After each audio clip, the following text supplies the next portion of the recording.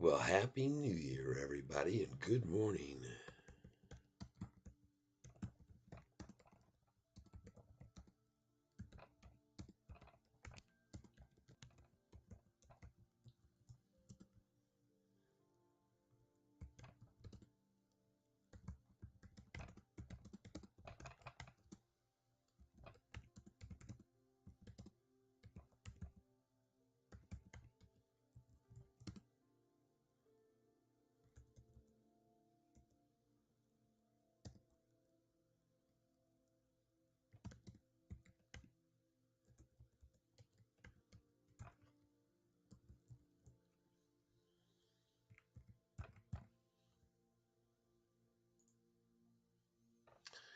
All right, I got this all typed in. I think I am up and running. Let's see here. I will have to bring up my screen and just see that it is running. And you see what I got up there? SoFi rumors are spreading. I'm in the middle there, right there. I'm spreading the rumors, or I'm either here to validate the rumors or not. So, good morning, everyone. Good to see you. I hope I'm up and running. Let's see if I can hear myself. Get these ear flaps out. Check. All right, let's move this over here. And yes, we can confirm that we hear. All right. Well, everybody have a good new year. I hope safe. And we got three folks with us here this morning. As you come aboard and jump in the tank, we appreciate you leaving a like for us to get other people over here. I'm going to be keeping it down, whispering over here. I'm going to whisper over here. We're whispering, everybody.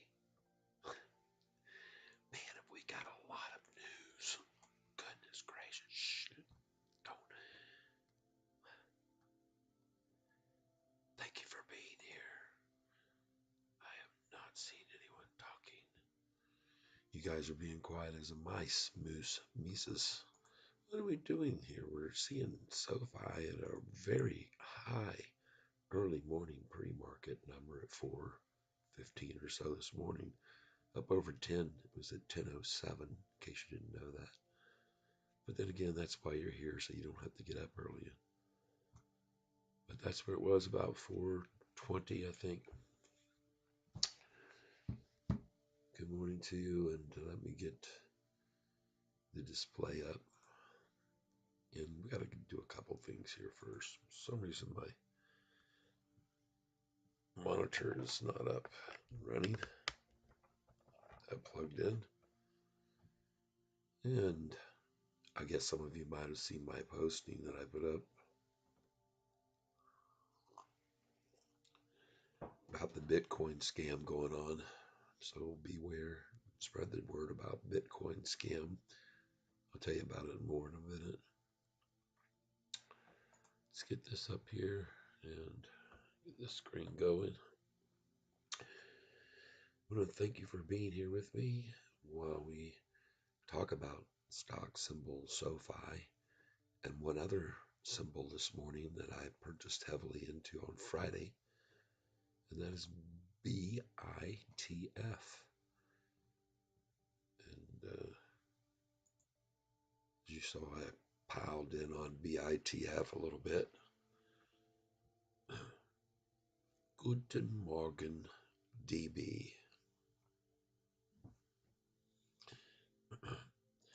Got DB in the tank.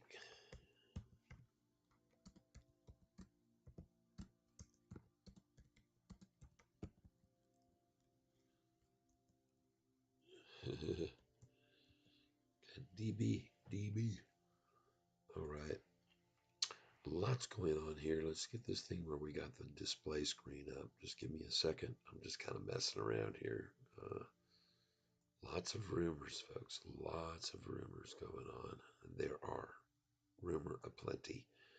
Okay. So now we're going to click on the display. We can find it down here and give you my screen, what I'm looking at. Good. And I'm trying to keep it down a little bit this morning, obviously, for my own safety and security. There we go. We now have a display right under, right there. And now we can switch this up here. Hopefully it will be, and I'm up out of the way enough not to be on the screen.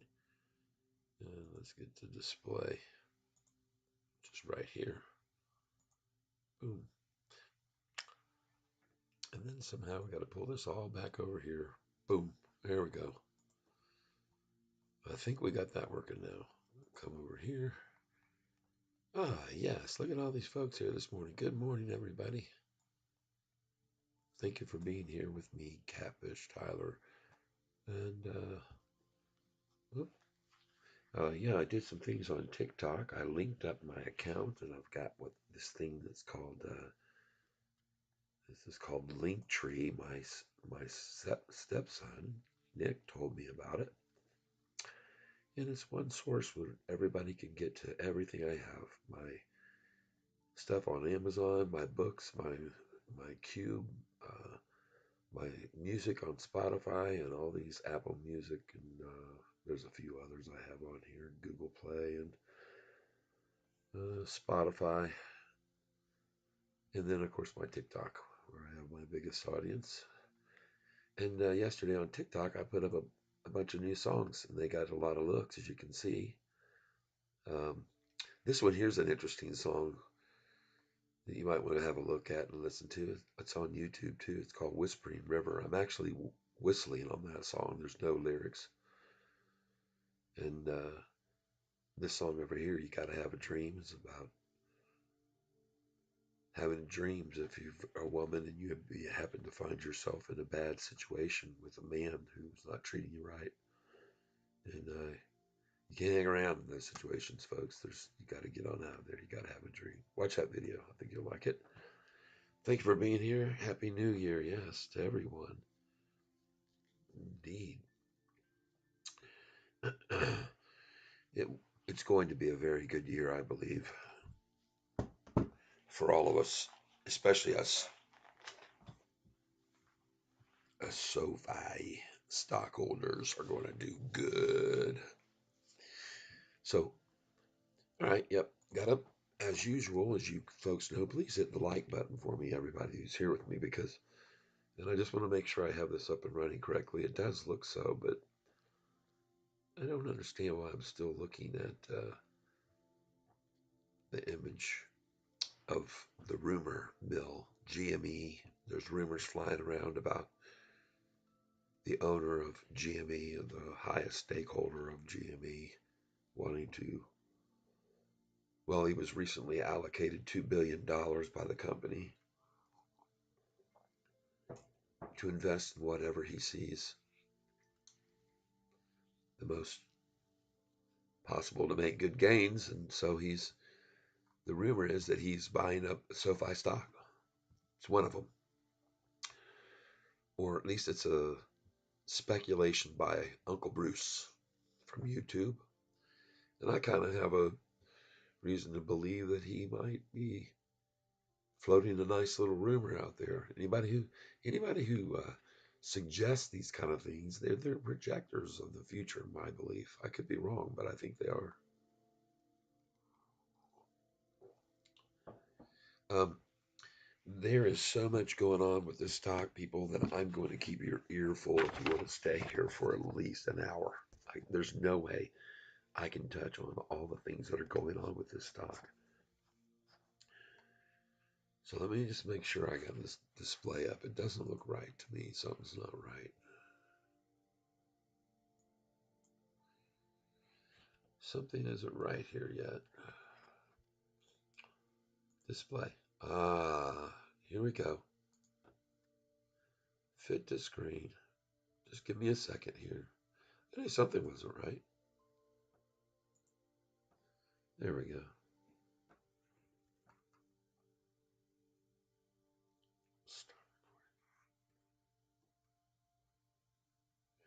Okay. I think I got it right. Looks good. Very good. All right. And then we can keep my image down small up in the corner there. Ah, you should be having a good screen here in a second. Took me a moment to figure out what was going on there, but yeah, there are rumors spreading like crazy. Rumor mill. And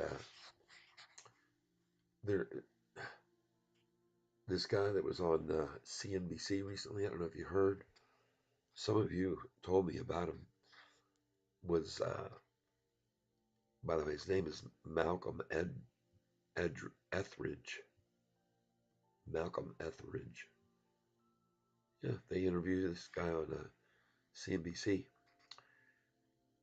and he was just touting SoFi. He just nailed the head right. He just nailed it right on the head, man. Bam, slammed it home. Everybody can get his viewpoint that very soon he believes that one of these big players who's wanting to get into fintech is going to use SoFi to go in. Yeah.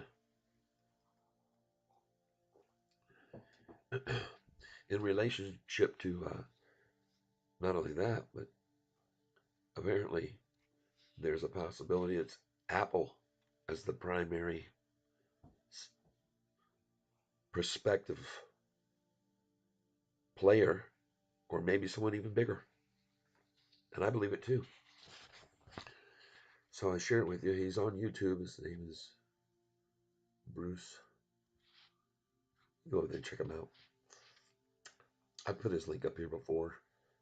Uncle Bruce, they call him. All right. So, whoa. Let me tell you about some other things going on here, folks. And I got a lot of stuff here. So let's just get to it. One of the things that I want to show you is right here.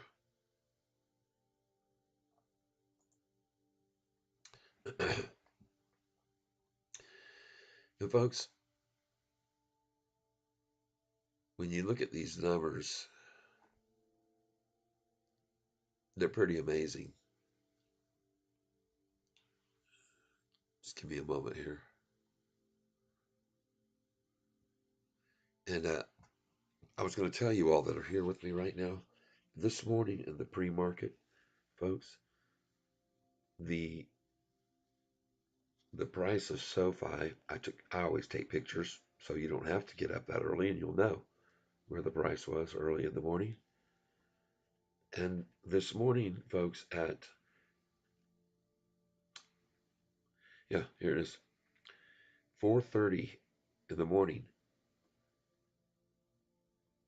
4:33 to be exact. SoFi was at 10:07, everyone, 10:07. Just be aware. Hit the like button, please, if you like not having to get up early to know that SoFi was at 10:07 this morning at 4:30 in the morning. But I bring that to your attention because there's a possibility that 10:08 could be what they've already tested as the high. And I always tell you, it's a good number to sell at, the 8 number. So at 4:33 a.m., price was 10:07, everybody, just so you know. Then at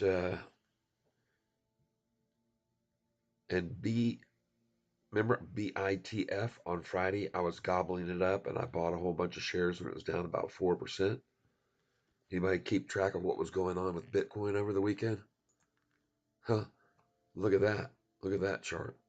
Broke over 45,000. This is a big move with Bitcoin, and I've told some of you people why it's moving so much already. The ones that have been here a long time, they know what I told them and why it's happening. My wife picked some up about a year ago.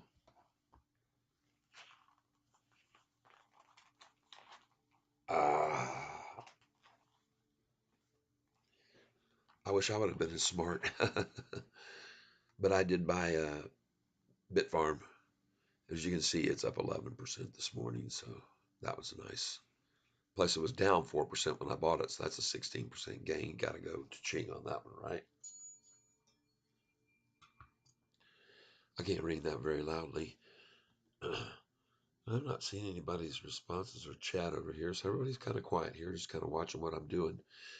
But I do want you to know that Sofi was all over the YouTube is just brimming with all kinds of information about the stock and news. And of course, I call myself Catfish because I'm not just a bottom feeder who buys at the low every day and tells you when to sell it when it's at its high. I'm also, or I don't tell you to do anything, by the way. I'm not a financial advisor. I'm just somebody who learned how to trade from winning a bunch of money on the Wheel of Fortune back in 2000. And I've been investing ever since. And I've learned from my losses more than I have from my gains, right? So keep that. Good morning, Xavier. Thank you for visiting. Man, there's so much going on. I hope you guys like my thumbnail because it's so true. You gotta you gotta check out a video on YouTube by Felix and Friends recently.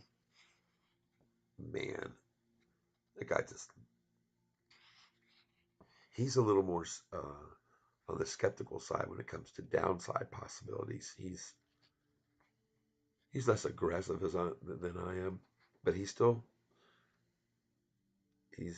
long SoFi, very much so, and he should be, just like we all are. We're very wise to be long on SoFi, folks. Um, so I want to let you know that over this weekend, I did a couple of things you need to know about this Bitcoin scam. Everybody, okay? These these guys and gals are calling, and they're scammers. They're calling the elderly folks. Of course, they target the elderly folks who have all the money and savings and so forth, and they threaten them with fears that the crash is imminent and that the bank is about to go under and you better get your cash out of there because they're closing their doors. And the safest thing they tell them to do with it is buy Bitcoin with it. Now, I do not know how the rest of this works, folks, but apparently once they get this individual on the phone, they convince them that it's of such urgency. Do not hang up the phone. I'm going to walk you through this, how to do this, so you don't make any mistakes. This is that important. You don't want to lose all your money, do you, ma'am? Now, the reason I'm telling you about this is because I went into a store, a, like a liquor store, a party store, they call them here in Michigan, and there was a sign hanging on the vending machine for Bitcoin. It said, uh, I can't remember the exact words. I put it on TikTok and I put it on YouTube too. Urgent right here. The sign says, machine down, being returned due to scamming. Okay. Now, the interesting thing about this was that once I put this video about this on YouTube, it was hit 358 times in the first 3 minutes, folks, and then it was stopped. Period. They just, nope, we're done showing that to everybody. Of course, there's no violation of my freedom of speech or trying to save people from getting scammed out of all their money. It's just, no, we don't. That's, people don't need to know. How do you like that, people? And happy New Year to all of you. Well, thank you for being here. Very grateful for your presence. Just give me a moment here. Gonna,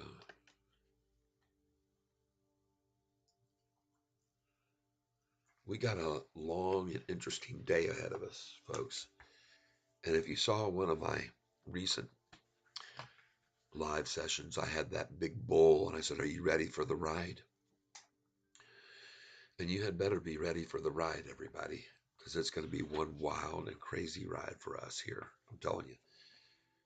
Us longs are going to go through unbelievable, crazy day swings as the closer we get to this earnings. I'm telling you, they're going to be amazingly in the emotion. The ones that work on emotions and play on people's emotions are going to make a fortune. While we do too, because we're not going to fall for it. They yank it down like this in the pre-market to the number 977. Sometimes you got to go, yeah, I'll take that and buy a little bit of it. As you know, I have been having some difficulties with TD Ameritrade or Charles Schwab. They switched over. But I did, in fact, speak to some representatives, and there have been some changes made to the good side. So apparently, someone up above decided that it was probably a good idea to let me trade stocks, buy them on the lows, sell them when they're high. They just don't like what I'm doing. You know, everybody knows they don't like my method of trading. But everybody that's here right now, I'd like to ask you to please help us get this spread to as many people. Because not only is this very important for you to know about Bitcoin, this Bitcoin scam, because they could call your grandmother, they could call your mother, they call your father. And so anyway, I put this up on here, as I said, on YouTube. And you can see it's interesting. I'll show you this, or I'll just and we'll get to the stock here in a minute. You know, there's a lot of people that are so eager to learn what's the big rumor, what's going on. Well, one is what it says: GME possibly moving a lot of money over and acquiring just open market, just like he did when he bought all the GME stock. There's a video about him that Uncle Bruce did. Uh, I think that's who it was. Yeah, it was Uncle Bruce. The guy's name is Malcolm. No, not Malcolm. That's the guy who did the interview and said there's a chance that Apple's going to step in. They want to market, and Apple wants to get in fintech, and the best way to do it is to go through someone like Sofi. Now, whether or not Sofi would want to take on that kind of burdenship, I don't know or not. But anyway, that's the rumor.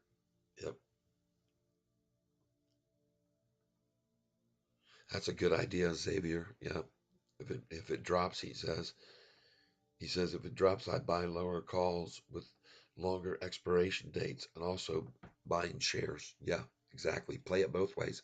Just like, on these institutions. Let's go see if any new institutions have added positions on our list today. SoFi institutions. I wouldn't be surprised. I told you I wouldn't be surprised at all if even more came in over the weekend. Let's see what we got. Man, this is getting exciting, people. 733 from 700 2 weeks ago, people. 733 from it was a little longer than that. 700 was a month and a half ago. We were down at 706 a month and a half ago.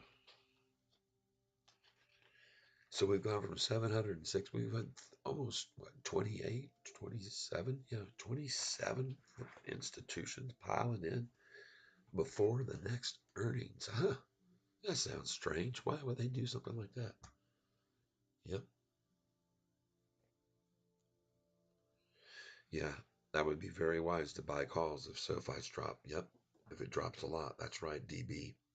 Dylan Crisis. I opened two small positions on Friday, bought into BI and 10X. Ah, yes, good. Hey, man, we're doing good on BITF, man. I'll tell you right now, I got my orders in place. I'm looking for a run right out of the gate, and my orders are up in the 370s. Sell orders on BITF this morning. I know that sounds insane, but this is what I was speaking to about BITF on Friday that I told everyone. It's hypersensitive to the increase. And it's all that. It's across the board with all Bitcoin stocks. Go look at Mara today. It's up equally. MARA. Oh yeah, so 10x, that's a no-brainer. Go ahead and pick some of that up. You can't get it any cheaper than it is right now, really. It's down, look at that, with 16%. Let's put it this way. The the downside risk on 10x is far outweighed by the upside potential. All right. When they get this third stage thing done, if you can just be long and sit on this for 3 months, folks, it's a 90-day, no more than 6 months possibility for a 100 to 200% gain. Just put it in there now. Get it low, people. Don't don't don't uh, don't go diving into it. I don't want anybody to buy. Oh, let's just take half of my portfolio and put it in there. If it's going to be up that much, 100%, man, I could be rich. No, no, it's not how we do it.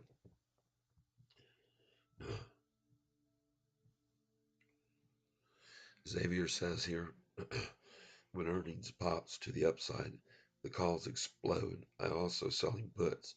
Selling puts is agreeing to buy shares at lower price, which is a bullish move. Yep, yep. Good for people to know all the details of it. And honestly, this is something that I don't do.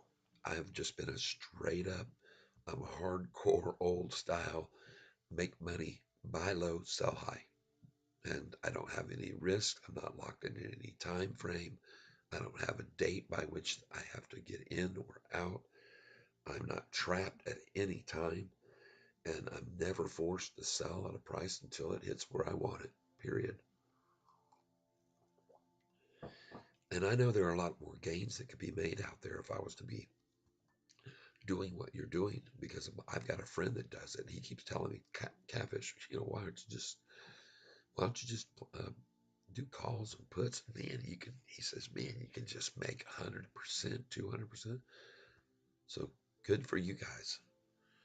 I'm glad you're here on my channel, though, to pick up on the news, what's going on in the stock, and what's like this morning, folks. This is nothing more than a head game right here. This is all they're trying to do right now, folks, is get a lower low because they're not going to be able to stop the high. All right. So they're in the pre-market. They're working the low side of the progression because they want to show today that they achieved a lower low by 8 cents or something. I don't know how much the low was, but that's all they're trying to do, folks. All right. Don't be fooled. Let's go see where the low was yesterday on Friday. See, the low was 981. See, 981. So here they are, 6 cents. Hey, yep, that's why I own shares, to offset time decay. Yep. Well, one thing I'm going to be doing here today, folks, is definitely buying here right now. I actually have orders in at $9.67, 966 and 967. I bought it. The biggest entry I ever made on this stock was when I bought all the shares at 466 and 467. And look, I'm $5 up on that so that's nice. And I love to buy at the number 66 and 67. I do it very, very often. It's my favorite numbers in 13 to buy because I just know, to me, it's almost like if you've been in the market more than as long as I have, man, you just know that number. You guys have to realize numerology is a major influence on prices and flux and changes and highs and lows. And if you're smart, you'll do like Catfish does and go over here to the historical data page where I am, and you'll go Control F on your screen, and you'll see on the bottom left down here, folks, a little window pops up. And in that window, you can put in a price number. Go ahead, put in 0.66. Then scroll all the way down, way back when, to beginning of time, and then you hit search, the little button arrow right here, and it'll jump to the first place it is. And look at that. It opened this day at 466, closed, opened the next day at 466. And oh my gosh, the next day, 467. All right. And then you can just scroll up a little bit, click the button again, and it finds the next place. There it is, January 6th, 466. Click the arrow again. There it is, January 31st, 666. They opened it up. Go to February 14th. Again, the same number. How do you like that? See that? Here it is for the high or the low of the day. And I would have bought it there, 566. Right? Why would you buy it at 566? Well, because you can sell it at 966 this morning. It's a pretty decent gain, $4 on that, right? All right. So anyway, what's Bitcoin doing? Are we getting up in my area where my sell orders are? I'm telling you, folks, you better have your sell orders in on BITF if you want to day trade it with me, and I'm telling you where to start. 329, 330, 1, 2, 3, 4, 5, right on up. 50 shares a time. I bought $13,000 of this stock on Friday, so I'm ready to unload this in increments as it climbs because I've seen what happens with this stock. It'll really run up in the morning out of the bell and then boom, and it gets slaughtered down. You'll see. Then I'll buy it again. Might as well double your income on it on a day instead of just sitting on it, right? All right, so we got a lot of people here. I'm just kind of waiting. It's very early in the morning, so I've got a lot of news here. But listen to this. Here's one of them. BlackRock, SoFi's loan book on BlackRock. Get this, people. 105% over value.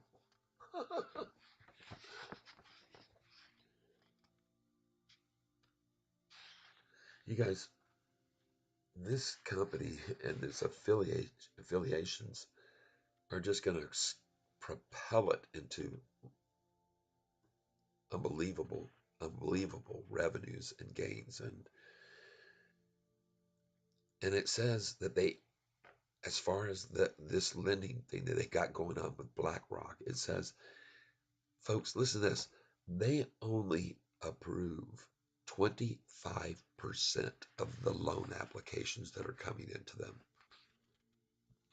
They have so many coming in, by the way, and they're turning away 75% of the loans, the applications that come to them because they just don't qualify for their, you know what I mean? Yeah, everybody knows. That's good, solid, and that's why when they hold on to these loans and then they want to sell them, they can get premium value for them because the potential buyer of these is just like, man, yeah, these are like cherry. These guys are just dealing with the cream of the crop. Oh yeah, El Joe, good morning, brother. What is the ticket on that?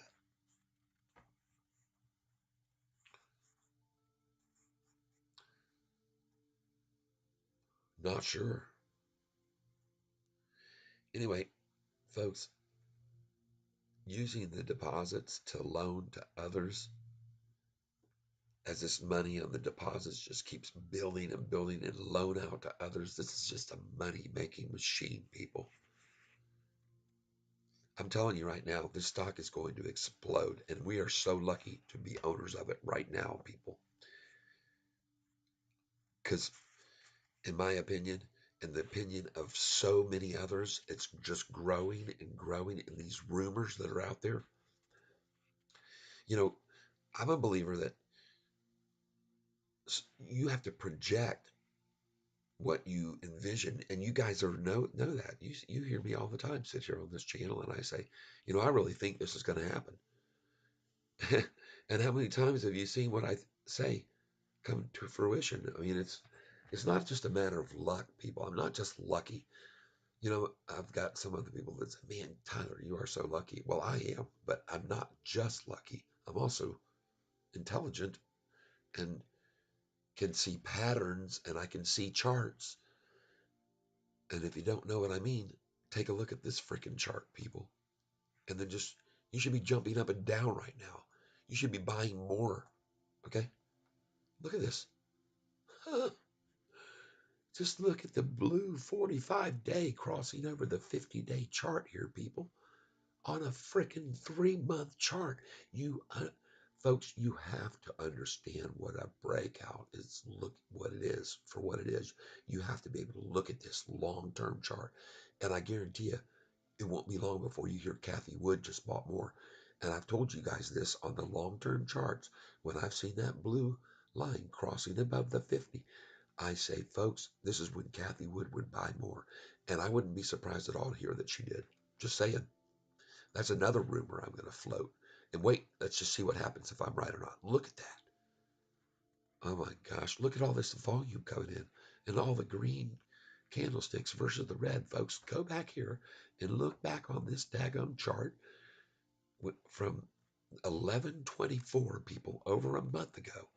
Look at these green candlesticks and just come to the understanding that you're sitting on a gold mine, people. One, two, three, three out of four, four out of five, five out of six, six out of seven, seven of eight, eight of nine. I mean, six of eight, seven of nine, eight of 10, nine of 11, 10 of 12, and then, no, nine of 12, 10 of 13. Yeah, that's right.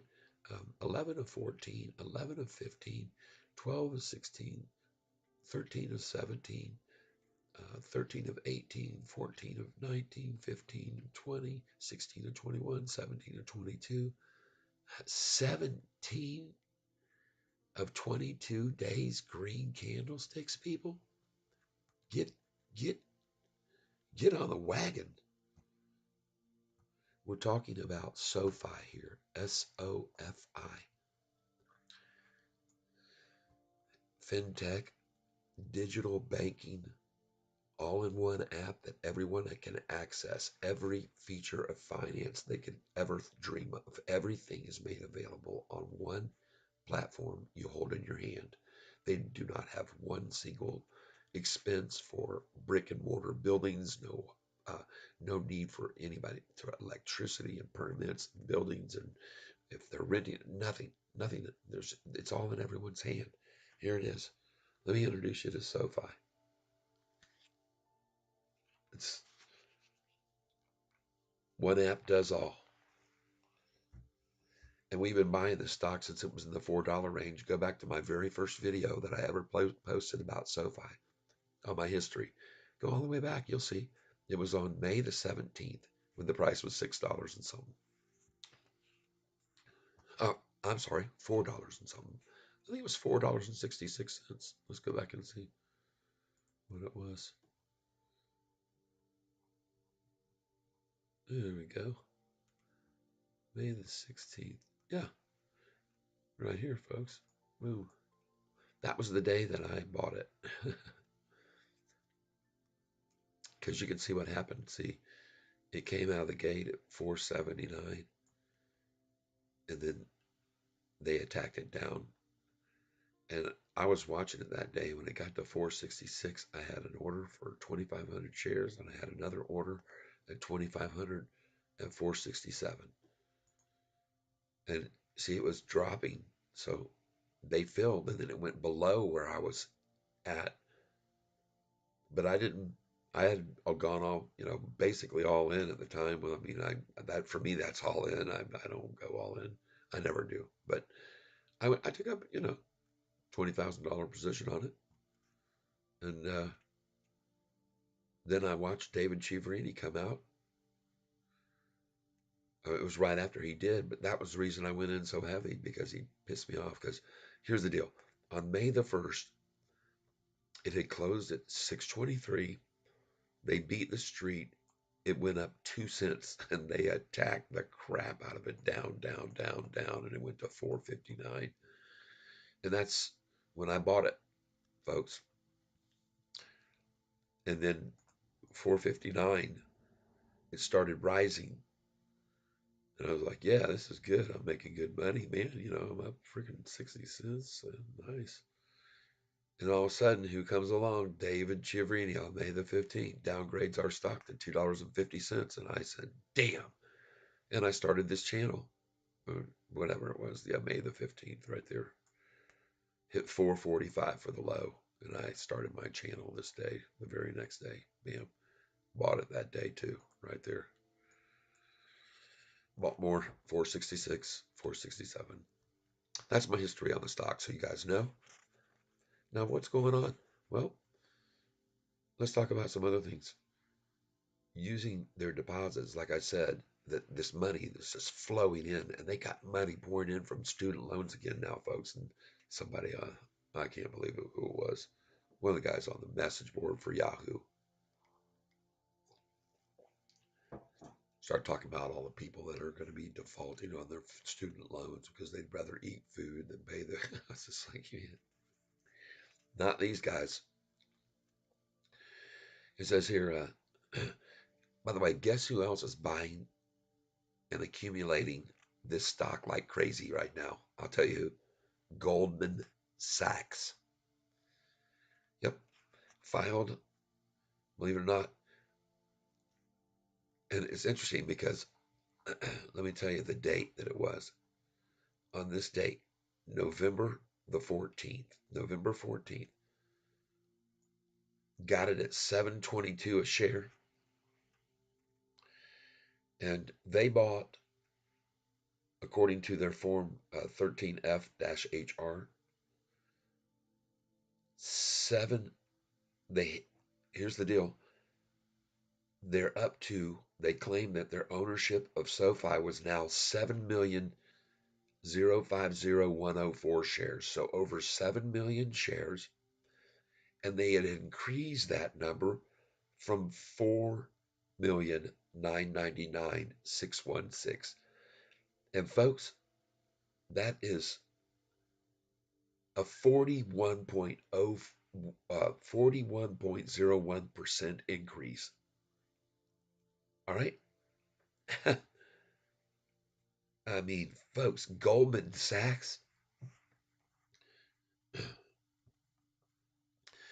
Yes, the rumor has started based upon a story that was released on CNBC when they were interviewing a guy by the name of Malcolm Etheridge.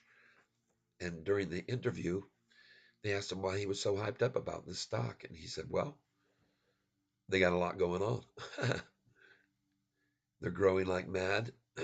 Their deposits has increased from millions and hundreds of millions to billions, and they're generating all kinds of revenue, and they have student loans now that was an issue for them before, which was originally a large part of their portfolio. But quite frankly, I'm adding a little bit to what he said. They've expanded it to the point that student loans is not the majority of their holdings anymore, and it's in fact only about a third. And that money is coming in. Everybody knows. And then he pointed out that he sees it as a very strong candidate for somebody who wants to, and he knows they already do, he says, get into the fintech space. Big players like Apple, it's become already known that they're looking to go, or it's heavily suggested they want to get into fintech because this is, man, heavy growth. Look at the Russell lately. So anyway, uh, there's a rumor that Apple might use, or at least make an offer, or uh, I'm looking for a specific word that's perfect, but Apple might choose to use the services because they're already in place. We're already got it all in line. Apple would have to incur so much expense and product development and everything else, and just the whole. And why try to reinvent the wheel is basically what the logic is here. Now, whether or not SoFi would want to take on that kind of with what they got going on, they got a lot on their plate already, folks. I mean, when you're talking about Galileo and the new banks all offering to the South America now, which is the first bank to ever be put in there, and Man, SoFi is just, man, they're on fire, people.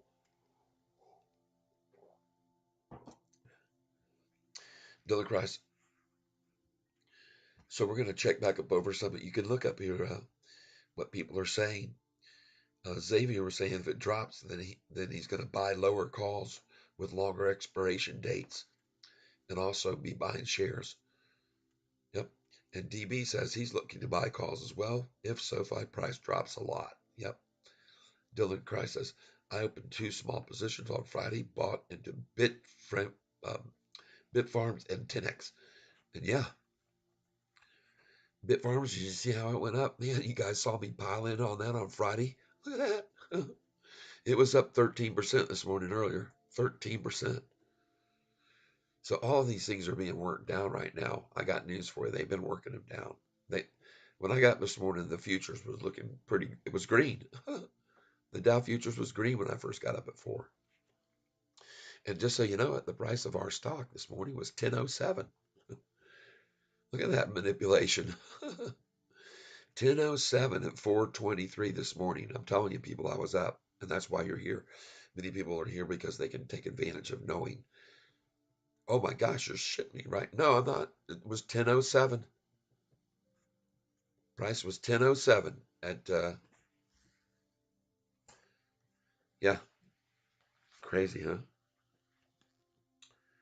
Let's see when it was.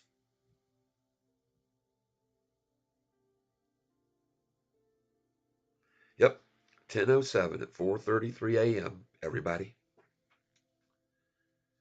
you guys hear about all the stuff that was in the news recently about it's breaking out about Epstein? Man, I wish I could show you this picture I have that he had a painting on the wall of Bill Clinton in a blue dress.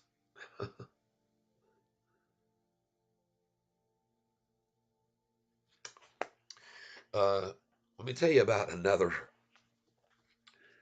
I got sidetracked. I'm sorry. I deviated. I'm sorry. You know, guys, I do that.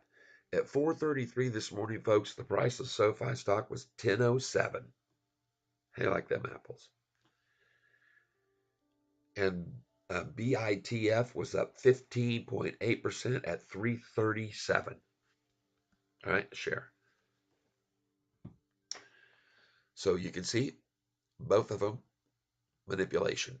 Now, some might say, well, there's a lot going on with data and stuff, and I would say, okay, economic data. And you know what's funny? I went over here to, I always like to see everybody that's been here a long time with me knows I have a belief that Yahoo has a big, their whoever's doing their headlines for the day, they just have a big old wheel that has all these different things and reasons for whatever's going on. If it's going down, they spin the wheel and they say that's it. And if it's going up, they spin the wheel and say this is it. And the reason I say that is because many of you have been here over time and seen me show you that they're using the same reason for the market going up in the morning. They use that same exact reason for the market going down in the afternoon. It's hilarious. And I pinpoint this out to you folks. Yes, I also saw the high for SoFi at 10.07 this morning.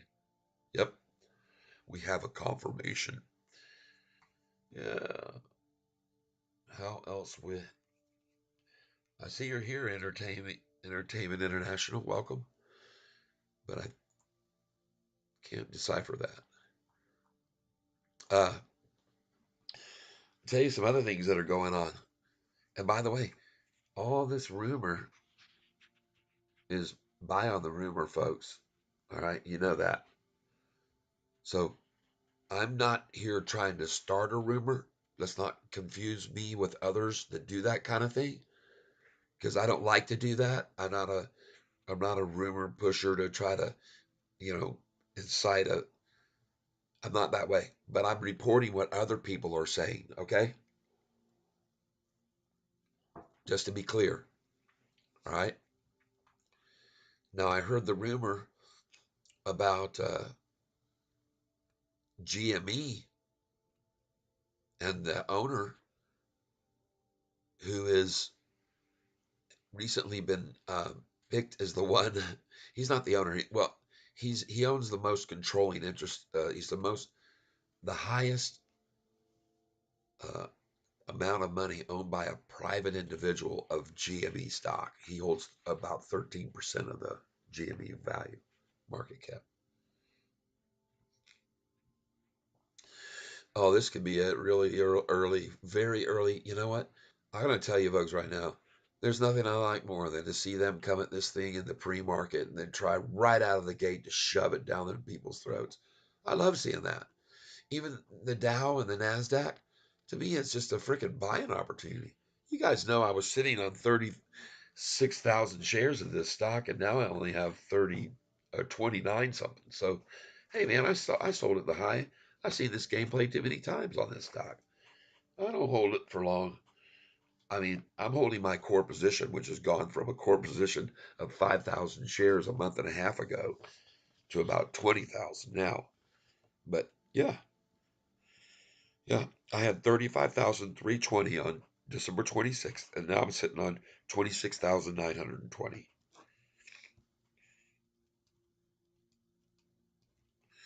So I got some money to buy it when they drop it, and you should too. If you're listening to Catfish, everybody, and hold on, I do believe that they're going to try to get it down to 966. I've got 1,000 share buy order at $9.66 right now, and one at 967. So I'm going to reacquire some of what I sold up there in the tens. I mean, I sold it at 10, 12, 10, 13, 10, 14, 10, 15, 10, 22, 10, 23. Well, I had 1022 and 1023 orders in for 2000. So, but looking at the historical data, they're trying to get this low. See, here's the deal, folks. The ones that are shorting this stock, they have to call and they're responsible to their constituents. All right. And so if they have to keep calling them, telling them the low's getting higher and higher and higher and higher and higher, I mean, they don't want to do that. But they don't have a choice at this point. I mean, you're talking down here in the eights and then up here over 10 and then down in the nines and another bounce over 10 and over. How are they going to do that? No, they're going to go after the low, folks. They're going to go after the low. Yep. Which we know is 981. So,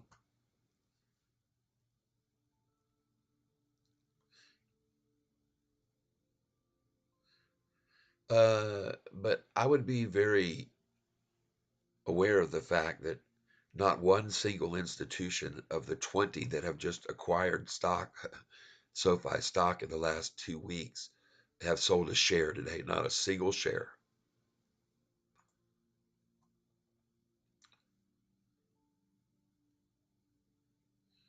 And in fact, the half of them that have shorted positions, not half, there's 32 that have shorted positions, 32 institutions that have long and short. They're making money right now.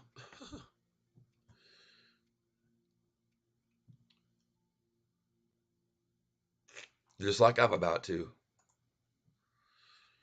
Matter of fact, I think I'm ready to come in right now. Let's get on this horse.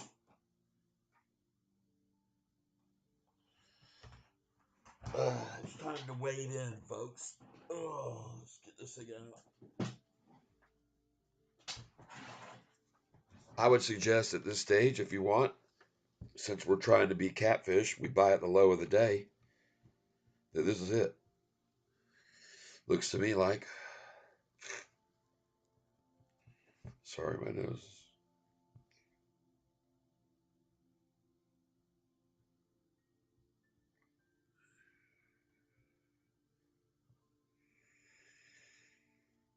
Okay, we're going in. And I should be able to buy it. That'll be nice.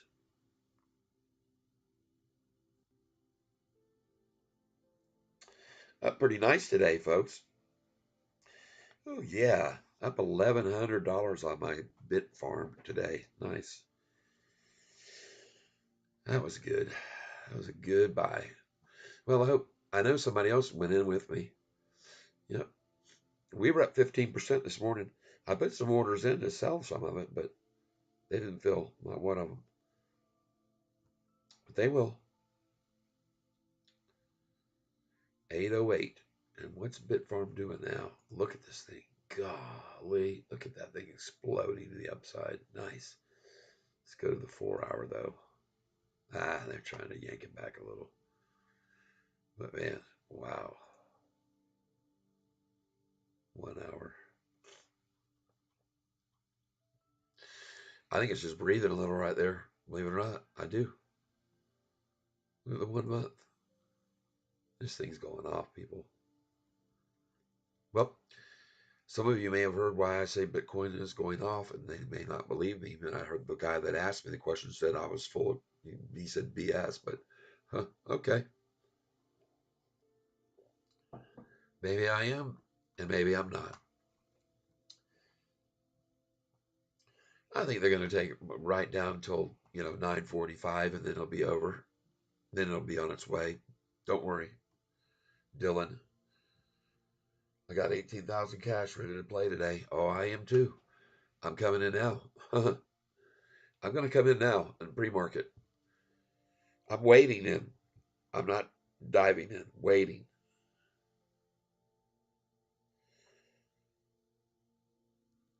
Talking 100 share orders. Extended AM.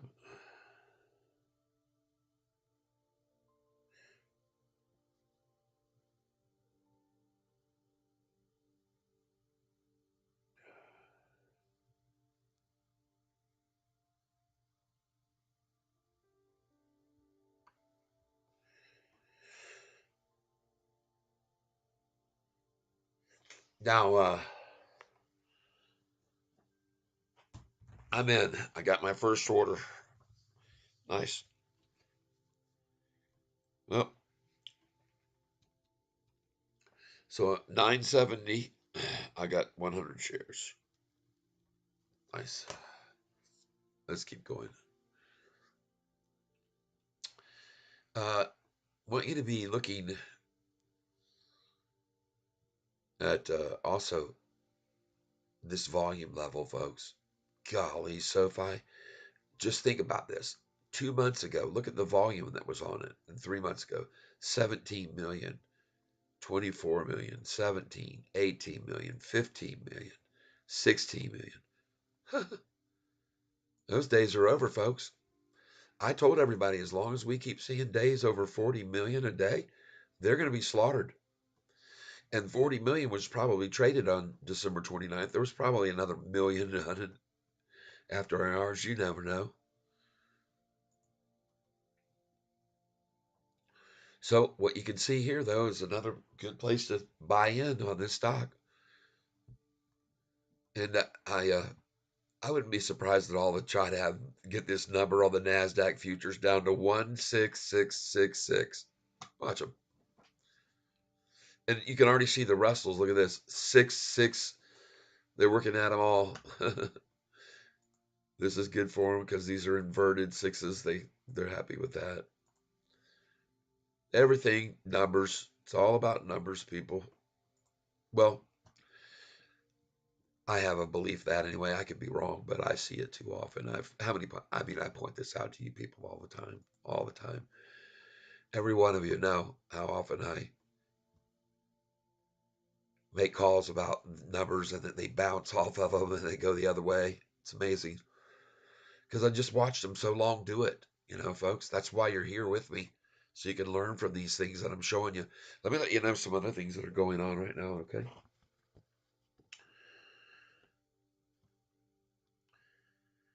Uh,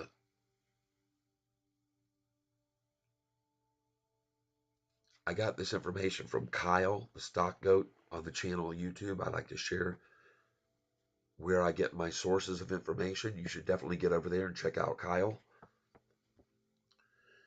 SoFi high on Yahoo shows a 5-year high of $25. Well, it's actually $28.26, just so you know. I don't need to go into the chart and show you, but it is. The SoFi all-time high was on February the 2nd, and 2021. Price was $28.26. I tell you this because when you get up and you're looking at this Yahoo chart, everybody, and they show you when you go to the max chart and you see these numbers right here, you might presume that's a level of resistance because, well, it hasn't gotten much higher. The highest it's ever been is 25.14. No, no. When it gets to this level here, $23, the true resistance is $5 higher, folks.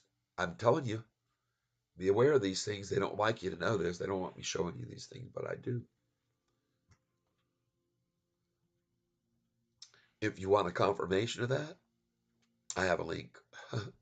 Someone's like, oh, what is he talking about? It says on the Yahoo chart 10, it says 25.14. Why would they say that if it was $3 higher? Okay, well, let's just go over here and show you. Let's show you.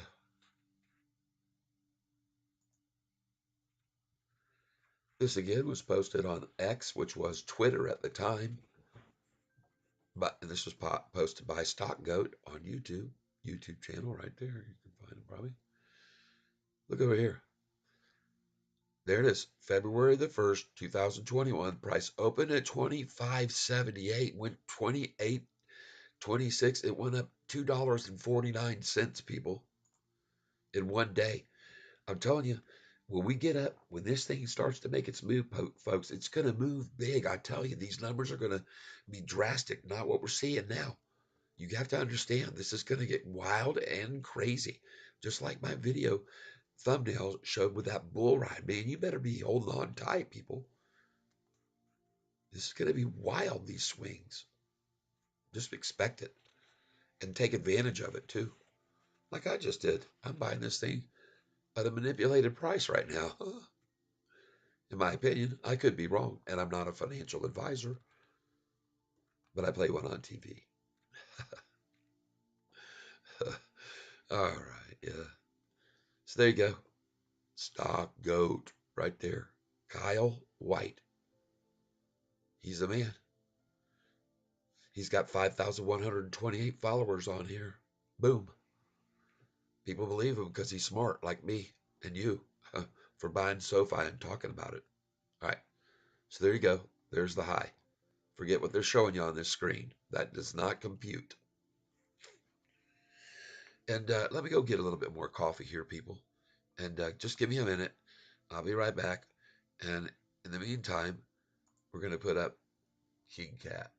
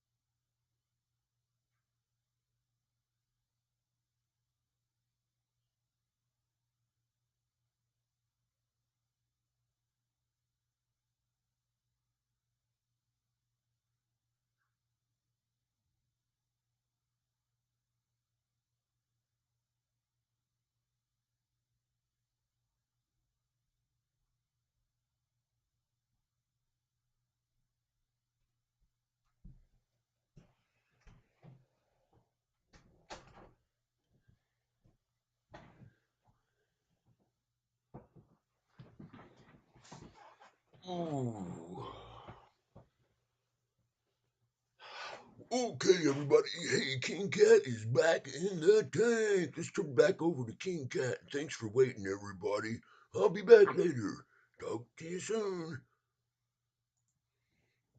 Ah, yes, okay. Let me get up on top of this display there. Hey, everybody. I was talking and wasn't even on the screen. I just noticed. How do you like that?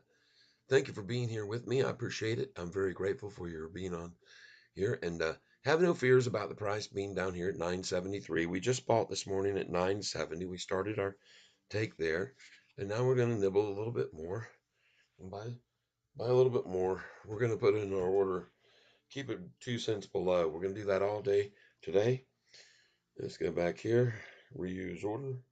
Review order. And we're going to change it to 971 and place order. And now we're going to go to 972 because it just went to 974. Use and place. So now we've got an order in at 972 and 974. Let's see if we get those. 972 and 974. Perfect. And then we're going to put in 973. Hey, I just got 974. Nice. I'm putting in 100 share orders here, folks. I just bought 100 at 970 and 974. So now I want to go in at 973. Reuse order.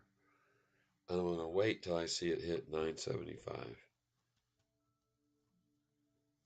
which it probably will very soon. And then I'll put in the 973 order, but I'm going to wait.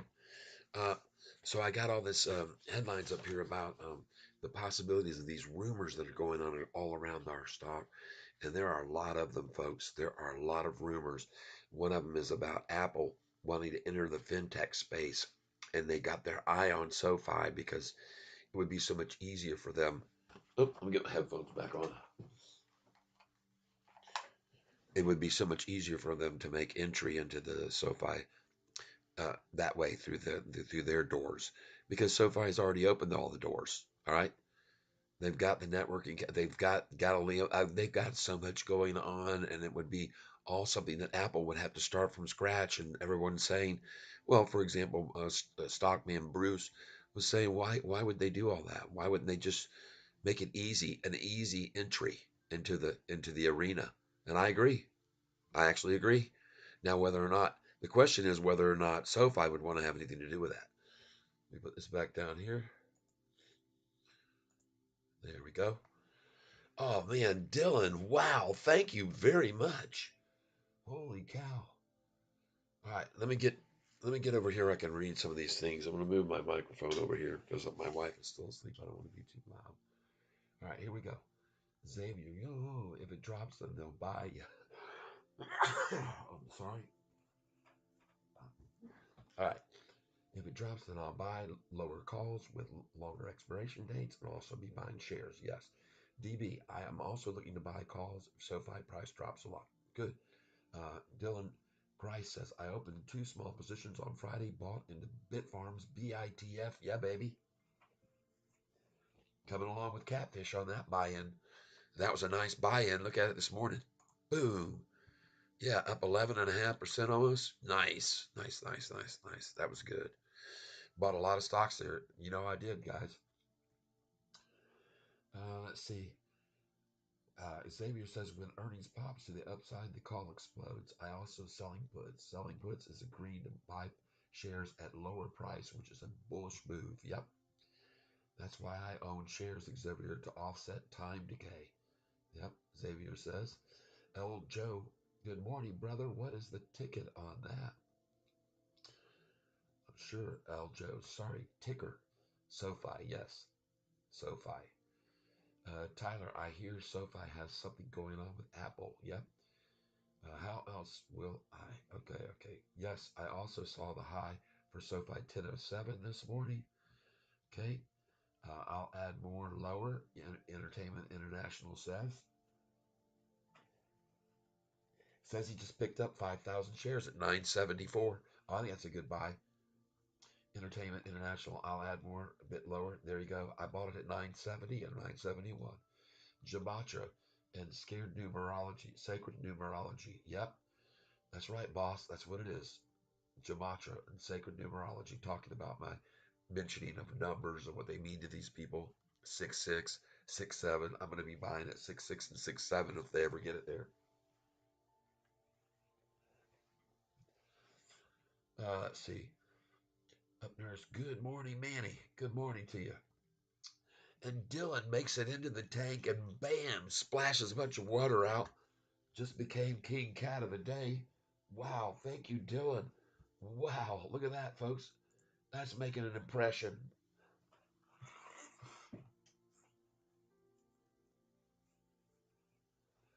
I appreciate that very much, Dylan. Oh my gosh, that's absolutely fantastic. Let's go over here and change this right now. As soon as it happens, we like to make action. And when we get over here to King Cat, it's going to be changed right now. Boop. And it's going to say, EMAC is going to be altered. And thank you, EMAC, for your presence there for such a long time. Dylan. There we go. Dylan. Okay. You're King Cat. When I take a break, everybody will know you're the one. All right, man. Thank you very, very, very much. I appreciate it. Yep. That's all it took right there to become King Cat of the day. And others can become cats too if you want. We'll interchange. I don't have to. Thank you so much, Dylan. All right. JONLP. Could you increase your mic volume? Oh yeah. You're gonna be. I've had some of my people kicked out of the room, kicked out in the street because I'm too loud. But it's very early in the morning here, so I'll just move it up closer because I can't really talk louder. I'm trying to keep it down because got family sleeping still, and when we celebrate the New Year's, we do it in a big way. All right, and we had a very great time with our family over here, and I hope you had a good, safe, and enjoyable New Year Eve and New Year's Day. And you guys heard about what happened. I'm sure you heard what happened to my Detroit Lions. It's the talk of the sporting world, how they got completely screwed over, and everything is very skeptical and sketchy. And there's been some repercussions that have come across the referee crew because of the absolute blundering of the last play. Let's put it this way, people. The Lions won the game. Everybody knows the Lions won it. I'll just say it that way. Might not reflect in the W and L column, the wins and loss column, but the Lions won the game, and everyone knows the Lions won the game. End of story. Or let's put it this way. There was probably a 99% chance of the Lions winning the game with 27 seconds left on the clock after they scored and did the 2 point conversion that was the 2 point conversion that was ruled. It's just so laughable, isn't it, everybody, when you see our player being instructed by our quarterback to go over and report to the referee, and then you see him leave the huddle and walk over to report to the referee. And then you see him get lined up, and then you see the play, and we scored the 2 points, and we won the game. And we won the game for a whole 20 seconds, about, right? The Lions got to celebrate as winners of that game, which they won, rightfully won, and legally won.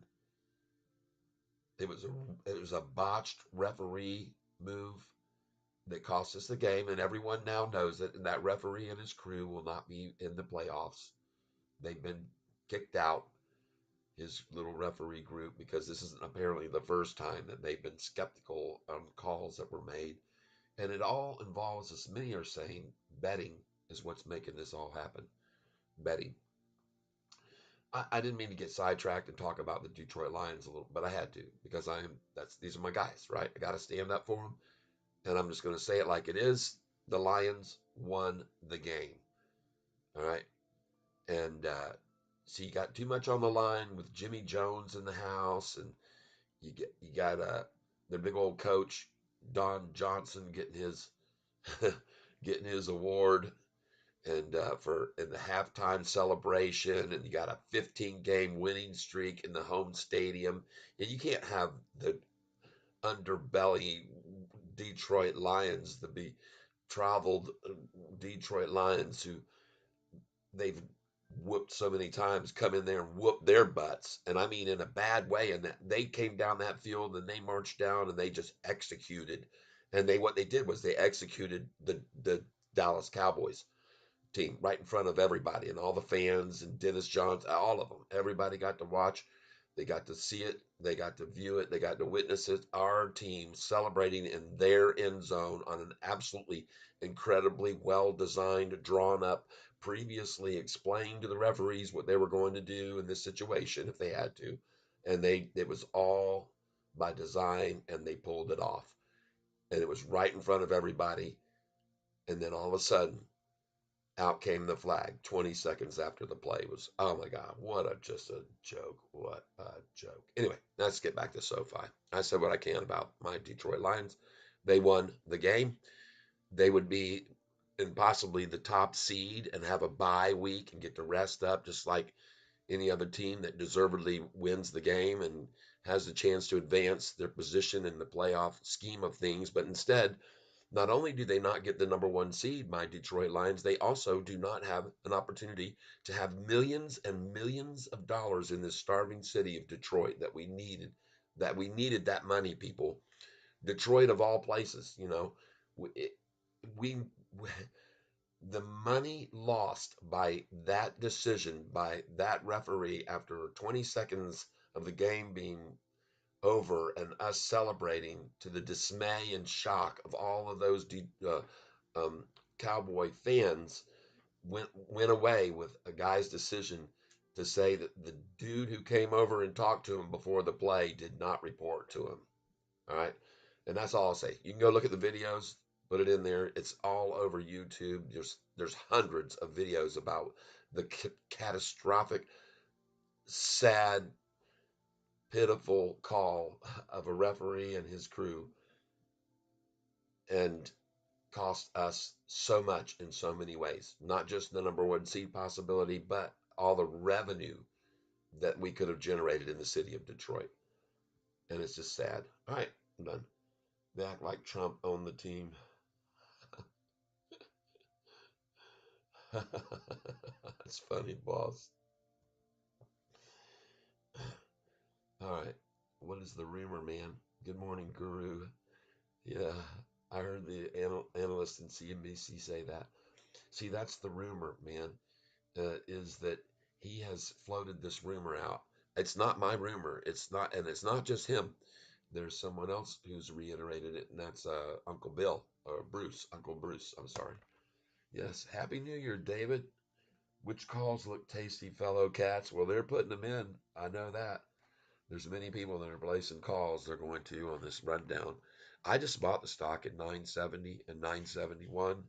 Everybody sat here and watched me do it because I know what manipulation looks like, and I know what the price was in the early pre-market. It was $10.07 in the pre-market early. All right.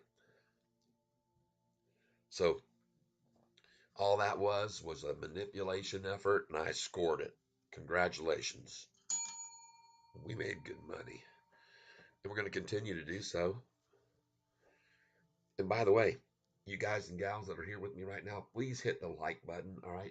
You see, Dylan came over here and donated $20 to our cause today. Man, if you got anything that you're going to make today off of Bit Farm today, in case you didn't know, Bitcoin has gone through the roof. Look at that chart. God, gorgeous. Up 7%, and it was down 4.5% when we bought it on Friday, right, everybody? Damn, that's nice, man. 11% gain on that 13 grand. Ooh, yeah, I'll take it. I got my orders in for sale right now. They're ready to go. Oh, look, it's climbing again, just like us, climbing right on up. This was up over 15% in the pre market early. And just so you know, all of those that are here on this channel, I'll ask you one more time. Just hit the like button, okay? And let's get this thing shared with everybody. We got to have a lot of viewers today. We're going to break a record. I want you to know that this morning the price of SoFi stock at 4:33 a.m. was $10.07. I have my phone here. I got up and took a picture of it as I always do. The weird thing is that when I try to show anybody what's on my phone, it never comes up. You can't see anything. It's just weird. I can't. It's with this the technology I'm using here. All right, let's see here. All right.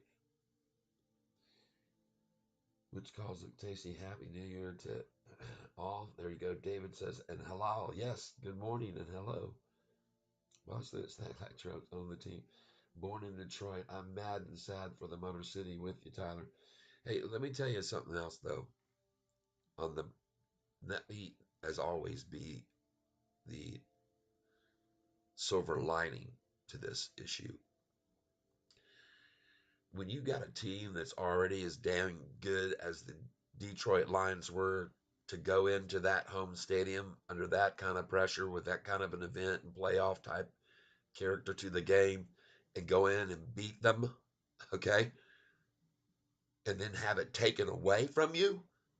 Do you know what that kind of play and that kind of call can do to instill a determination in a team that, in my opinion, ignites their desire and heart even more so? It lights a flame in them, and it says, "Oh my God, that next game we play, we're not going to let the referee have a chance to make the call at the end of the game. We're going to kill these."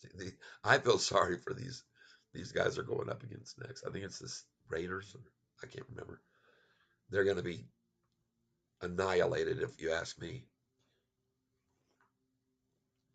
And to be honest with you, see, now they have to show their credibility, this team. And to me, it just makes them. I expect to see them in the Super Bowl because of it. Believe it or not, I think it's that game that much of a. I mean, literally a double whammy game changer. Okay, because not only did it change the game and the outcome of the playoffs and our chance to be the number one seed and get a bye week and all kinds of advantages we could have had there, but it changes the game because now the Lions themselves have, I mean, just been. You've already got a team that's capable of beating the Cowboys and come in their own stadium and do it. What's going to happen now with this kind of heart that they're going to have after this? Oh, I think it's going to be amazing. I think we could see them in the Super Bowl. We could see them take the big trophy home. Just saying. All because, and I will thank the referees that made that call down there in Detroit and cost us the game. Uh, and by the way, it was also a big 15 game home, uh, home streak, home winning streak that the Cowboys had going on until that defeat. So there was just so much on the line, and in front of that whole stadium full of people who exonerated, or not exonerated, honored. They should be exonerated, whoever that ref should be. All right. Well, let's just see.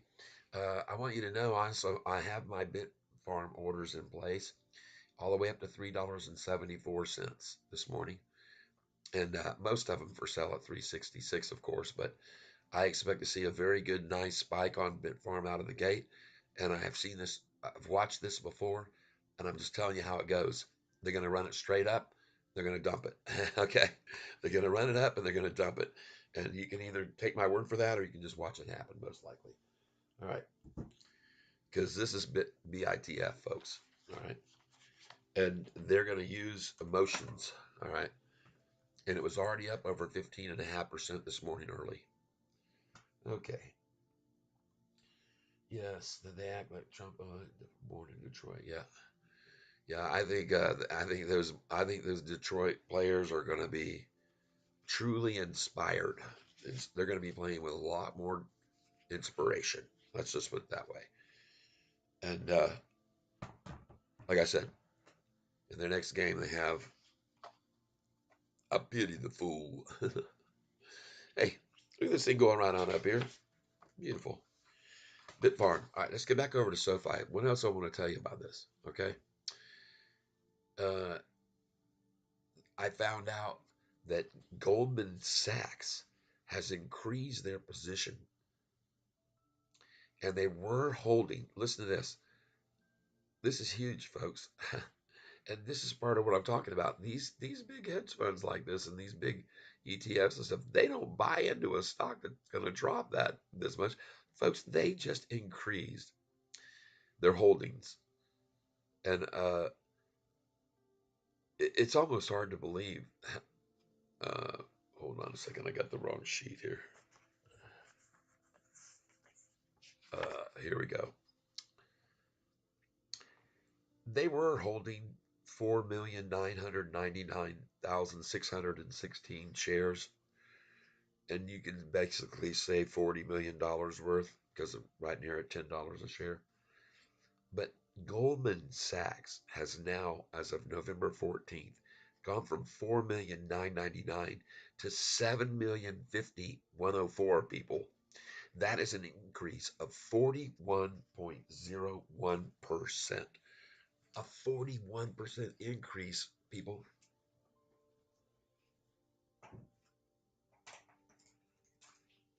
You better be glad you're holding these shares right now.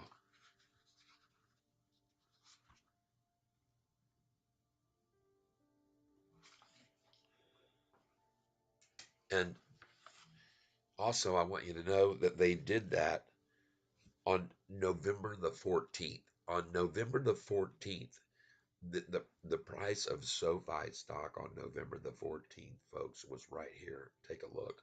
November 14th. A low of 722 that day. 722. And before it had already been down here at 657. So they were sort of missing the boat a little bit. Yeah. But here's the deal, folks. It came out of the gate from 694 the day previously and went up to 739 out of the gate, hit a high of 753, and then they closed it at 748 that day. Folks, look where we are now. We're over 10. We're right here hovering at $10, okay? Don't worry. We're going to go back over 10, everyone. We will, for sure, for sure.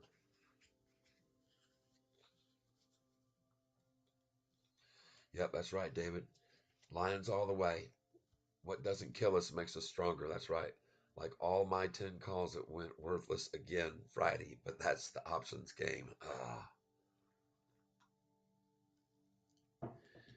Yeah, they killed options Friday afternoon.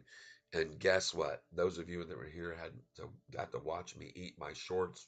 If you people missed it, I had told people all day if this dang thing doesn't close over $10, I will eat my shorts. And so if you want to go see that happen, I did.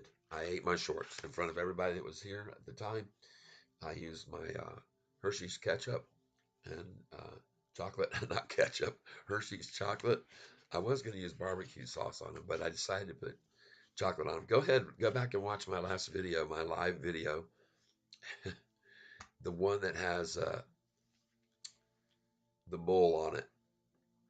Well, it's going to be a wild ride, right? I said that. It's going to be a wild ride, and you're here on this channel. You're going to be in store for some wild times. There's no question about it. You got Dylan coming in this morning, giving me a $20 adding into my account, which I am very, very grateful for. Uh, Good morning. What's your price target for today? 10:07. High today of 10:07 because that's where it was this morning at 4:23 a.m. 10:07. And they've been coming at everything right out of the gate. There's a lot of volume that tried to come in and squash this any kind of a run today. And I looked over for the reason that they're saying on the finance home. Why is it dropping? Because they like to spin that wheel, I tell you, and make up reasons why. Well, this is a funny reason this morning, I thought. Look at the reason that they're saying the market's falling. Um, where is it? There it is. They've changed it. They already changed the reason. They said that stocks were down because uh, the market was trimming the Fed cuts. It basically is what it said. The market was down because uh, investors were trimming trade cuts, something like that. Not trade cuts, interest rate cuts. That was why they said the markets were down because of rate cuts worries, trimming. They said. Now they've changed it, and, and it's so funny. Look at this title they've got: U.S. futures sink as stock rally loses steam. Wait a minute. Isn't the word sink and loses steam made this mean the same thing? They're not even trying to give you a reason anymore why it's falling. They just say that it's sinking because it's losing steam.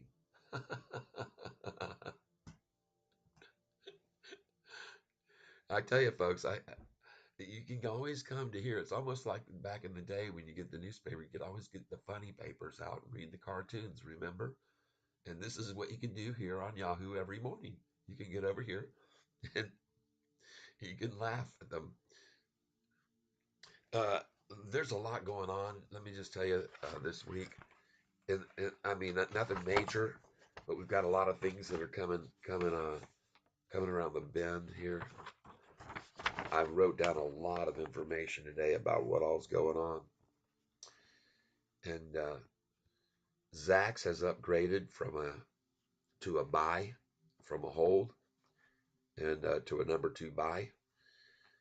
And listen to this from Defense World Net, December 27th article. Big money coming in on Sofi. Okay. They talk about insider buying right now. Good morning, Roberto.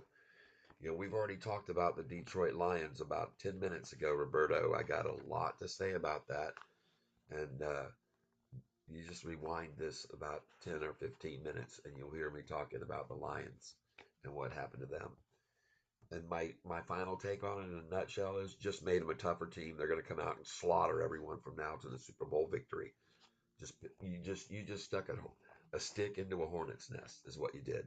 A team that was good enough to go into Detroit and beat the Dallas, go into the Cowboys Stadium and in front of Jimmy Johnson, who was awarded that day at halftime, and in front of the ownership and all those fans and their winning streak that they had going of 15 games.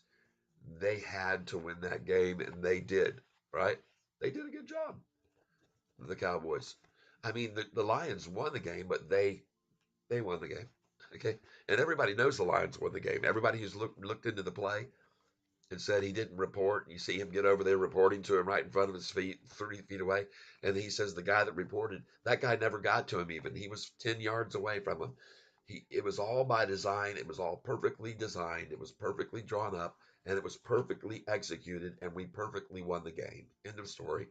The only thing is, millions and millions and millions of dollars will not flow into the Detroit economy that we could have desperately used and needed, which is the main thing.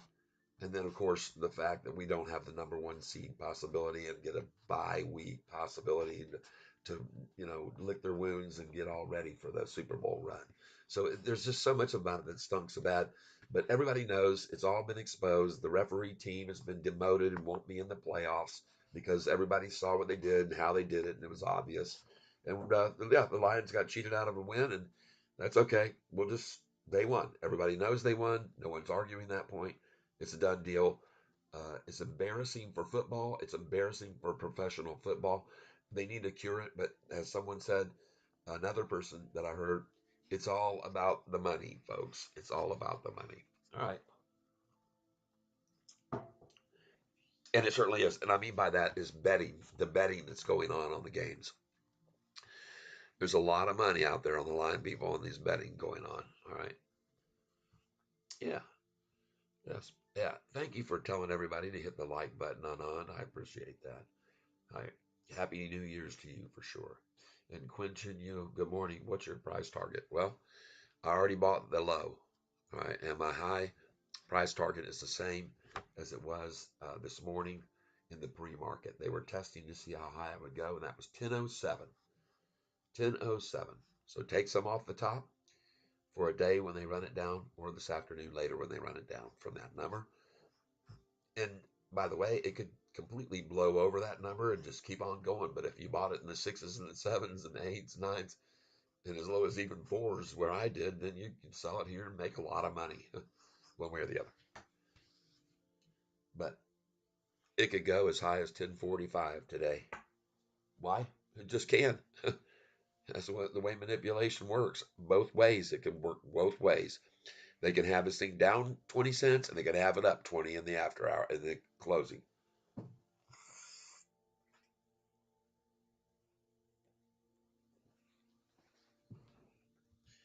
And if you don't believe what I'm saying, just watch. Because as I've already reported to all of you that are here with me, this thing is going to be swinging massively. It's going to be a very wild ride, just like I've been telling. The roller coaster picture I had recently, the big bull where he's riding the bull, everything applies to this stock, including all the rumors swarming around it right now. There's a lot of rumors going on, and there's a lot of facts. Now I'm going to tell you some other facts that are going on. All right, institutions have been piling in on this stock over the last couple of weeks in big numbers, and you don't see institutions that are making major additions to their shares, not just new institutions coming in, going from 706 in the first week of November to 733 now. There's a lot of institutions that are coming in that are adding to their positions. One of them is Zacks. Okay. They just went up. I mean, not Zacks, Sachs, Goldman Sachs increased their position from 7 million 50 shares from 4,999,000. They're up to 7 million from 4,000,009. Folks, that's a 41% increase in their ownership of SoFi. Why? Why would Goldman Sachs make a move like that? Well, they don't know anything about money, that company. Jeez, they don't know how to make money. Yep. They just put in their 13F-HR form disclosing ownership. Nice. Uh, there's been, as I said, a Zacks upgrade. They just made an upgrade from buy to buy from hold. Big money is coming in, folks. Big money is coming in. There's big buys coming in. There's large chunks of shares being acquired right now in this stock, just so you're aware of it. If you look at their uh, banking rates, gobankingrates.com, okay? Go check it out. Gobankingrates.com. And let's just go over there. And let's go see if any more institutions have added.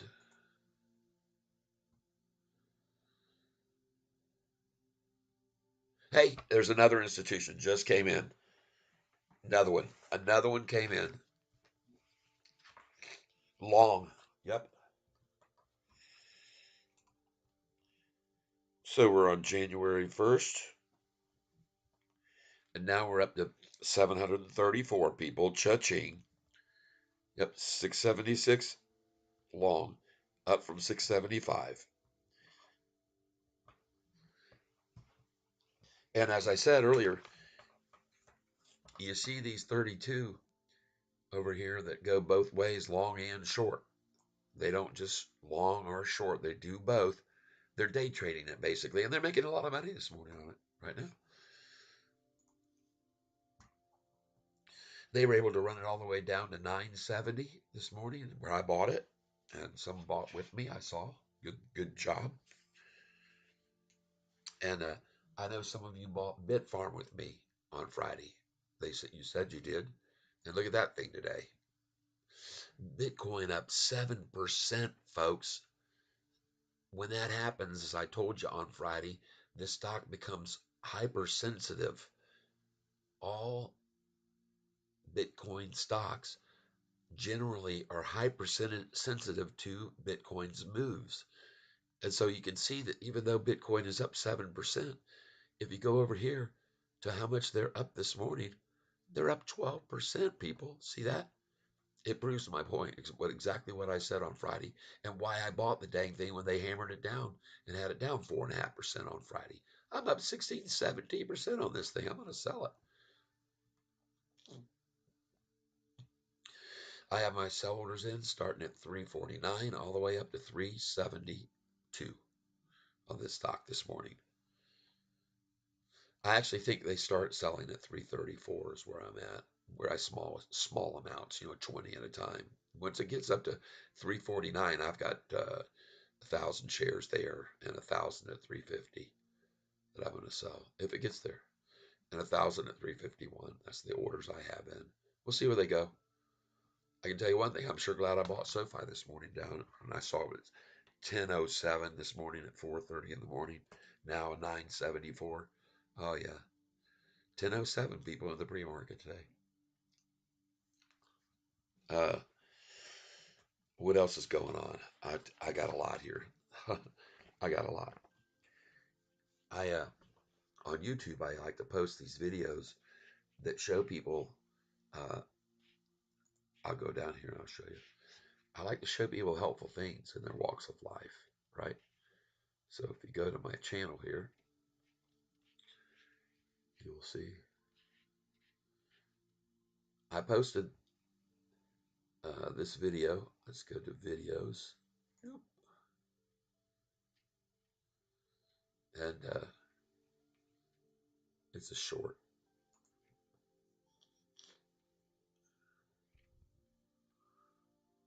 It's about Bitcoin, folks.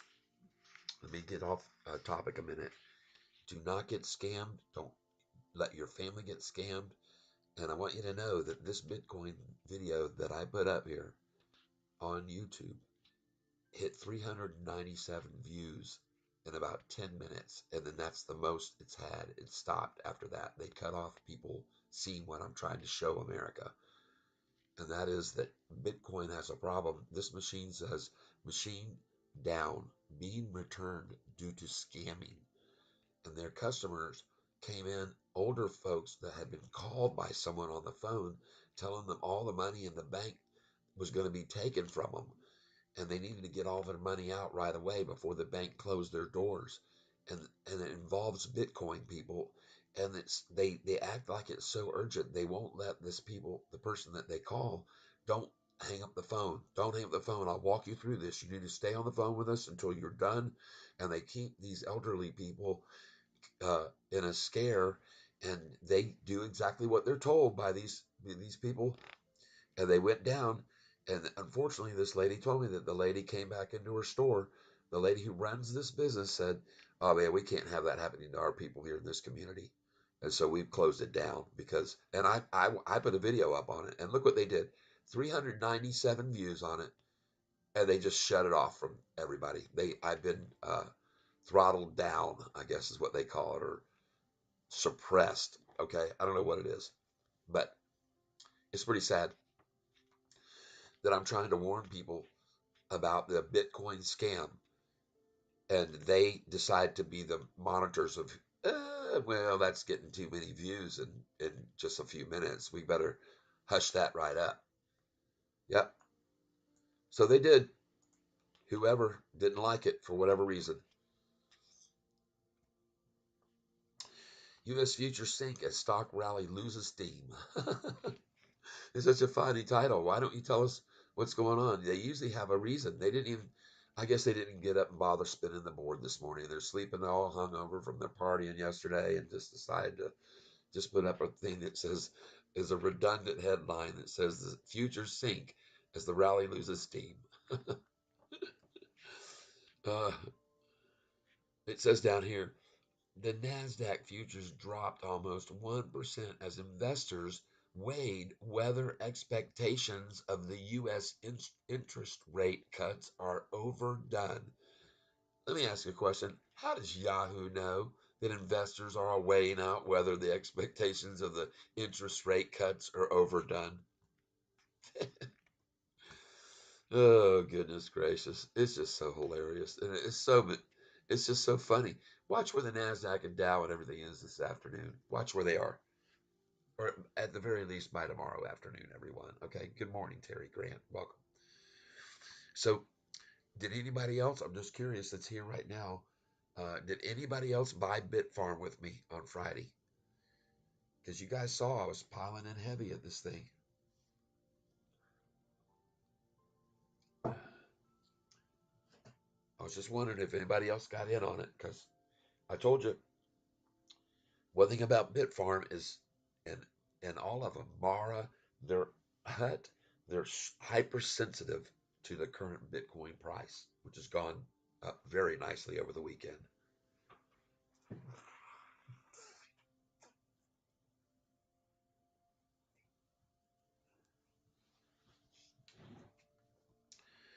So yeah, it's going right on up.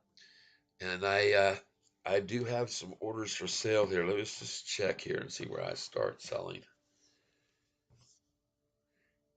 I want to thank you guys for all being here, guys and gals. Appreciate it. Your happy new year to everybody.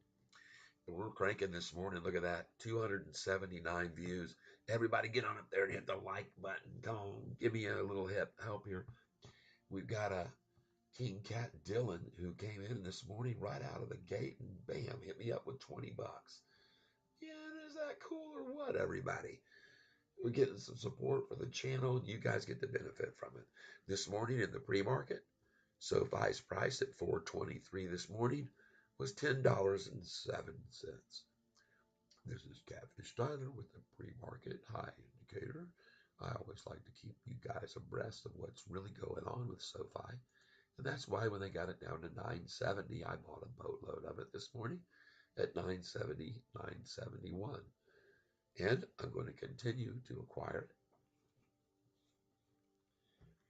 because, and by the way, if you don't have an order in for SoFi at $9.66 and another one at 961 even, then you're not playing your cards. You're not a real cat. Get an order in at 967, 966.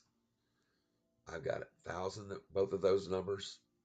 So just like I bought 2,500 at 466 and 467, I'm going to buy 2,000 at 966 and 967, and then I'm going to sell them over $13 one day. Everybody. Let me tell you what's going on. The headlines say that there's a whole bunch of rumors galore, and there are. But there are also a lot of facts. So I'll get back to the rumors in a minute. But right now, go up to market beat earnings history. Golly, folks, it's just mind blowing. I'm going to go over here to bookmarks. Bank earnings. I think this is what I want. Yeah. You look at these 1 year charts and their net income down 30. This is Goldman Sachs, the one that just bought up a bunch of shares of our bank. They wanted to do that so they can start making some money because so far their net income was down in March. Their net income was down. Look at this revenue down 21% in December of 2022, a year ago. Look at this terrible numbers. Terrible, terrible, terrible. Look at SoFi. Compare them. Let's go to SoFi. Enter. December. Look at their December. Net change in cash, folks, in December up 781%. Are you getting the picture? God. Look at this. Their revenues. September beat. June beat. March beat.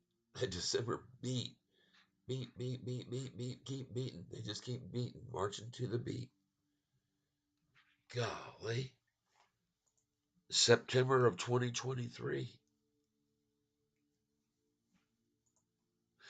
This is when they wrote and had the write off, I guess. But look at these numbers, man. Wow. It's incredible. It really is. I mean, they're just killing it.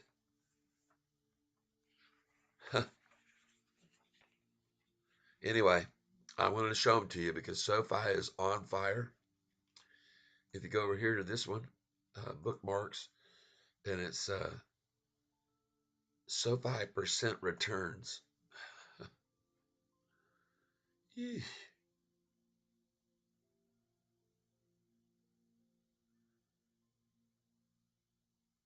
Where's that chart?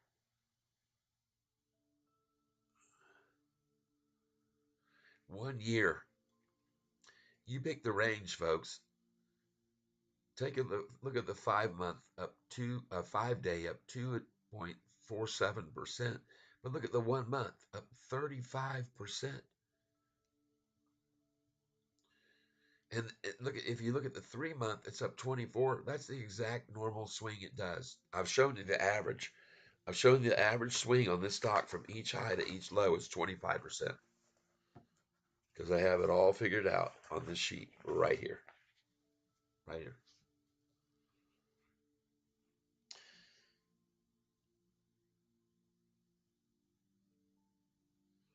A year ago, October 11th, the price was 647 and it dropped to 497, down 23%. Went from 497, 494 up to 613, up 19%. Then it dropped to 424, down 30%. Then it raised to 824, and that was up 48%. Then it dropped to 566, that was down 31%. Then it rose to 654, up 13%. Then it dropped to 459, up, that was a 29.88%. Then it went from 459 6 days later to 560, up 18%. And it went from that 5 days later, from that high down to 445, a 20% drop. And then from there, in 1 month, it went to 1023 from 445, David Chiaverini Day, and it was up 56%. Then it went from there. It's amazing, folks. It's just amazing. Down to 771, down 24%. And from there up to 1013. And that was up 23%. Folks, the average percentage swing is 25.48 on this stock. Just so you know. Meanwhile, oh yeah, BITF keeps going right on up. And how's 10X looking? Good? Yep. Good, good, good. Man, was it slaughtered down on Friday, along with everything else. Totally manipulated. Totally. 20 minutes away from the bell. Let's talk about some other things that are going on with this killer stock that we own. And there are other things happening. Believe me, their BlackRock deal,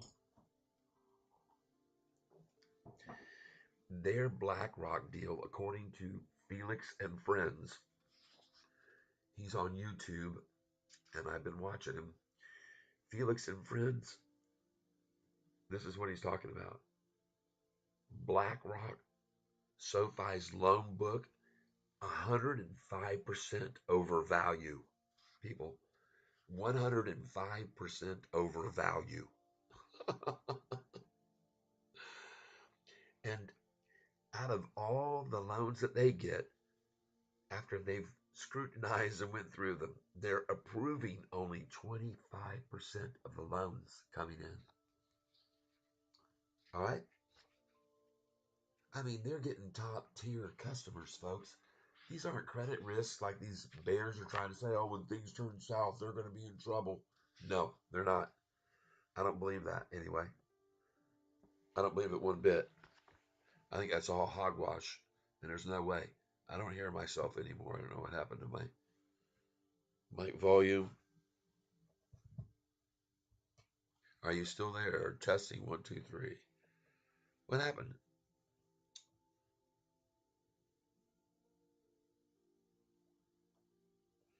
Marie Regis. Okay. L. LBPH hitting new highs. Well, I'd be more excited if you were saying it in lows because I'm Catfish. I don't buy at the highs. But I'm going to go look at it. And I don't remember your name, so welcome to the tank. What happened to my microphone here? What's going on with my headphones? Why can't I hear anything? Let's take my hat off. Check 1, 2. Now I can hear myself again. Oh, that sounds good.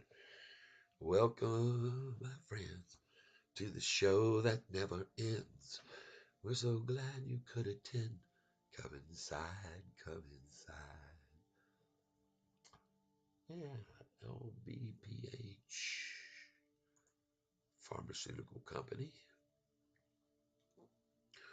Key Kumba Wumba Bum. Hey, listen, be very careful. All right. I've seen these pharmaceutical companies trade massive amounts of volume in the early pre-market, and it would seem that with their outstanding share count, that with that kind of volume, they had to just keep going up. But somehow, mysteriously, they can trade flat line or get worked incrementally down all day long. So just be very, very, very careful about that. Okay. It says 1 hour ago, Longboard Pharmaceuticals announces positive top line data from the Pacific study, a phase 1B/2A clinical trial. Well, 10X just got approved for their phase 3. So I would say a better investment. All right. This is in the early stage testing, and see a move like that on early stage. I just wouldn't do it. Now, if it was 10X, which is just got approved for their third level 3, then yeah, because they're on the verge of crossing the finish line. And when they do, they'll go up 400%. Or could. You never know. I've seen them go up even higher. Just be very careful, though. This would be a very short play. Buy it now. If it gets to be very cautious, man, because if this thing gets to 16, it just jumped over 17 now. Just be careful. You can buy some, but be very cautious, all right? And it's quick in and out. This is not a hold long term. Trust me. All right? I'm going to take a picture of it right now. Actually, I'll just write it down here on the sheet. But I want to thank you for bringing that to our attention for sure. All right. LBPH.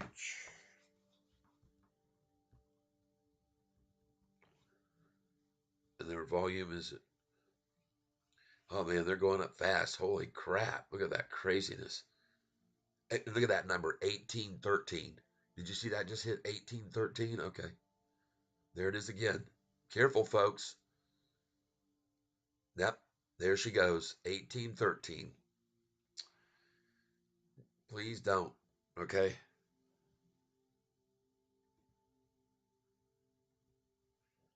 1813 at 9:15.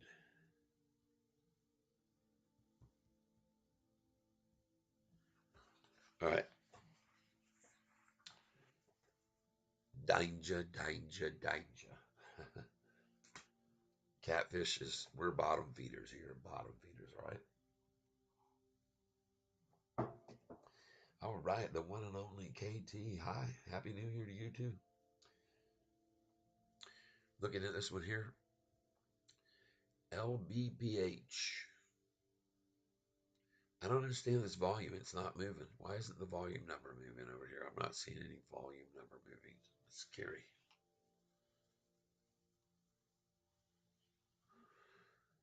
Huh.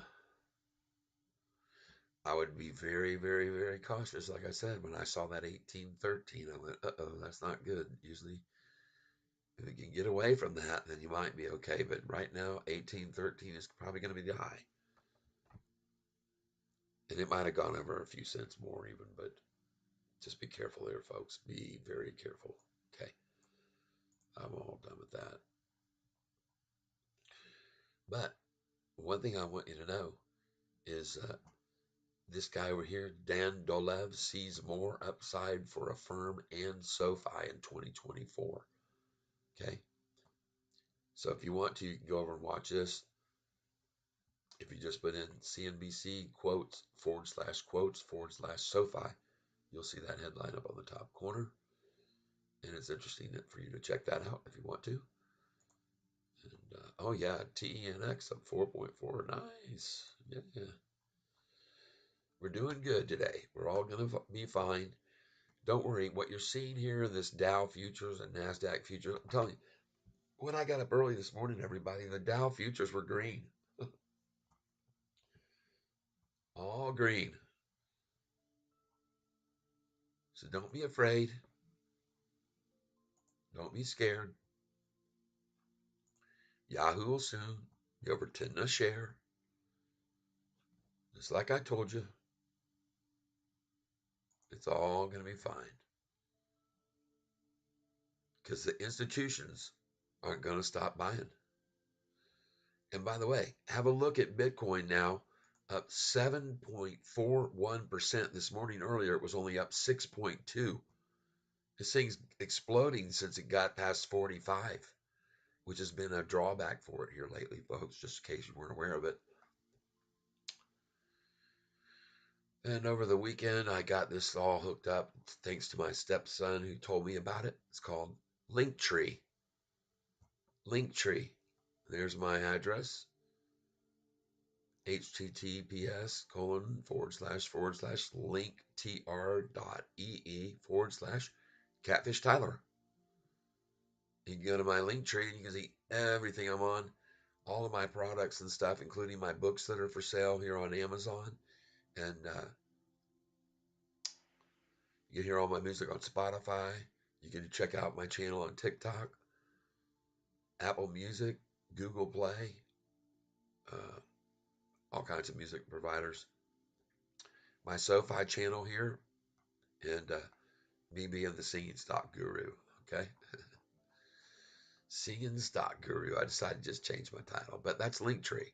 And now the cool thing about that is if people come over here to my TikTok, they can go to my Linktree right there and they can just click on it and they go, okay, Tyler Silva, let's go over here. And then bam, they're all of a sudden they're hooked into my Linktree. And it shows them all the other things that they can go to and find me in other places. Kind of cool. Just showing you that in case you don't know about Linktree. And that's how it works. And it's taking a little bit of a time to load, but that's because I've already got TikTok loaded here, I believe. And that's probably what's going on. It's going, huh?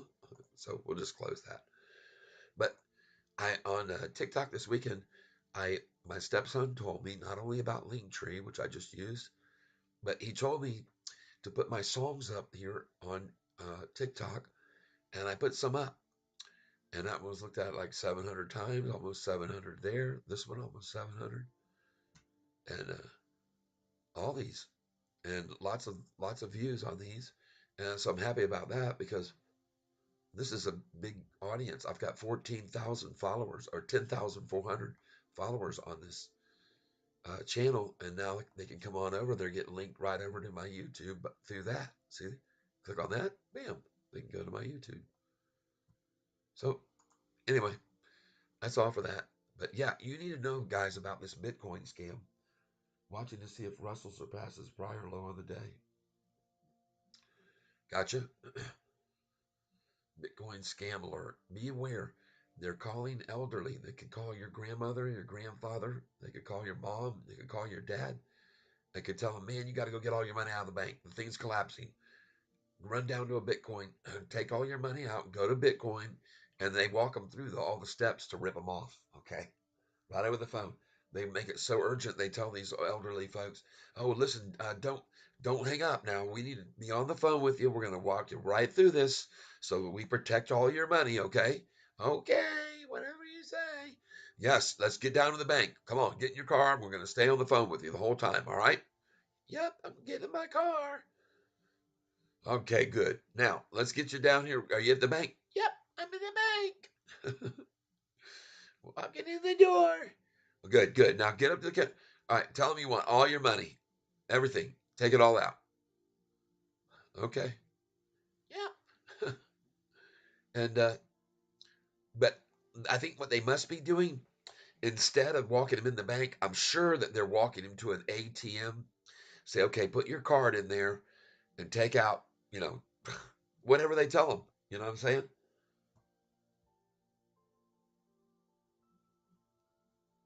Anyway, I'm just showing you this. Please, the interesting thing about this Bitcoin scam urgent alert thing, as soon as I put it up, I had 397 views in about 5 or 10 minutes, and I haven't had another view on it. Not one. How do you like that? They just said, "Oh, wait a minute. We can't let that go viral. We don't want everybody to know that these Bitcoin machines." And it says there's a sign on it they've hung in the store. It says, "Machine down, being returned for scamming." Because these people had come into their store and fallen victim to this, and they came back and told them, "Man, I just got ripped off. I took all my money out and I got Bitcoin with it, and I don't know how it works. I don't know how the scam works. Just be careful, people out there. All right." Touched on that again. I gotta broadcast this stuff. It needs to be told to people. They need to understand. Don't get ripped off by that. Looking at SoFi's returns year to date, look at that. Up 115%. In 1 year, up 116%, folks. Dang. Casey Dresselhouse, what does everyone think? SoFi stock price will hit after earnings. I don't put a limit on it. I've got my orders in for sale as high as $37 on that day. Some have them in at 50. I know they've told me my orders are at $50 because it can run up so fast on any news, and it'll only spike for a brief moment. It will happen in an instant, and then it'll drop right back down. So you guys got to be aware. And I've sat there before watching the stock, and all of a sudden seen the price go whoa, shoot up, and then drop like up $2, $3, and then drop right back down. Like, what was that?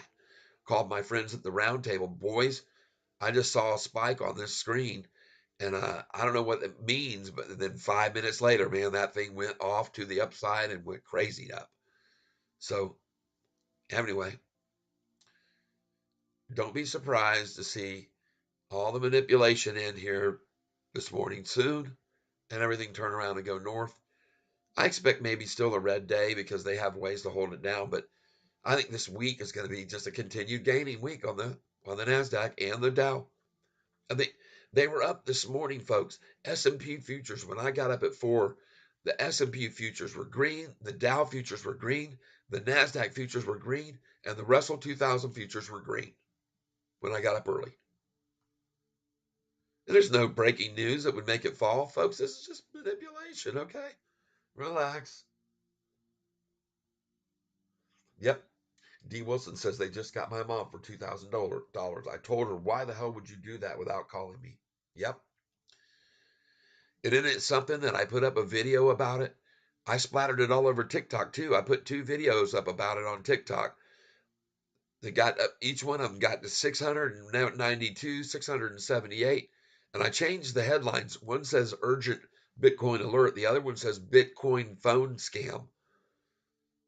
So that way, if people hopefully come over to Google and they Google search Bitcoin phone scam, they'll find mine. Man, that LBPH is now broken right on up, man, right on up. It's over 200% up. But again, I'm looking at it 13.13% up. Ugh, that's just another number. Ugh.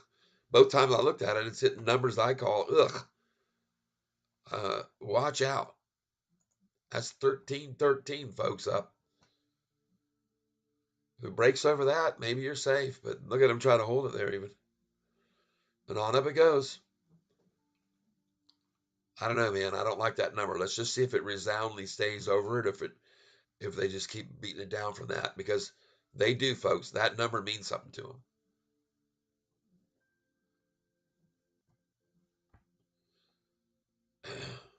You'll see.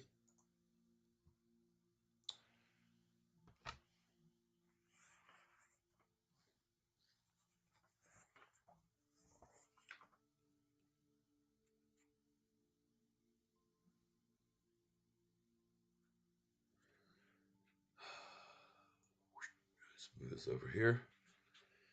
Well, it sure blew past 1813, but the hit got that 13% up.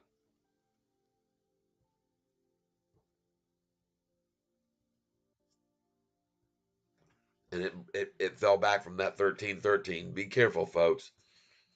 Like I said, it's a very short play if you're getting in on this. Okay, so what's all this news about? What's all the rumors about? What's up going on? Uh, I got some more facts for you. I spent a lot of time over this weekend, everybody, getting more facts about this stock. We're about to ring the bell, and we're watching several stocks. The one that we bought, and I bought heavily, uh, BITF, and I'm hoping to sell them at 349 and up today. It's a pretty large numbers of shares at that number. I'm hoping. I want to see this hyper extension continue. As I told you about Bitcoin stocks, they all are hyper sensitive to the increase on Bitcoin. Bitcoin is only up 7.15% right now. Okay. So they're hyper sensitive to that. This is what I try to tell everybody. They get, I mean, look at that 1 month chart, folks, on Bitcoin, and it's over 45. That's been a resistance point before in the past, a heavy resistance point. And Bitcoin, Bitfarms BITF was over 15% up this morning earlier. Just so you're aware of that. Now, everybody, come on, please hit the like button for me, and we're gonna get into all this information about what's going on with the stock. But there's some other things you need to know. All right, there's a lot of movers. There's 3 movers this week in the market. Okay, that we're gonna have to rely on. And I picked this up from Trading Stock. Trading Stock. Go over to YouTube, watch his videos. Guy knows what he's talking about. Trading stock, trending stocks. All right, trending stock. 3 movers, he says. Wednesday, we got FOMC meetings. All right, cutting rates maybe as soon as March is a possibility. All right, and that's why Yahoo says the market is all falling, because they might be cutting rates. Okay, everybody, I laugh and I just laugh. All right. So also that what's going on is this week, another mover is Thursday, we got ADP, non-farm employment. Okay. And they've given out a forecast of 100,000. Right. And non-farm payroll is 158,000 Fed. And the Fed are going to be speaking this week. CPI data on January the 11th. All right, CPI data, January 11th. So these are things that are going to be moving the market in the days going forward. And here we are, folks. It's time to ring the bell. We're off and running, and let's go see where we're headed out of the gate. And as I had said, I expected an early run on Sofi, very early run on Sofi, and right out of the gate, take it as low as they can get it, achieve the lowest they can get, because that's all they can do at this point. That's all they can do. And there it is. Hey, I filled 1,000 at 966 and 1,000 at 967. Beautiful. Nice. All right. I needed to get back up there.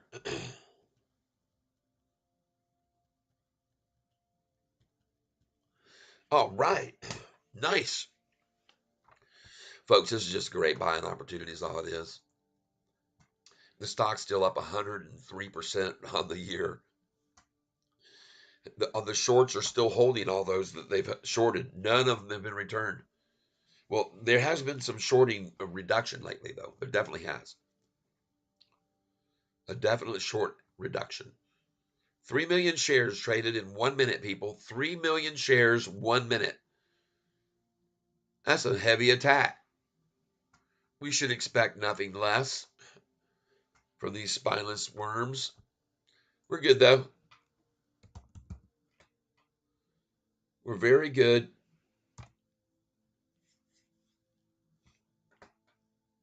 You remember a month ago when everybody was saying this is going to fall into the 6s?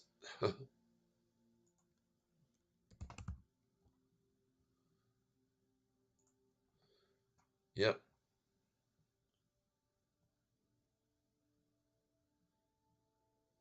Well, 2 months ago it did. 641. We got to buy it.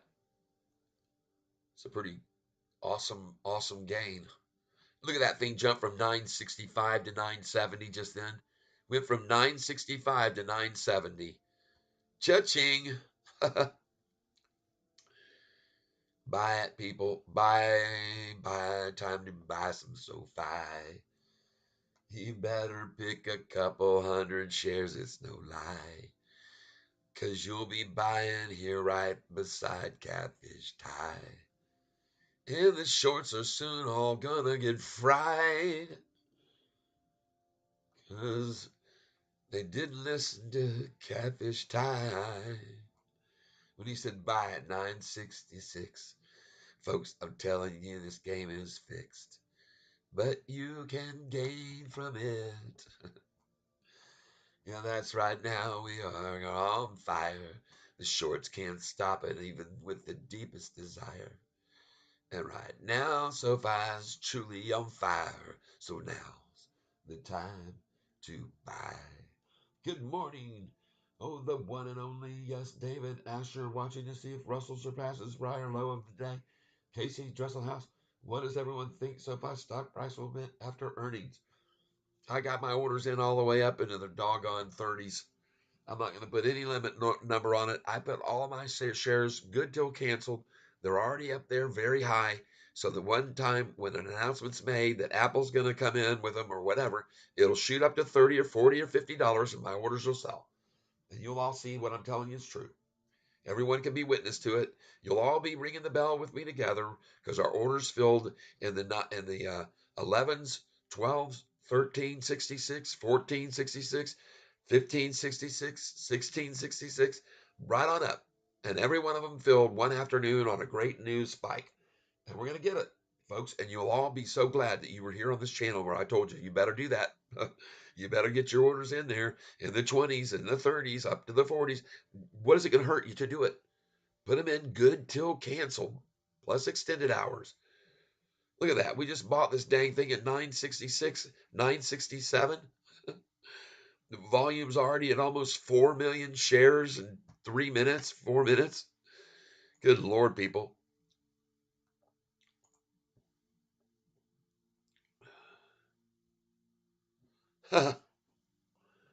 Trying to yank down Bitfarm.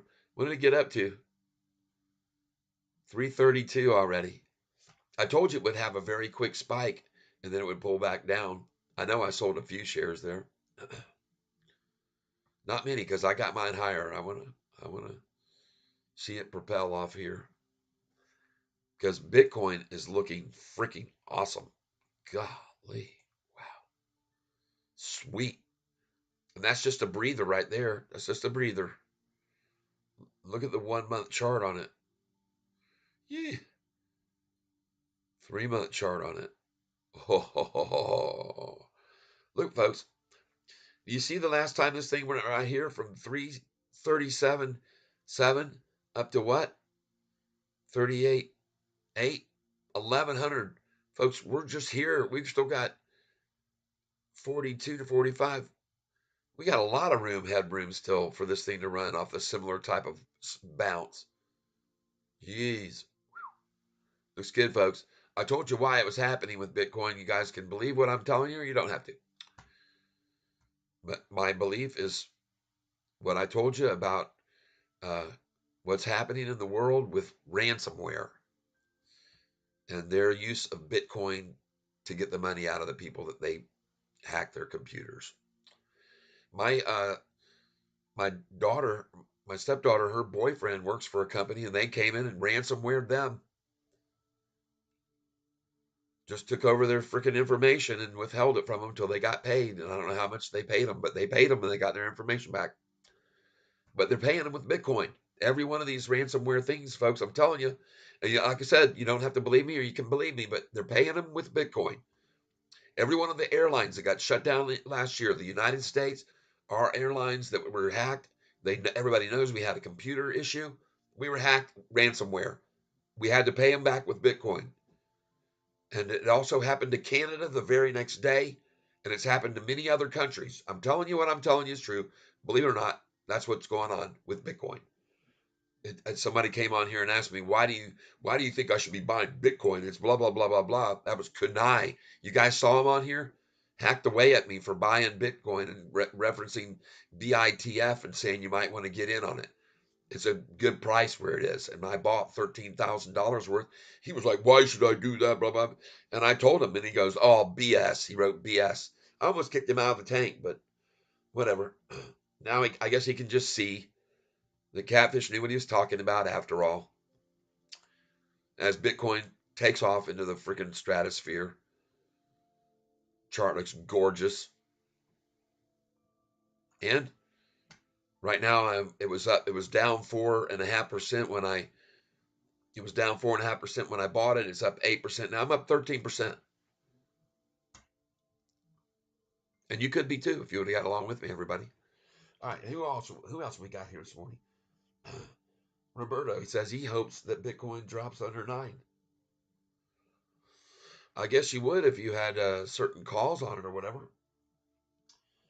Or you're shorting it. Global PMI reporting 15-minute into market. Open might pop, pivot back up. Nice. Good to know. Global PMI reporting 15 minutes. Nice, David Asher. Thank you. Good morning, Maria. Robert, please don't sing, Tyler. It's too loud or too early. Everybody knows when Catfish starts singing all the luck that he can be bringing. And everyone knows with a little Catfish sound, the next thing you know, the price is turning around. I could be wrong, but I don't think so. Because when Catfish starts rapping, oh no. The shorts, they get worried and sweating and fear, and they all should be because their money is disappearing as fast as they can see it right before their very eyes. Catfish starts rapping, and then there's no disguise. The price will rise, and you'll see with your eyes, and they shouldn't be surprised because you've seen it before. Everyone can't ignore when Catfish starts singing. He's bringing it up. That's right, everybody. Here's where you fill your cup. Come on, 960. Catfish is jumping in. Because I'm not afraid. Let the run soon begin. Ooh, yeah, I'll do some. Let's buy right here and now. Let's get 100 shares at 959 if we can. Anyhow, place 959. That would be fine. There it is. Merci beaucoup. 959 now. Nice. Well, 959, 100 shares. Appreciate that. That was cool. Look at it. It's already at 962, everybody. Welcome to the world of Catfish. We buy at the low, and then we watch it grow. That's right. I just scooped up a discount Sofi worm right off the bottom at 959. And why wouldn't I? After all, the damn volume's at 5 million, and I'm seeing institutions pouring in on this company like crazy. I'm not an idiot, people. Look at that. We had another one join today. We've gone now. That's right, everybody. We've gone from 706 to 734 now. And on Friday, 12/29, the count was 733 people, and we got one coming in today. A long, another one went from 675 longs to 676. How do you like that? Another institution. Why? Why are all these institutions buying this crazy stock right now? Huh. I wonder how many just got in just here, right here, buying with Catfish. I wonder. Here we go. Reuse order, review order, and place it. 100 shares. I'm doing market now, folks. I'm not monkeying around. 956. Because, see, they're going for 955, and it's going to bounce off that. I think. I could be wrong, but I don't think so. 100 at 955. Nice to be able to trade again. Amazing what a phone call can do. Going again. Market share, review order, and place it. 100 shares.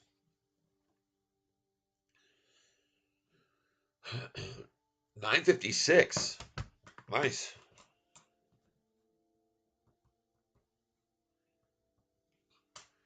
Oh yeah, they're going for 955, and that's my guess. I know they like that number a lot. I've already researched it, and I've shown you people that it's a good number to buy at.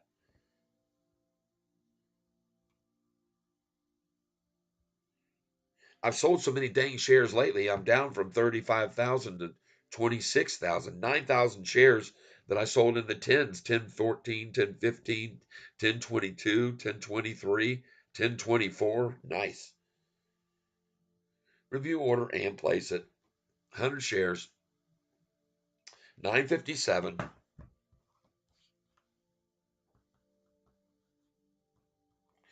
If you're here with Catfish, there's a reason that I'm buying all these shares right now. Good morning, Harry Toe. Good morning, Cat and everyone. Uh, what's going on here is we do have some economic things coming out, and it just was brought up by David Asher. Yep, the indexes are starting to recover. David Asher just brought up uh, a good point that everyone should know, and I'm going to pin that one. That's going to be pinned right up here at the top. There it is. So now we're letting everybody, we're kind of advertising this global PMI reporting 15 minutes. So really it's about 10 more minutes or less that they'll be reporting global PMI. All right.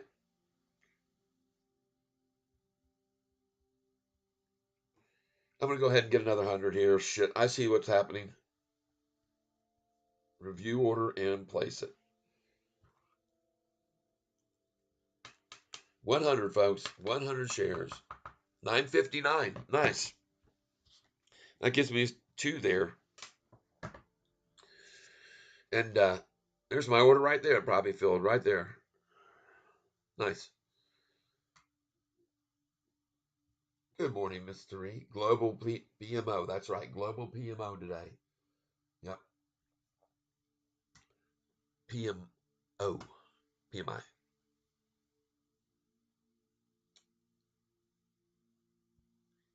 PMO. PMI. PMS. I don't know. The world seems PMS this morning. But one thing we're going to do, we're going to buy at this low right here. We're going to accumulate. And then we're going to be selling this stock at $12.20, $13. We're going to sell this. All of these numbers I'm telling you are even higher. Review order and place it. Going in for another 100 right here. I'm doing so because of the level of volume already.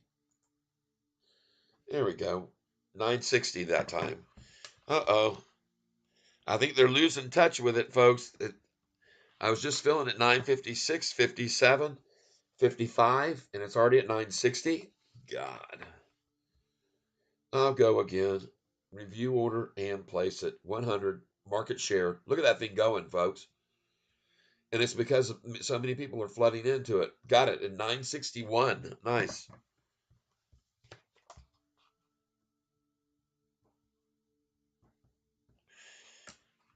Beautiful. I have no fear. Zero fear to be buying here. Review order and place it. Keep trying it, man. I'll buy it. You keep trying to dump it. Hey, look at that. 957. Nice. That gives me 2 there. Shorters in a desperate situation, folks. Shorters in a majorly desperate situation. Review order and place it. Oh, I can guarantee you I'm going to be buying Sofi today at its low. I guarantee it. 957. I'm buying 100 shares at a time, folks. All right.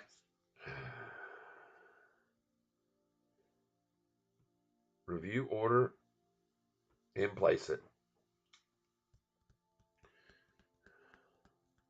I'm going to buy every share they got here until they're gone. 956. That gives me 200 there now.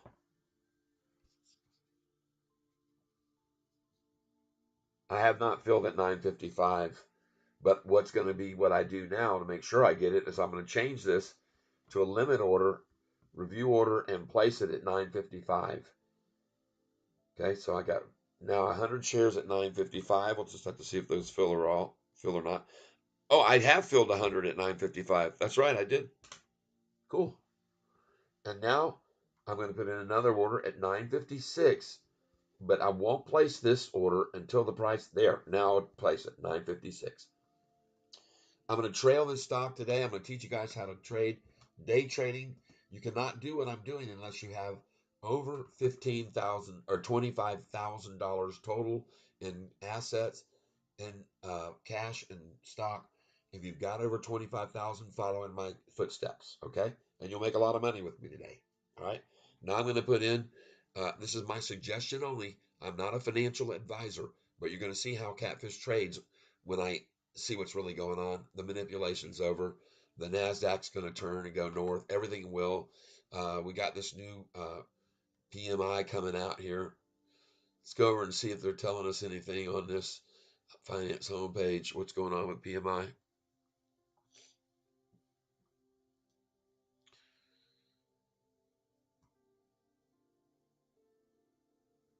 Okay, now it's Apple downgraded as Barkley warns on iPhone demand. Oh, yeah, they're probably scooping up a bunch of shares of Apple today. Tesla beats on Q4 deliveries, surpasses 2023 targets. Woo! Tesla, bet that's looking good today.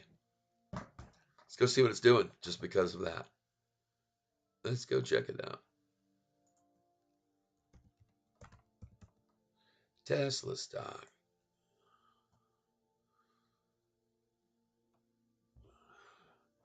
Oh man, red. Oh.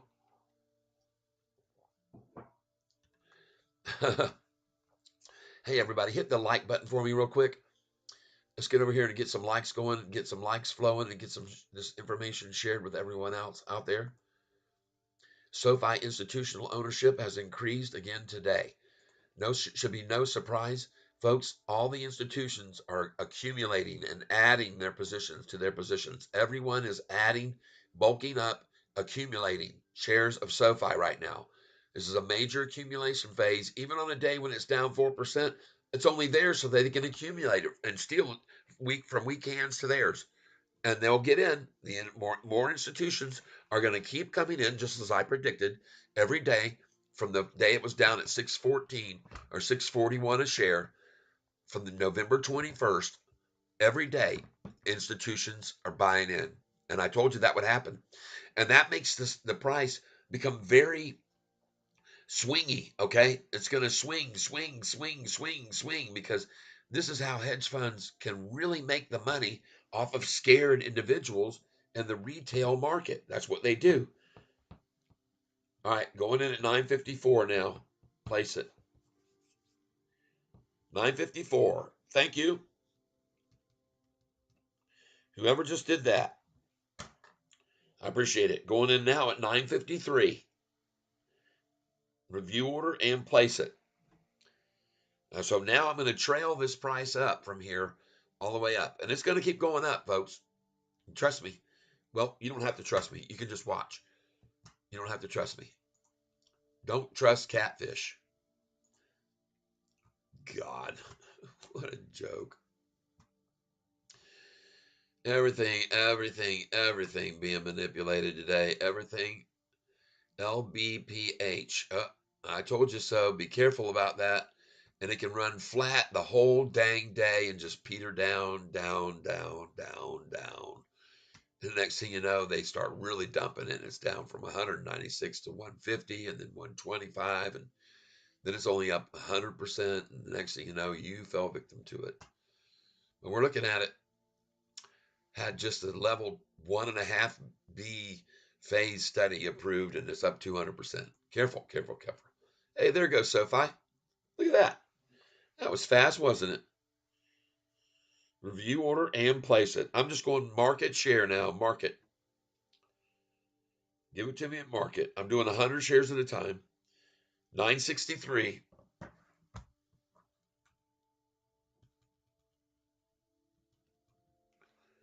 Thank you very much. Now, folks, you're going to see me start trailing this stock.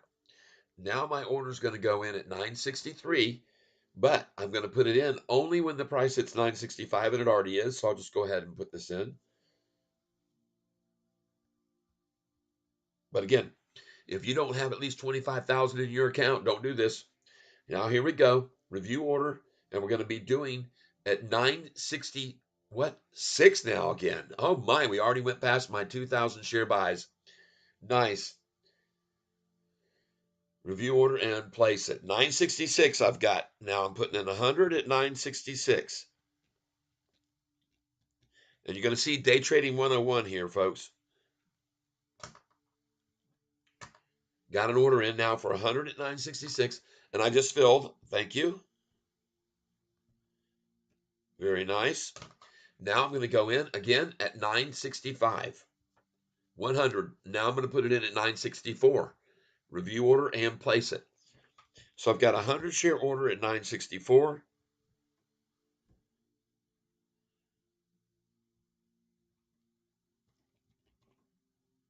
$100. I've got another at I'm going to put in 965 as soon as the price hits 967. Okay. All right. Now we're going to put one in again at 963 right here. 963. Place it. See if we can get 963. And you're dang right we can. Nice. Now I'm not going to put in another 963 until the price hits 965. All right. Now I'm going to go in at 9. Since it's at 962, I'm going to go in at 959 right now. Review order and place it. So I've got one at 959 now.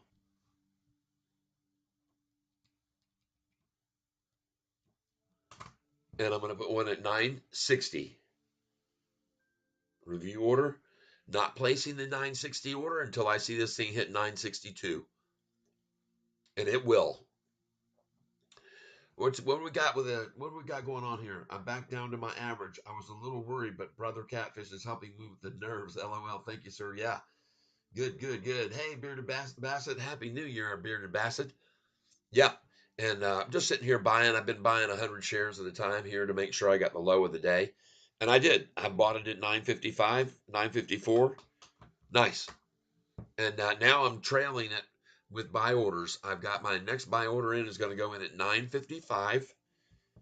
And I've got one in here going in at 955 now. Review order and place it. That's for 100 at 955. And I'm going to put one in at 956 now because it's going to hit 9. Oh, yeah. I'm going 956 now. Review order and place it. 956. I'm doing 100 shares. I've already bought at 954, 55, 56, and going to keep loading them in now. 956. Now we're going to 957 right now. 957. We got that in. Let's get that in. Review order and place it. And now we're going to put in 958. 958. 9.58. We're going to do 100 shares. Review order. 958. I'm going to wait till the price hits 960 to put in my order at 958 now. That's what there it is. Place it. So now I got 100 at 958. Now I'm going to put in at 959, but I'm going to wait until the price hits 961. And again, folks, you cannot day trade. I just got 958 again. I just got 958. So now I got to put that in again, but I got to wait until it hits 960. Hold on. Review order.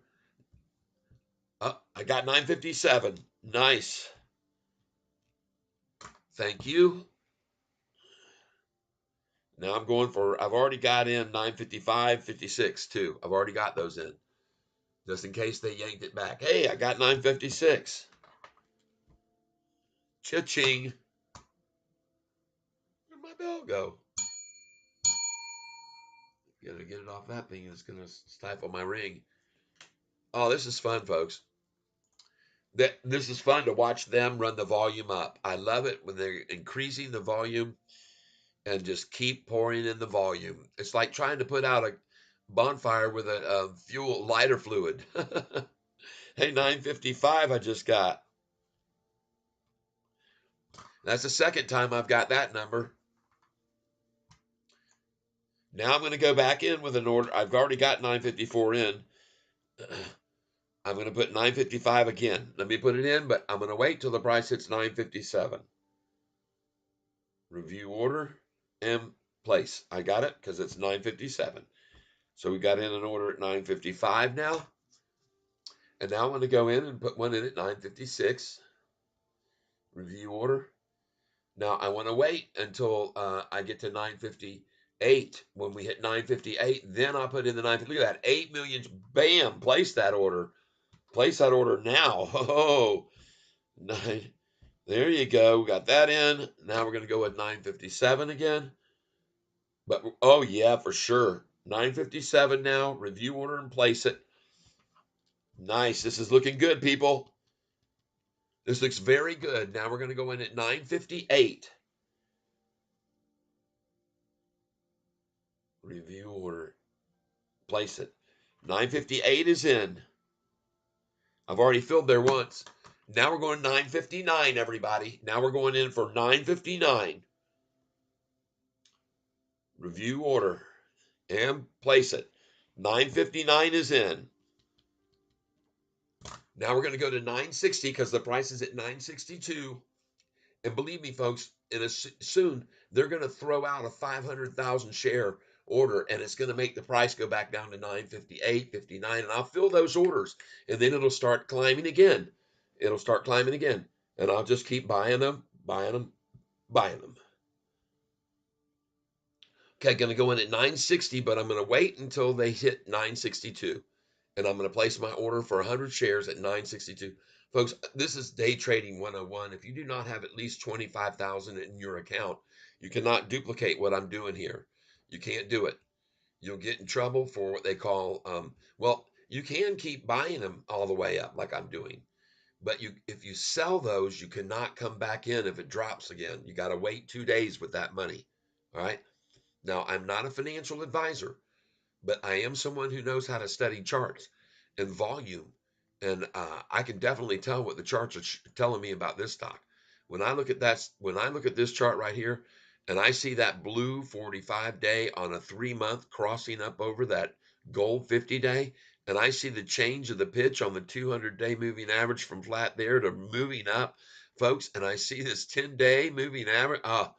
It just is a thing of beauty. And look at it now at 964. Please go ahead and put in your buy orders if you want to follow what I'm doing at 960 and 961 and 962 at this point. 959, 960, 61, and 62. Review order 962. Place it. All right, I got 960, 961, 962. Let's go 963. Review order and place it. Now we got 963 as well. And 963. Now, believe me, like I said, pretty soon they're going to attack, and we'll get to catch these little pullbacks. Okay. Now we're going in at 964. Review order and place it. 964 is in. Now we're going to go to 965. Man, this thing's taking off, people. I'm going to be trailing this, and I'm going to catch a few trailbacks. You'll see. Going in at 965 here. You have to stick. You have to stick to your game plan. Place it. 965. I'm in there. Now I'm going 966. Review order and place it. 966 is in. Now I'm going to go 967 and because it's at 969, and then I'm going to stop here. Review order and place it. 967 is in. All right. Now, folks, now we can put in 968, but we're waiting for the price to hit 970. All right. And it's going to, folks. Outdoor Creations, this baby's going back to 750. I'm done. Okay.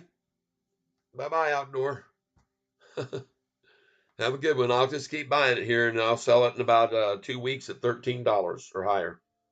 Adios. Next. And I'm going to go in now at 968 because look at the price. Bam. Nice. I'm going in at 968. Now I'm going to go in at 969.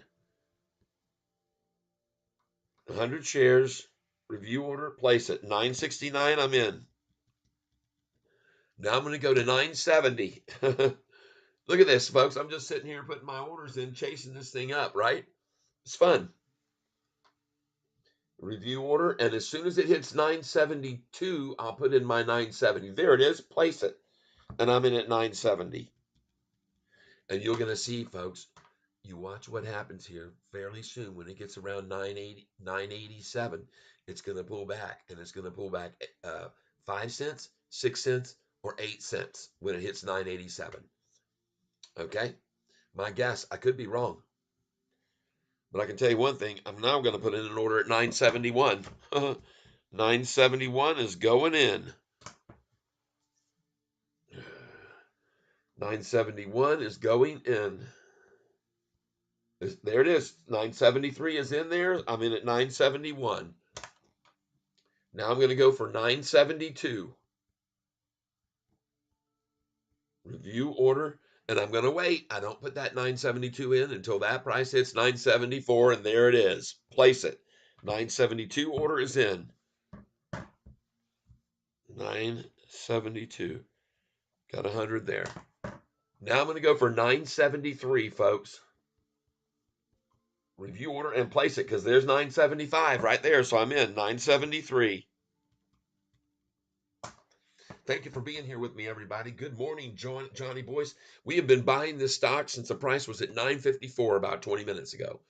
And now I'm just loading in order after order. And look at that. I just got 972. I got 972 once. I saw my flat screen flash. I'm going to reuse 972 right now, and I'm going to wait until it's at 974 to place the order for. There it is. Now I'm going 972 again. Now I'm going to load an order in at 974. I'm going to load one in here, but I'm not going to place that. Hey, look at that. I got 973 just then. Nice. And now I've got to reload 973. Review order and place it because it's at 975, folks. So now I've got another order at 973. Now I'm going to go to 974. Limit order 974. And I'm going to put that in when the price hits 976, folks.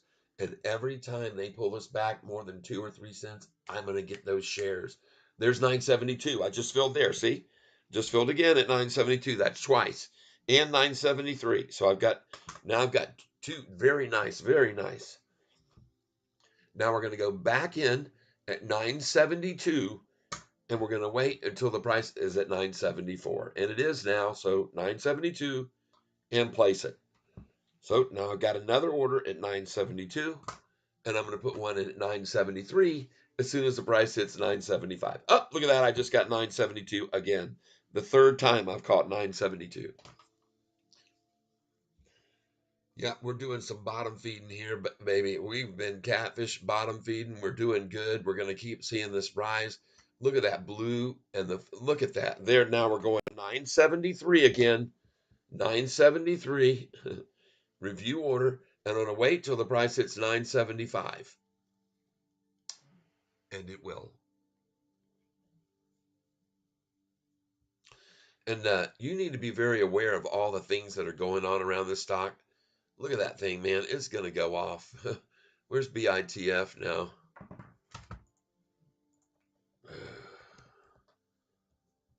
Bitfarms.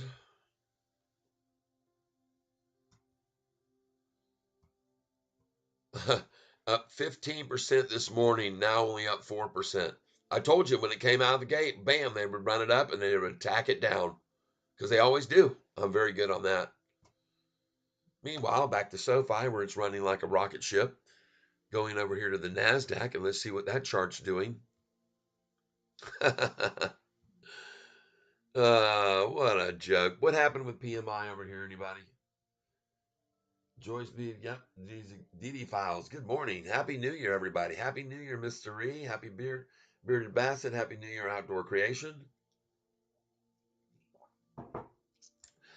Guy's up 37% in the week, and then it goes down 2%. Sofi, he says, I'm out. It's going back to 750.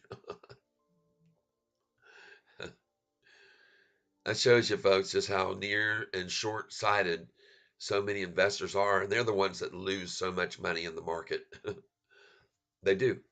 As I said, Warren Buffett's claim is the stock market is nothing more than an instrument for the transfer of funds from the impatient to the patient. So go ahead. You could either get all mad and say, man, this thing's going back to 750. I'm out of here. Or you can just take advantage and buy this thing today at the price when it just got to the low of the day of 970, pile in like Catfish did and make a bunch of money off of it even more. Just keep making money on it. Every day we can just keep making money on this stock, people. And if you don't believe me, it's had about 22 out of 26 days with a higher low. Today's little pre-market manipulation, and even what we just saw, is that nothing more than that. It's just manipulation, share stealing, accumulation of institutions. Right. Thank you, Mr. Ree. Happy New Year. And by the way, look at the NASDAQ now at 14,788. 14,788, 88 probably. Nope, it's already going even a little bit lower. But these numbers, folks, you know what they mean. All right. If you really want to look at this chart closely, look at the 6-month chart on the NASDAQ and get in here and look at where they've taken it back before when it was on a run. Okay. Let's just do this. We're going to go here to the 1 month. Okay. There we go. Now we're getting somewhere. All right. So, folks, this is the 1 month chart on the NASDAQ, and look what's about to happen on it. A double upside moving average crossover. The 10-day moving average already crossed over. This right here is the 45 and 50-day moving average, folks. Look at that trend line. Absolute thing of beauty. Look how strong it came off of that trend line when it hit it there. Bam, and just said, nah, I think I'm going to keep going. And now look at the blue 45-day and the gold 50-day. Look at that gaping hole. Folks, this thing is about to break away, people. This is a cup, a handle, a drop, and a pop. That's all it is.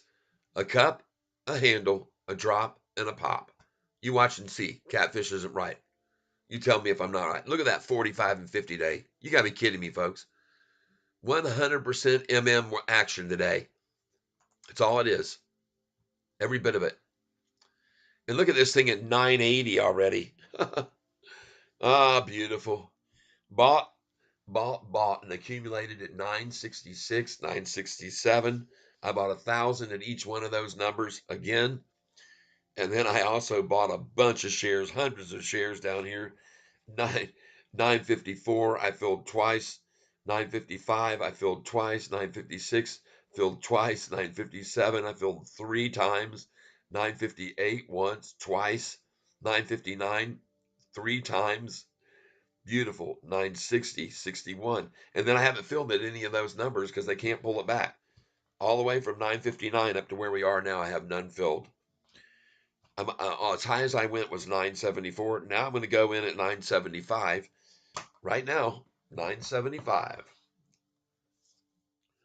Here we go. We got the report from David Asher here on our channel. PMI down 47.9 from November, 49.4, and below estimate of 48.2. But Russell surpasses lows.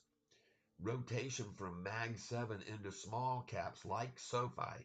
Institutions are bottom feeding to fill the bags. Oh, yeah. I scooped a bid at 955. Oh, yes. See, we're not gullible idiots. I mean, we know what the games they play. Look at this. I'm filling my order now. I just filled at 975 and 4. I told you they'd pull it back 8 cents when it got to the high. Bam. I just got 2 of them. See that? And now I'm going to put in my order again at 974 as soon as the price hits 976. And this is how it works, folks. Once it begins this upwards move, I'm going to kill it every time doing this. 974, we're going to repeat that and place it. 974 is in. Now we're going for 975. Review order. And I'm not going to place the 975 until we're at 976. Yep, it's a bottom feeding frenzy. Yep. Hey, I got 974 again. Thank you. That gives me 200 at 974. Now I'm going to go in again at 974. I've got orders all the way down. I've got orders to 959. I just filled at 973. That's 3 times they've given me that. Thank you. And I called it, folks. What was the high? 980, and they pulled it down 7 cents. What's the high so far? Hold on, let me go back here. 981, and they pulled it back 8 cents. Perfect. That's exactly what I predicted they would. Exactly what I predicted they would do, because I know what they do and how they do it, and I know the quantities and the amounts that they normally do it. And look at it right now, 81 to 75, that's 6 cents back. And I said they're going to either take it 5, 6, or 8 cents down. And they did. That's exactly what they did. Review order. I'm going in at 972 now. I've already got 973, but I'm going to put 972 in as soon as it hits 974. And it will. Oh, yeah, because it's just bouncing right off the 10-day. There it is. Place it. Got a 972 order again in there. That's another one. Beautiful. Oh, and I just filled all the way down to 971. Sweet. That gives me 400 at 972 and 100 at 971. You guys are just too kind. And I'm going to take advantage of every time you try this. I just filled at 970. By the way, I was just filling at 954. So they just keep feeding their shares right over to Cat, and I'm just gobbling everyone. Bam, bam, I'll take that 50. Boom, I want that 50. Yep, because I know where we're going here in about another month and a half, too. I know where we're going to be on earnings day. Man, we're going to be, every one of us are having a huge celebration on earnings day. I'm telling you, it's going to explode. This thing's going to absolutely come unglued with so much volume coming in. They'll have to probably halt it. They'll be using the black pool and majorly. I just filled at 969 again. Thank you very much, shorts. What time is it? 11:20? No, almost 10:30. All right. Let's get over to the 1 day and see what kind of weight they've got behind this manipulative effort. Now, I got a lot of things to talk to you guys about today. A lot. Holy cow. Milltown Smoke, 960s for lunch, Cat. Yeah, I'm buying right now. I've got orders all the way from 60, where we are now, down to 961. Actually, they go down to 957 because I know what they're going to try, and I'm going to grab it. I'm going to buy. They just had it up. Now they've taken it down 13 cents. They just took it down, folks. 13 cents. Be aware. No, they're at 12 now. They're at 12 cents down. And believe me, they're trying for 966. Okay, it's as simple as that. They're trying for 966. And look at the resistance even at 969 now. And look at the volume, folks. We're here in less 45 minutes and we're at 10 million. Golly, this is going to be an awesome day come into day, people. And by the way, have a look at the Dow right now. Look at the Dow. Look at this. The dang thing. Look at that number, 37,666. Are you with me so far, people? The Dow, 37,666. And I wouldn't be surprised at all to see it be 66666. Not one little bit. I'm going to refresh the page just to see if it is. Uh-oh. It went even a little below the number they had. And that's what it does when it climbs, too. But look at that. They're trying to take it down there. They're trying to take it down to 37,666, and they did it for just a moment there, and I showed it to you. I'm so glad I catch these people when they get to these numbers. Our 7% pops ups happen when volume is over 60 million. Looking good for a big day. I agree 100%. That's why I'm buying the crap out of it here. And I'm not the only one. Institutions are too. Look at it now at 970. Beautiful. I caught all those orders 972, 73, 70. Beautiful. And now I'm going to, and all the way down to 969. And now we're back up.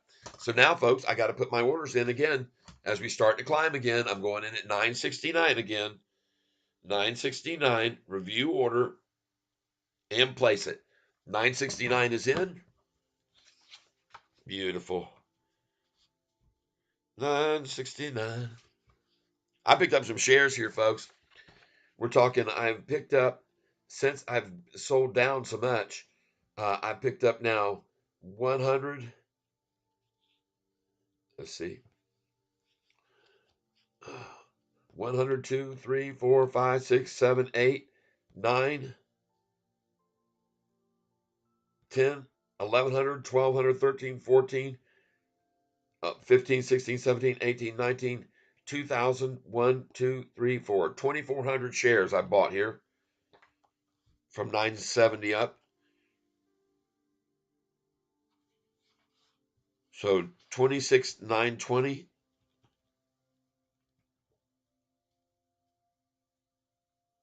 was 2004. Okay.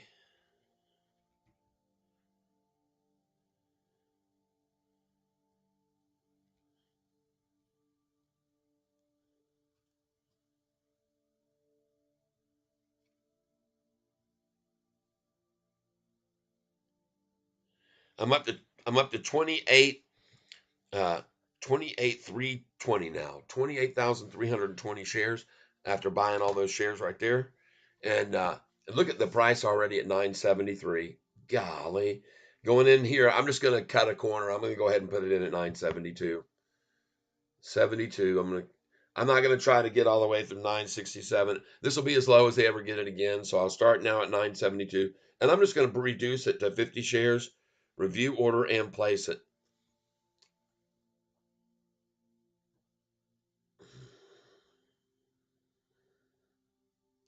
Place it 972. Oh God, password.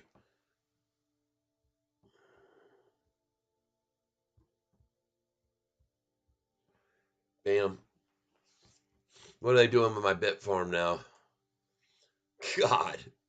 Wow, they're just ruthless, man. What happened to Bitcoin? Did it fall off the face again or what? No, dang thing's going right on up and they're trying to get it from people. Just like SoFi, people. Just like SoFi. Just trying 4 hours and run it down so they can steal it away from you. But in the meantime, you look at the 1 day chart and man, that's up freaking nicely. Up 5.5%. And look at the Dow Jones about to go green after that little pullback at 10 to 1020. It's all over. 37,666 will quickly evaporate for them and be on its way right on up again and be green by the end of the day. And so will the NASDAQ too, most likely. I don't think that report that we just got on global uh, uh, PMI down that little bit, I don't think that's going to matter.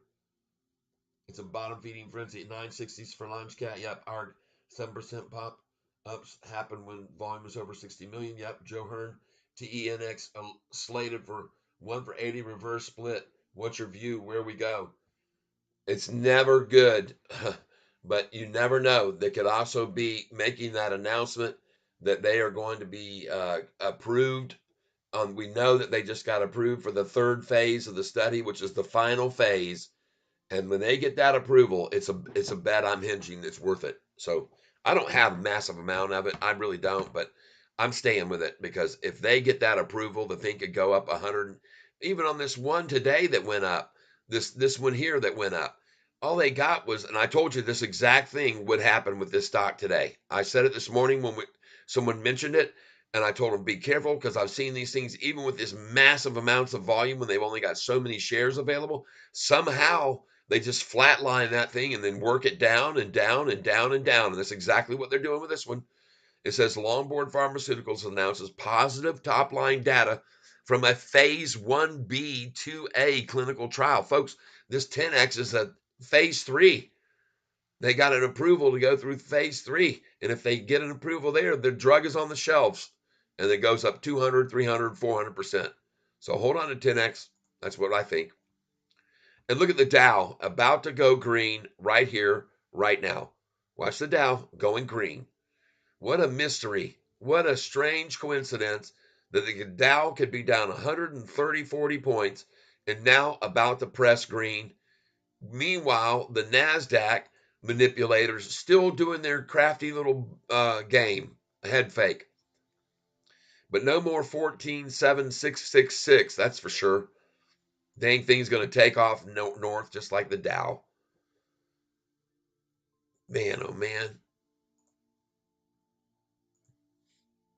Yeah. But we're looking at this LBPH, and I warned people against it. I said, don't, if you're going to get this is quick day trade in out, and don't go heavy. Don't go heavy, I said.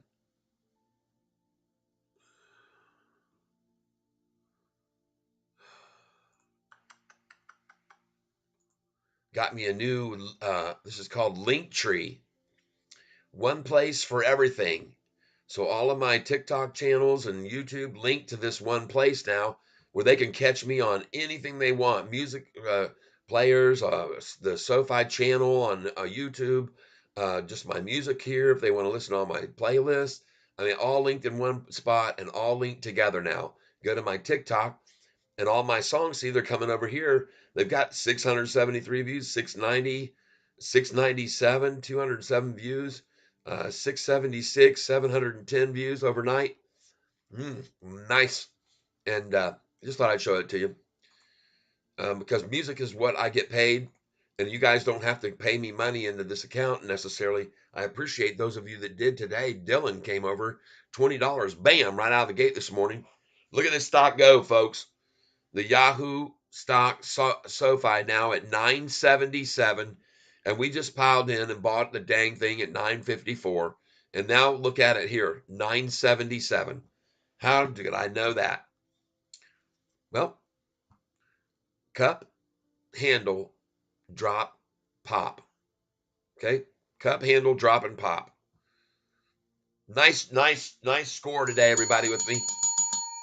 Man, we're going to rock and roll, and we're going to make so much money on this stock today, even though it's red right now. I bet I'm green for the day.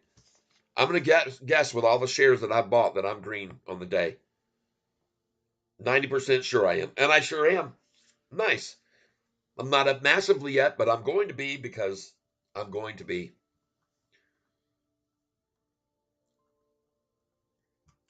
I sure am. And this will turn around. Good place here to buy BITF right now at 299 when the Bitcoin is up 5% and now they've got us worked down to accumulate it and they're only up 2.7%. I definitely would buy some BITF right there. Okay, just saying. Could be wrong, but I don't think so. Look at the NASDAQ now, turning north. Volume has been steady. It's going to have a good day. It's going to go back up. It'll only be barely red by the end of the day. They'll try to hold it. They'll try to hold it down, 10 points or something, or maybe 20. But it's going to recover. A mysterious recovery is headed our way on that one too. All of these. All of them starting to mysteriously start to gain. And look at how they gain in such a slow and gradual manner. They don't want to let it get too obvious what they did to everybody. Right? Just a big gain. NASDAQ continues to climb. Dow, as I said, about to go green. And then who comes in and tries to stifle it? Who's responsible for this little rigmarole trying to stifle it? They come up, get it right here, about to go green. I mean, on the precipice of going green. The previous close was 37,689. And what did they just take it to there? 37,691, folks. Just now. Previous close, 37,689. They get it over 37,691 an attack. trying to hamper the market, and they're trying to make you think things are going on wrong. It's bad. Look at the Russell just went green. Yeah, baby. Small caps, baby. Look at them all. Wow. Yep. All going green, baby. Russell. That's where we are. SoFi's in the Russell Index, everybody, in case you didn't know it. And look at this SoFi stock, man, as they try so hard to do the same thing, deflate and keep it from running away from them. But look at the volume already in less than 1 hour, almost 12 million shares. We only had 34 million shares on Friday, I think it was. I could be wrong. But one thing I'm not wrong about is this doggone SoFi chart, everybody.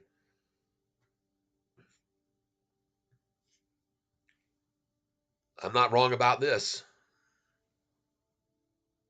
Look at that freaking 10-day just snap. Like, I mean, that's a 45-day line, folks. This is just like the 10-day did back before on this is a chart. Man, did that thing snap. You just don't see that, folks, usually on a long 45-day term line. You don't. You just don't see that. It's just like the line I showed you on the 10-day. You don't see that. Man, there was an abrupt change there, people. Look at this right here. Everybody, you need to learn how to read these charts. And when you see something like that on a 40-day move line, something happened right there. At 10:13, folks, at 10:13, they ended it. What a coincidence, huh? Look at that 45 since that 10:13 right there. And the 50-day just followed right along behind it, just slightly behind it, right along as it should. Bam, but they both just said, "Nah, we're done right there." That was the end of it.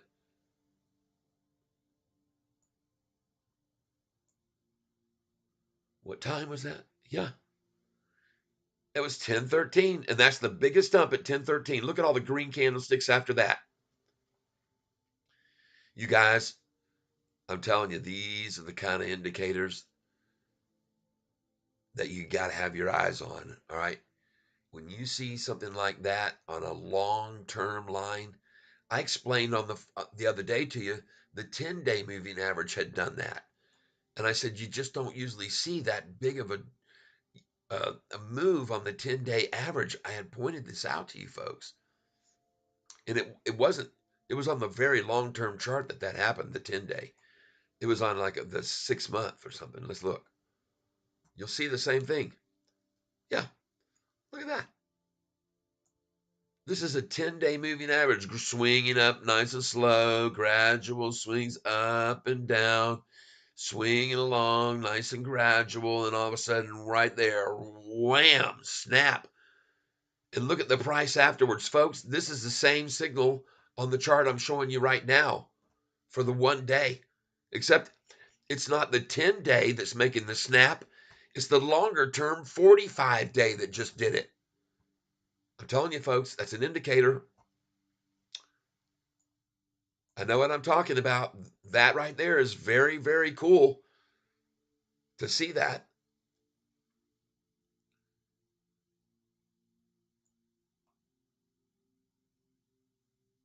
Man, oh man, just look at that. Wow. On a 45-day chart. Why? And at what time? It was at 10:13 exactly. Wow.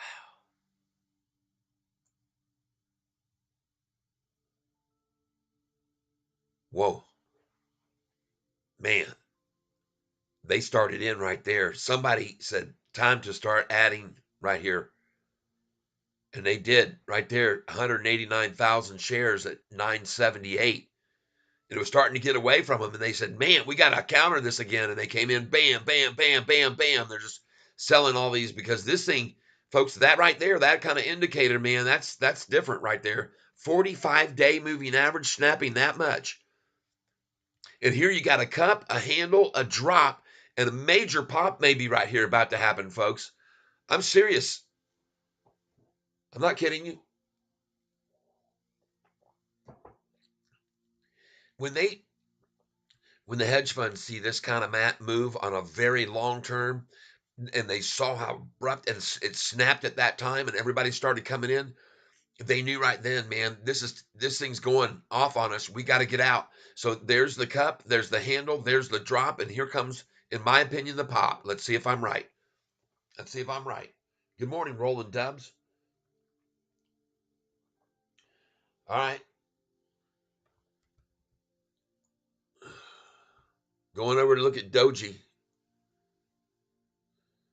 But man, I've seen that before. I've seen that kind of chart right there before, and that usually can mean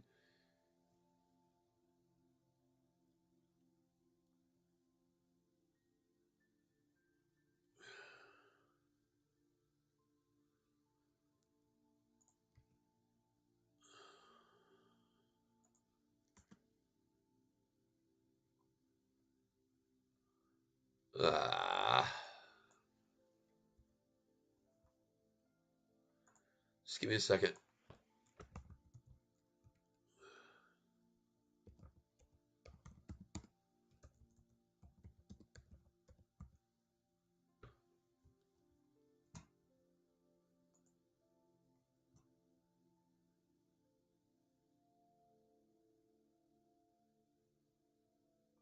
Up 0.38%.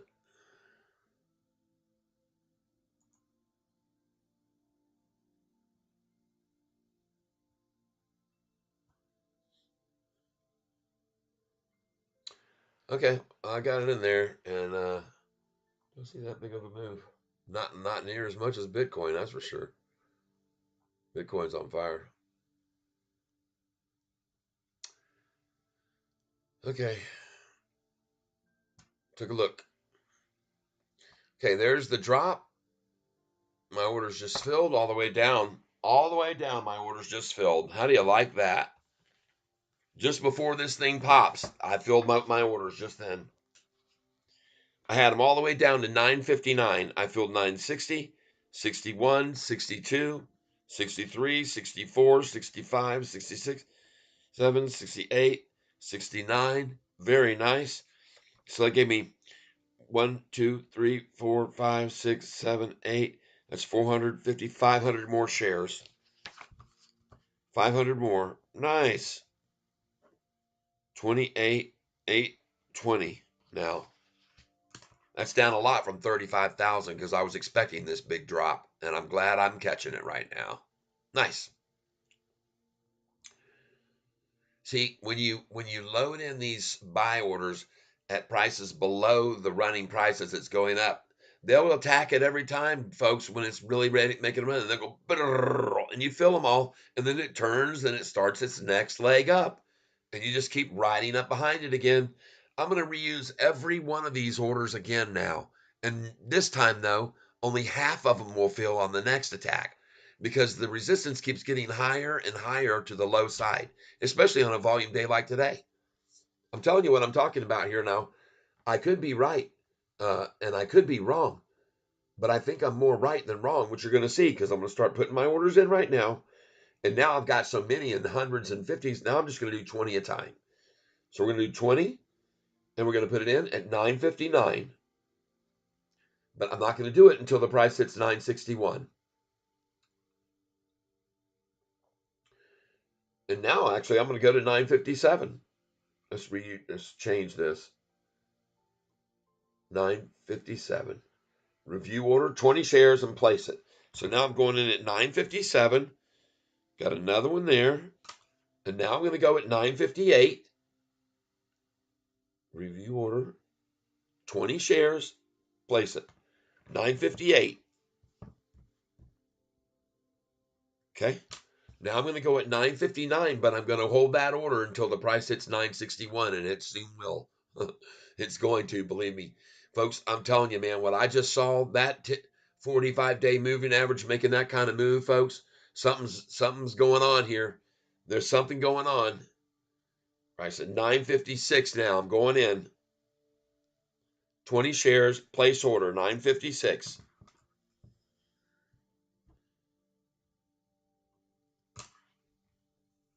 And now I'm going to put in one at 957 right this second. review order, and well, now I'm going to wait. When it hits 9:59, I'm going in again, 9:57. Waiting for 9:59 again. There, nope. It's coming though. It's just going to toggle a little bit longer. And look at the Russell is green and going greener, folks. Moving money out of the Dow, moving money away from the NASDAQ, pushing it over into small caps. SoFi is right in the seat where it needs to be. Don't be afraid here. Buy some more, folks. Buy some more with Catfish.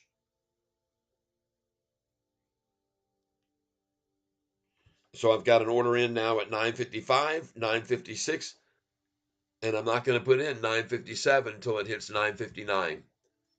And it will.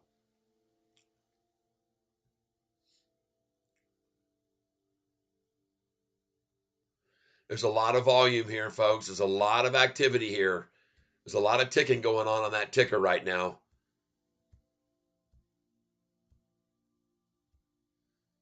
This is very good. I see this as a very, very good signal right here. I just filled at 9:56. Thank you.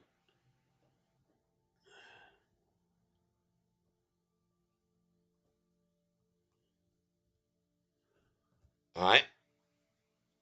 I'm just doing 20 shares here.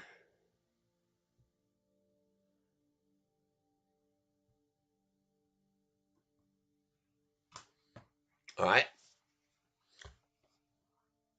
Now we're going to go in again here right now at 9:56 as soon as it hits 9:58. And it will. All right. I could be wrong, but I don't think so. By the way, GM. Yep. Oh, let's get up here. I scooped a bit at 9:55. It's bottom feeding frenzy day. That's right. Our 7% pop-ups happened. Yep. Joe Hearn 10x slated for 1 for 80 reverse spent. Yeah, well, hang on to that long term. Put in a doji. Yep, got it. Roland Dubs. Good morning, Roland Dubs. And Stockman Mark. No, not Dogcoin. All right. Well, I tried DOGI and I didn't get anything either. So I put it in the search window on Yahoo, saw nothing. Stockman SoFi trying to make a reversal 60-minute 1 month chart. Yeah, it's going to change. It's going to change big time.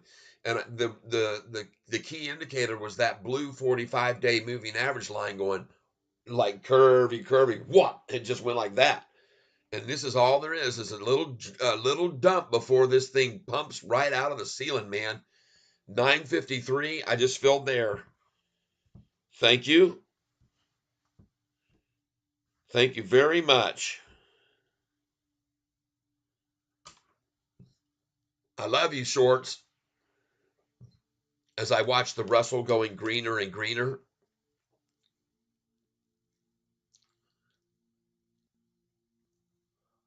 $9.52. I just picked that up.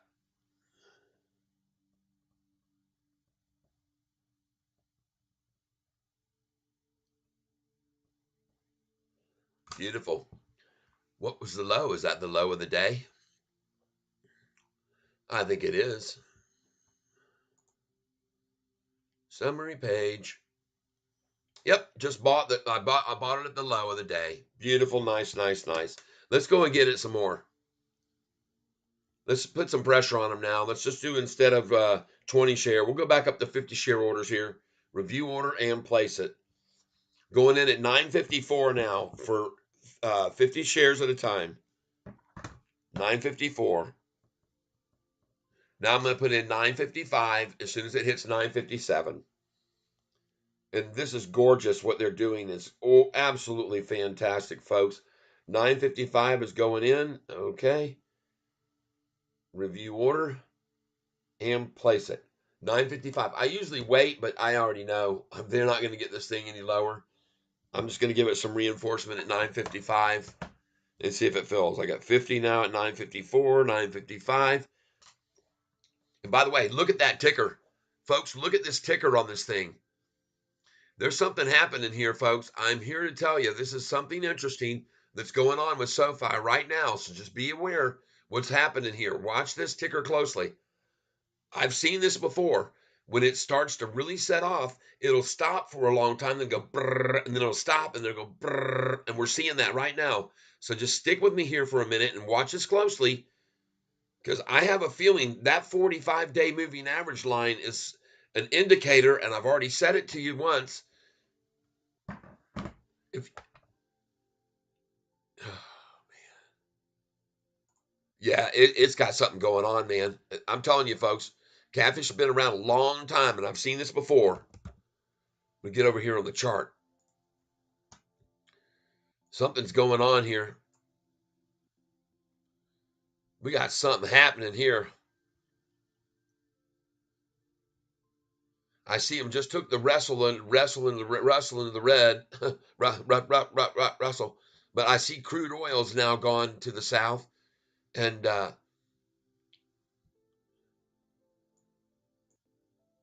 want to see something here.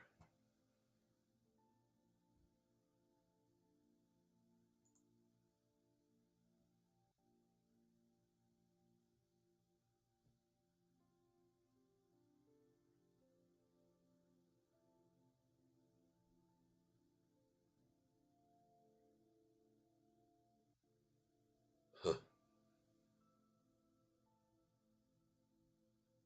Yeah, these things are changing. Even the Russell is changing rapidly. All right, I just got it at 952, and now it's 960, people. I'm telling you, something's going on here. I'm going to just keep putting in 20 share orders at a time.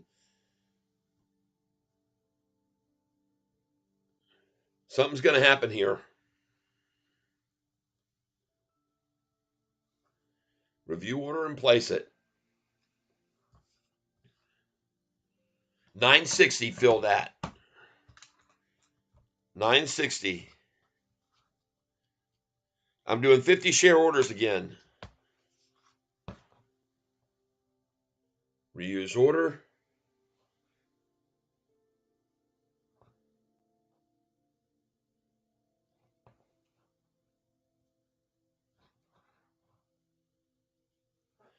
Review order and place it.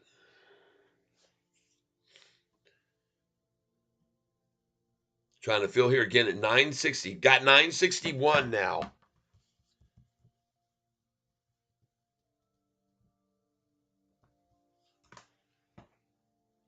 I'm going to keep in this, man. Something's telling me there's something about to happen here. I just have this gut feeling by what I'm seeing here.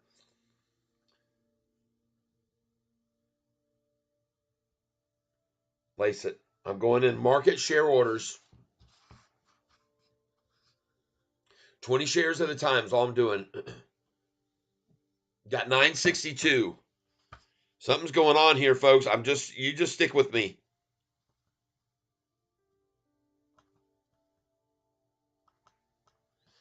Very unusual to see that thing drop down to that 952 just then and then turn and already be 9 cents higher this quick, folks. Reuse order. Review order and place it. 961.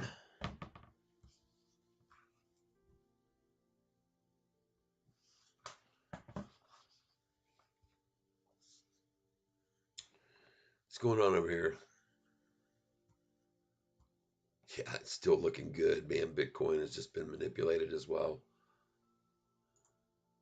There it goes. Told you, get this bit farm now. BITF, everybody. Come on. Pick up a few shares of this before this thing rockets. It's not usually only down. It's not up usually 2% when the Bitcoin's up 5 unless it's been manipulated. So I'm telling you, 297, go ahead. Fear not. 297 Bitcoin. I'm going to add to it. Got 13,000 already, but I'm going to add here.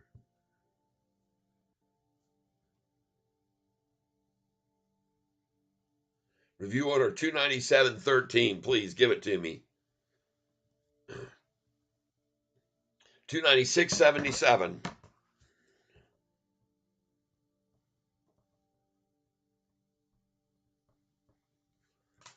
Thank you. Thank you, shorts. I appreciate it. Going again. review order, and place it. Oh yeah, we're gonna make this thing. This thing's gonna go, baby. Again, the same order, 296.77. I like that. That's 2 shares, 2 there. Review order and place it. These guys are too kind to me. 295.99.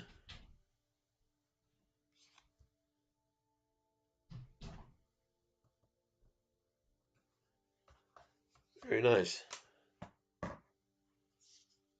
All just manipulative accumulation of Bitcoin, bit shares, BITF shares, and then they're going to run this thing back over 3. All right, that's my call.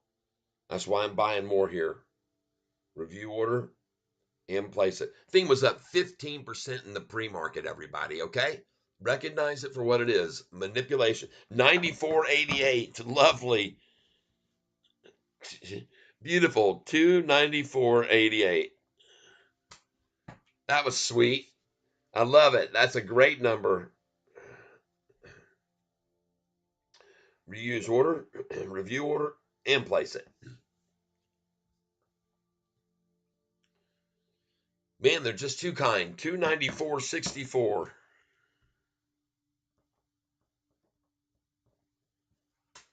Ah, beautiful. All right. I think that'll probably do it for right now. Another 400 shares of that. Nice. At the low of the day.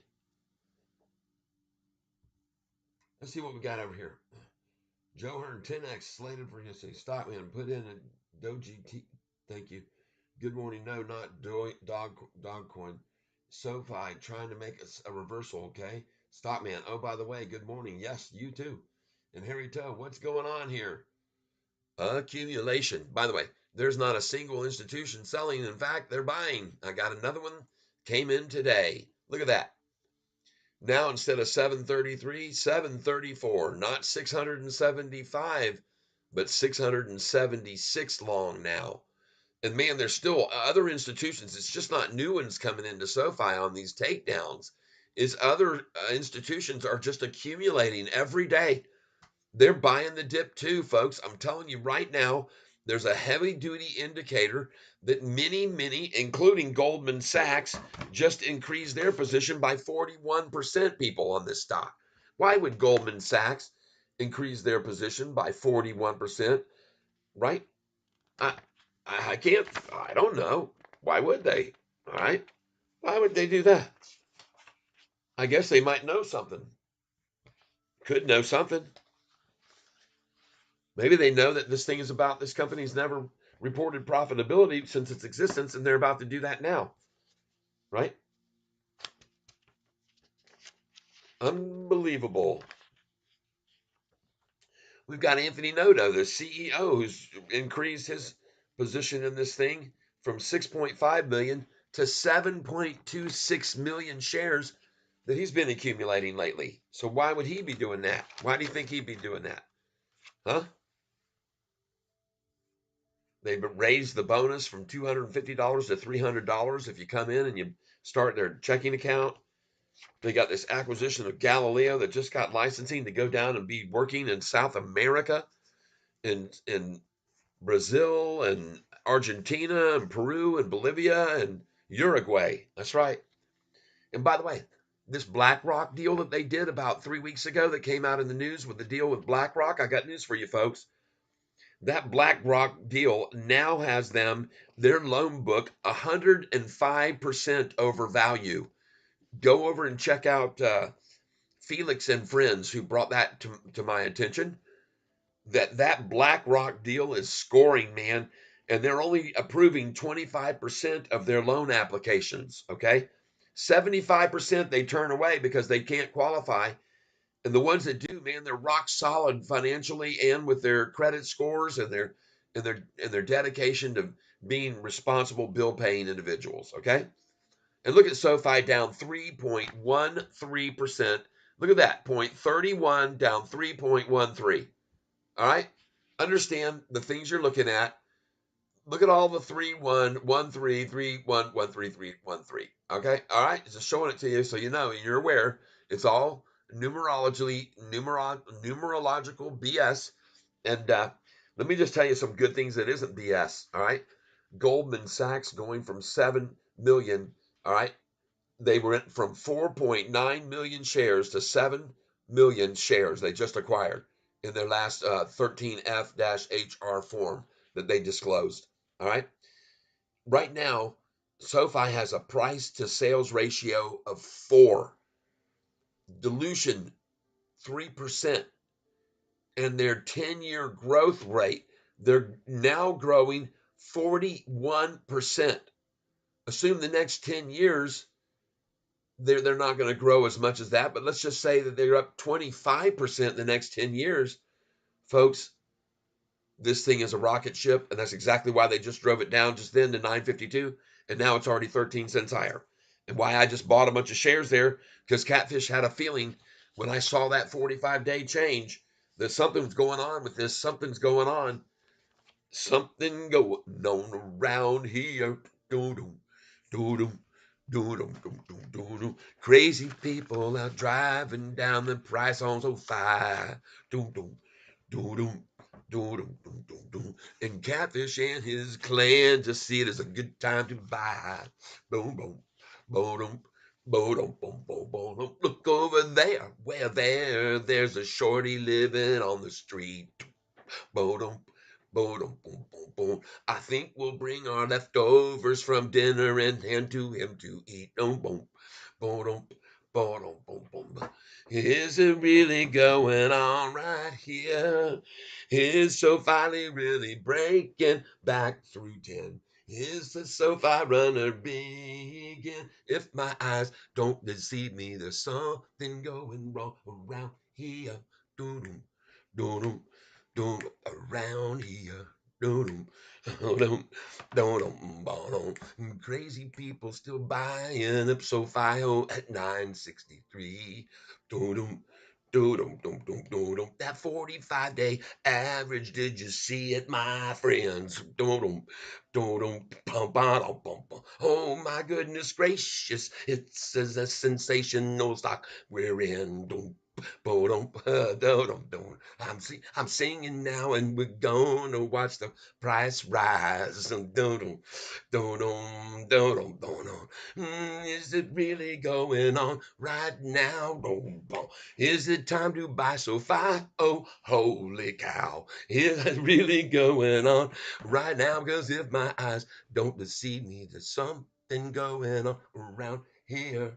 Don't, around here. Oh, don't worry about 10x, and you hold it for another 2 months or 3, and you will surely, then we'll all see.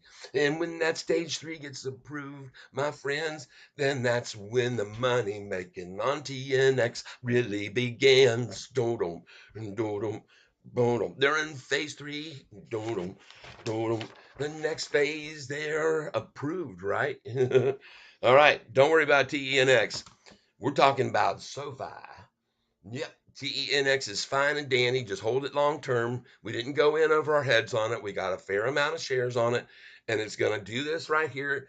And then when they make the announcement within 2 to 3 months from now, and it goes up 200 or 300%, just like this silly stock did this morning on news of a phase 1B 2A approval, up 175 cents on a phase 1B 2A clinical trial. Okay, 1B2A is not even close to being approved, and this thing is up 174%. You wait and see what happens on 10x. They're in their third phase, and folks, once they go beyond that with approval, their drug is on the shelf.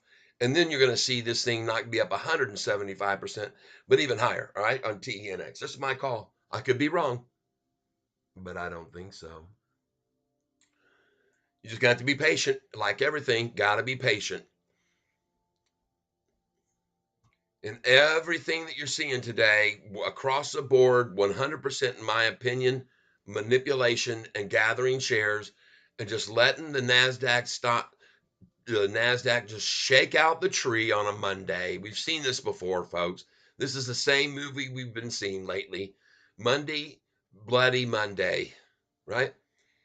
Monday, Bloody Monday. Monday, funny Monday. All right, just relax, everybody. All is fine. SoFi's still up 102% on the year. All right. You keep that in mind that all the shorts that have not returned their shorted positions down 102% in the last year from a year ago. And believe me, these hedge funds that have made all this money shorting it from $28 down to where we were at 450, they've made a boatload and they are still actually, in my opinion, green on this stock. And they won't be going into the red even yet until we get into the 13s and 14s. And once we do, then they're really going to start saying, okay, this is ridiculous. All right, we gotta stop playing this game. All of the money that we've made is just dwindling away and getting lower and lower. And even today, 3% down after 105% gain this year. Do you think they consider that anything to brag them about? No. I guarantee you they're disgusted with it and they're scared. They're scared. And I think there was no more fear than there was on November the 14th when the price hit $10.28 and they ran and borrowed every share that was available to borrow to stop that run at 1023. All right. And you be aware they're still shorted on those positions. That's why it's at 957 today, everybody. But the problem they've run into here now, if you ask me, is that when they run these things down, all these institutions start piling in. They're like, dang, that's a buy-in spot. And how are they going to get it any lower and anywhere near back to the sevens, the sixes, the fives, when you've got all these institutions that say, I'll take that. That's a great deal. Thank you. Yep. They know. They know what's going to happen. All of these institutions are coming in and increasing their positions because they know what's going to happen when this stock turns out profitable. And it's just right there, folks. We're literally right now 28 days away, 27 days, and an announcement's going to be made. And as I said to you before, expect 40 to 50-cent swings on this stock, 60-cent swings on this stock from the lows to the highs to the lows every single day, and even up to $1 or even $1.20. The closer we get to earnings, folks, it's going to continue to get more and more radical. That's what I put on that bull riding thing last week on Friday. Man, you better be ready for one wild ride. And we are ready for it. That's why we're buying right here at $9.52 this morning at the low, and it's already up 7 cents. We're going to make money on this opportunity, folks. We're not going to lose. All right. Oh, by the way, good morning. See what's going on here. Happy New Year, Cat. Thank you, Pedro Con. Thank you, Flint Soap. Hey, what's going on? Don't worry about 10x. Everything's fine. How long can you see that song? How long can you sing that song? LOL. I like that. What's going on here? SoFi song. That was money, money. All right. There you go.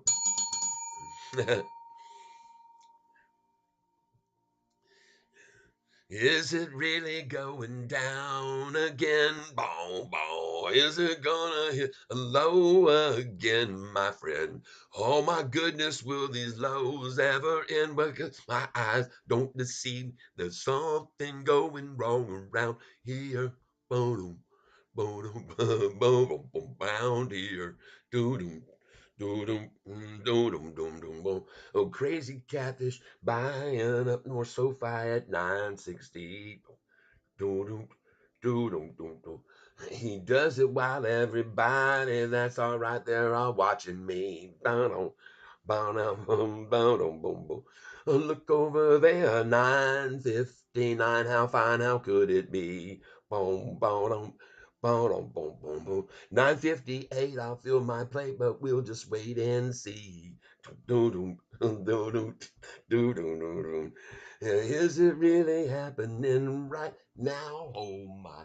Is it something? Oh my holy cow! Wow, is it really going down right now? Well, if my eyes don't deceive me, sometime by some right here. Mm, boom, dum, dum, dum, round here. Dum, dum, dum, dum, dum, dum, dum, dum. Everybody knows that this thing's gonna blow. I mean, don't you see? And everyone can agree that this fight's gonna fly. There's no wondering why. There's no way to deny that this thing is going wrong. Something's going on around here. Dum, dum, dum, all the shorts are in fear. Dum, dum, yeah, something's going wrong around here. And it's very clear. All right, everybody. That song right there, in case you didn't know it, I think it's Joe Walsh. Something's going wrong around here from back in the 70s, which is the most wonderful time to have been brought up in the music environment when we had so many excellent, diversified groups cranking out music from all. They just came from every angle, man, just everywhere. It was just so fantastic. Rock and roll, southern rock and roll. You had everything going on at once. It was just a melting pot of killer music in the 70s. You got the Bangles going on in the early 80s and so forth. And you got doggone, I mean, just so many groups just cranking out all this crazy, wild music coming from everywhere, right?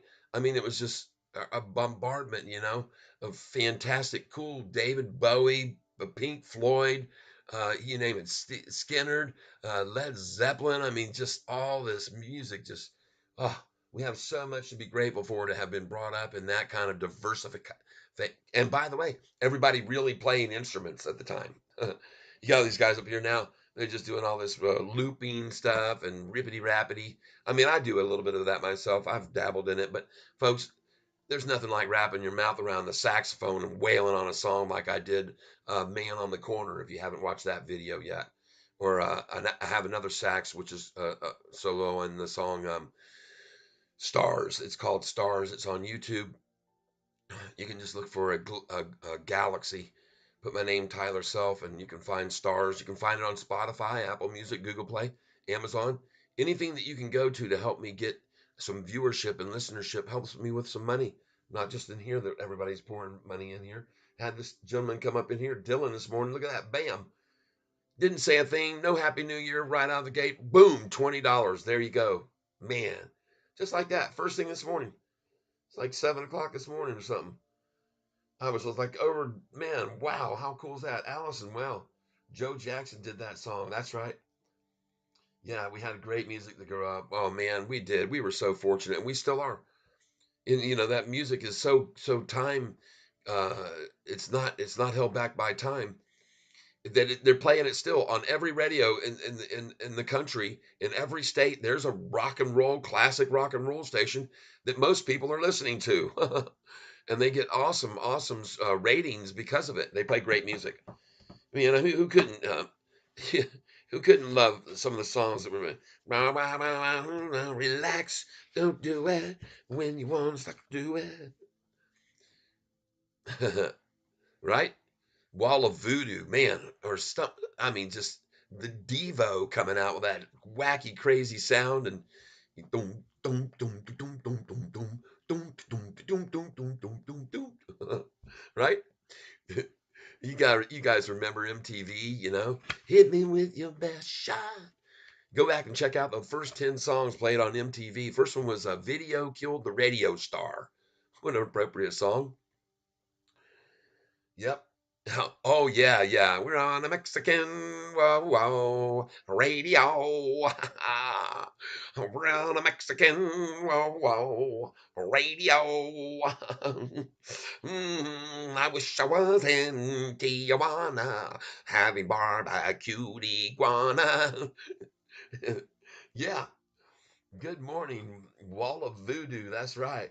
Yes, we had it all going on, man. It was so cool. I mean, you got just so much coming. Daryl Hall and John Oates and Steve Miller and Boston. Oh my gosh, just Boston. Where'd they come out of? Bam! They just hit the radio and just took over, man. That sound, that music. And it's an incredible musical story if you don't know the history of Boston.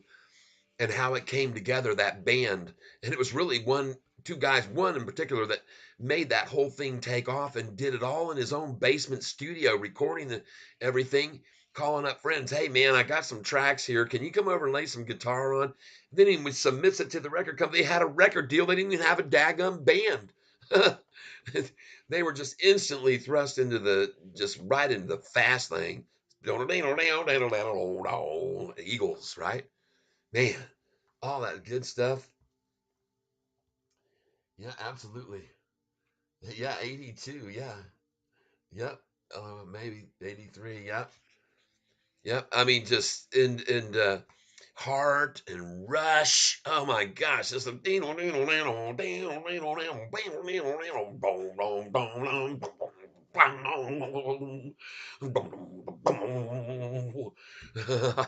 man, he's got Neil Peart just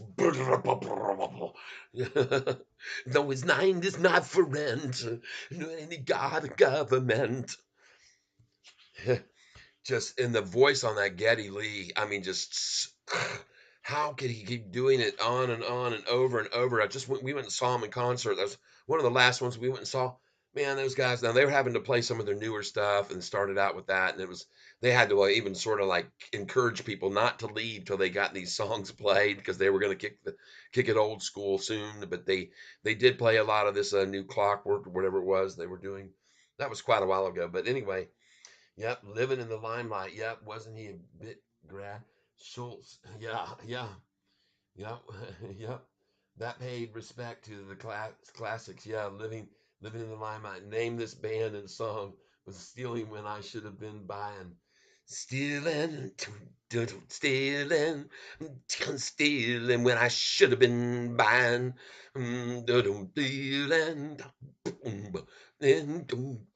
stealing when I should have been buying. Right on. Oh, I don't know.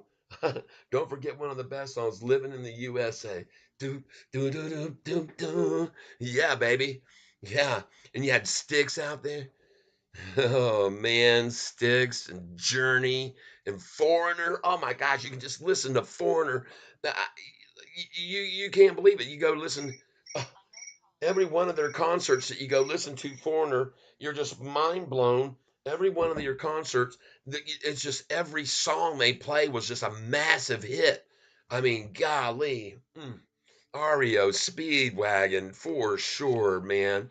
Oh man, you could just go a Journey, Kiss, even back in the day, and Van Halen. Man, what about Eddie Van Halen?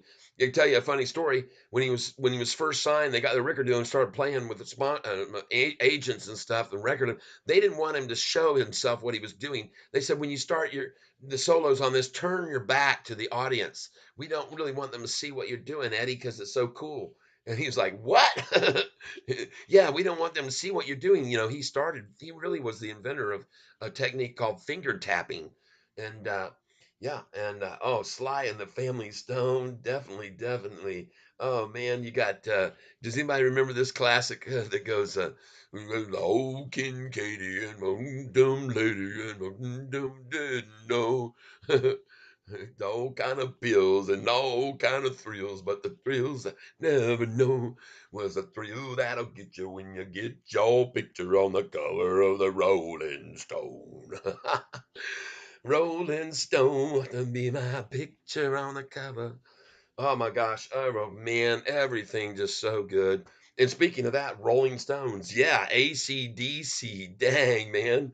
I mean, just come on out and just freaking slay that guitar with that big arm swing. Pete Townsend and the Who, oh my gosh, just destroying stages and equipment and trash. You got doggone just icons, just all kinds. Uh, Jim Morrison and the Doors just rocking out, and oh my God, listen to that girl. What's her name? Oh man, Janis Joplin. Jeez, oh Beats, man. The Police.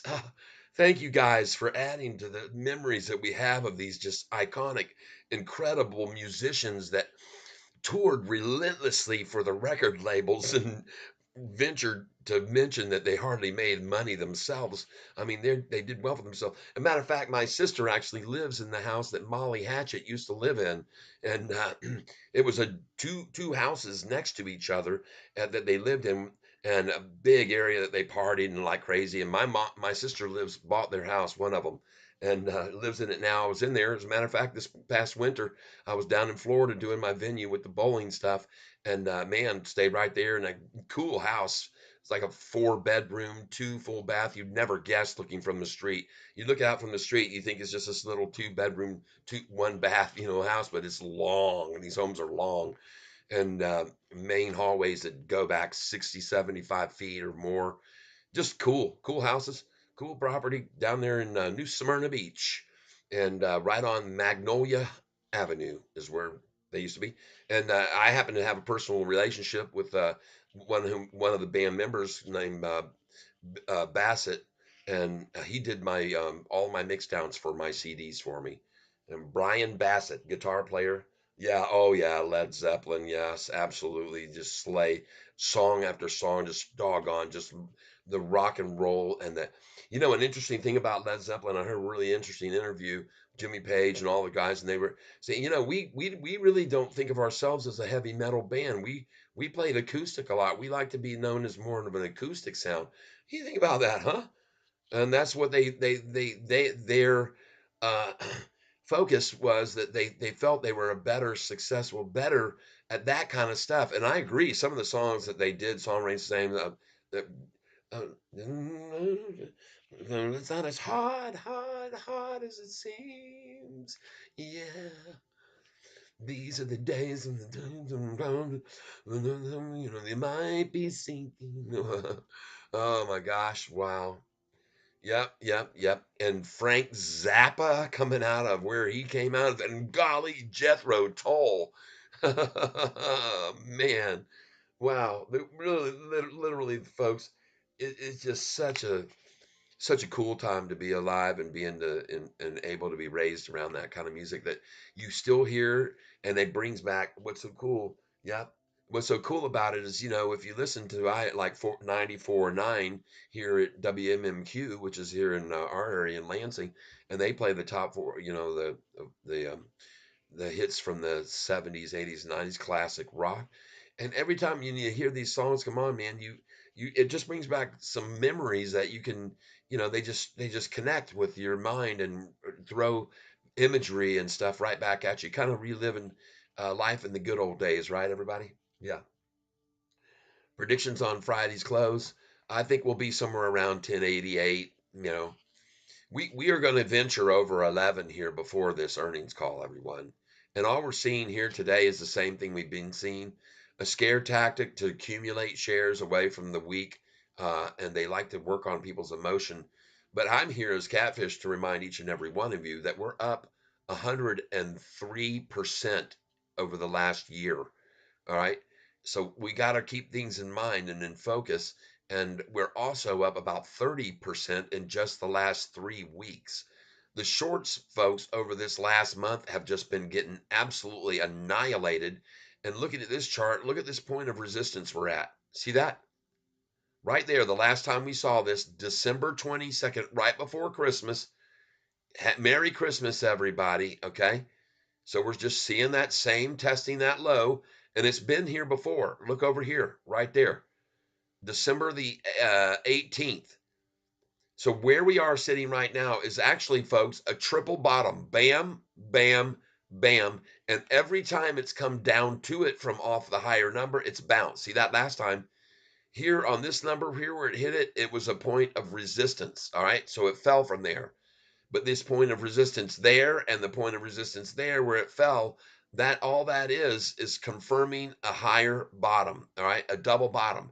And so here you saw it as a point of resistance where we are now as it rose. You saw it here as it rose. You saw it here as it rose. You saw it here as a point as it rose. So of course it's going to be a point of resistance when it falls. All right, that makes sense to everybody? Of course it is. So this is why I'm buying here. That's why I bought it at 952, 53, 54, 55, 56, 57, and all the orders that I got. I got 2,000 shares worth. Yep. Nice to be able to buy again after my phone call into the people at Charles Cotton Schwab. Cut me off. I said, "What's going on here?" Uh, I can't disclose, and I'm not going to, what was spoken about, but after talking to one advisor who was just a kid, to his senior advisor, and then to his senior advisor, then changes were made. And now, guess what? I'm down here buying again at the bottom. They've decided that they didn't want me to take out that much money. Uh, and But one thing I want you to know, I'm not holding this money here till Friday. I'm selling at the highs every day and I'm buying back at the lows. Every day from now until the earnings call, I'm going to do that. That's what I'm here for. This is Catfish's channel where I teach you folks how to buy low and sell high. And if you like that, hit the like button, folks. Now, I got a lot going on, man. Folks, look at all this information here. Just give me a second. I'm going to show you something. All right. See this? This is my information gathering this weekend about this stock. And there's more. All right. I got a lot to talk about. All right. So just chill out a second. Number one, as I said earlier, you guys might have caught this, might not have caught this, but institutional ownership in this stock has increased again today. We've seen another institution come in, and it went from 733 to 734 institutions, but even more so, they're gaining share count. Look at that, up 2.51%, longs increasing. And I got more. I want to show you even more, folks. They've got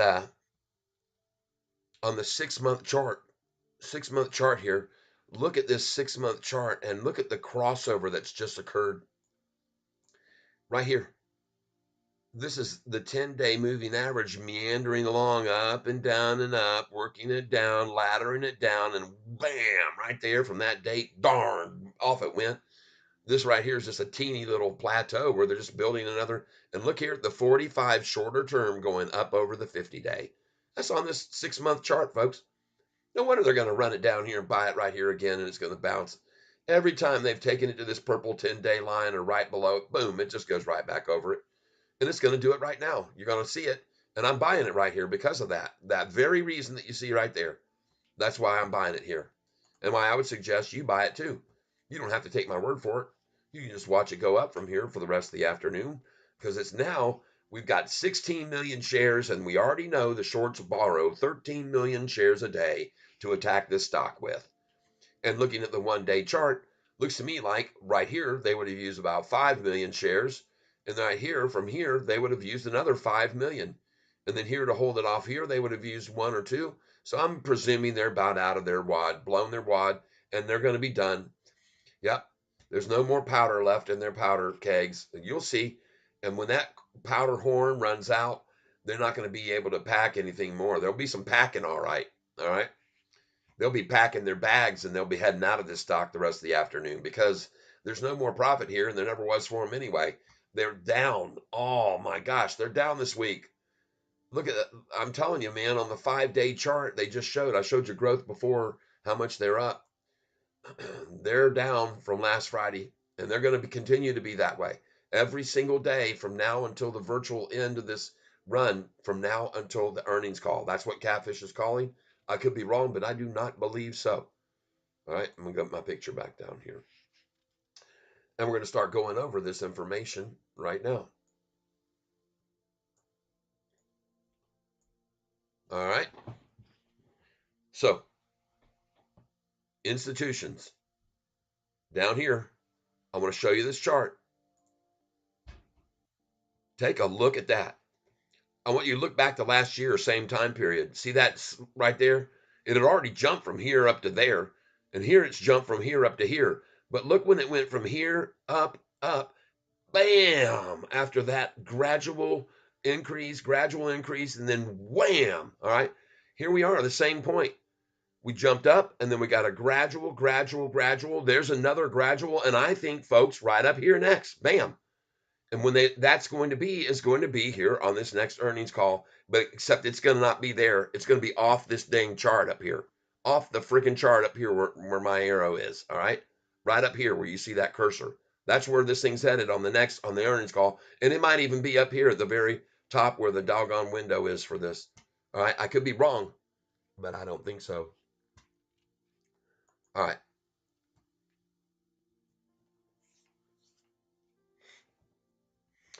I call a chart like this when I see this. I see one bottom right there. I see two bottoms right there. I see a third bottom even higher. And then I look at this bottom here and I see it at what? 957. And I swing over here and I see the bottom at what? 957. And then this bottom I saw at 958. Why couldn't they get it back to 957 again just then? So I point out the small little things, the subtle stuff that you guys need to pay attention to because this makes a difference. All right. This makes a difference. 957, 957, 957. It's like Heinz 57. It's like steak sauce. And now it's already at 959. And look at the number here. Look what they're doing here. All right. 36366. All right. Watch. See if I'm right. 36366. I just pointing it out. I don't have to. Is there a reason that it's traded so long sideways right here during the last hour and a half at this number, 36366? All right. Oh, there is a reason because they have it by design to hold it there because it's their little yippee yahoo fun time stuff. But I got news for you. I don't think it's going to hold up much longer. I think they're going to wane very quickly, and you're going to see this change and not be 3.6 down anymore or in the 3.7s. It's going to be soon 3.1, 3.2. Then it's going to close in the 2.9s and so forth because they simply don't have the energy to stay behind it and keep running it down. They don't. Even this number, 373777. Okay. See that? 37377s. All right. All right. Just so you're aware, I like to keep you abreast of the situation. And meanwhile, we're looking at BITF continuing to fall, but there is the very bottom right there. They got it. They got all their jollies, and BITF is still probably, yeah. I mean, the thing's up 5% today, and they're trying to show you that BITF shouldn't be up even a fraction. All right, don't worry. That's all fakery, shakery, bakery too. You'll see where this goes this afternoon. This is same thing, accumulation of shares, and then they're going to run it right back up. You're going to see a massive valley chart formation here, and you should get in on Bitfarm right now. If you ask me, I could be wrong, but I don't think so. Okay, let me get this back down here. There we go.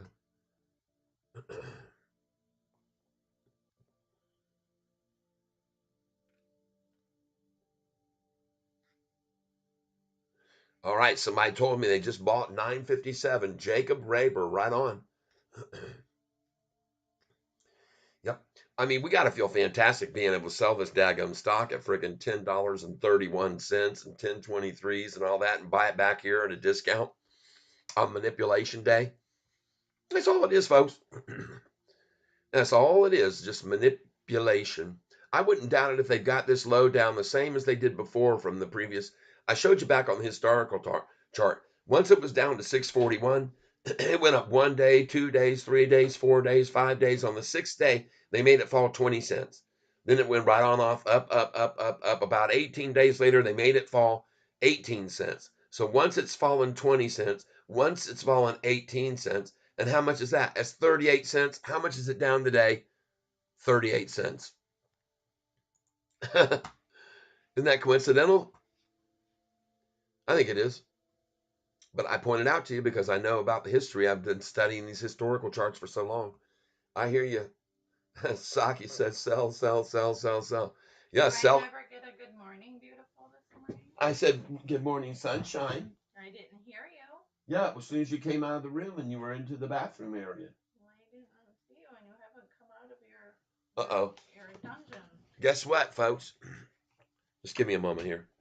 I'll be back in a jiffy pop because I got to go give the morning hugs to my beautiful. And she can't be neglected. So just give me a moment here. I gotta get a little free time, you know. And in the meantime, we're gonna let you look here at our friends. All right, just hold on. We're gonna let you look at our friends. Gonna let you look at our friendly friends.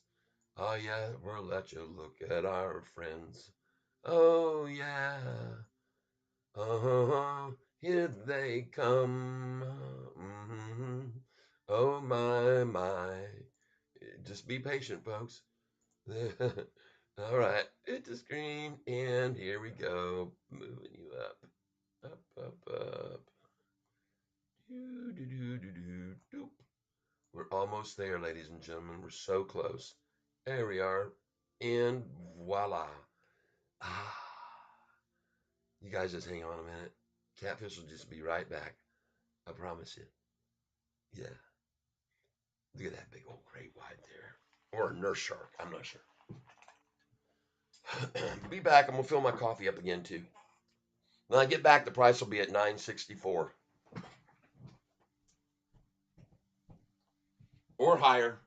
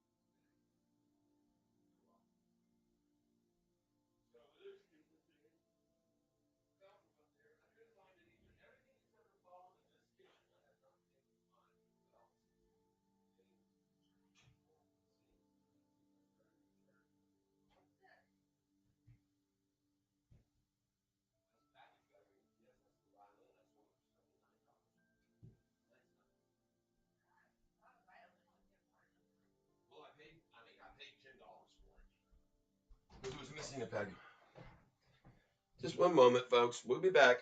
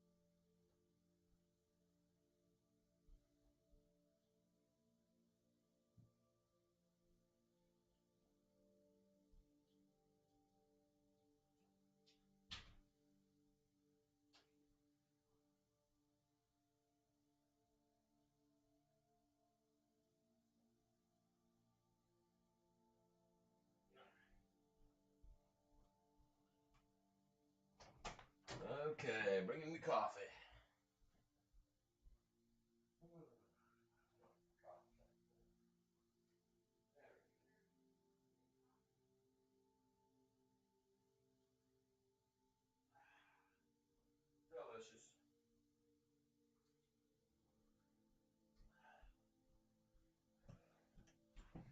All right. I'm getting closer. Up we go, slowly but surely, folks. The climb will continue all afternoon.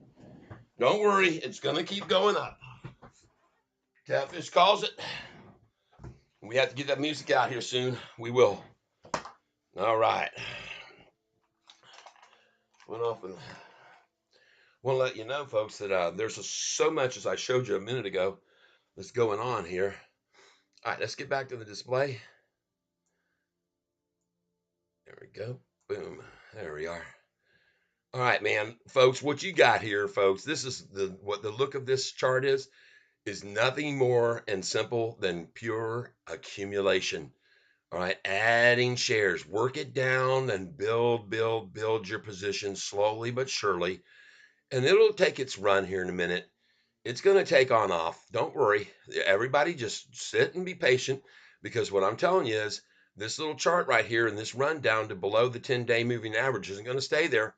It's not going to stay there, folks. It's going to pop because of that blue and that gold line there. That 45 and that 50-day. It's just building up pressure. It's going to blow, folks. All right. I'm telling you, don't be surprised to see this thing come uncorked this afternoon and be green by the end of the day. I could be wrong, as you know, but I don't think so. All right. So we got a lot of people that are here. I want to thank you for hitting that like button. Let's get this thing streaming out to more and more people. We've had 671 views. And let's talk about all the things that are going on. As I told you already, we've got institutional ownership increasing. We got Malcolm Etheridge, CNBC on Friday, interviewing him. And he says, well, I love a lot of things about this stock. I love their growth rate. I love their student loans being paid back and all that money coming in, deposit money flowing in. I like their diversification. I like their tech side. And he said, most of all, I like the possibility that someone like Apple is going to come along and they're going to use the services of Sofi perhaps because they want into this fintech space. And they could be making this available to all of their customers, but they could do it via someone who's already got all the infrastructure. And then Apple doesn't have to build all that infrastructure and waste all that time, effort, and money. So this is what I'm talking to you about, the rumors going on that Apple might be stepping in to get into this fintech space with a partnership with SoFi. Now, I'm not saying that I believe that's the case, but I'm going by what has been said by a couple of things here. One of them, and look at this price now at 964. I told you when I got back it would be at 964. So I missed it by 2 minutes. Whatever. What I'm telling you is this thing isn't going to sit here where it is, and you better be accumulating with Catfish Tyler at that 952, 53, 54, 60s. Someone came in at 966 with me.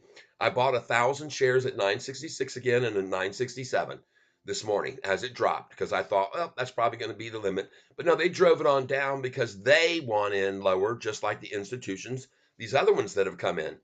And I show you, they're starting to build their institutional positions here. And it's obvious that that's what they're doing. They're doing it quietly, slowly, under the radar, keeping it off the table. You know, I almost put up this picture that I had today for my thumbnail that I use for my thumbnail about the rumors. I almost put up instead SoFi under the tech. I might do it. I'm not going to tell you. I got an idea for the next video that I'm going to do, but you better be taking a look at the doggone Russell. You look at the Russell right here. It's about to go green again, folks. The Russell is going green. If I refresh the page, they might even be green already. So just be aware, folks. This is where we are. The Russell Index, the SoFi stock is in the Russell. And I want you to look now. The Dow has just gone green. Called it. I called it earlier. All right. It just went green a second ago. There it was, green. You can see it on this chart up here. And then they tried to yank it back from off the green. And good for them. They got it down here, lunchtime low. Whoop-de-doo. This thing's going to be green by the end of the day. NASDAQ is going to go up and be down at the end of the day about maybe 50 or 60 points. All right. If it's not green. All right, you can already see what's happening with the NASDAQ. Look at this. It's all just a bunch of accumulation right here. Look at that right there. All I see is a really nice chest line there. That's what I call this chart here, the chest line. All right. And it I know. There we go. Let's back it out and see the chest line. There it is. A little lopsided, a little loopsy lop, but that's it right there. NASDAQ chart. There we go. Double bottom and off to the friggin' moon. Crossover occurring right now. Let's get to the 1 day. Lots going on with the NASDAQ as they manipulated it down. And now let's get in here closer and take a look at what they just did here. And I'm telling you, folks, all we see here is a very nice looking look at the 45-day gaping away from the 50-day there. See that? That's what's happening on the long-term chart for the NASDAQ, people. And it's just stair-stepping up, stair-stepping up, stair-stepping up, stair-stepping up. Each one of them looks identical. Look after it makes a stair step, a little bit of a pullback, and then stair steps up, little bit of a retrace, and stair steps up, little bit of a retrace. And what do you think is going to happen next? Look at that blue 45-day and the 50-day, folks, on the 1 day. All right. You can either believe what I'm saying or you don't. And I'm telling you now that SoFi is not going to end at 966. It's not going to end at 967 today, where I bought 1,000 shares at each of those numbers. It's going to keep on climbing, and it's going to keep climbing back up over 10. And soon it's going to be back up over 11 and over 12 and over 13 and over 14. And as you can see, just as I predicted, they've run out of their shares to work it down with. They don't have any control of it anymore. They've lost control. And now watch them start to cover some of these positions for the stupid people that thought, oh my gosh, look, it's just going to keep falling right here. Let's just keep shorting it at 956. Let's make it go back down to 8 where we can make some money when we sell it, when we buy out of the positions. Well, I'm sorry, it's over 967 now, and other ones have already left. They got out right there. Long, shorts. Your friends have left you. Your shorty buddies have all cut loose, gone long on it, accumulated more shares, and we'll probably see the institutional value of shareholders increase again. All right. Probably refresh this page and we find another shareholder has come in. And it is true. All right. It is definitely true. Now, we going down to 8993 supply zone where I'm buying heavier? No, we're not. That's all over, man. It's over, but they're crying now. Look at that, 968. And watch this thing just go right on up. It's coming unglued on them. It's coming apart at the seams, it seems. Yep. Coming apart at the seams. Here's the question you need to ask yourself. Why isn't the price still at 952 that it was? Why has it already gone up 16 cents in an hour and a half? Why is that happening? Well, because the institutions, they have their price they want in at. Once they get in, they don't care. They can run it just as fastly up as they can down, and sometimes even faster up. And I anticipate that we're going to see that happen this afternoon. Because here's the deal. When some institutions see that the ownership has increased by 7 institutions, and then they look at this volume amount here and they go, oh my gosh, look at this, folks. Look at the puts to call ratio, the puts versus the calls. Talk about equality, man. They're fighting it out, duking it out here. But the puts are actually larger. The red up here, the put options are larger right through here than the calls. Okay. Well, that no wonder the price kept falling and falling and falling until here. Who's calling me? What is going on, man? Double K. Happy New Year to you, my friend. You dang right I am, and man. Did you see? I bought a crap load of BITF on Friday. I bought $13,000 worth of Bitcoin stock, and the daggum Bitcoin went up 6% today. Nice. Yep, I sure did. And I also just bought a boatload of SoFi when they got it down to 952. Price is about to break over 970, going back up to $10 right now. SoFi was manipulated down about an hour and a half ago to 952, and now it's about to break away. It's breaking away because, see, they used all of their 16 million shares already. They only borrow about 16 million shares per day to short with, and they already got it down as low as they could. They got it down to 9. No, I sold some of it. I had some sale orders in right out of the gate. I had them already higher. And I told everybody these orders I've got in place because they're going to attack this thing down. And they sure as crap did. I sold a bunch of it, attacked it right down. I'm going to buy it back. I mean, wasn't it up a little bit more than that? It was up 15% this morning. BITF was up 15. No, Yeah. yeah. So they're just. Yeah, I mean, I got close to 1,000 shares of that. Yeah, I bought, like I said, bought a boatload on Friday because it was down 4.9%, and I started in on it, and I was just buying and buying. I kept buying it and buying it. Everybody was here watching me. One guy comes in and tells me, "Why are you buying all this Bitcoin?" It's blah blah blah. I said, "Well, I have my reasons," and then I explained Well, why. let me tell your other buddy that that would ask you that, why you buying that. Tell him I bought it at $1.79 on Bitfarm. So Yeah. And I know why it's going up. And I told everybody on my channel on Friday the real reason Bitcoin is on a run. And he didn't believe me. He didn't believe what I was saying. He said it was BS what I told him. I said, okay, well, you just keep believing that and you just keep watching the price go up. You'll see. You'll see how much BS it is. And I was right. What was he saying? He was saying the only reason it was going up was because of the ETFs. Oh, wrong. Yep. I said, no, no, no. I know why it's going up, and I'm going to tell everybody, and I did. And then I said that, but I'm not going to talk about this anymore. So you can go back and watch my last live video, and you can be watching around 2 o'clock in the afternoon when I started buying it on Friday. And the video has a picture of a bull on it. It says, "Are you ready for the ride?" Watch what I did about 2 o'clock. And when the guy came on, I was buying BITF. And he asked me why. And I told him why. I told him what was going on in the BITF world. In Bitcoin, it's being used by a slew of these people who are using ransomware to take people's computers over. And the only way people can get their information back and get their computers back up and running is by paying through Bitcoin. That's why the price has rocketed from 16,000 to 45,000 in a month, because there's a lot of it going on all over the world, including what happened to our airports about a year ago.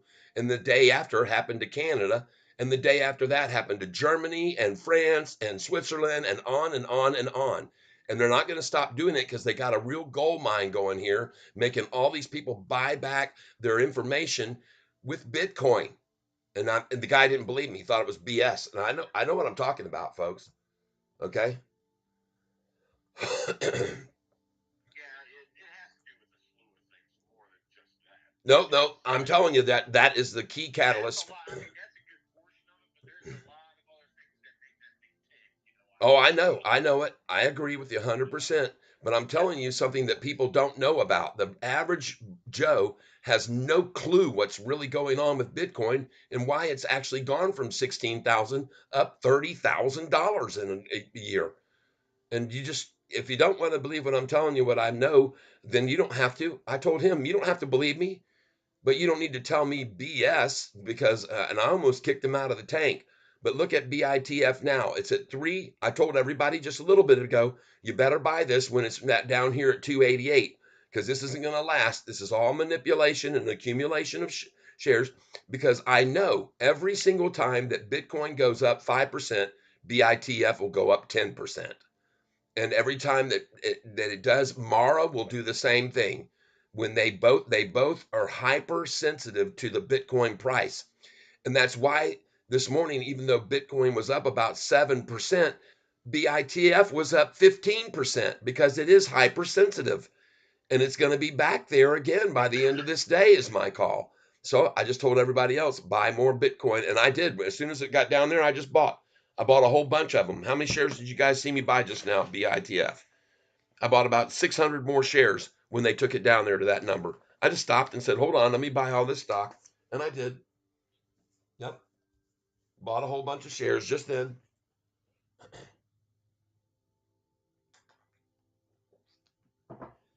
And like I said, it's just amazing to me that people at this point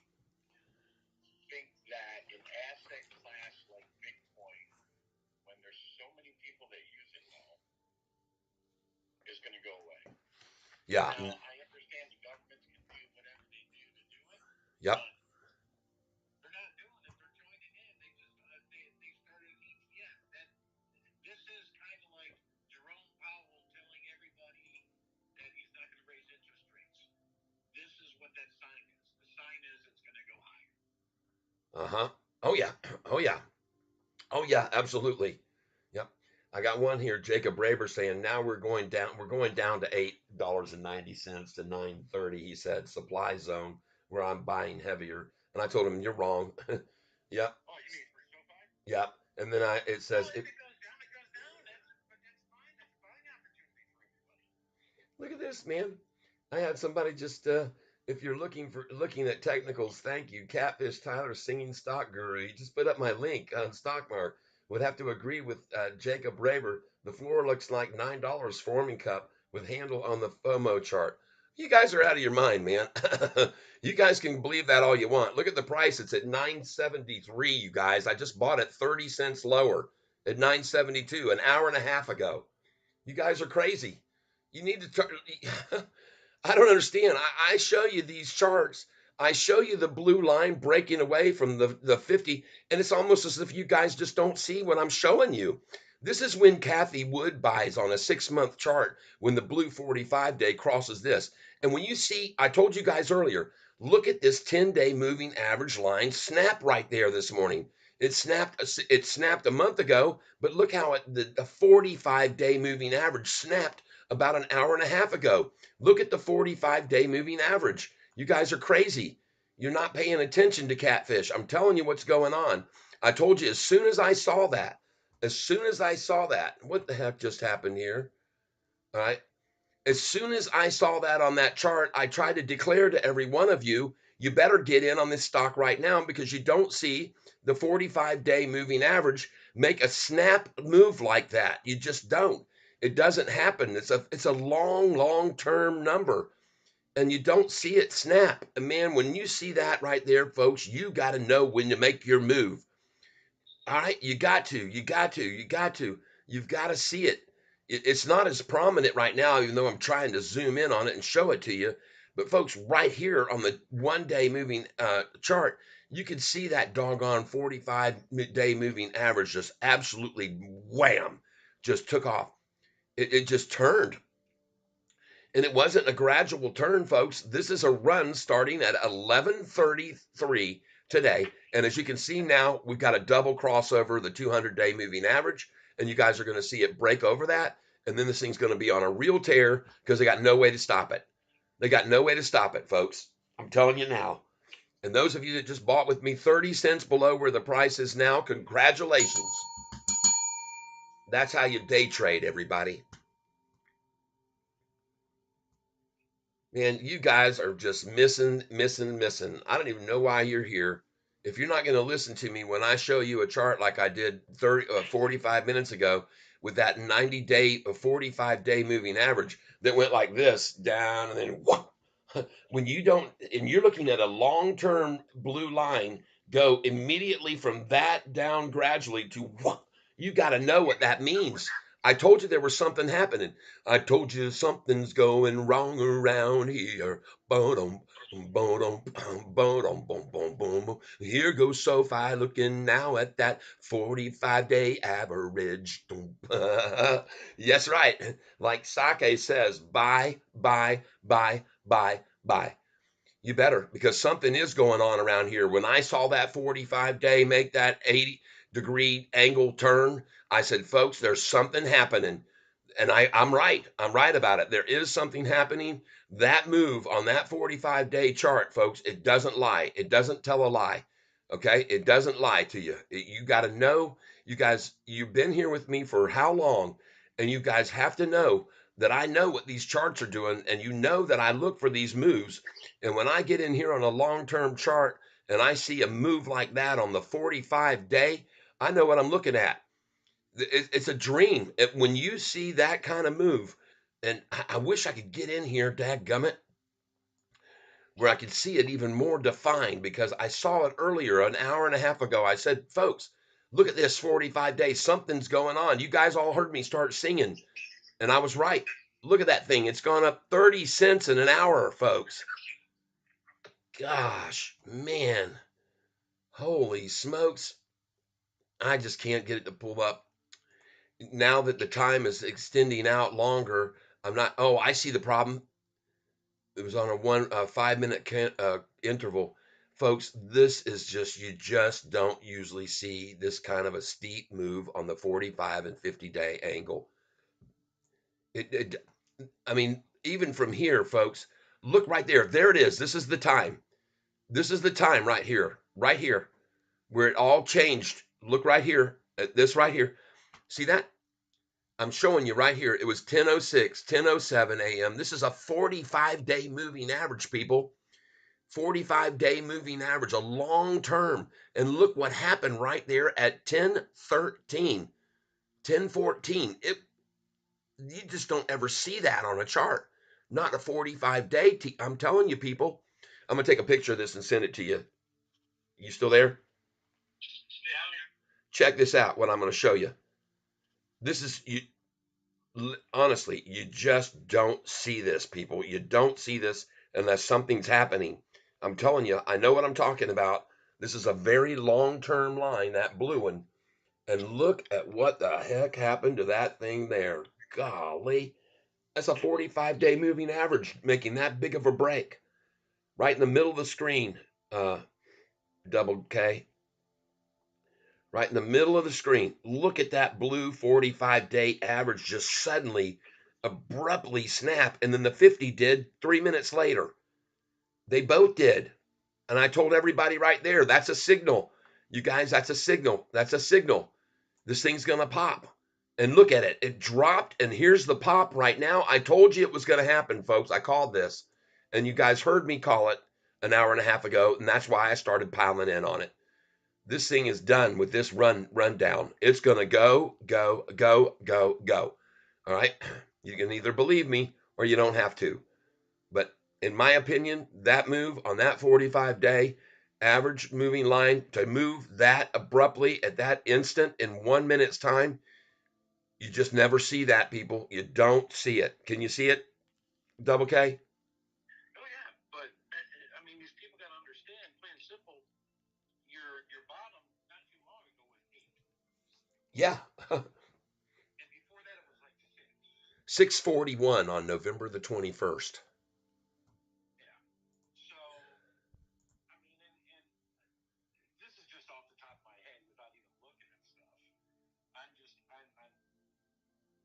I'm gauging and I'm showing at least, I mean, nothing down lower than probably 950. Yeah, absolutely, man. I am telling you, folks, this thing, that move that I showed everybody on that chart of that 45-day moving average, folks, I'm telling you, Catfish knows what he's talking about. I told you as soon as it happened, you could just see me get excited about it. I was like, oh my gosh, look at this 45-day moving average pop right there. Look at that change of direction. Somebody got something. Something's being informed. There's something going on, like the song I started singing right then. It's Joe Jackson.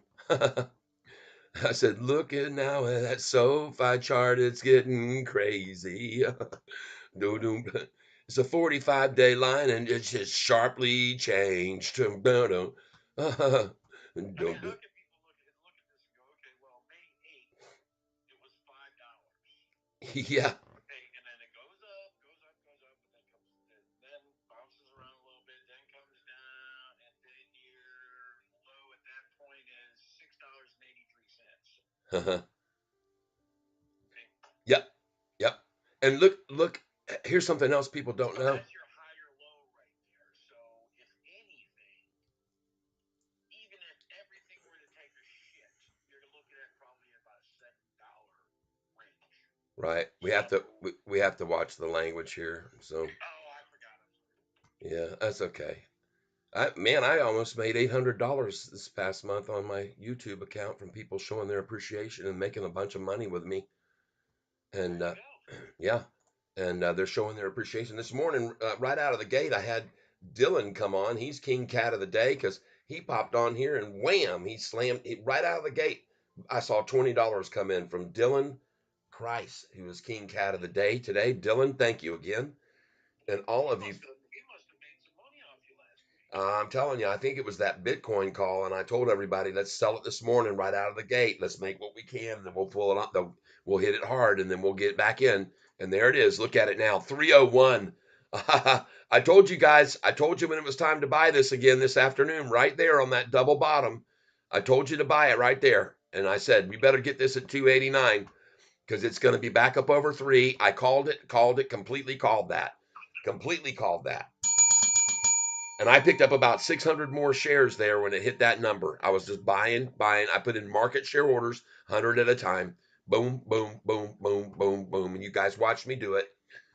I want to thank you for being Mr. Reed. We should call Jacob Carl because his wins. Yeah. Yep. Yep. TY, thank you. Sofi put in 6-month cup starting a handle on a 11214 breakout. Yeah. Folks, I'm telling you, all of these things are coming apart, and this is what we're all seeing now. Everything's starting to turn directions. We're going to go up here and we're going to take a look at this Dow, and the Dow is now turned green in a second. It's actually showing green right here now on my chart. And I don't know why they're trying to show the number down 0. There it is. It's definitely green. So the Dow has just now broken green as I called it would. I told you it would. I told you the Russell was going to go green. I told you the NASDAQ will end up being down about 50 or 60 points by the end of the day because the accumulation is over. They're letting it go now, and they can let it run up just as fast as they run it down or faster. And look at right now, we got a crossover of the 200-day going on this chart. I wonder if they're showing that on Yahoo right now. Let's go and see. Yep, BITF. I haven't looked at. Oh, by the way, Yep. the Charles Schwab thing. I was on. I had to call them this morning Okay. and deal with things with it, and it took me an hour and a half to deal with stuff with them. Yep. Yep. Yep. I had a very long conversation with them Friday afternoon because Oh, I wanted to find out why they were keeping me from buying the stock on the lows oh, each day. that's right. You had they were stopping you, and you sold it. There, you were like, why are they not letting you buy that? That's right. That's right. I had a nice long conversation with them. I actually had to go from the small fish to a little bit bigger minnow, and then I moved from the minnow up to a bass size, and then from that I got finally to the whale. All right, and because I was going to whale on them if I didn't get my account unfrozen, and everything is kosher, amazing.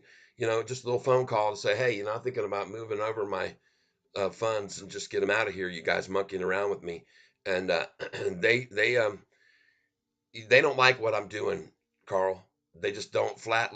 They just don't like what I'm doing. Okay, and well, as the price keeps rising like it is now, I keep putting in buy orders underneath the price by 2 cents.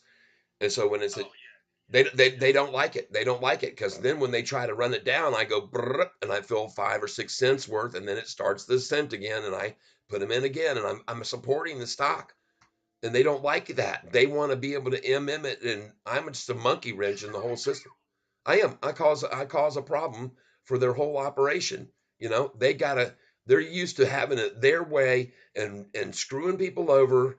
And guess what? Somebody finally caught on to it, and he's teaching other people to do the same thing. And we're all starting to make a bunch of money doing it, and they don't like us doing it. They want to be able to get away with their own discreetly, so we don't notice these patterns and we don't take advantage of it, just like they're doing. So we've decided we're stop the fight with them. We're not going to lose our minds when the price is attacked down and get attacked like today was. We take advantage just like they do. And we bought like crazy when the price was just down to that 952, didn't we? Everybody came in with me. Everyone was buying. Everyone. And Sake, you are about. by the way, I don't know if you want anybody to hear this or not, but I think it might be close to time to buy hot stocks. All right. And your reason? Well, because of the federal regulations that are kind of going on, Biden's making a push for certain things, and he's Yeah, I know he I just. have a feeling that we're going to be looking at a lot of things that transpire, especially, um, the federal side as far as they're going to bring it down to a Schedule 3 class drug to where it opens up for the banks and everything else. And they also just pardoned. He came out and pardoned a bunch of Yeah, these yeah, people who were jailed for long, long terms for really just they never did violent crimes. They were just dealing little pot, and so exactly. they pardoned those, and they're letting several thousand out onto the. They've done their time. They paid their dues. They were persecuted by the government who about 50 years ago put out a movie you guys should look into called Reefer Madness. Yeah, I remember that. They were trying to show everybody that if you smoked marijuana, you'd go mad. Okay, like people with LSD, and they were trying to show that, yeah, they were kind of basically trying to equate marijuana's psychoactive reaction to be something that made you go crazy and lose your mind. And it was such a crazy video. That was all propaganda, just a government thing to try to put a lid on it because it was getting beyond their control. And then the funny thing is, like, they care so much about us, they're going to put something farce like that out, but then they're going to deal all the cocaine to everybody in the United States that can get enough money together to go fight a war down in South America, and they got to pay for all the arms with the money they sell all the drugs to our youth with. And that was happening down in the movie. If you ever saw it, American Made, Tom Cruise was starring in that movie. And by the way, talking about that, several people told me, Ty, you got to see Lore Wars. I did watch that, Lord of War. I watched it, and Oh yeah, Lord of War with Nicolas Cage. Nicolas Cage, yeah, a good, excellent, and a parallel type of movie that just shows that there's a need for these people that deal in arms and the deal in because the United States wants to do it, but they have to have a middleman so their hands are clear of what's happening, and so they're just trafficking what the U.S. government wants to distribute into countries that have bans on them and that there's embargoes against bringing in, and they're the ones to do it. All right, it was just a killer movie, and there's another one called the uh, uh, Dogs, War Dogs, and that one I have not yet watched. I think I watched it already at one time. I did. I think there's a part in it where there's like a goat interview or something going on in that movie, and so I think I have watched that one too. But anyway, what I'm watching here is the Nasdaq, which I told everybody was going to be only end up being down 50 or 60 points today after this accumulative move. And really, what it is a lot of people just moving money around. They're moving money right now from the NASDAQ and from others over into the Russell. Okay, so because small caps are getting very hot right now, including SoFi, which has had another institution came in today on SoFi, by the way, in case you don't know this. And I'm showing you folks, interestingly enough, that even if the price drops, more institutions come over and buy it up. And this is the problem that the shorts have right now. They're trying to manipulate down to get this thing back down to the numbers where they shorted from. But every time they try to take it down, institutions come in and gobble up 200, 300, 500, 700,000, a million shares. And that just thins out even more shares, puts more pressure on them. So they've caught themselves in a catch 22 scenario where they can't force it down that much, or all these institutions and ETFs just start coming in and adding more. Just like every time they do, how Anthony Noto piles in on it.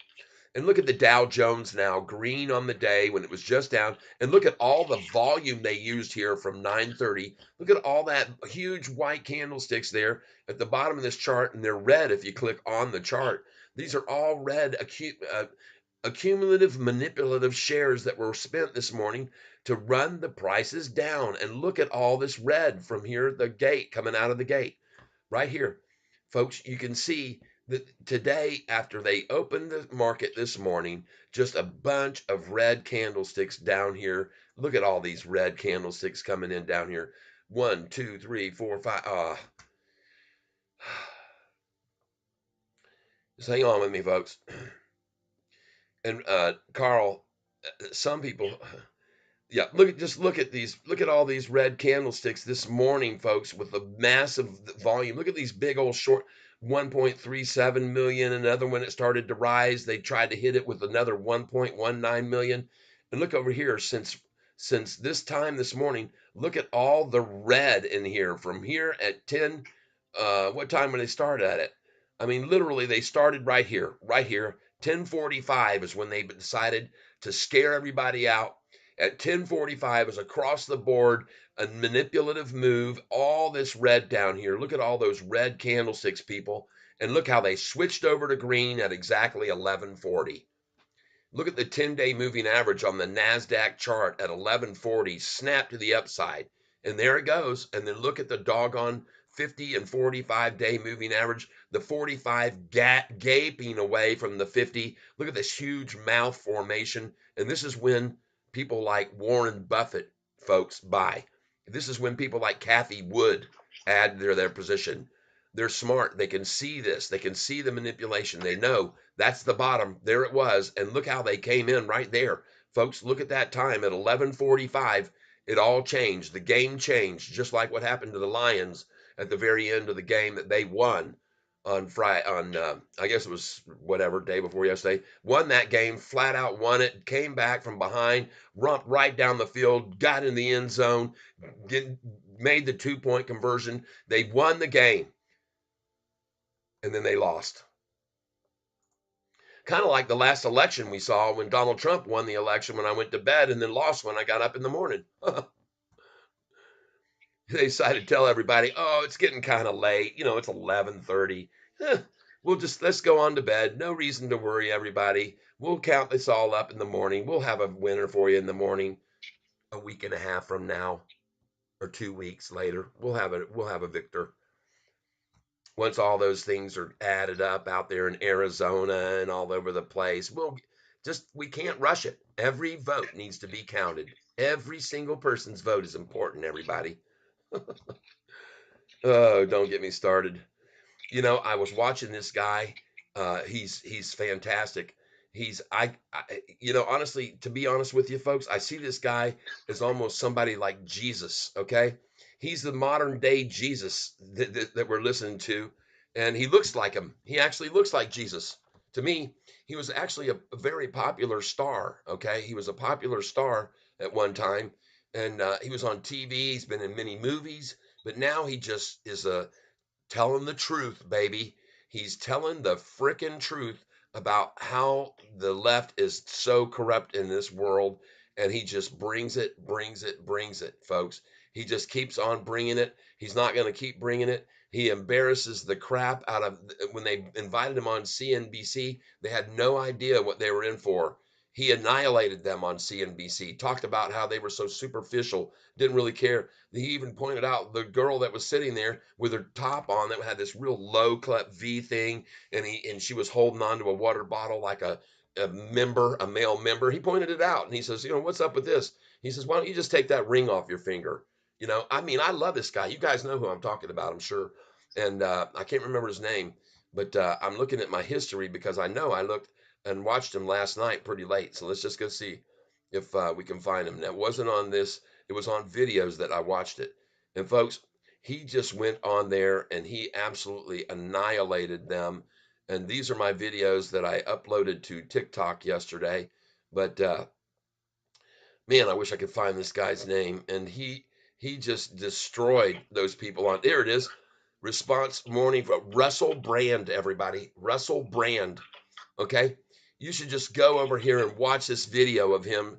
Absolutely. He gets these people so riled up by telling them that they don't know what to say. You can see the look of fear on their faces with this guy. And he just calls it out like it is. He completely calls it out, and he just blows them away. And he nails it on CNBC. Why they would ask this guy on their channel, they don't know what he is all about. They didn't know what they were going to get their hands on. They didn't have any idea what was coming their way when he got on their stage. And he made them look like blundering idiots. Okay. And man, did he annihilate them. This guy right here. And I tell you right now, it was so interesting. I still am not finding the exact thing. There's a lot of it because a lot of people reported about what he did to them. I mean, he just called them out on one thing after another, and he just killed it, folks. And I doggone wish I could find this video of where she was sitting there. Notice now on the next day's video, she's got a nice big dress on with a conservative collar because he called her out for basically being a slut on national television. All right, I know I'm not talking about Sofi right now, but folks, what I am talking about is the Russell Brand CNBC. Go watch. I'll find it right now. You just give me a second. CNBC. And man, oh man, and he's been on some other ones.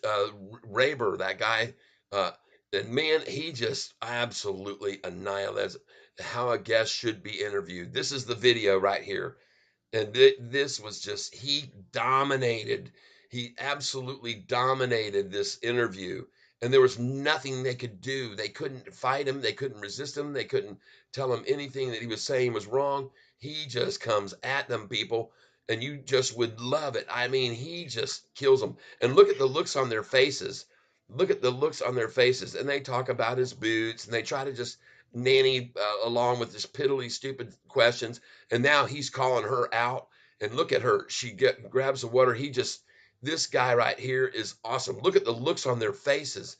They don't even know what to think of this guy as he just calls them out for the hypocrites that they are and how they are trying to divide and be divisive about our country.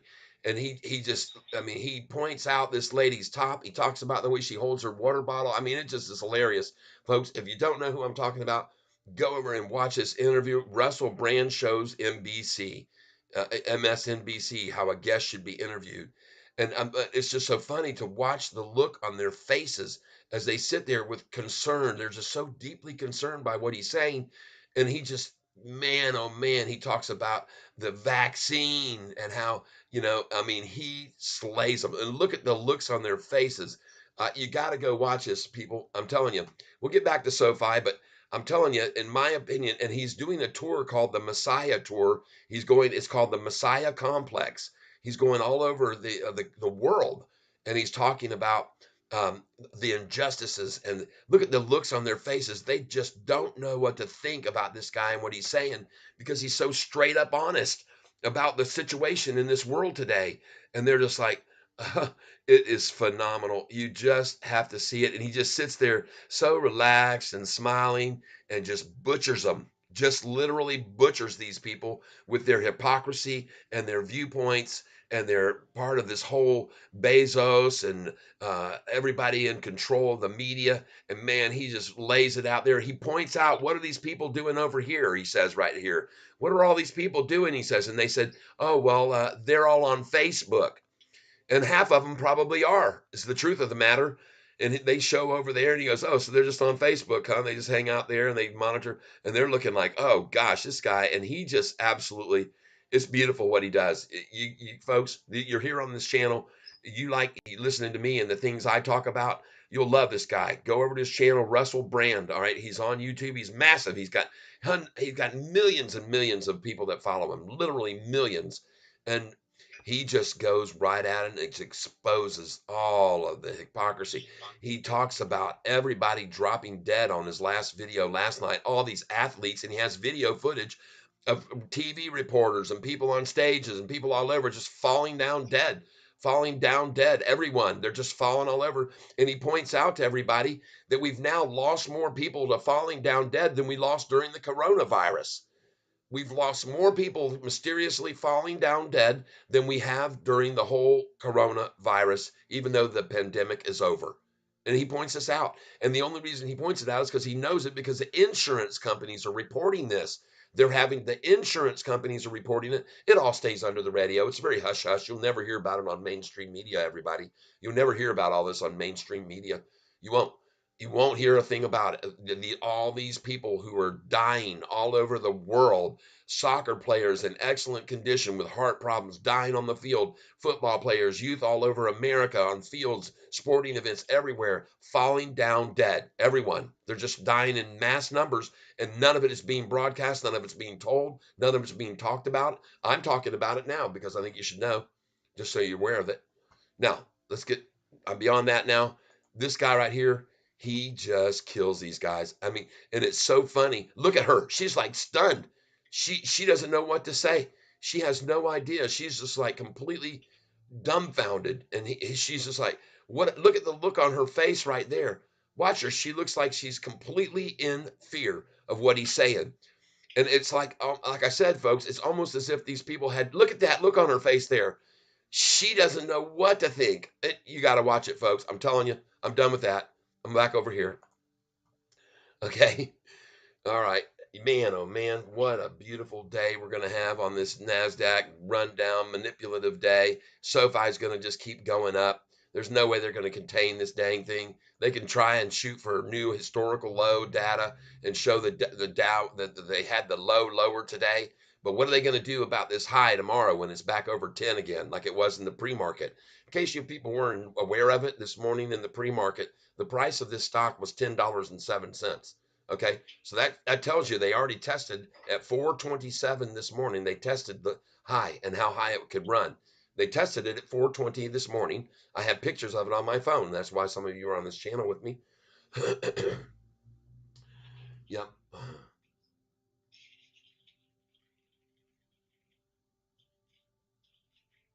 Yeah, it's breaking out, man. SoFi's breaking out. They're not going to be able to stop it. They can't contain it. They can't contain the NASDAQ. They're not going to be able to contain any of these markets. Look at the Dow on a contrast to the NASDAQ. And even the NASDAQ, folks, is just doing a little bit of lunchtime hump here, and then off it's going to go. It's build a cup, a handle, a drop, and pop. Watch the NASDAQ, cup, handle, drop, pop. Call it right now. You can see the price here. Look at this thing, how fast it's moving. Folks, there's something going on. You don't usually see this kind of movement. And when you do, you better be buying. I told you that when I saw that happening on SoFi earlier.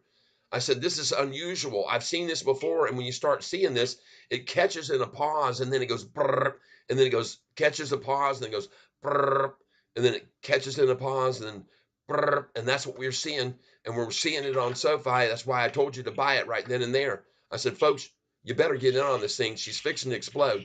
And here we go, another cup, handle right there, drop and pop. Watch this thing pop off this 968, folks. You just watch and see if Catfish is wrong or not.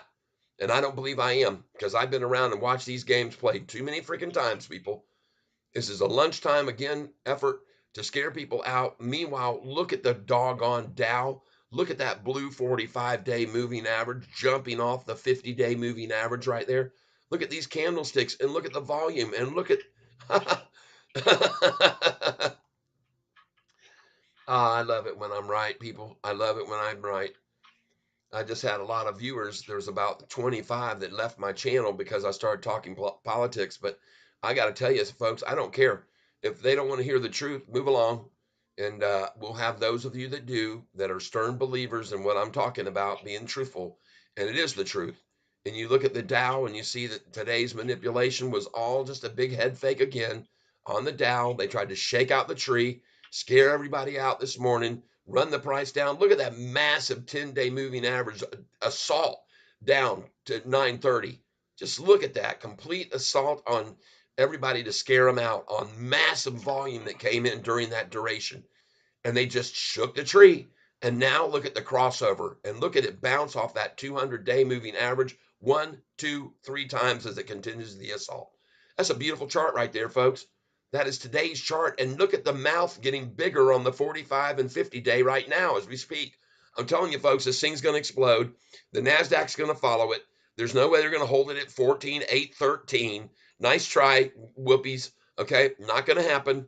Not going to stay there because the Dow is skyrocketing. The S&P is going off. The Russell's about to go green as well. And it looks like the Russell is turning green right this second.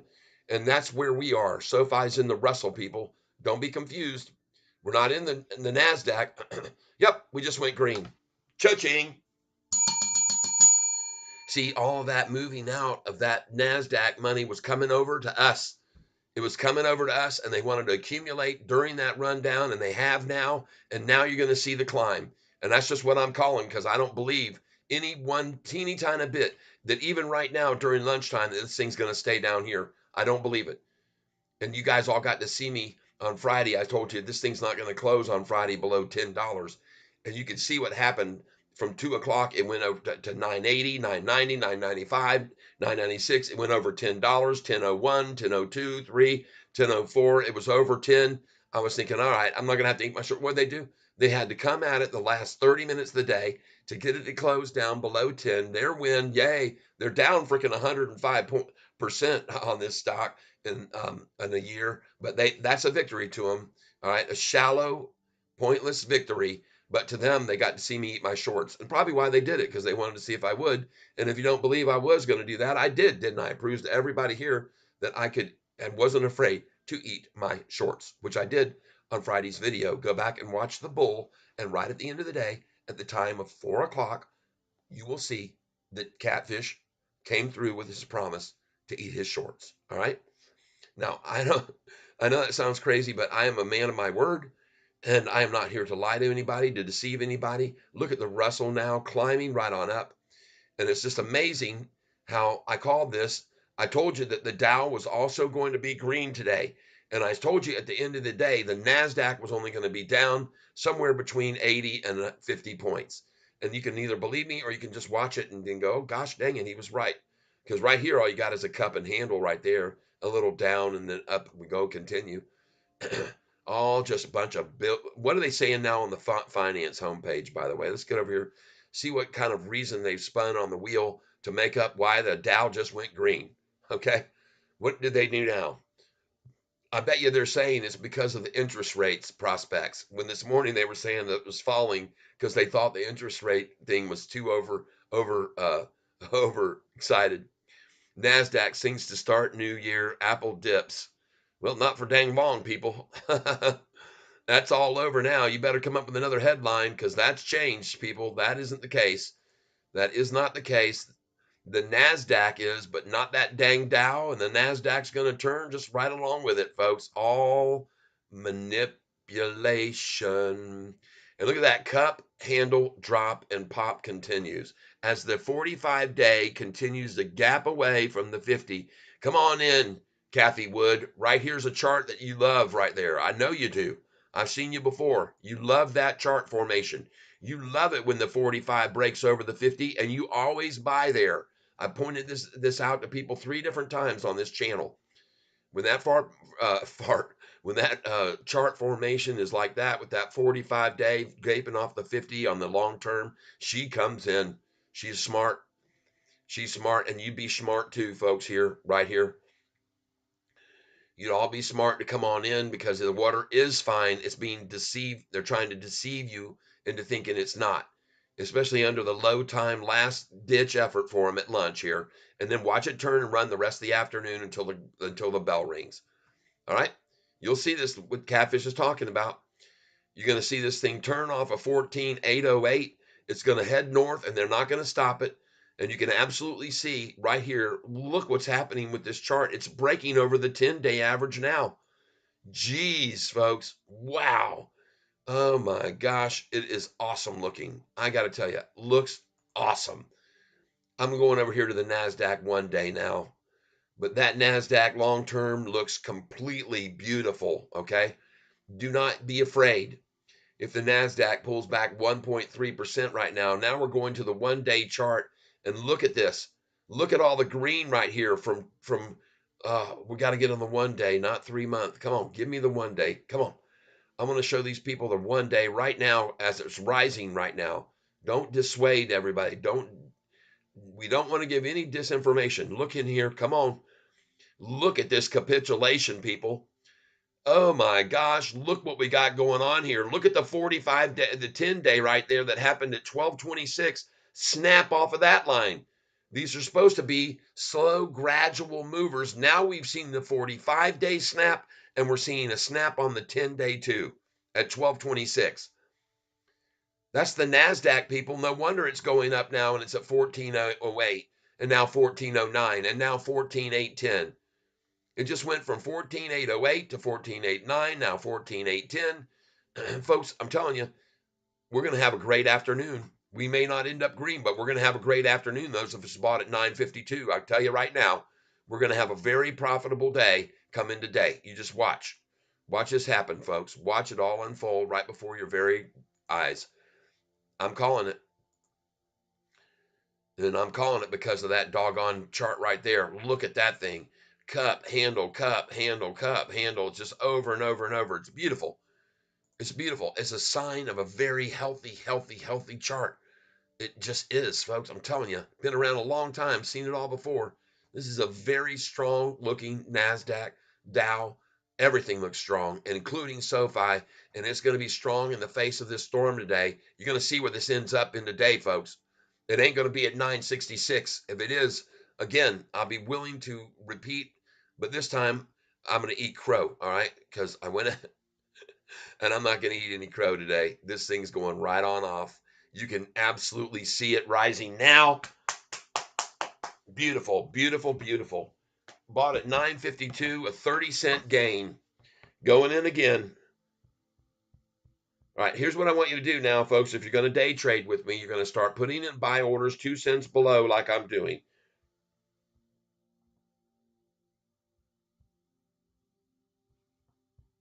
And we're just going to eat them alive.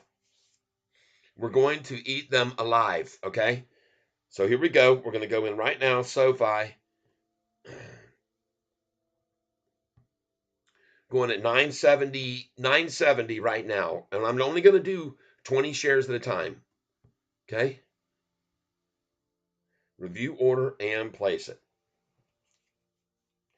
20 shares at a time. And now they want to make me put my password in again.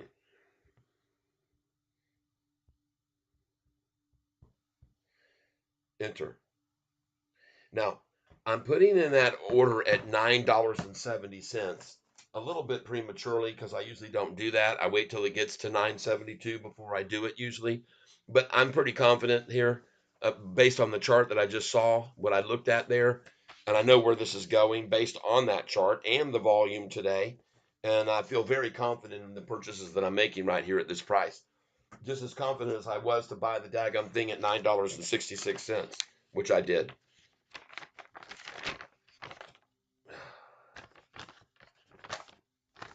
Where's my buy sheet?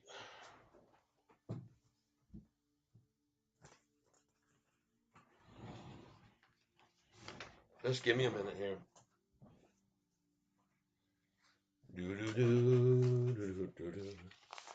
Institutional ownership increases today. Another institution came in long.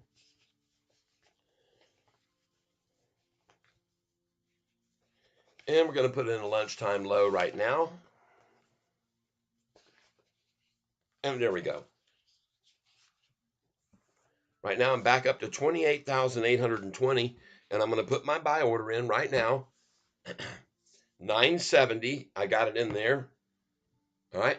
Now we're going to go and we're going to put an order at 971 as soon as the price hits 973. And it will. Okay. This is Day Trading 101, folks. 970. We're in there for 20 shares at 970. And now we're going to go 971 for 20 shares, waiting till the price hits 973 to do that. And I will, and it will. Okay. And folks, by the way, like I said, you can replicate what I'm doing buying it as it keeps going up and catch each of these pullbacks when they try to dump in 500,000 and it comes back 2 cents or something.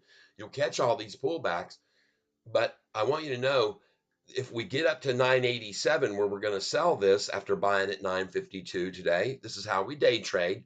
When we sell it at 987, that money must be set aside for 2 days before we buy with it again. Okay? Because every time that we make a buy, if you have less than $25,000, you want to buy it and you want to hit that high and get out and then set that money aside for 2 days and then you use it on the next low. Okay? That's what we're going to be doing here. That's what we're going to be doing. And some of you might just be better off not to even sell it at all. But I like for you to be able to buy it at this high at 987 and buy it tomorrow again at 966 and sit on it for a couple days till it goes over 10 and then 11 and then 12. All right. But remember, you cannot follow in my footsteps here unless you have over $25,000. Then you can buy and sell and buy and sell and buy and sell over and over in and out on a stock all day long if you have over 25,000. All right. Now be aware you will be paying more in taxes almost double. They charge day traders almost double what they charge you to hold a stock for a year or longer. Why? I don't know. I call it discrimination myself. Discriminating against people who play the same game the hedge funds do. All right? That's all they're doing. So now I've got a buy order in at 970. I've got an order that's going to go in at 971, but I'm absolutely going to wait until the price is at 973, which it soon will be, because the volume has already reached 20 million shares, and we only had 30 something million on Friday. We still got 4 hours, almost 3.5 hours. Folks, haven't even begun yet. They haven't begun to come in yet. They're going to, folks. The Russell is green and continuing to climb up, and that means that's the sector that we are in. The index that we are in is this Russell. Don't be confused by the S&P, because we're not in the S&P. We're in this one, folks, right here in the Russell. All right? We're in the upper Russell. The 1,000 is what we're in the Russell 1,000. And look at that. Oh my gosh, it's incredible. They're not even showing you the volume on this. They don't want you to know this amount of volume coming in. Average volume 3,847,000. They're showing you zero over here. See, they don't want you. Don't look over here. Nothing to see here, including a zero, which is nothing. All right, there's nothing to see there on the volume. Just showing you that. But look at this NASDAQ now going right off 813, and watch this ascent. Watch this ascent. I'm going to put the lunchtime low in right now. And the lunchtime low on 1028 was 1023. Lunchtime low 1228 was 1023. And now the lunchtime low on SoFi is how much? And look at the Dow continuing to just leap upwards. Gosh. Unbelievable. Well, it is believable. You should believe every single bit of it. Everything I told you this morning, this was all manipulation. Anthony Walker, guys, you better, because tomorrow it's all green. If not, I'll eat my shorts. I've been around the block. Bye. Also, beware of PayPal on this run. Okay. Yep. Beware of PayPal. But my God, look at this Dow Jones just rocketing after today's manipulation and scare tactic this morning. And off it goes to the frickin' races, right along with SoFi, who's going to completely do the same thing. And now the Dow up 800 points after being down 120 this morning out of the gate. All, as I told you, manipulation. It's making us great, 'cause we ate the bait. When they got that thing down to 952, man, I bought freaking 2,000 shares. Same as I did when the price hit $4.66. And you guys should have known, because I told you right there, boys and girls, you better get in on this thing now, because that 45-day moving average blue line changing from here slowly down to what? That was a signal. I showed it to you on the chart, everybody. Every single person that's here, I showed you every one on this chart what happened on the one day. I showed you and I said, folks, that does not happen. That's not real. That doesn't happen in the real world. You never, ever, ever see a 45-day moving average line. And you also don't see the 10-day moving average line making a move like I'm showing you over here on the right on this screen right now, everybody, in case you're not aware of it. You should be very aware when you look at a chart and you see a normal curvy, slow moving line make a pop like right here on May the 25th, and the price went from 521 up to 1028. And then you see the same thing over here. Look how abrupt that one was in comparison. Even more abrupt than this one here back in May. Look at this right here on 1130. Look how the 10-day moving average just snapped.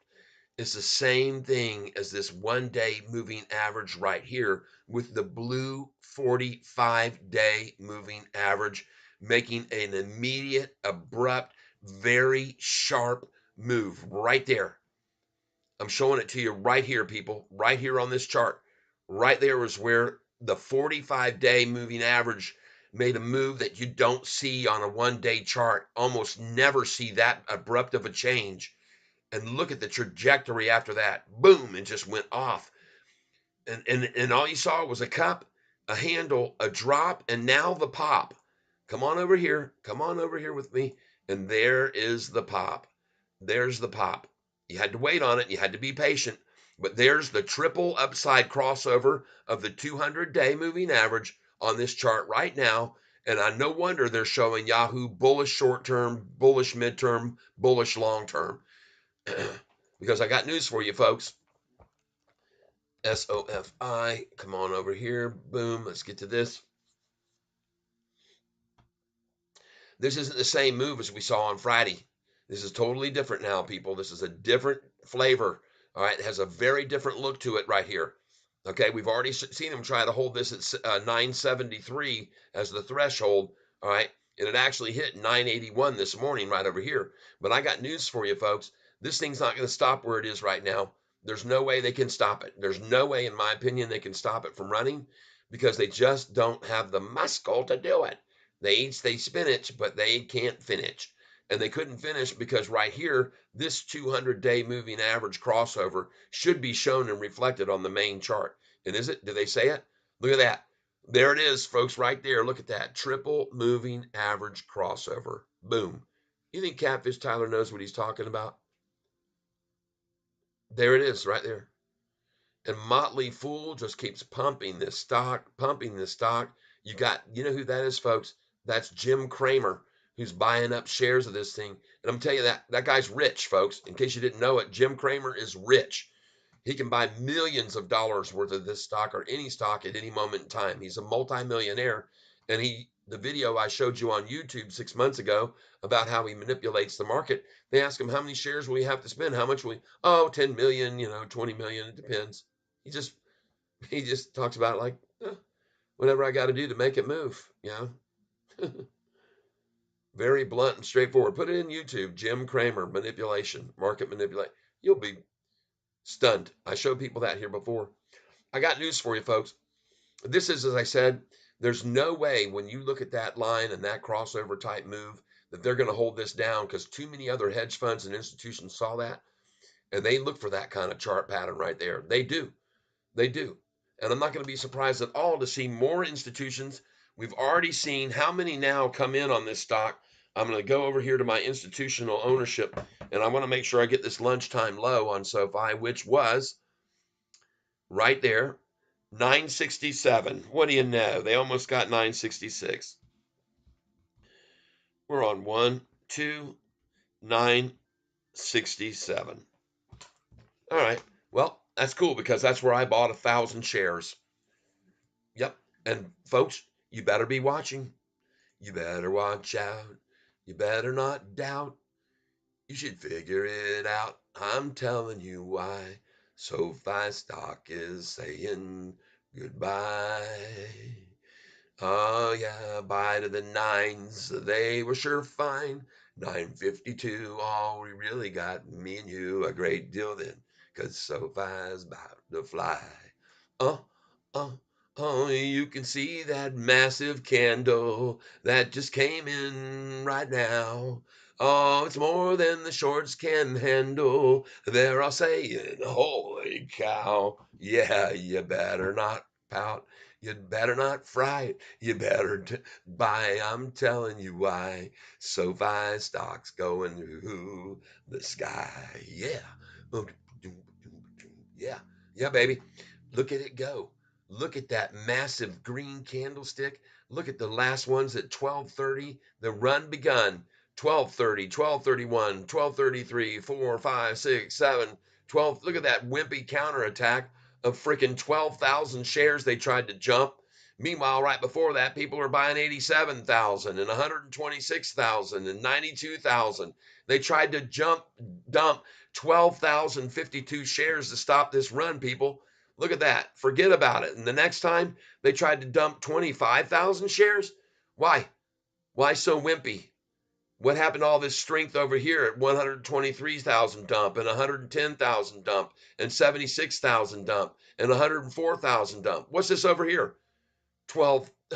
You guys, you got to see this, man. This is total screwed. They got nothing left here. They're going to try to chop away at us with that minuscule volume? No way, man. You got to dump 500,000 here, Shorty. You got to dig into that pocket more. You better go borrow some shares and pay some interest because that's not going to stop this thing today, baby. No, sir. Not going to stop SoFi today. Going to keep rising, keep going up. I'm glad I bought the 2,500 shares. I bought it freaking 952, 53, 54, 55, 56. And now, folks, please, if you want to, follow in my footsteps. Let's start our orders. And this is not me demanding you do anything. I'm suggesting you day trade with me right now because of this chart and the crossover. All right?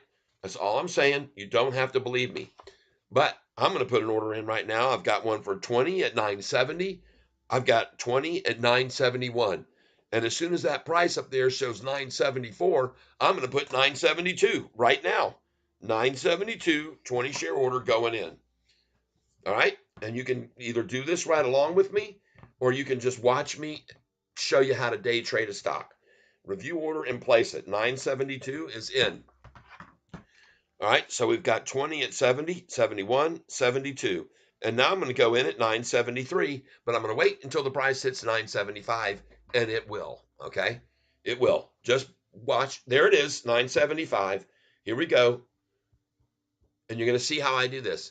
I'm loading in 2 cents below the current price, everybody, because as it rises here, every once in a while, they're going to dump 150,000 shares and make it fall 2 or 3 cents, maybe even 4. And I'll catch those that I've got my orders below. All right. So review order. There it is. Place it. I'm in 273, 20 shares there now. All right. So I've now got, and I'm going to have to change this sheet, 28,820, 28,820. 28,820. Folks, you all know that are here with me long term. I had 35,000 shares a week ago sold in the 1012, 1013, 1014, as high as 1022 and 1023 I got out. And then now I'm buying back in at this price. All right. This is day trading, and I hope you're learning from this, and I hope you'll hit the like button so you can learn how to day trade. Now, folks, this isn't going to stop. All right. So I just filled, or I've got an order at 971, 2, and 3. 971, 972, 973, and 970. I've got 20 shares at each one of those right there waiting. All right. Now I'm going to put in a buy order in at 974, 974, waiting until the price hits 976. All right. And you're going to see how I do this. See, I don't need that 974. I've already bought that. So now, and isn't it cool that the price is already at 974 when we just bought it 32 cents less about an hour and a half, 2 hours ago? Golly, it's absolutely fantastic, people. You got to love this, man. This is, as I said to you before, we're going to see the closer we get to the earnings call, this is going to get more and more of gaps between the high and low. They're going to swing trade this bigger and bigger and take advantage of emotion. They want to use emotion. They want to use fear. They want to use intimidation. They want to use scare tactics. And the bigger they make it move, the more they can get to make stupid decisions. We're buying here. Been buying since 952, and we're going to keep right on buying, right? And now my order's going to go in, and I just filled for 20 at 973. So I want to thank you for that. I appreciate that. Whoever was stepped in and gave me 20 shares at 973. And then I'm going to wait. I'm going to put in another order at 973 as soon as the price hits 975. And it will. It will. And you're going to see me do this, folks, all afternoon. I'm going to keep continuing to make money off this stock. I just filled again at 972, 20 shares. Thank you. And folks, this isn't over. The lunchtime rundown effort is about to end, though. And I just filled at 971. You see how this works? And look, it's already back to 973 again. So now I'm going to put in my buy order at 971 once again. And I'm going to wait until the price hits 973. And you guys can learn how this is done watching closely. We're going to wait till the price is 973. We're going to put in a buy order, 20 shares at 971. And now we review order and we just patiently wait. There it is. Place it. Now we're in at 971 again. All right. We'll put a little dot over here that we got another order in there. And then we're going to put in an order at 972. But we're going to wait until when? Until the price hits 974. All right. You guys, I'm going to continue to kill these shorts doing this to them all freaking day. And I'm going to end up green at the end of the day. The price is going to be at 987.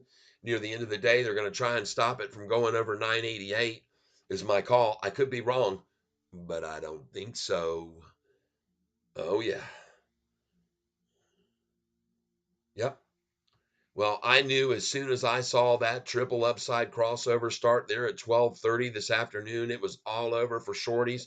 They can forget about these dumps. They're not working. The price is going to keep rising, going to keep rising, going to keep rising. All right. And it should be not surprising because look at that chart, cup, handle, and then the pop, the drop. And then it's going to go right on off of this 10-day, right on up. And I could be wrong, but watch and see. Watch and see if I'm right or wrong. Whew. It's starting to get warm in here, people. Hold on. Woo wee. Ah, I'm exhilarating. I mean, I'm just getting fired up here, and so is Sofi. So is Sofi. What's BITF doing now? Oh, yeah, still green. They're just accumulating it too. Where's Bitcoin doing? Oh, yeah, looks good. Still up 5.5%. Wait do you see what happens after all the accumulation of BITF ends and they let that thing take off. Just like SoFi, folks, all of it is accumulated before runs. And that's what they're doing right now. That's what they did today. And they're still accumulating shares of it right now at this number. Proof of it is that it's holding up nicely over the 45 and 50, even though they're making distinct efforts. You can see on the 1 day how they're trying to pop in every once in a while a big sell order to try to sway it down. All that is to my advantage because I got my orders there waiting on them to do it. I've got my orders there waiting on them to do that very thing. Now, we've got a lot of likes on here, but let's just keep going. Hit the like button if you're interested in this content and seeing more. Subscribe to my channel. And if you would, I hope that you'll see that what we got going on in this market today is nothing more than complete and utter manipulation. And what will happen is more institutions will buy in on this pullback. That's my question. That's my belief. They're going to come in this afternoon, and we're going to see another one tomorrow, or two, or maybe six, like we saw the other day. 6 institutions came in 1 day last week, folks. Follow the money. Follow the money. When you got 6 institutions buying in last week on 1 day and 4 on another day, you got to know, you got to follow that money, people. These institutions, they're accumulating for a very solid, good financial reason. All right, now I'm going to put my order in again at 971 right now because I saw the prices now toggling 72 to 73. So I'm going to go back up here to 971, review order, and place it. And I'm putting it in right now at 971. There it is. And then now it's time to put in another order at 972. I'm going to put in this order at 972 as soon as it hits 974.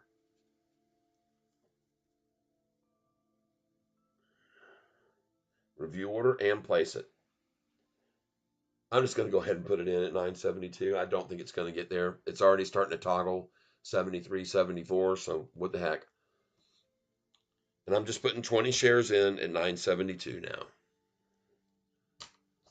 And soon enough, every single share at 972 and 3 will be gone. And then it'll be on to 974. Yep, got it. 972 just filled. That's 40 shares there. Appreciate it. Roll out the money. Oh, it ain't too funny right now. Look at the Russell just scaling right on up, just going higher. Going higher. Look at the manipulative. Why? This is what I told you, folks. We're going to get out of Bitfarm this morning right out of the gate, and I told you to sell it. I had my orders in there, and I did sell at the highs. 329, 330, 331. That's all I could get. 329, 330, 31, and 32. And that's all I got out of it this morning. And now it's gotten attacked all day. I called that too. I said, oh man, they're going to run this thing down because this Bitcoin's getting away from them too, just like we are. They don't have any other, there's nothing they can do. Look at it, it's up 5%. Let's look at over here in the last hour. Come on. Trying to splash it down, trying to stop the run. But meanwhile, look at where it is. Beautiful. 1 day up 5.15%. I love it. as we look back over here, and we're going to watch them start coming in now. Watch them start pouring in on this doggone stock of ours, and look at the futility of the shorts trying to dump, and the price didn't drop one single penny. Oh my gosh, folks, that looks so good. That looks freaking awesome to me. That chart right there, man, it just makes me lick my lips because it looks so sweet that they just dumped all those shares right there. Look at them all come in, dump in a row. Right there, they dumped 78,000. No change. The price went up, actually. Then they dumped another 104,000. No change. Price didn't drop. Got to the next minute, 158,000. No change. The price is not dropping. Now they're buying, and then look at that. Even on the next minute, that dinky buy, and it went green again, back up to 973. They have lost it, people. The shorts are completely at their last end of their rope, I'm telling you. Look at that change on the freaking 200-day moving average. Folks, have you ever seen on the 200-day moving average a move like that? You just don't see this, folks. You just don't. They're trying to fight this so hard, but look at that 200-day moving average right there. Just boom. Scare for them, fear that's setting in there, going, oh my God, look at this. Look at that 200 just snap right there, boom, and says, no, we're not going any lower. The 200-day moving average, everybody. That never, it just like that, I just showed you that 45-day moving average snapping off of that drop. That never happens either. The 200-day never happens like this. Folks, there's something going on.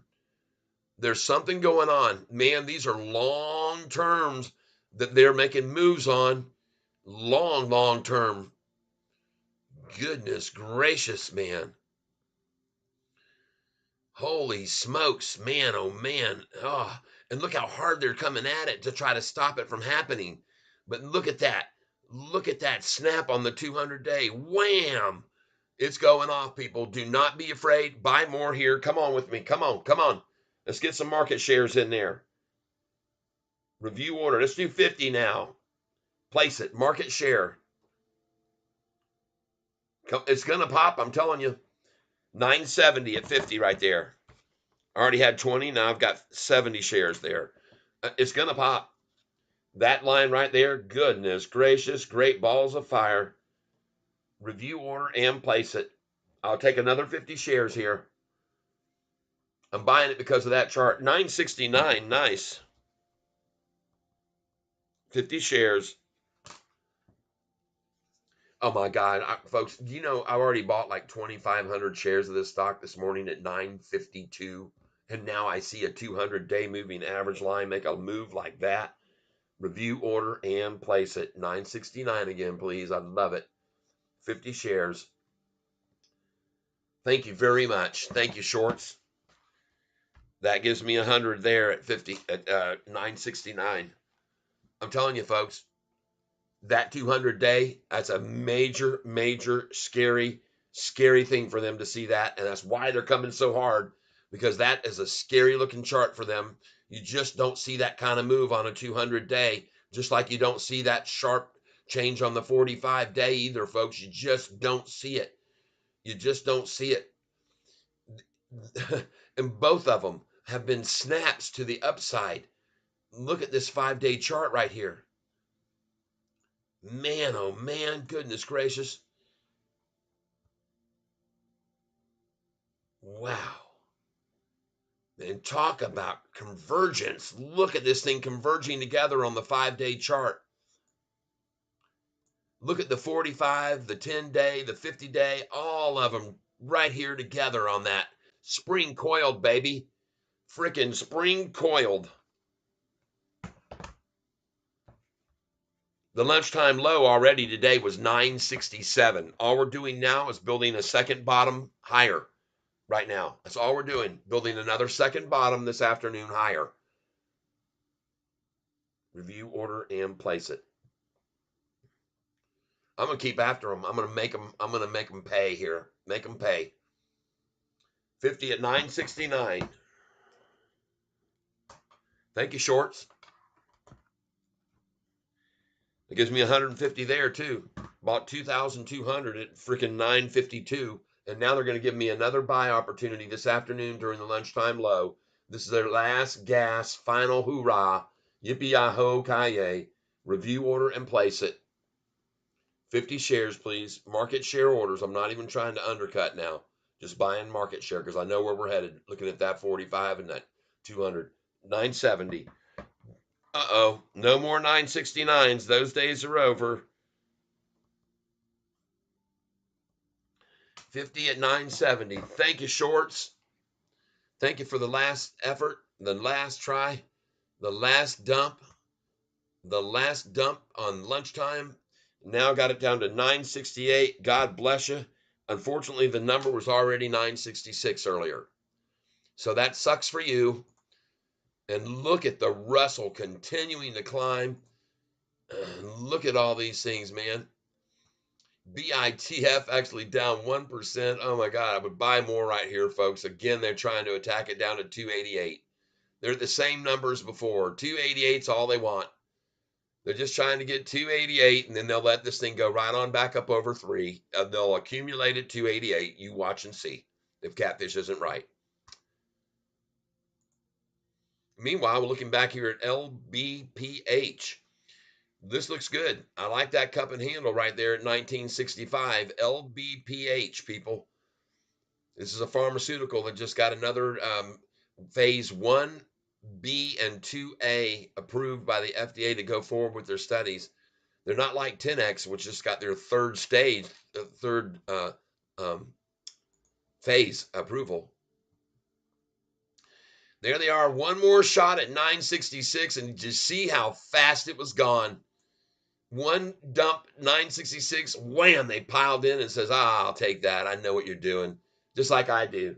I've already bought 2,500 shares here. I'll pick up some more. Let's add 20 more. Review order and place it. Try and get it here. 968. Now, folks, I am going to change my tactic here, and I'm going to start putting my orders in at 966. All right? 100 at 966.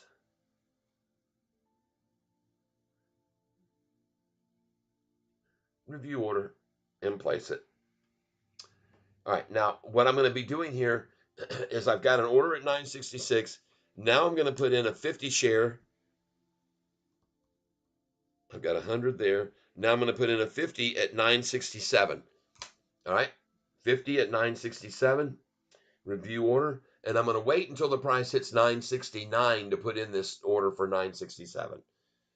I've already got 100 at 966. Now, as soon as this hits 969, and it's going to, I'll put in my 967. Hey, look at that. I got another 100. I got another 20 at 966 just then. Thank you. Thank you, shorts. And this is what they hate the most about me. These people up there at TD or Charles Schwab, they hate me doing this. They don't want me doing this to their monkey throwing a monkey wrench into their manipulative efforts. I just screw up their whole system. They don't like it. Yep, they don't like me doing this.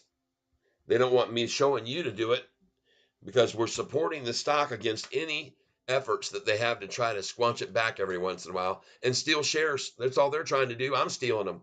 See, I get to steal them instead of them. All right? That's right. And now I'm going to put in an order at 964. Believe it or not, right now. Reuse order. Review order, 964. Review order and place it. I got a 50 share order at 964. Now I'm going to go with 965. 965. Reuse order. Review order and place it.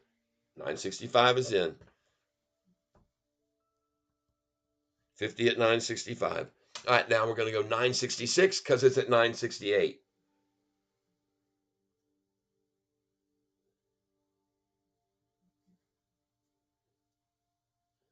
$50. Limit. 966.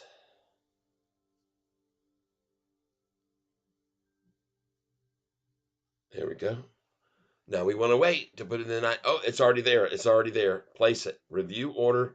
Hold on. Review order on. God, what is this thing doing? 966. There we go. Review order and place it. And we've got an order it now at 966 for 50 shares. Okay. Now I'm going to put one in at 967 and I'm going to catch it only, put it in only when the price hits 969 and it's going to reuse. There it is, 969. I called it. Review order and place it. I got an order now at 967. And see, I just filled at 966 for 120 shares. All right. Now I got my 967 order in. And now we're going to see this thing go to 970 where I'm going to put in an order at 968. When it hits 970, I'm going to have an order at 968 going in. Reuse order. Review order. And as soon as it hits 970, my order at 968 will be placed. And it's going to hit 970, folks. It's hitting 970. There's no stopping this baby, and they're not going to stop it.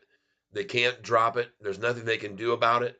Bitcoin now, you could have bought Bitfarm just then at 288. I told you, 288. Now this thing's going to run back up over $3 because look at Bitcoin, folks.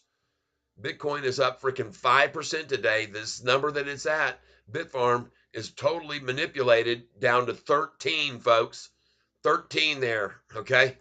00013. All right, buy some. Look at the number it's at. 291.13, 13 down, up 91.13, and there you go, folks. And now that's all over. Look at it. It's gaining even more. And now it has gone green. 290. They're going to try to take it red. One more time. Here they are. 106, folks. It's 106. Be aware of what time it is.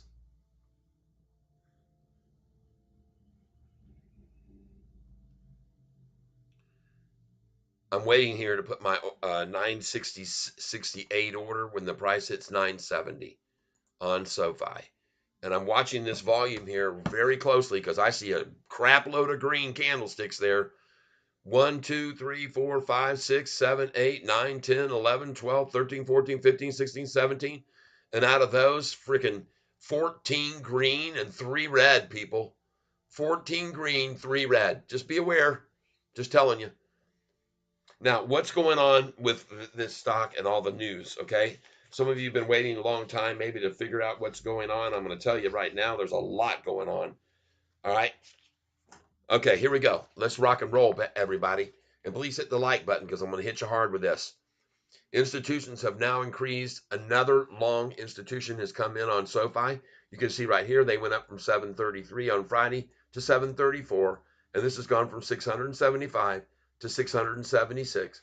We're just going to refresh the page because sometimes they come in right during the day. It's still 734. Why would institutional ownership go from 706 to 734? 28 institutions came in here in the last 3 weeks. Huh? Why? 28 institutions coming in before the next earnings call. Whoa. Follow the money, people. Follow the money. Let's talk about some other things.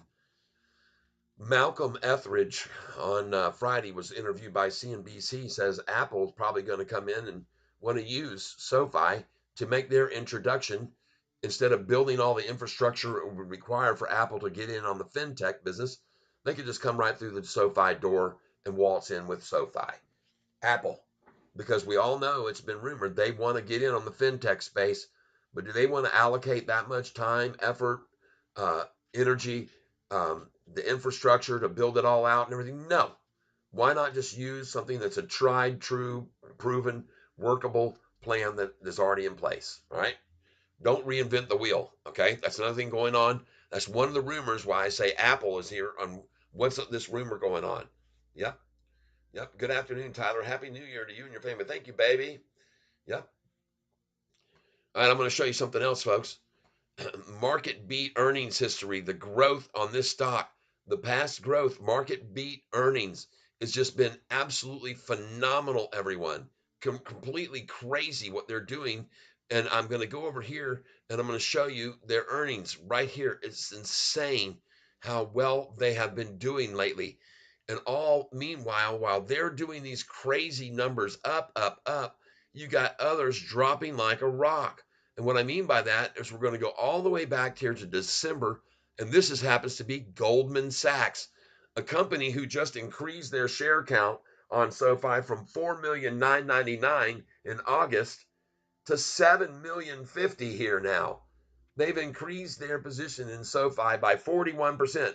Maybe that's because they're tired of losing money like this all the time in December and then losing here in March too. Look at this, March. Look at the red, red, red, red, red. Net change in cash down 195%. Look over here. All this red, red, red, red. And meanwhile, SoFi is doing the exact opposite of what these people are doing. All these other banks are red, red, red, red, red, red, red, red, red. And meanwhile, you got over SoFi and you go over here, earnings, SoFi earnings. What have they done in the meantime? We go over here to December 22nd. Look at this, up 63% net income, up 60-cent diluted EPS, up net profit margin 77%, cash change up 781%, folks. You don't think that the signing of the deal for them to have to start paying back student loans made a difference? Look at that. Then they come into March of 2023, 46% revenue growth.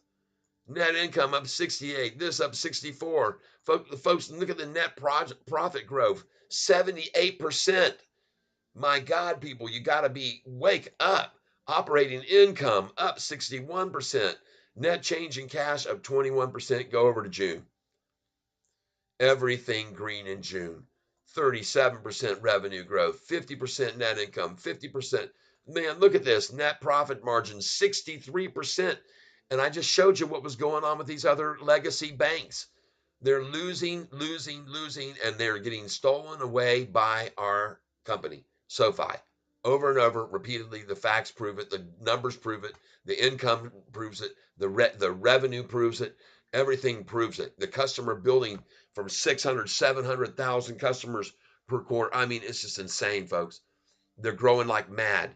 And watch what happens here this afternoon, folks. Watch what happens to this chart this afternoon, because I have an inkling that this thing is going to take off this afternoon in a big way. It's going to cut loose on these suckers who've been trying to hold it back, because they quite frankly just.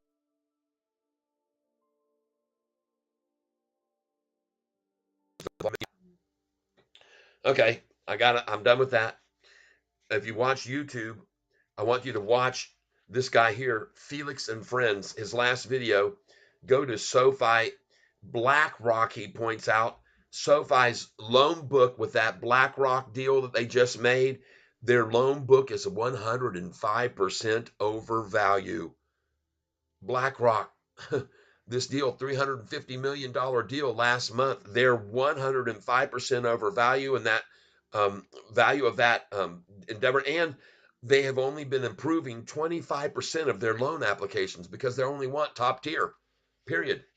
That's why their loans are garnishing so much when they sell them, because everybody wants a piece of this excellent SoFi pie with very well accredited people who have great credit scores. All right. They're very low risk to default when they have 700 and 740, 800 credit scores. And that's why they're only approving 25% of all the ones that come in across their desk. All right. They're using these deposits they got pouring in right now to loan to others. It's just a growing circle, folks, of money coming in, going back out to loan to others that they make interest on, more money coming in, going back out. Folks, it's a beautiful cycle going on with this stock. I'm telling you right now.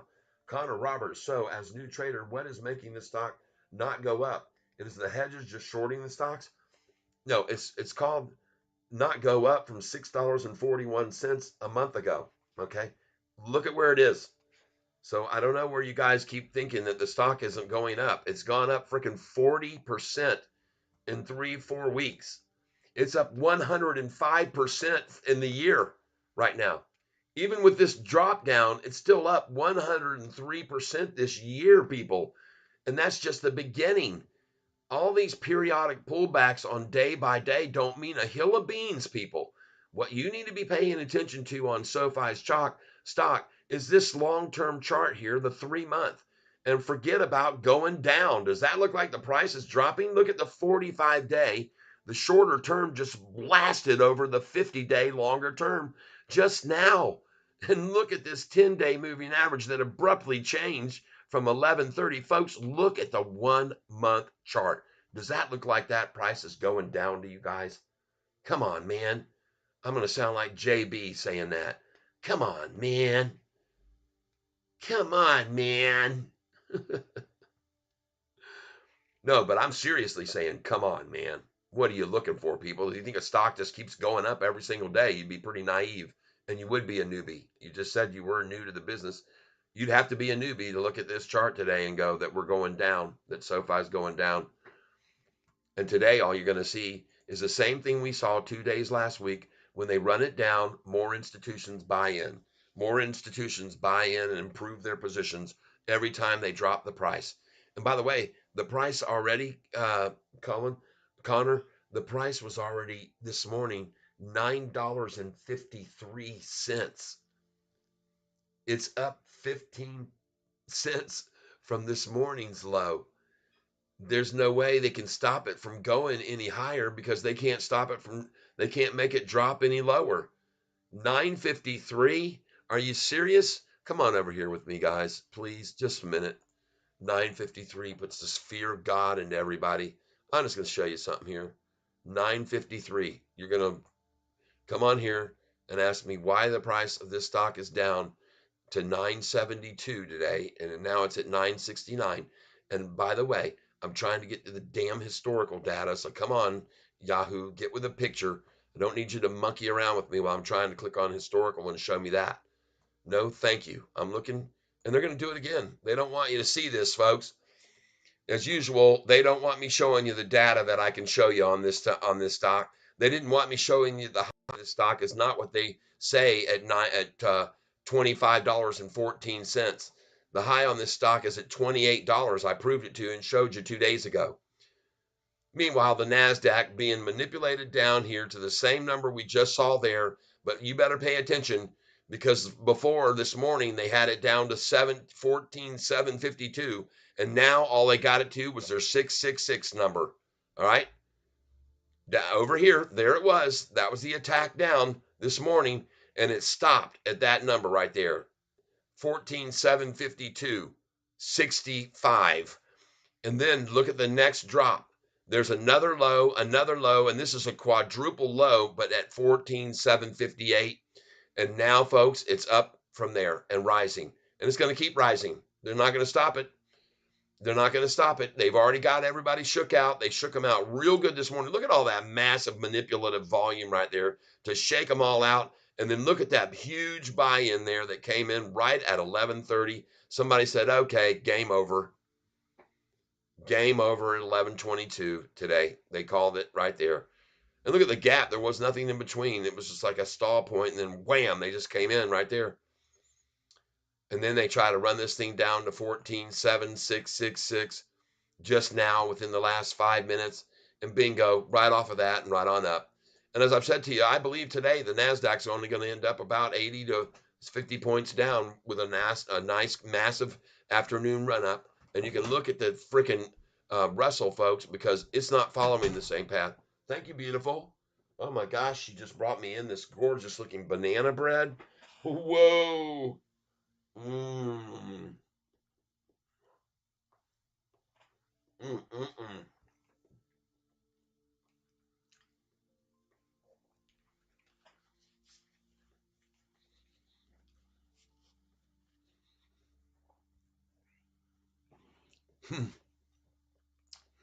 Let me ask you another question. When you look at this and you look at SoFi's low today, we'll get here. When you get down here and you see SoFi's low is at 952, and then now you bought right there with me, if you bought 1,000 shares or 500 or 20, whatever you bought, if you bought at 952 and the stock is only down 2.6%, then you're actually green today. All right? Right now. Because when you bought it at 952, you would have bought it when it was down about 4.5, almost 5%. So now you've made off that 952 gain about 2%, which is the equality of what it's down today. So you're not really losing to do that. Your break even is where you are right now, and you're going to be doing better than that this afternoon once this thing really takes off, and it will. Mark my words, folks. When you see a chart like this and you see manipulation efforts like that, and you're on the 1 day chart, and that's the 1 month. When you see that blue moving like that, oh my God, folks, just wake up and smell the coffee. And all you got happening right here with that 200-day snapping right there at 1250, it was over right there. That's the end of the downturn, people.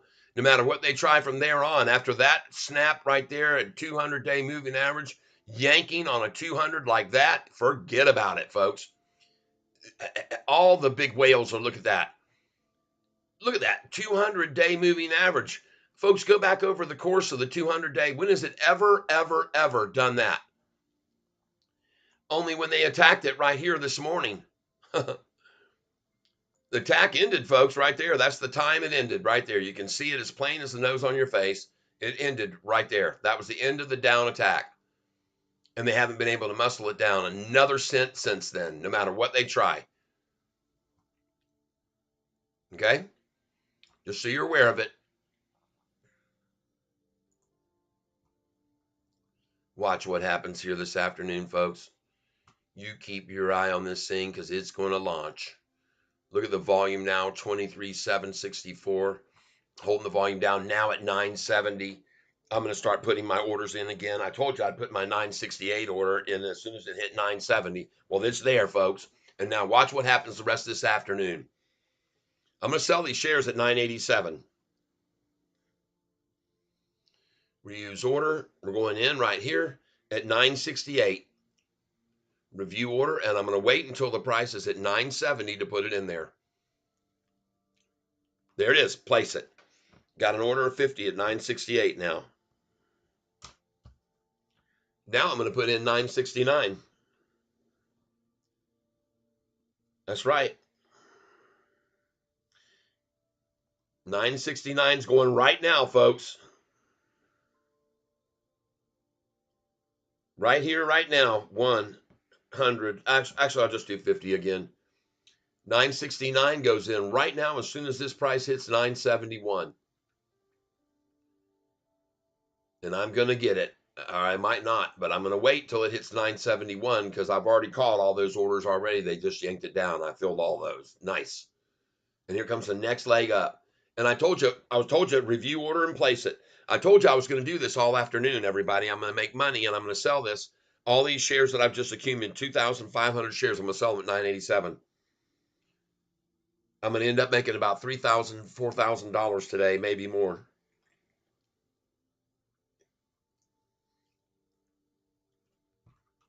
Okay, got in 968 now. Got a 50 share order there at 968. And now I'm going to load one in at 969 that I will not put in until the price hits 971. All right. Review order. Going for 969. I'm going to do 50 share order here at 969 as soon as the price hits 971. And it will. So as a new trader, what is making the stock not go up? Is it the hedges just shorting the stocks? Well, there's a lot of things at play here right now. For one thing, we can see the NASDAQ has gone red.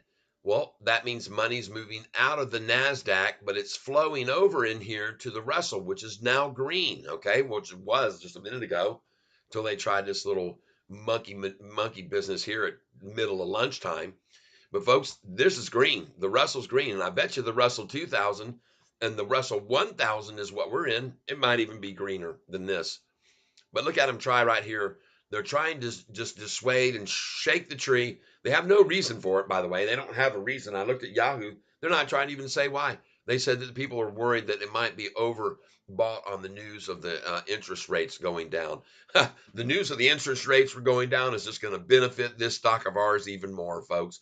More and more people will pour back through the SoFi phone app to get their home loans reevaluated and bring the home loans down with interest rates dropping. They're going to come in. They're going to come into SoFi and they're going to want to refinance those homes at lower rates. And they will. They're going to let them do it. And they'll even extend the terms out for them so they can make more money off these people that pay for longer terms. Because, see, people here in the United States lately, over the last 6 months, it's been proven, have been running up credit cards, folks. They have a lot of people piling in using credit cards to get through this. And to buy at Christmas time, most of them use credit cards. So when these interest rates come down, all that's going to be is another door open for SoFi's customers to walk through and refinance. And watch this now. Now at 970, I'm going to put my order in here at 969. As soon as it hits 971, and there we go. I'm waiting patiently. Gonna fill at 970. I'm going to put it in as soon as the price is 971. Going back over here. Man, I just love seeing that 200-day right there move like that right there at 11:45. Golly. Man, that's a thing of beauty, people.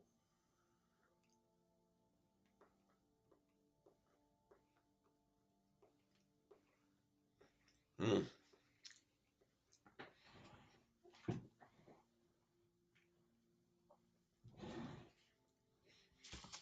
All right. Let's talk about something else. I've told some of you that Goldman Sachs has just now improved their position up 41% on SoFi recently. I want you to know that right now, SoFi has been growing at a rate of about 41% per quarter. Assume that over 10 years, they were just to grow at 25%. Folks, the math will blow your mind. Go over and watch Felix and Friends, who shows you what the valuation of this company will be once they hit that level of that average of 25% per year, year over year. Zacks has just upgraded our stock. SoFi, they've upgraded from a hold to a buy. Zacks also coming in.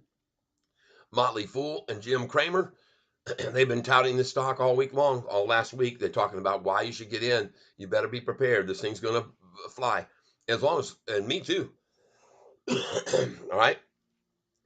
Go to gobankingrates.com. All right, here we go. Google gobankingrates.com. All right.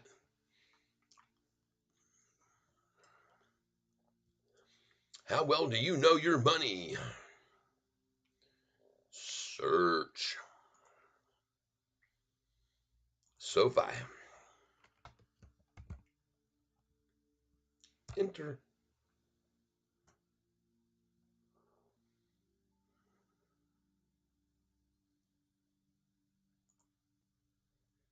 Here we go. One of the things that's going on with SoFi that is making more money. SoFi is a fintech that offers a suite of financial products ranging from student loan refinancing to banking. The company has been around for over a decade. As it has grown, it has continued to offer new products. Some of those products come with a promotional bonus attached. Luckily for you, we've compiled a list of all the current bonuses that they got going on. And folks, it is just on and on and on. They're offering an account that combines both a checking account and a savings account into a single product. If you open the account, you have an opportunity to earn a $50 or $300 bonus. Cash value, $300. Minimum deposit, $5,000 put in to get that $300 bonus. You have to, as our friend Mopar said, make sure you fill out all the paperwork and get everything in order and make sure you qualify. Expiration date is June the 30th, so we still got time to do that, quite a few months. How to get it, open an account either online or via the mobile app. Next, set up the direct deposit. If the account receives at least 5,000 direct deposits within a 30-day valuation period, you'll score the 300 bonus. If the account receives between $1,000 and $5,000 direct deposit within 30 days, you'll get a $50 bonus. When you get it and so forth within 7 business days, terms and conditions. All right. They also have an invest bonus, cash value up to 1,000 in stocks, right? Minimum investment required $10.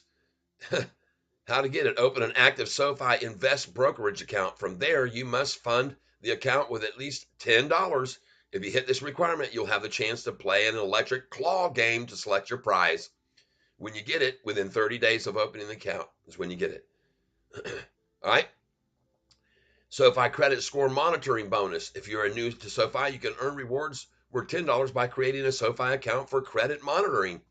The process starts by setting up a new account. I mean, they just giving bonus after bonuses after bonus, tax income, your tax return. SoFi should send you a 1099 form, including your tax return.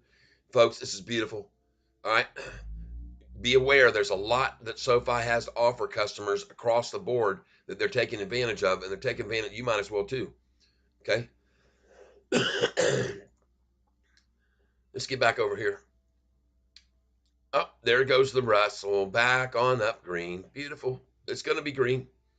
They ran it down to 366. Yay! 366. Oh, what a fix.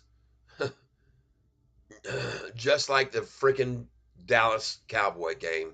Fixed, fixed, fixed. Fixed game. The Lions won it. Everybody knows they won it. And it was all fixed. And it was all manipulated.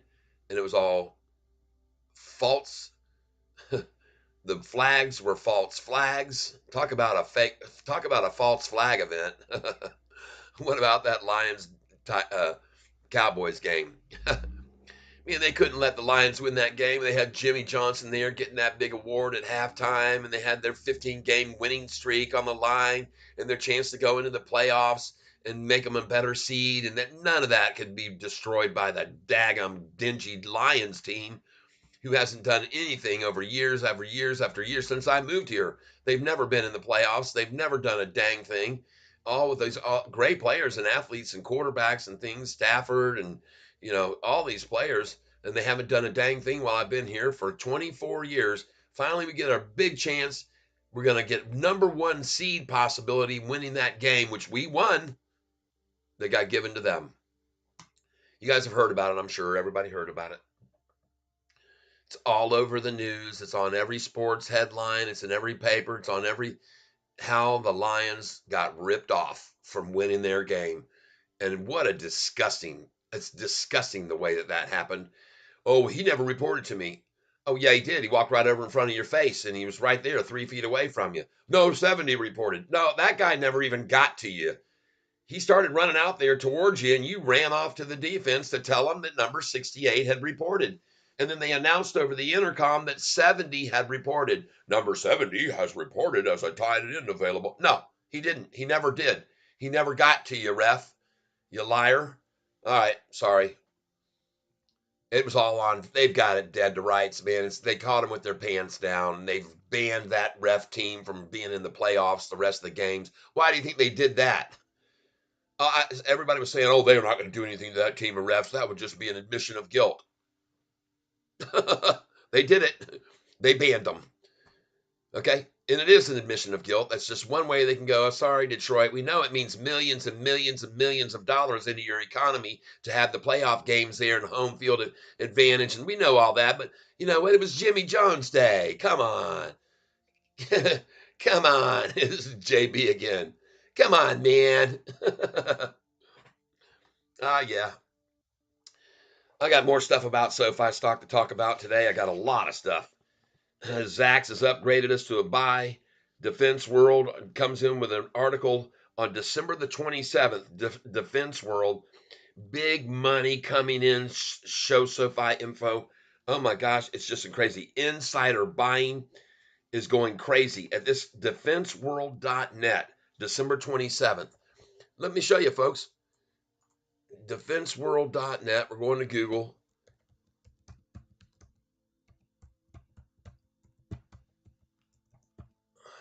That December. what was the date? December. Just give me a second here. God, where the heck did it go? Oh, here it is. December 27th article, 2023. See, guys, when Sunday rolled around, man, I spent time and I was like, man, I'm gonna get over here, man. I'm gonna learn more about SoFi today. I want to know everything there is. I'm gonna tell everybody about it. I'm gonna let them know what's going on. I'm gonna tell them like it is, man. I got so much information to share about this company. All these rumors floating around about Apple coming into the space, into the fintech space, and using SoFi to do it. SoFi Technologies, NASDAQ, shares bought by wealth management, folks. Here we go. Here we go. It says here, Strategic Blueprint LLC takes an 82,000 position in SoFi. December 31st, posted by on December 31st. Here's another one. Shares bought by AE Wealth Management, folks. Look at that. They've increased their position right here by 21.5% in the third quarter. Folks, the firm owned 111,000. Now they own how much? They added 19,000 shares and now they have 892,000 worth of the stock. There's a lot more. Okay. There's many others that came in. Other hedge funds have also been making change to their positions in the company. U.S. Bancorp DE grew its stake of SoFi Technologies by 197%. Right? U.S. Bancorp DE now owns this much, 28,000, not a lot. But Brown Brothers has purchased stake in the SoFi second quarter, valued at 26,000. I mean, everyone is coming in here. SoFi Technologies, Advisor Asset Management adds 36,000, up by 48.1%. This one here, valued at 33,000 after buying an additional, and now this one here up 25.9%. All right, this one up here added 37.12%. Folks, you got to see all of these people are coming in. They're buying in. Big money is buying into SoFi. I'm not kidding you, folks. Look down here. IFP Advisors has 229,000 stock position in SoFi. This is on December 29th, 2023. This isn't old news, people. I'm telling you about good new numbers you need to know about. Everybody's buying into stock. IFP Advisors decreased its stake in SoFi. Yeah, they shorted it probably. But man, there's a lot of others that are holding and buying and accumulating and modified theirs. Everybody up here now owns 16,000 shares. This one, it boosted its position here by 41.6%. Fairfield Bush and Company. I mean, look at all these. Bank of New York Mellon boosted its position in SoFi 1.8%. This one, they've gone up to 11,973,000, acquiring another 22,000. Folks, here we go. Another one. Boosted Bancorp DE, boosted by 197%. I mean, folks, they're piling in on this stock because they know what's going to happen on this next earnings report. Profitability. Okay? Be ye aware. All right? Be ye aware. Don't be fooled. Don't be fooled by the daily rigmarole and the 1-2% pullbacks. Just like today, we were able to buy that at that incredible price. Thank God above. Thank the good Lord above that we were just able to buy SoFi where we just were, and we wouldn't be able to get it there if it weren't for the shorts. Desperate shorts, by the way. They're driving it down to get their positions bought out of with the minimal amount of loss they can attain. And I'm telling you, they got a lot of loss going on. They got a lot of loss. Look at this 1 month chart, people. And by the way, look at the price now. Time to put your order in at 170. Now I'm going to put my 50 share order in at 170 now. 970, I'm sorry. 50 shares, 970 is what I'm going in. And I'm going to put another one in at 971 when it hits 73. And I will.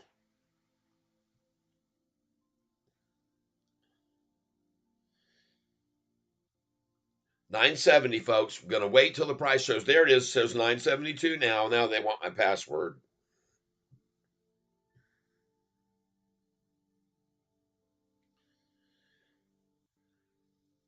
All right. Now, my order is in at 970 for 50 shares. Now I'm going to load in an order for 971 as soon as the price hits 973. And man, look at all those orders I just filled up that went back, that they just took it down, and I just got nice 968, 969, 970. Bought all those. Bought all those. All right. Reuse order. Now we're going to go in at 971. 50 shares as soon as the price hits 973, and it's about to, people. It's about to.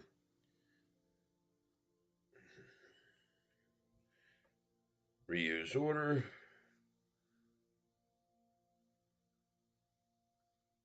Review order.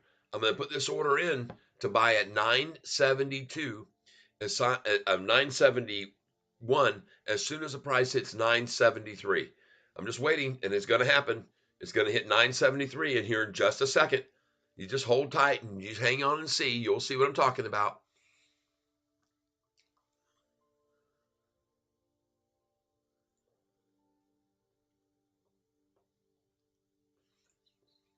Mm-hmm.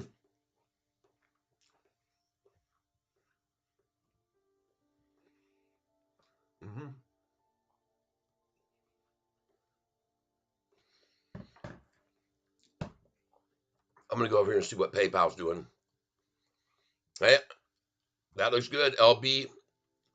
LBPH is making another continued run.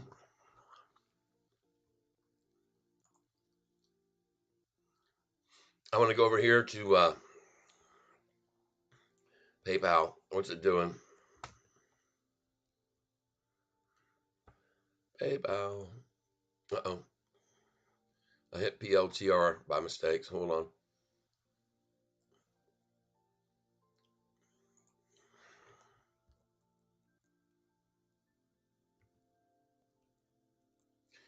PYPL.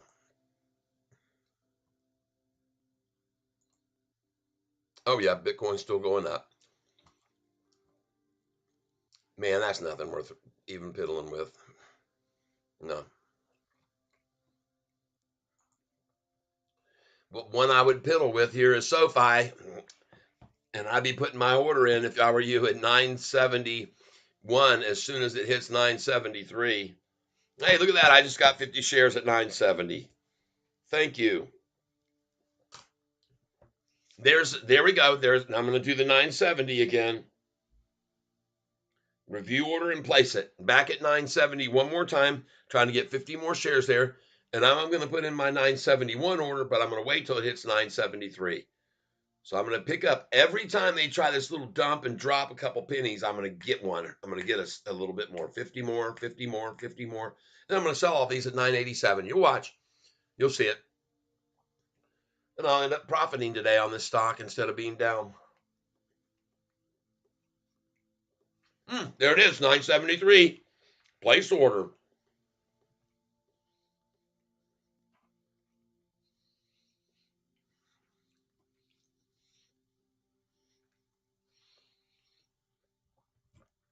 All right, got an order in for 50 at 971 now. And I'm going to load another one in here at 974, 972 as soon as it hits 974.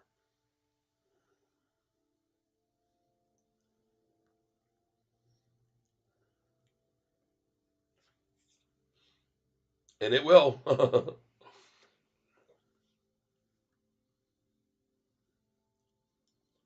All right, so I got an order sitting here. I'm ready to place it. I'm going to put it in at 972 as soon as the price hits 974, which is going to do here very shortly.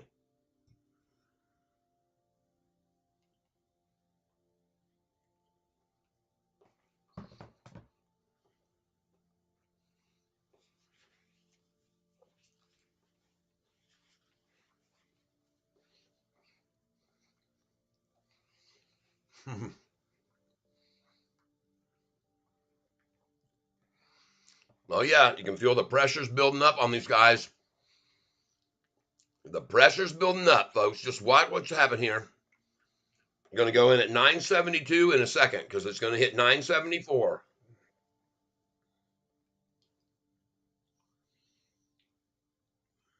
And I'm going to do good this afternoon. So are you people who've been buying with me 30 cents below where it is now. Oh.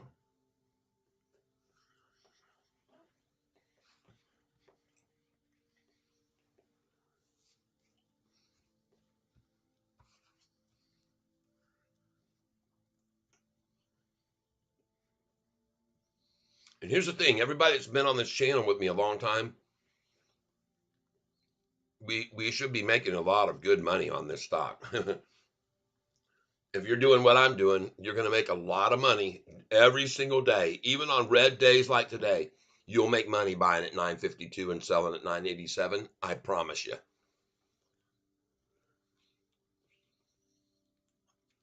And we're going to do that. I honestly still believe that that's where I'm going to be able to sell these.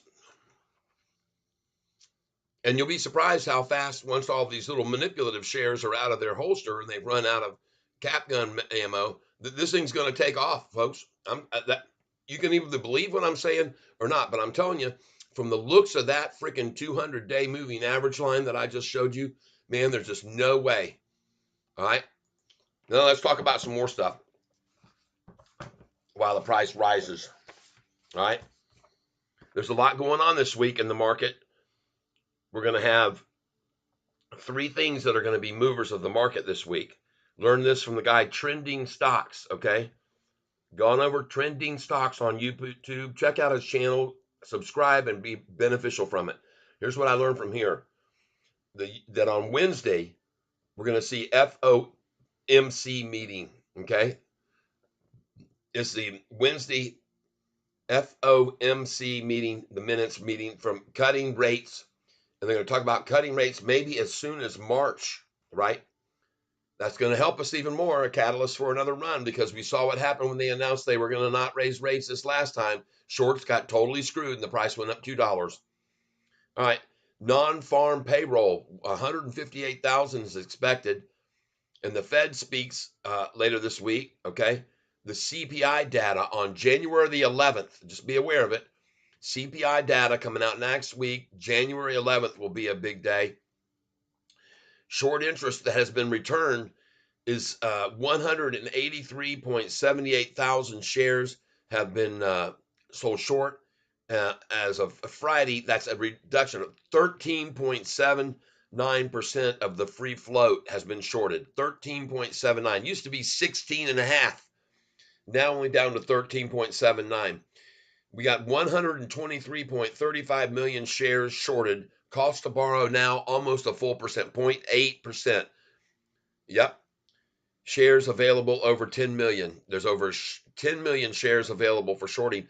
And you wonder, why was it from that run in May 15th to June?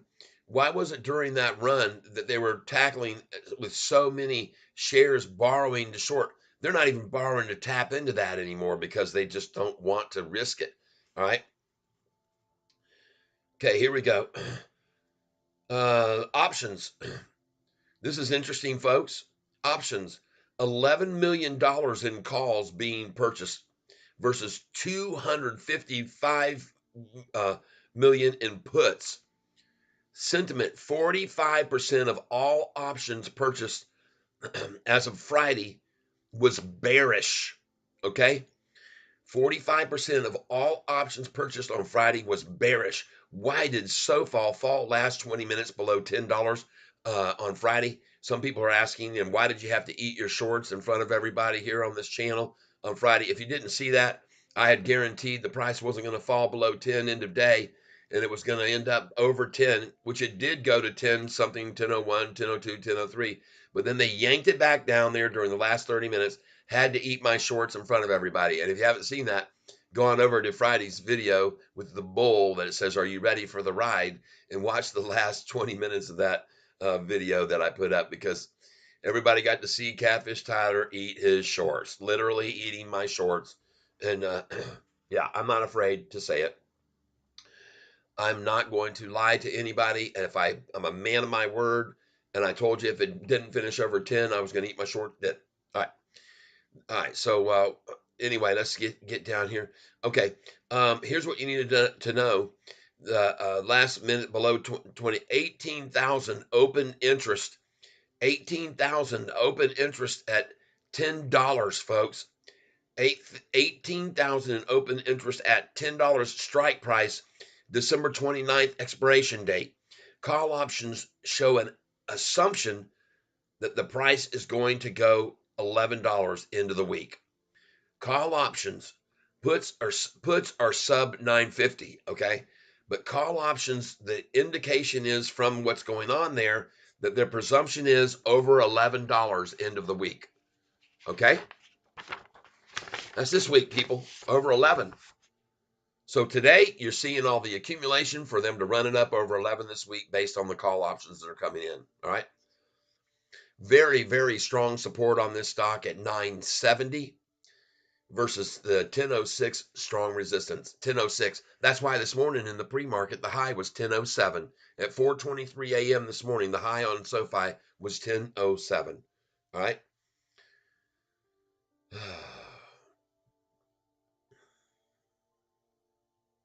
All right.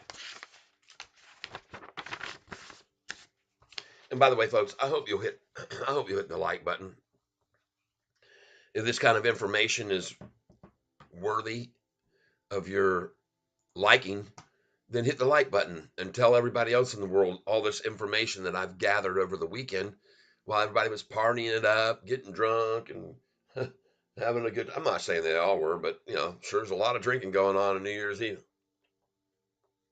So much drinking that you had the commentator on the CBS, ABC, I'm not sure what channel it was, saying the F word.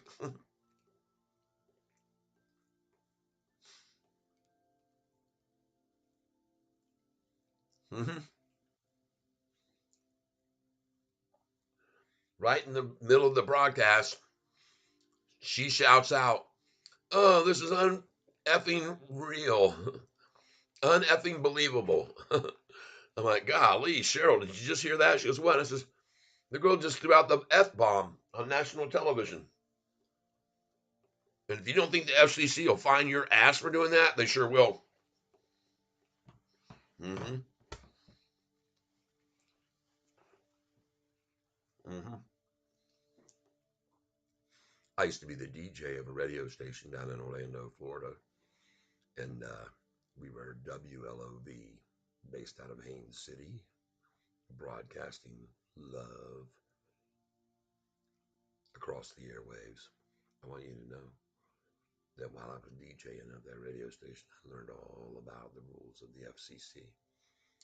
If you're not aware of it, you are required by the FCC to give out your call letters every hour on the hour and every half hour on the half hour so that you can be identified as who you're broadcasting as. And if you miss that, you can be fined for doing that as well. You have to do it. They give you a 2-minute window, all right, to give out your call letters. Call them. You got to be careful if you put a song on that starts playing at 9:40. Just say right now, it would be at 1:50. If you started a song at 1:58, man, that thing better end in 3 minutes. But you can, there's certain list of words. They've expanded on this now. What's allowable has been stretched out, and we got so much. You know, the children of America, they're growing so fast now. They don't need to have that desensitization. They just can be brought right in at a young age. Who cares? Grippy, are you eating your socks today if it closes below 10? No, I have thought about this, and I'm probably going to be reserved a little bit more and not be eating my shorts. My wife was not happy with me eating my shorts. She didn't think it was humorous in one little bit, in one way whatsoever. And but I thought it was fun. I thought we had a good time, didn't we? I mean, screw the shorts, eat them, right? Uh-oh, she heard that. She's listening in right now, people. And I didn't know that I was being, I thought she was, I didn't think she was, I thought she was gone. Anyway, I'm in trouble. I shouldn't have said anything. But the truth of the matter is, folks, go back to Friday's video live feed. Go to the last 20 minutes of my live feed and you'll see me in person eating my shorts. Now, don't get me wrong. I didn't just take the whole shorts and start ripping pieces off my teeth. I used scissors, and then I had chocolate syrup to put on them to make them, a little more flavorful. But yeah, um, it was so interesting that I was going to show my stepson. I had it on TV and watching in the living room so he could get a laugh, and he was disgusted by it to the point he almost gagged. He had to run off to the bathroom, which I thought was hilarious. I hope I didn't do that to anybody else and make you feel sick what I was doing, but it's just all in good fun and humor, and it will pass, right? It all passes. But anyway, it's just we'll just call it water under the toilet. And I did, in fact, bunch of shorts, and they were good. I mean, with chocolate, everything's better with chocolate. All right. By the way, I just filled at 967 again. These guys are just giving away shares to Catfish tie. I filled at 969, 968, and 967. And now I just filled at 966. So now I've got another 5,100, 5,250 shares. Nice. Plus another 120, 40, 60, 80, 130. Beautiful. Well, I'm doing this because there's no way in God's green earth that this price is going to stop at 966 today, people. Dream on, shorts. Dream, dream, dream, dream. Oh, yeah. No, I'm not going to be eating my socks. No, I might eat my wife's socks because her feet are so delicious, but not mine. Not mine. No. You guys, yeah, I know. It's crazy Catfish Tyler talking about the crazy stock here all day long with 915 views on my channel. There's talk about Apple, and the talk is that Apple wants in on fintech. But the problem is that Apple doesn't want to take on all the uh, problems with building the infrastructure to get into fintech. They don't want to go through that and basically, you know, reinvent the wheel. They are looking to enter the fintech space, and everybody's eye is on Sofi right now because they have it all going on. They've already washed through and worked through all the details of this. And I can absolutely guarantee you that no matter what happens right now from 156 until 2 o'clock today, SoFi's price is going to turn, and it's going to turn abruptly north, and it's going to turn and head towards $10 this afternoon after this little dinky, because all you got here is a cup, a handle, a drop, and a pop. That's what you're going to see. And if I'm wrong, I'd be very surprised. All right. Because you got to look at this number that they're trying to arrange and make and manipulate to. It's down 31 and down 313 when you see it. Down 31, 313. That's all they're doing, folks. That's all this means to them right here, right now. 31, 313. You'll see it right now. I'll show you on this thing what they're trying to get to. 31, 313. All right. And you can see they're almost there. They've almost got it, but they're trying to hit that one number before they let this thing go skyrocket. All right. And that's what they're trying to hit precisely, down 31, 313. All right. And if I'm wrong, I'd be very surprised because I've seen the way they play this game, and I see what they try in the manipulative efforts. And I can tell you one thing, there's no way this price is going to fall below $9.52 again today. The low that it was earlier where I bought a bunch of shares, 2,250 shares. Not going to happen, people. No freaking way. Look at right here where we are. We're at this point right here. They've already hit this once, 960. And the dang thing on that pullback there took off and went all the way up to 973 from 960. And it's going to happen again because history often repeats itself, and you're going to see it right now happen again. And another thing I want to pay attention to, what was the volume level, folks, here on Friday? What was the volume level on Friday? I'll show you. 38,152,000. All that to run it down from a high of 1030 and close it at 995. All that effort. 38 million. And then today they got the low to be down 29 cents. And I already showed you that's the exact same amount that they had at fall back here, almost exactly to the penny. When it got to $7.40, hold on a second, I'll show you here. It's the exact same amount that they made it fall when they did this move from November. All right, hold on, we'll get there. May 15th. Okay. November. Here it is, November 21st. Here we go. Watch how much it was up there. Up there, up there, up there, up there, up 731. And they drove it down 21 cents. 21 cents. Here's the same scenario. We've got this going up, up, up, up, up, up, higher. And here, how much did they drop it? 81 to 52. 29 cents. Goody for them. Good for them. All right. Yay. But here's the thing you need to pay attention to. When you're looking at this SoFi numbers right here, folks, you better pay attention. And look at Bitfarm now. They've got it down 1.37% while the price is up 4.8 today. You got to love that. Accumulate, boys. Get that Bitcoin before it's going off, just like SoFi. Everybody, all this whole market today has just been a sham of false bottoms, fakery, shakery, bakery. And I already told you, the price has already dropped to right here at 1130 when they came after it from 1140 to 1130 to right there's low, and you can see where it was. Right there, same amount that we're at right now. 960 is where it was. And they're trying to get it there again, but it won't matter because they're going to all buy it up, just like these institutions have been doing on every dip effort, every dip attempt. They bought this thing up, up, up every time.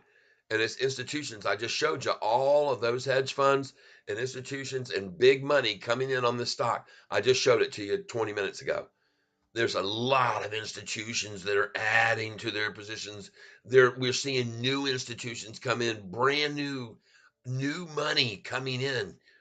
Yeah, somebody's been thinking these big spikes lately have been because of shorts covering. No, it's all been new money coming in, proven by Hurricane Lopez, people. Go ahead and watch his channel on YouTube. I highly recommend you go over and see what he's got going on. But yeah, there's another rumor going about right now that the owner of GME, okay, the guy who owns 13% of outstanding shares of GME, that gentleman has just been allocated $2 billion to do whatever he sees fits with. His board of executives have said, yeah, here's $2 billion, go find somewhere to put it.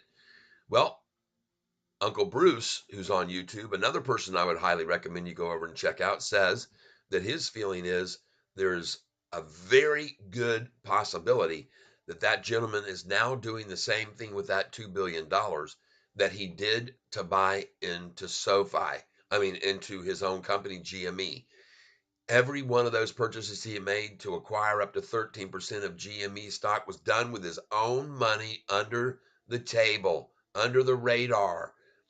Open share purchases. He was just accumulating and kept accumulating and accumulating to get controlling interest. 13% of the GME stock he owns. Can you imagine how much his worth is? I'll tell you how much. $5 billion. $5 billion. Okay. Just be aware that the guy that we're talking about here, I thought before his name was Connor and I had missaid it on the thing. But at any rate, you can find out here. This gentleman right here, GME stock private owner. All right. Ryan Cohen.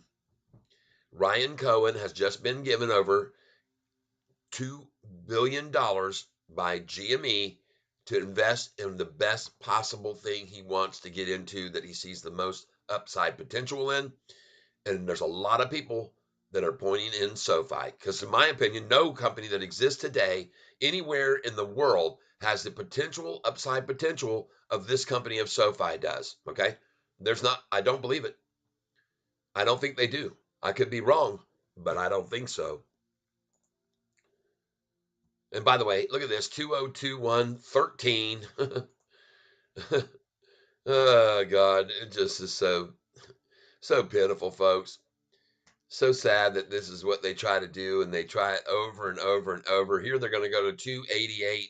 They want to try and close Bit Farm down at 288 end of day. That's all they want to try to do. Hold it there to show their prowess, capabilities, strength, or whatever. And there is no reason for the market to be falling today. Let's go see what Home Channel says on Finance Home. Why is the market so crosswind? The NASDAQ is down 273 while the Dow is green, okay? And it's just so funny. And Tesla posts record deliveries and clear win for Musk. And they're red too. Tesla's red, okay? And by the way, Apple falls as someone else. Barclays says iPhone weakness will persist. uh, okay. Let's go over here and look at this company, BYD.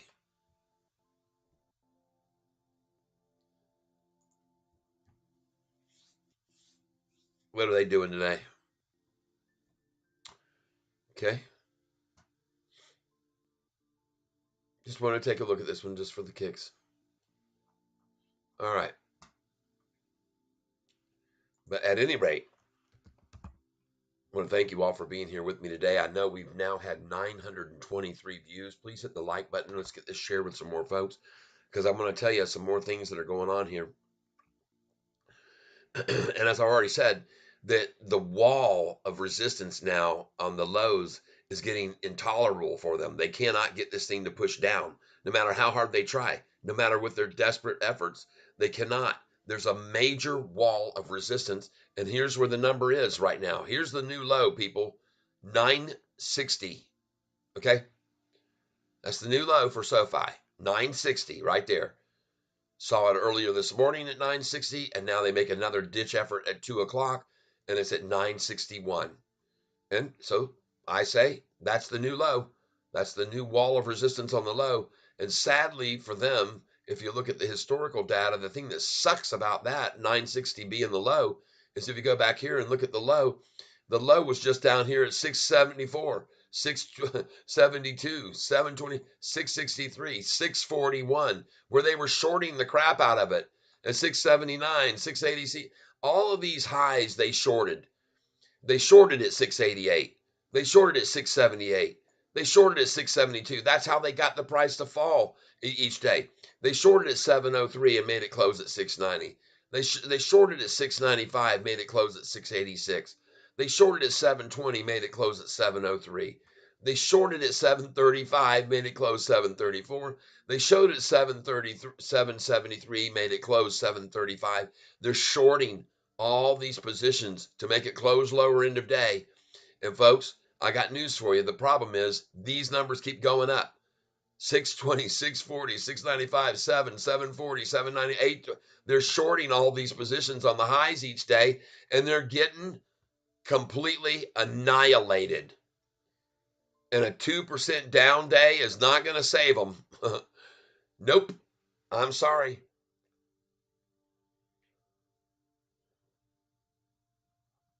Well, listen, this stock right here, someone just asked me. Let me go up here. Grippy, it's a huge Barasso. Hello, Happy New Year. Just learning your system. How come you're not buying at 969 now? I'm not going to buy at 969. I'm going to buy at 959. If I was going to put an order in, I'd put it in at 959 now because the price is at 961. So, but listen, here's the deal. I've already filled 2,500 shares at $9.52 this morning. 2,750 shares at 952. So I bought all on the low. I mean, I bought this thing when it hit the low. I didn't delay. Everybody was sitting there watching and buying with me. A lot of people bought with me. Okay.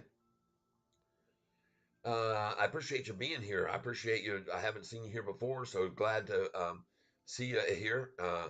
And James Brady, quick check in. Don't like this down move. Thought it would bounce after Friday drop. No, no, no. No. they're shaking out the Monday tree. They're trying to scare everyone out. Yippee, yippee, yahoo. There's no real reason to. They were trying to make a believe and reason that the NASDAQ was falling because people are concerned that it's been overbought on the interest rate drops coming. Bull crap.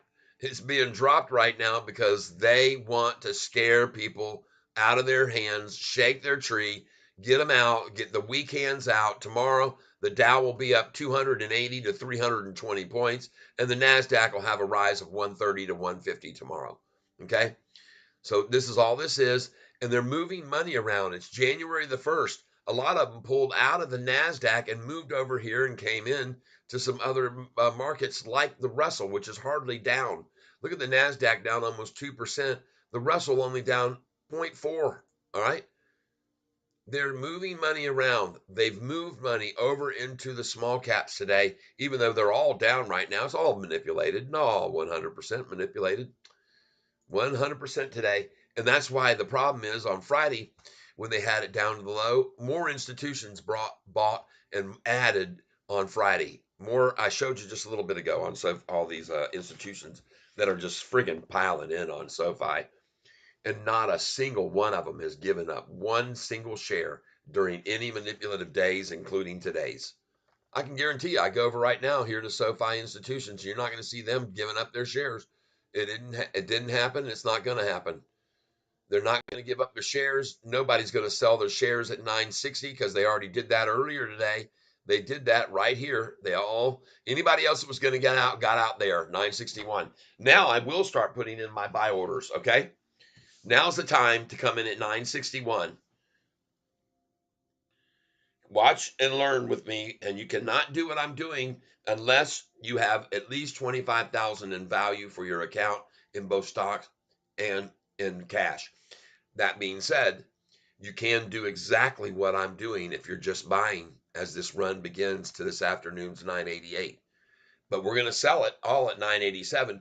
We're going to hold that money for 2 days. If you have less than 25,000 in your account, when you sell here with me this afternoon at the 987 mark, you're going to have to hold that money for a couple of days. You can't do like me and buy it back with it tomorrow. You can buy back with it tomorrow morning when the prices attack down again, but then you cannot sell those shares for another day because that money that you're using to buy them with has not cleared the bank, if you will, yet. All right. So today, if we sell on the high of 988 or whatever it gets to, and we ditch these that we bought at $9.52 and we make freaking 4% gain, then that money cannot be used to buy back in lower and sell the same day. You can buy back in lower, but then you got to hold those shares for one more day before you can sell them. All right, there you go. And as I said, you can see the price is building now. So Catfish is going to come in right now with an order. I'm going to use an order right now, and I want to go in at $9.61, and I'm going to put it in as soon as the price hits 963. And there it is. So I'm going to put it in now, review order, and place it. Okay, so now I have an order in at 961 that I'm going to leave there, and then I'm going to put another one in at 962. 961, and now we're going to go back here. Okay, now I'm going to put in an order here to buy at 962, but I'm going to wait till the price hits 964. 962, review order. This is, by the way, these are just 50 share orders I'm doing. Review order. And I'm going to put this 962 order in as soon as the price hits 964. And it's going to. It will. It will. Oh, yeah. It's going higher. They're all going higher. The floor's been made. The floor has been wiped. The floor has been swept. The floor has been vacuumed. The floor has been mopped. And there we go. Place order now. Placing an order right now at 962 because the price is at 964. I got 50 shares there and 50 at 961. And I'm going to put an order in now. All right. I'm going to put an order right now in. I'm going in at 963, but I'm going to put that 963 order in as soon as the price hits 965, and it's going to in just a moment.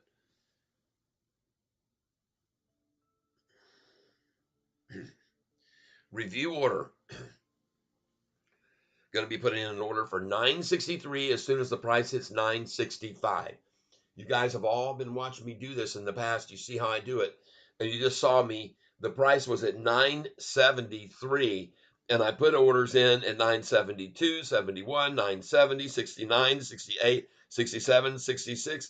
And I filled every single one of those down all the way to $9.61. How cool is that? And now look at it climbing right on back up.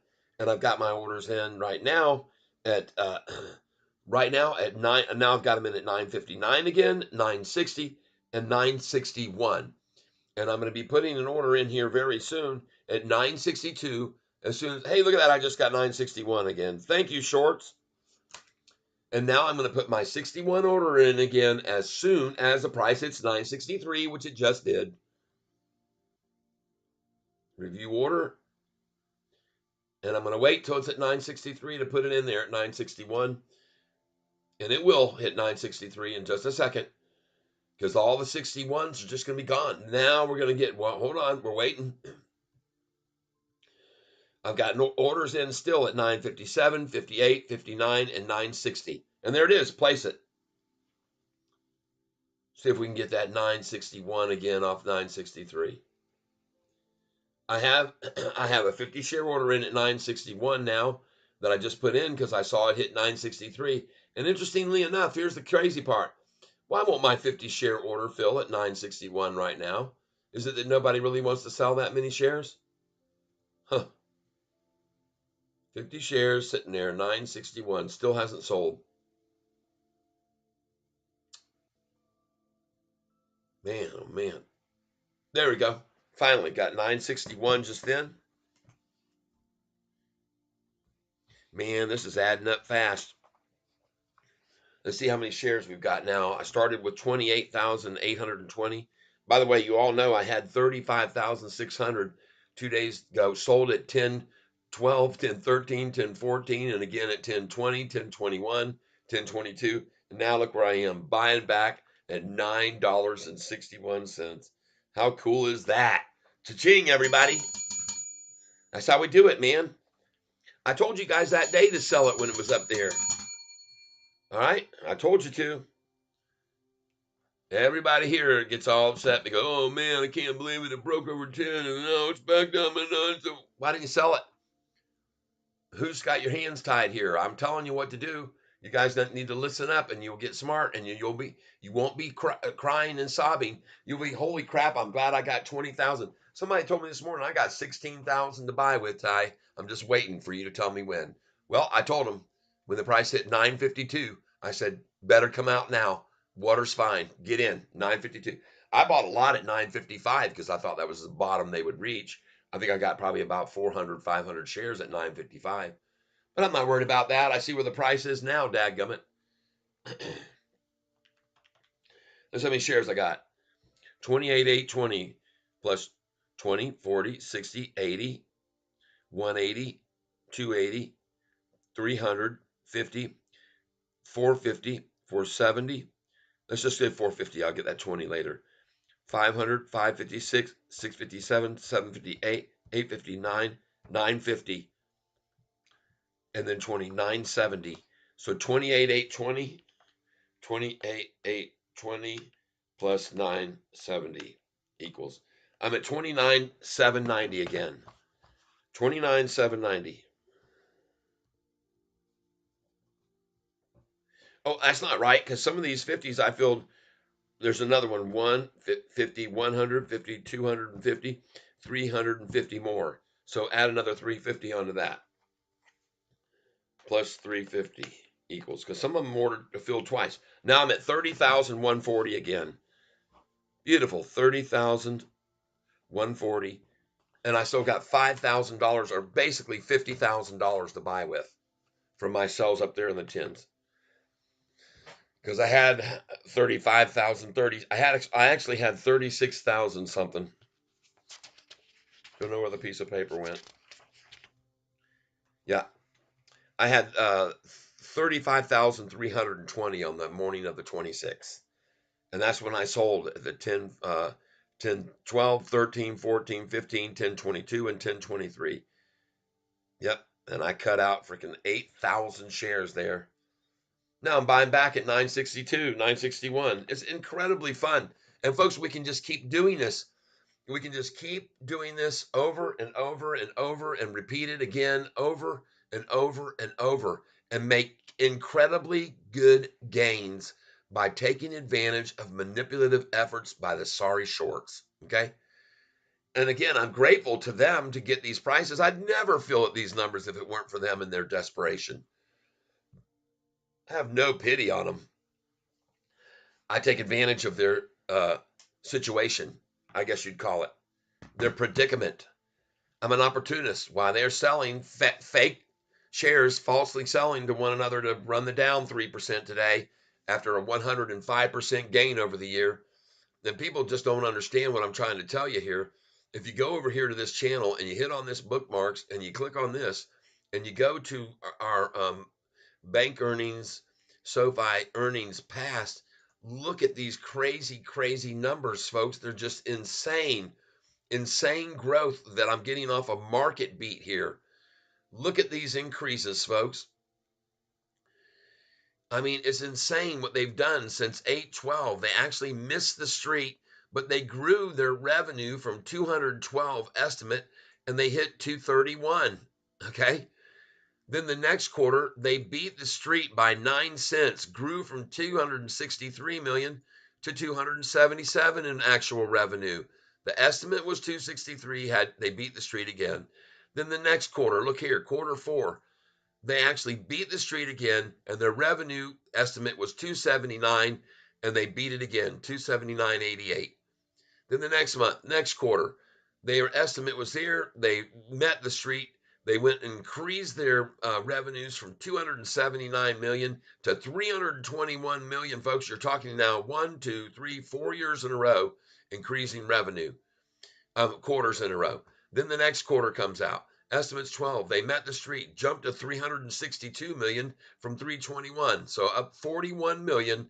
And again, they beat the street because the estimate was 346. They beat it by a long shot.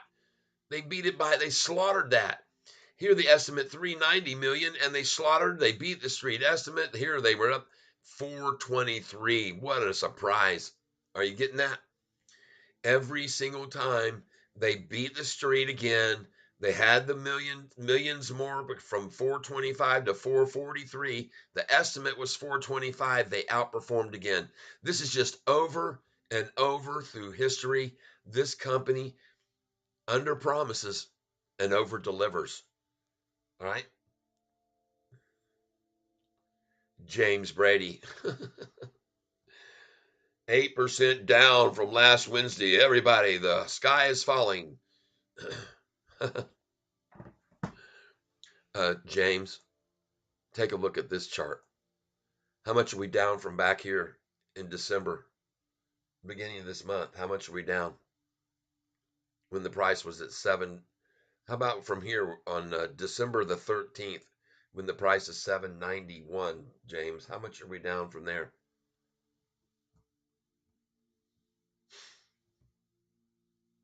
Look at the NASDAQ down 1.84%. All right. I got news for you, James. The only one down on this stock is the shorts. Okay. We are all up hugely on this stock. Every one of us, regardless of an 8% pullback on manipulation. It doesn't matter. They're not going to get this price to fall any lower than this price where it was today earlier. They're not going to get it to go any further than where it was. There's no way. And again, I would say I would eat my shorts, but my wife got so upset with me about doing it. I'm not going to be able to eat my shorts anymore. I have to figure out something to eat. Maybe I'll eat a dog biscuit. I'll eat a doggy bone biscuit. All right. Red days are part of the game. Don't be scared. Hold strong. That's right, man. You can't have fear of a 3% down when you're up freaking 80% in the freaking last 3 months. When you're up even more than that since May. You're up freaking 60% almost since May. June, July, August, September, October, November, December. 7 months, 60%. Can you handle 10% growth every month? I can. And it's not going to stop. Even with a 1-day pullback to 959, it's not going to pull back any lower. They're just going to keep trying as hard as they can. And all they're doing here, by the way, regretfully for them, is they're adding to the volume. They just keep piling the volume up, up, up. With their manipulative selling back and forth down, they're just adding the volume up. Just keep piling the volume up.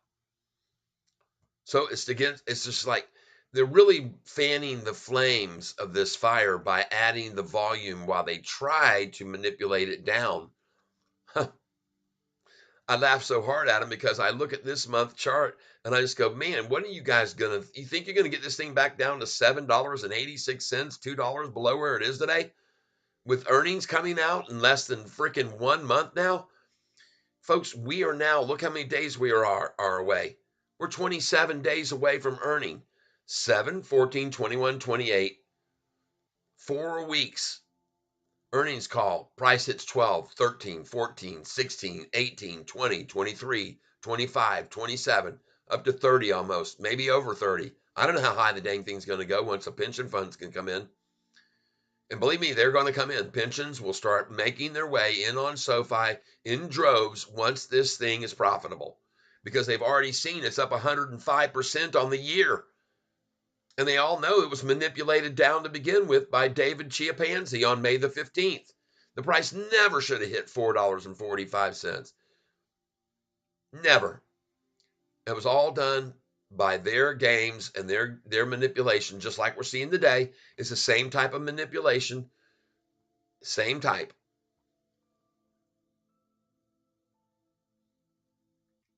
Bring it, shorts. Bring it on. Bring it down to $9 and I'll buy 5,000 shares.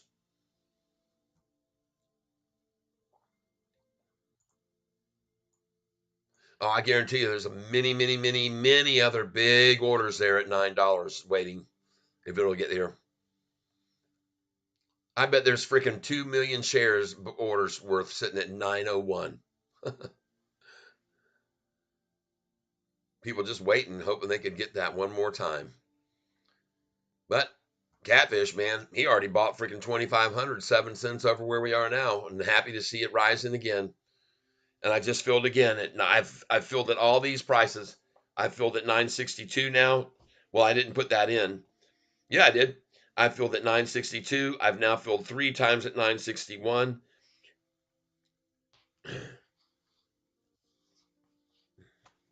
Just filled at 960.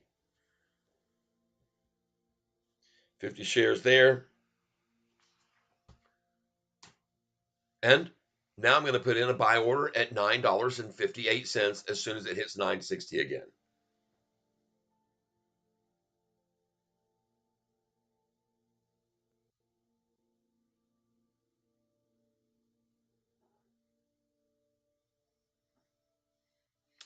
All right, here we go. Going in at 959 now. Review order and place it. Going to go in again at 959.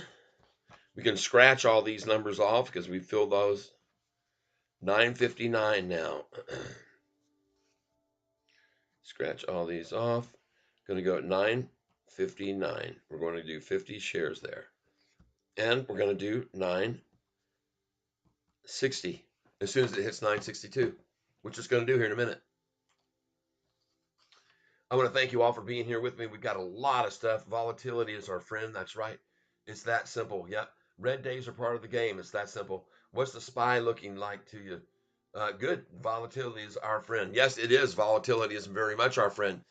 See, this is what I want to see. More and more of these massive swings, 35 and 40 cents a day, not the piddly 20s and 15s we've been seeing. I told you, the closer, folks, that we get to this earnings call, the more radical these swings are going to be daily for us to take advantage of. You could have sold this morning in the pre-market, folks, at 10:07, and some people did. And some people bought at 10:07 this morning thinking that it was going to keep riding right on up. A lot of people bought at 10:07 in the pre-market. And it's those very people that they're trying to shake out right now at 961. That they just tried to scare out at 959. And I'm going to put another order in there now, 959. I'm going to go it again.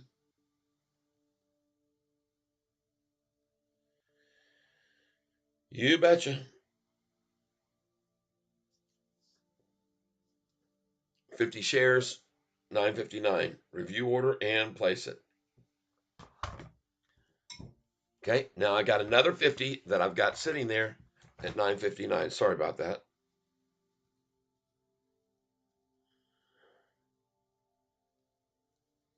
Filled there once, and now I got another one sitting there. And I've got one now at $9.60 I'm putting in. Filled there once, now I'm going to go again, $9.60. As soon as it hits $9.62, I'm going to have an order at $9.60. And it will hit $9.62. Reuse order. Review order. 50 shares going in $9.60. As soon as this thing taps $9.62, I'm going in. And now you're going to see day trading 101, folks, from now until the close when the price is at $9.80 something. Let's see if I'm right. I think it's going to happen. Could be wrong, but I sure didn't see it drop any below this number that we just saw here earlier. 927. Forget about that. Not even close to it. Not even close to this number here either at 916, 927. None of those numbers reached. That was it right there, folks. They just dropped it down to where they had it back here on December the 22nd. Congratulations. They had it to $9.62 on December the 22nd. They've retraced it all the way back down to that from where we just sold it a few days ago at 1033. Nice. Damn, that's nice of them. All we can do is say thank you to them. That's all we can do is just say thank you. And our way of showing thanks is by buying the shares they're giving away here now. Just buy them up. They'll never get it back down here again. As a matter of fact, I'm going to take a picture of this right now. Yep, I sure am. I'm going to take a picture of what time the price was right now.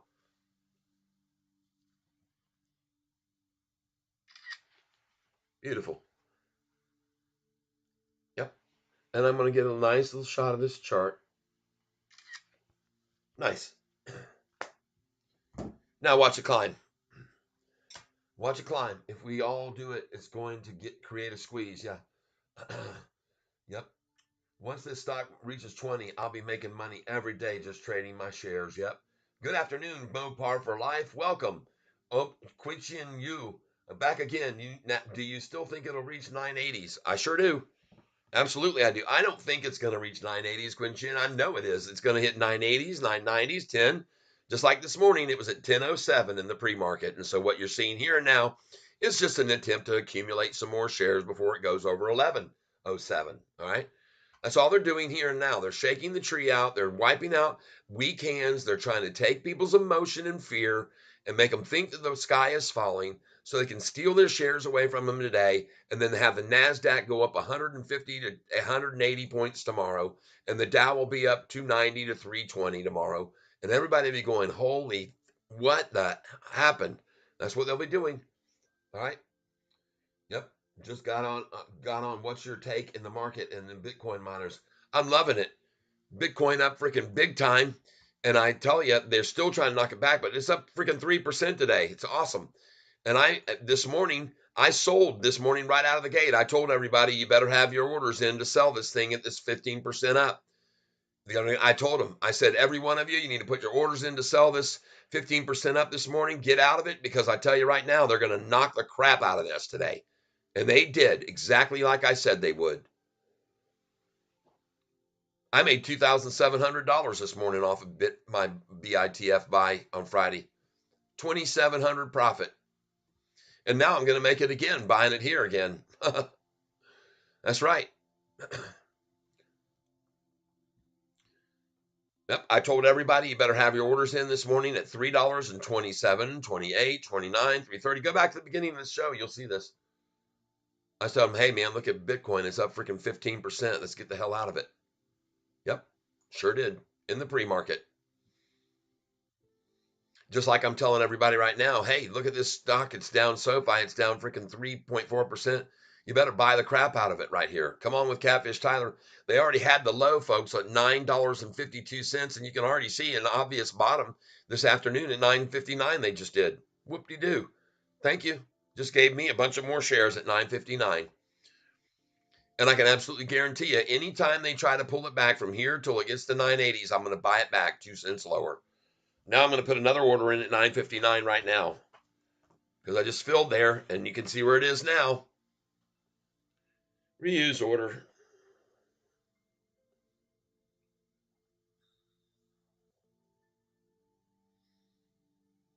Reuse. Going in here.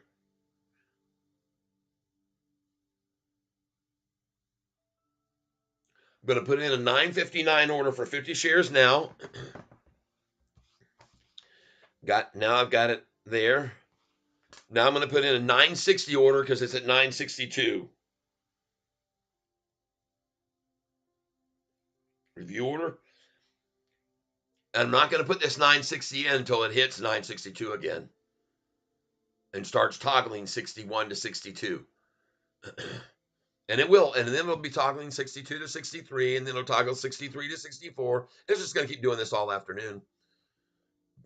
You'll see. We'll see if I'm right or if I'm wrong.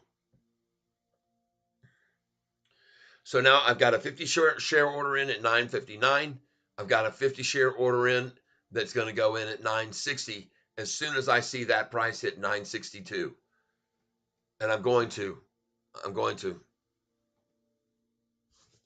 Because the downside for the shorters is the only way to take this profit today of 3% is to start buying their way out as it rises.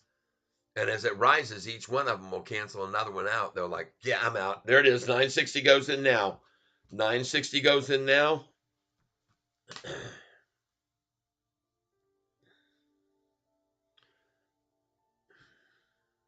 Place it. Got an order, another order for 50 at 960 now. I've already filled there. Now I'm going to put in an order at 961 as soon as the price hits 963.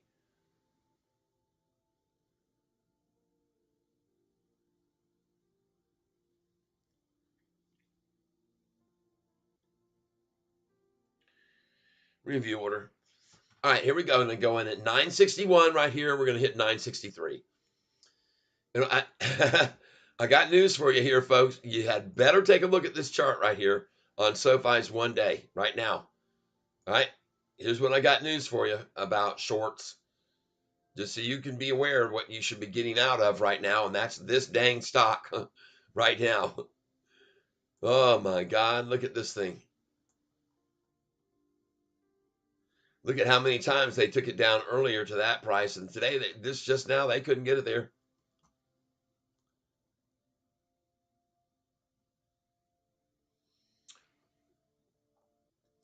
You see that? 3 green candlesticks now in a row. 3 green candlesticks in a row as we climb off of this little bottom, off this cup and handle formation. Nice cup and handle right there, people, in case you don't know what that looks like. That is a cup and handle if I ever saw one at 1:38 p.m. Cup and handle. Hey, look at that. I just filled at 959. Or did I? Nope. I'm waiting to put in the order at 960 when it hits 962. But I have an order for 50 at 959. That's for sure here.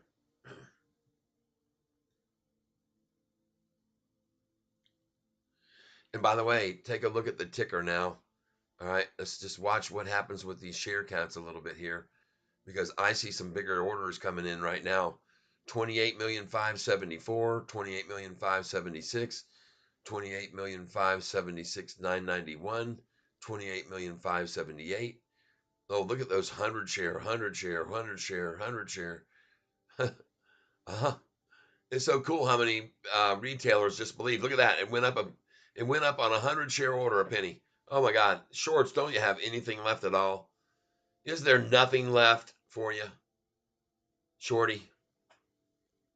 Is there no strength remaining in your cap gun, your little pop gun? 20,610,000 right now. And it's going to pop, people. We are going to start seeing them come in here 20 minutes till. 20 minutes till 3. They're not going to wait around. They're not going to wait until the RL starts to run away on them. I'm just saying that. I could be wrong, but I don't think so. Let's go down here.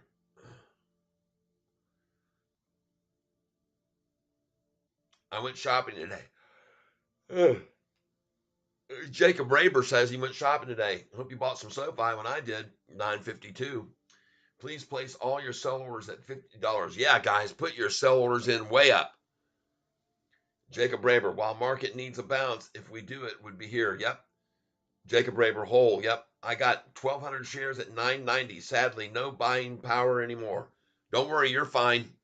Don't worry, you're going to go right back over that. I told that to Shaniza. She had said, man, I'm in over $10. I don't know if we'll ever be there. Well, we just got over 10. I think she might have been feeling pretty good about that. We're going to go over 10 again between now and earnings. We're going to be at over 11. We're going to be possibly over 12.20 and even 13.75 is what my friend and I, Mr. Lopez, Hurricane Lopez, believe. Could be wrong, but I don't think so. And don't be surprised if tomorrow, when we come over here to look at this SoFi institutional ownership, if the dang thing hasn't gone through the freaking roof, all right? Do not be surprised. I mean, you just don't see any banks with this kind of growth that I just brought to your attention, everybody.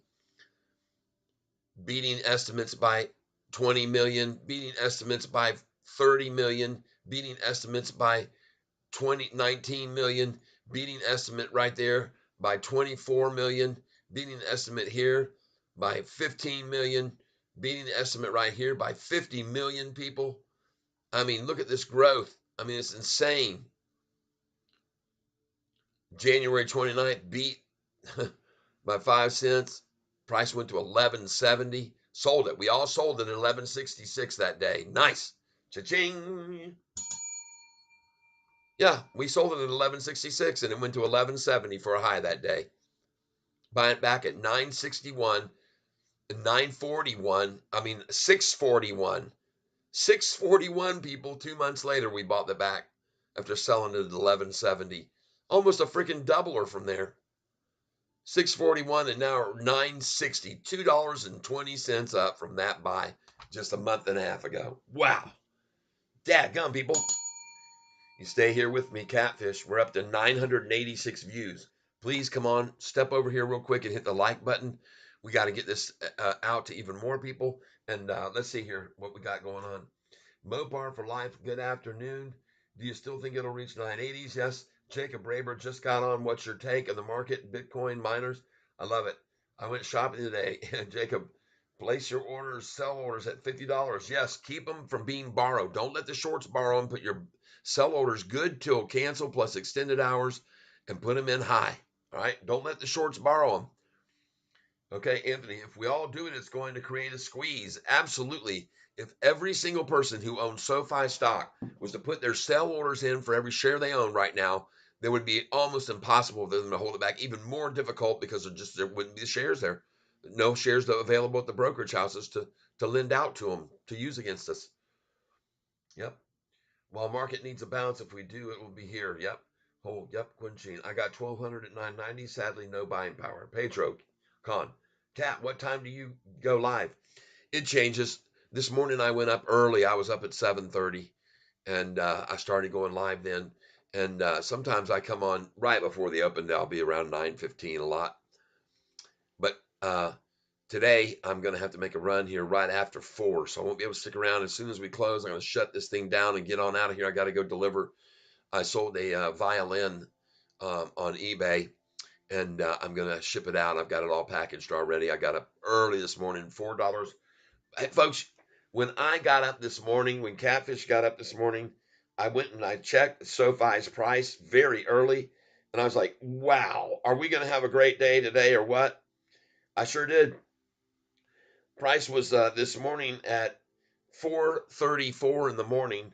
Price was at on BITF, $3.37, up 15.81%. This morning in the pre-market, up 15%, and now it's red 1.2%, a 16% swing down on Bitcoin, while the thing is still up 5% on the day. Go figure that. Wow. And then this morning at 4:33 this morning, SoFi's price was $10.07. 10:07, folks, at 4:33 this morning. What are they showing for today on the SoFi chart? What are they showing for the high today? It was at 10:07, and look what number they're showing us for the high today. 981.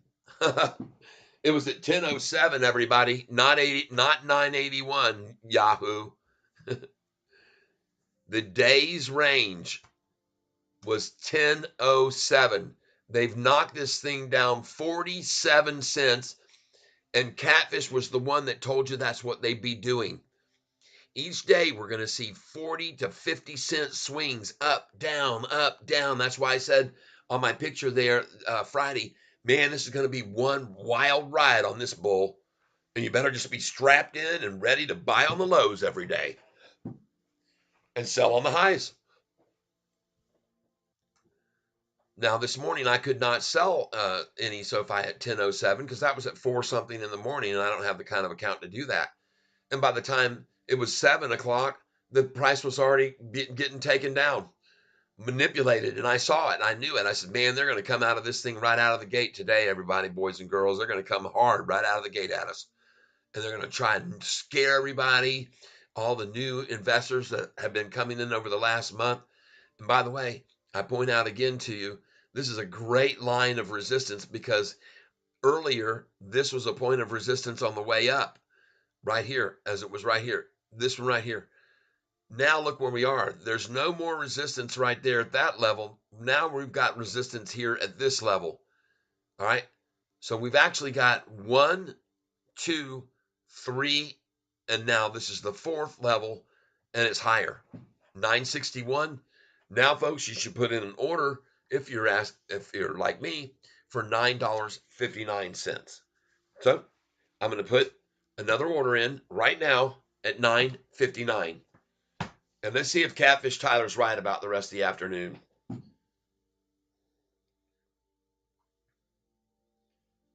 Password.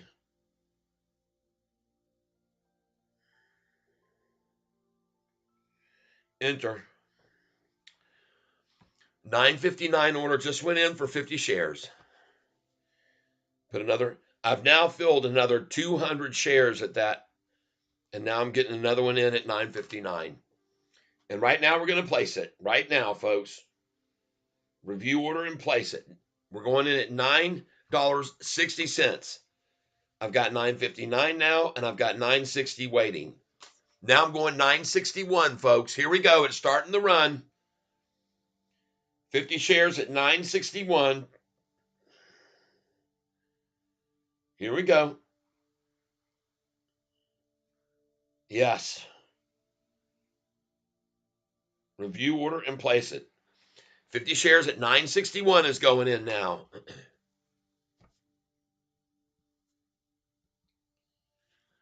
And now we're going to put an order in at 9.62 as soon as the price hits 9.64. Reuse order. Review order. Going in at 9.62 here, waiting on 9.64, and it's coming, folks. Believe me. 991 views of this channel. I would like you to please hit the like button if you're learning anything about how to trade cat rolls 24/7. That's right. A lot of dividend stocks are up today. It could be a rotation. I don't know. Okay. Cat, what time do you go live? Very early, 7:30 this morning. And it varies, like I said. If you click on my subscription button and hit that red bell, then you'll be notified when I come up. It'll give you a little ding on your screen. Hey, man, look who's on. All right. And look at that. I just filled at 960 again. These guys will just keep giving me 50 shares again and I get 960. Sweet. I'll take, folks, I'm going to take every single one they got if they want to keep doing that. Now I go back in at 960 again here.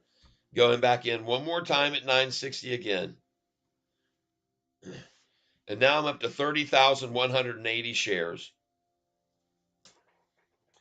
Bet you 1,000 shares we close below 980. James, when did you turn into such a, what did you do? Short this thing or something at $10 this morning at 4 o'clock or something? What happened to you, man? Where'd you go to? Where did the old James go that I used to know? I got news for you. I don't give a damn. I bought this stock at 952. I could care less if it closes below 980. I bought freaking 2,750 shares at 952. Cha-ching. I also bought 5,000 shares at $4.66 and 467.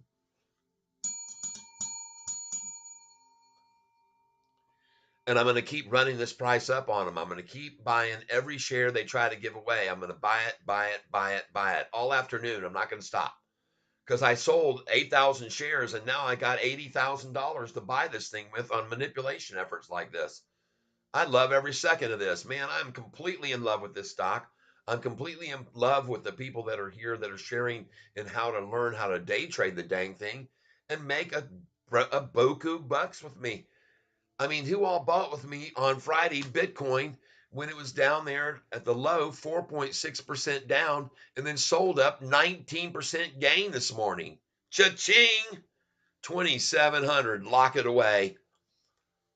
Put it in the bank.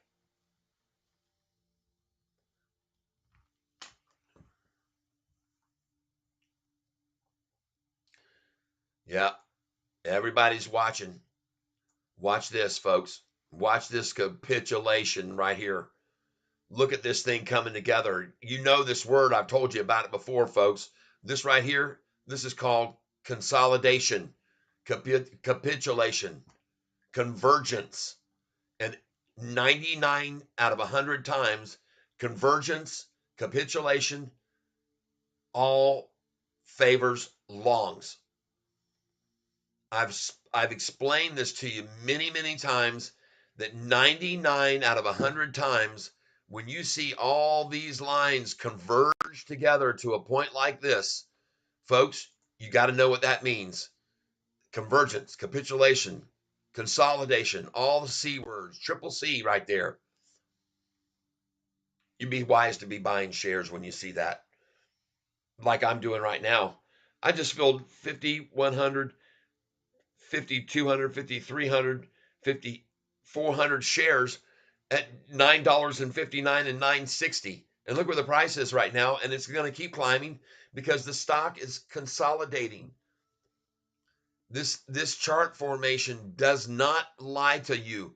Watch what happens to this stock from this afternoon on, from 3 o'clock on. Capitulation, convergence, whatever word you want to use, consolidation is very solid support this at this number right here. It's extremely solid at 960. And the truth is they can't get it below it. Even as hard as they've tried this afternoon, they can't move it a penny below it. 959 capped out, done. Everybody keeps buying it. Looks like me. I got a lot of orders there still. Good luck to you. And look at all the green now starting to come in. Look at this. Look at that 10-day moving average. What happened to it at freaking 245? And I called that. Look at the 10-day moving average. What happened at 1045? Someone said, game over, 245. I'll take it. I'll take 98,000 shares. They bought almost $1 million worth right there at 245. And I told you the run was going to start there at that 245 time. And I'm telling you this right here, this is convergence, this is capitulation, this is consolidation, and this is coiling. This is coiling up right here. This is like a spring, folks. This is like a spring just coiling, they're just trying so hard, and it just, after a while, that spring takes away and the inertia of the downward effort and springs it off. It just happens, folks. There's just a wall of buyers at this number that are happy to buy it. 3.5% down today. And a lot of them are institutions right here now that are buying. I can guarantee it. You get over here and you're going to see this institutional ownership. And the reason that they're doing it is because, again, look how many quarters in a row that they beat the street here. 1, 2, 3, 4, 5, 6, 7, 8, 9 quarters. This is why the institutions are buying it all up and they're increasing their positions and their holdings in it. This is why. It's disruptive, man. They're taking away the bankers. All the legacy banks are losing away to SoFi. And I'm the one here on this channel to keep you confident so you don't freak out and you don't worry and you don't get scared and you understand exactly the game they're playing and how they're playing it. And you don't worry. There's no sense at all to be worried here when you just bought this stock at $6.41 for it 4 weeks ago, right? 3 weeks ago. And it's cool that I like the fact that I'm here to show you this so that you can see that right now we're about to cross over 30 million shares, over twice the number that the shorts have to short with. See, when we start getting up in the 30s and 40s, it gets very difficult for them to control it anymore with just borrowing 13 million shares a day. It gets hard on them, believe me. You're going to see their spine break here this afternoon. In my opinion, I think it's going to go off. I do. I think it's going to go off. I think everything we've seen today is the same bull malarkey we've seen the last few weeks on Mondays. They just try to shake it out every Monday. They just try to shake it out. Look at the month. Look at the month chart here. And what was this day here? Hold on. Let's get over here. Back one. There it is. December the 4th, the 11th, and the 18th. Well, look at that. December the 4th. Look at that. It started to take off just like today, and then bam, they just ran it down the rest of the day, December 4th. It got up to 808.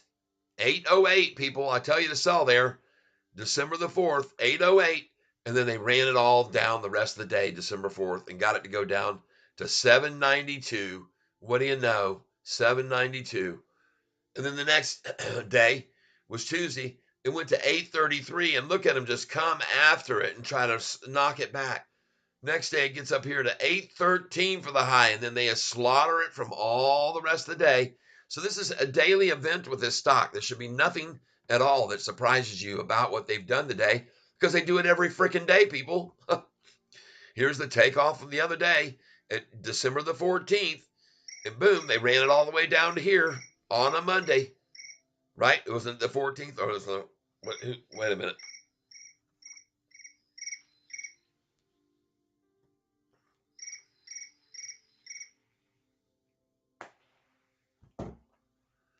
Sweet home Alabama.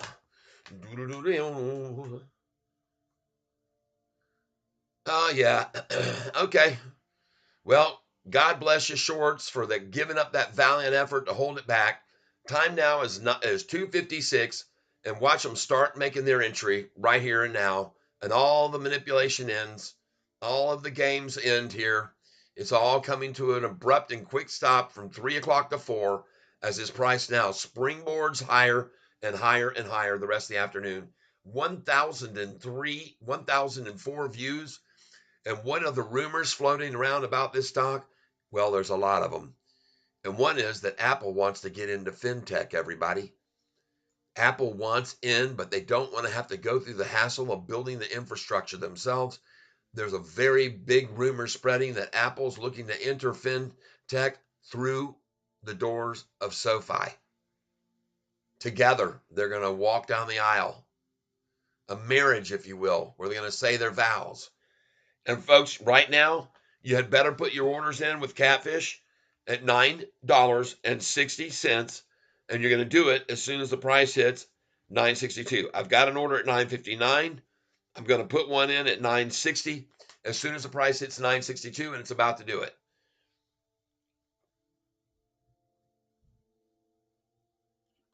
I'm going to load it, reuse order, review order, and we're going to try to buy this again. We're going to put in a buy order at $9.60. I've got one in at $9.59. I'm going to put one in at $9.60 as soon as it hits the price $9.62. I'll be putting in buy order in, and you will see that it will most likely fill, but only after the price has gone up to $9.66 will it drop back, and I'll fill it then. All right, that's my feelings. I could be wrong, but I know what convergence looks like. I know what capitulation looks like. I know what consolidation looks like, and right now this stock is consolidating perfectly.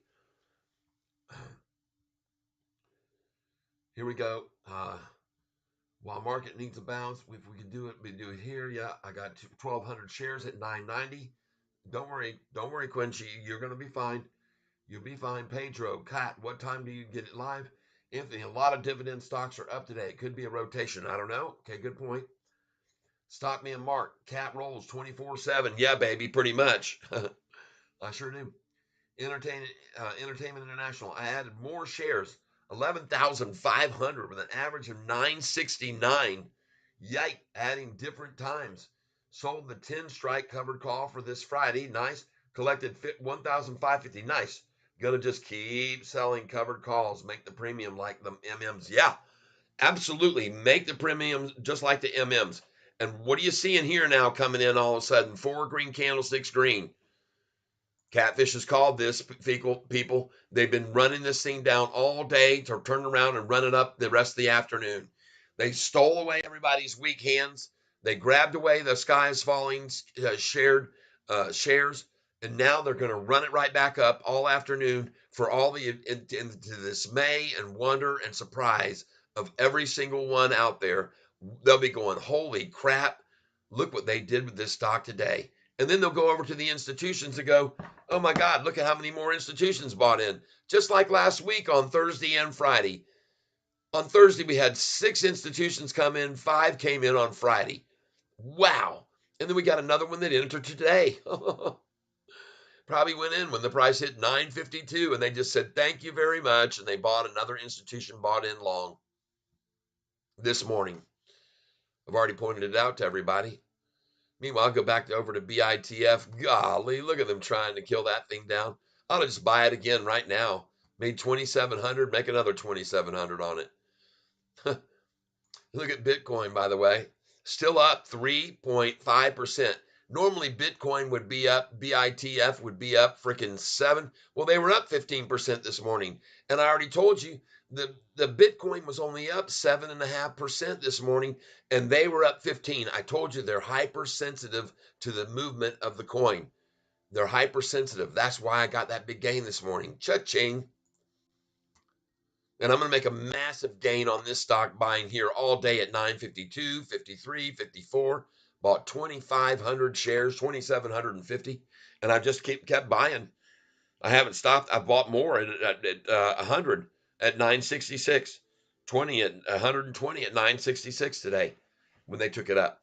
And I'm going to sell those higher. All of them will be over $10 when I sell them here in a few days. And I will. And you'll see. And you'll go, dang it, he called it again. Yep. Because I am that good at buying on the lows.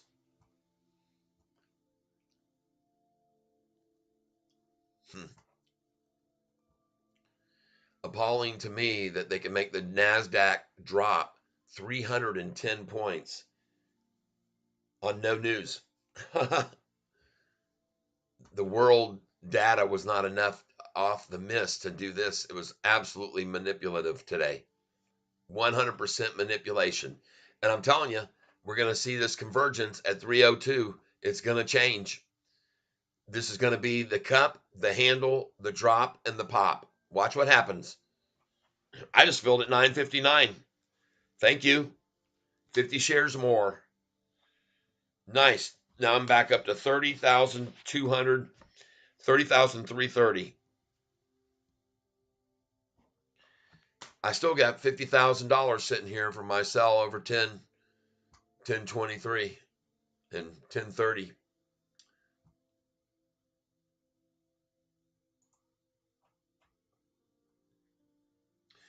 This is the cup. This is the handle. This is the drop. Then comes the pop. Watch what happens. It's 259 right now. Final hurrah. Yay! Final hurrah. Down 37377. Yay! 37377. Whoopee! Oops, now it's only down 37374. What happened here? Uh-oh, there it is. 37377. All right. Thank you, shorts. Let's just pile in here and get another couple hundred shares. Let's do it. Reuse order.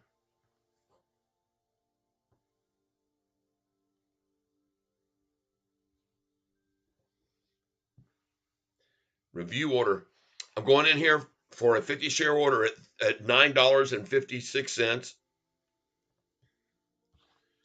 So now we're at 956, 50 share order, 9.56. Now we're going to go in at 957. Reuse order.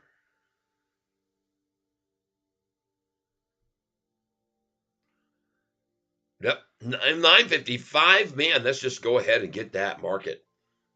Mark it. Review order and place it. 956 again. Thank you, shorts. Nice. 50 at 956. Oh, I know they're done, man. This is going to be quickly over. SPY and QQQ falling off. Everything's falling off, bro. Take a look at the charts. Look at the S&P down. Look at the Dow down. Look at the NASDAQ down. The Russell down. Everything falling. Crude oil down. Gold down. All down, down, down, down. Unfortunately for them, the price already hit a low today of $9.52. So they're totally effed there because a lot of people short sold it there. Short sold it. I looked at the Market Chameleon thing earlier this morning, and I saw all the people that short sold it, piled in, purple beam that big at $9.52. And I went, what are these idiots doing? They're addicted to it, folks. They've been making money shorting this stock so long they've forgotten what it's like. They're just addicted to that gains, and they think they're going to keep doing it over and over. And the problem is now they're just completely in denial, okay? They're just in absolute, total, utter denial, okay? And they're all looking at this 1 month chart and in denial that they've lost like mad shorting this thing here when it was at 833 and when it was here at this price of 818 to knock it down and shorting it when it was at 813 to knock it down. And look at the dang thing now, over 955. They're out of their minds with furiousness at themselves for being so stupid. And all these other orders here where they shorted it down at 916 and shorted it down at 947, all losing, still holding those shorted positions and losing money. And wait till you see what happens this afternoon, how much effort they make at it. Now 30,106. What was the volume on Friday? What was the volume?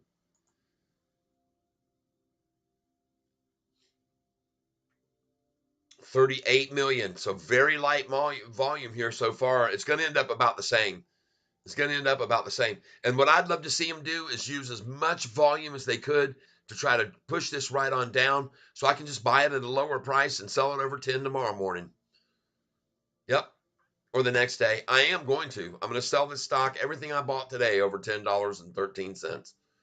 I'm going to sell some of it at $9.87. Meanwhile, as we continue to pile in at 9.55, because I know how much they love that number. So let's just go again. Reuse order. Review order and place it. I'm looking for 50 shares right here. 956. I got it again. 50 shares. Let's do it again. Reuse order.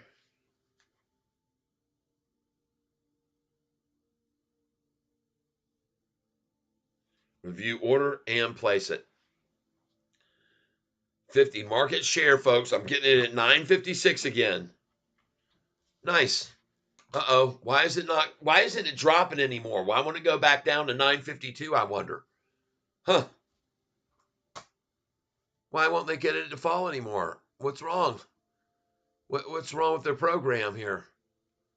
Why is it failing to make it drop anymore to 952 where it was earlier today? Huh. I guess everybody just wants to buy it here. Oh my God. Look at that. Ugh. Man, oh man, oh man. Goodness gracious. Cup, handle, drop, pop. Here it comes, folks. That's my call. I'm going to put a 50 share order in at 955 right now. See if I can get that. Uh-oh, it's at 956 now. Reuse order. We're going to go in. We'll just go. Let's just, hey, look, it's already at 9:58. I'm just going to go ahead and put one in at 9:56. Review order and place it.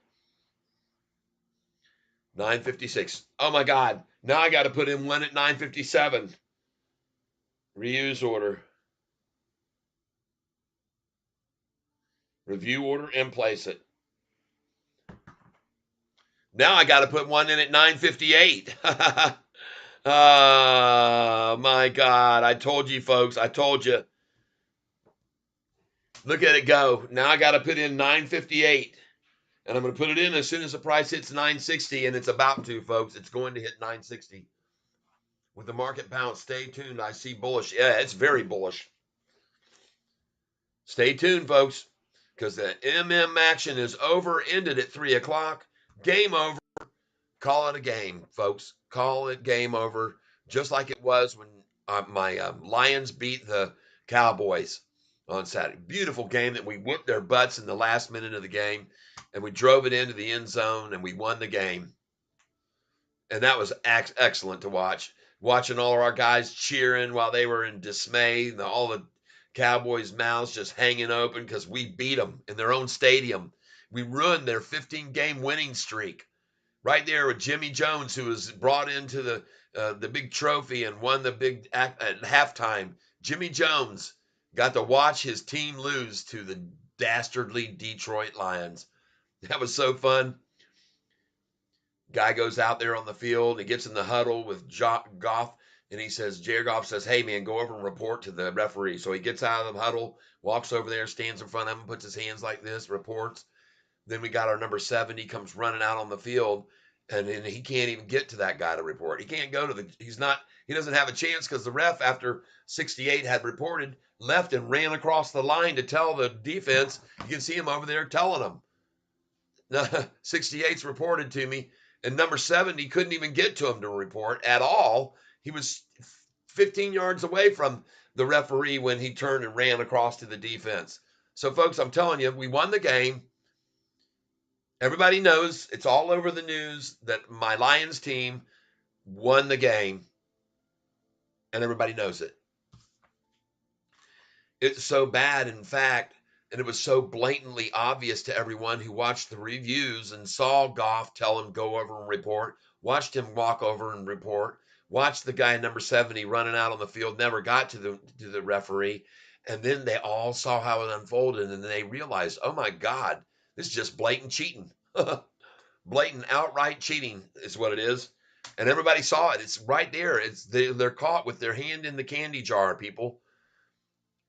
And even though our coach was screaming at him, I told you, I told you, I told you. He turned, ducked his head. He didn't even look at him anymore in the eye. He dropped his head down, turned around, and walked off. It was just sickening. BTC might be retesting breakout here today, tomorrow, or right now. Good. Love it. I know it is. Look at that right now. Look at it turn right there. Beautiful, beautiful. I love the look of that too, man. I love it. The 1 hour chart. Let's go see what it's doing 1 hour. Oh, yeah. It turned off the bottom there. Boom. And then up and then down, up and then up and up higher. Beautiful. Love it. Bitcoin staying over 45,000 and it's not going to turn its head. It's not looking back. Tomorrow I'm going to make another 15% on it.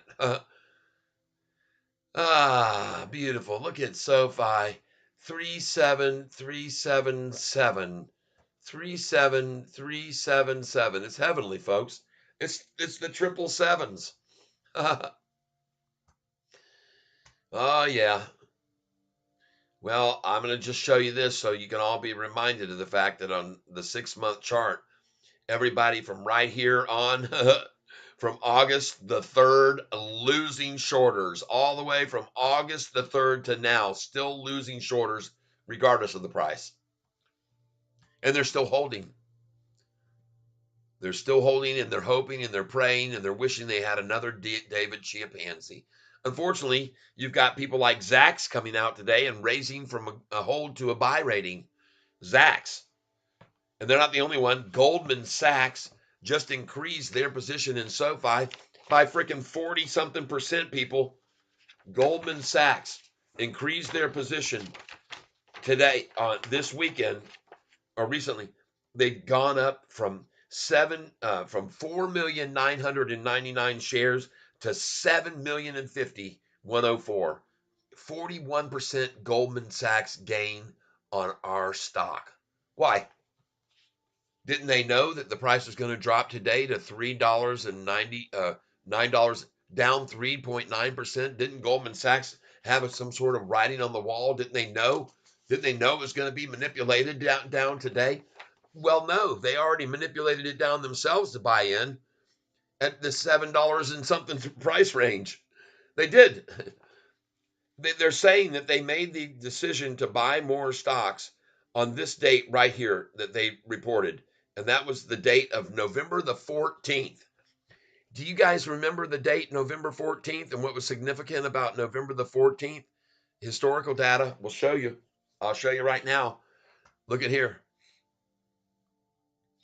November the 14th, folks, the price was at $7.22, worked down from a high of 753 on the same amount of volume we're seeing today, folks. It's right. It hit a high of 753. They worked it down and slammed it right out of the gate. They came at it hard at 739, ran it down to 722. Then it went up to 753 and closed 5 cents off the high on the same amount of volume as we're seeing today. All right. So just be aware of that. That's what that date means. 9/14. You might be wondering, but I pointed out to you because I like you to know. I like you to know. On 9/14, it was manipulated down so they could get in. Why? Because they got in at 722 and now the price is freaking $9.57. Okay? Of course, it makes perfect sense. Goldman Sachs would buy up on that date. They're making a ton of money. And the ones that are buying in recently this week, the 9 new institutions that took up positions in the last week, 9, more than that even, folks.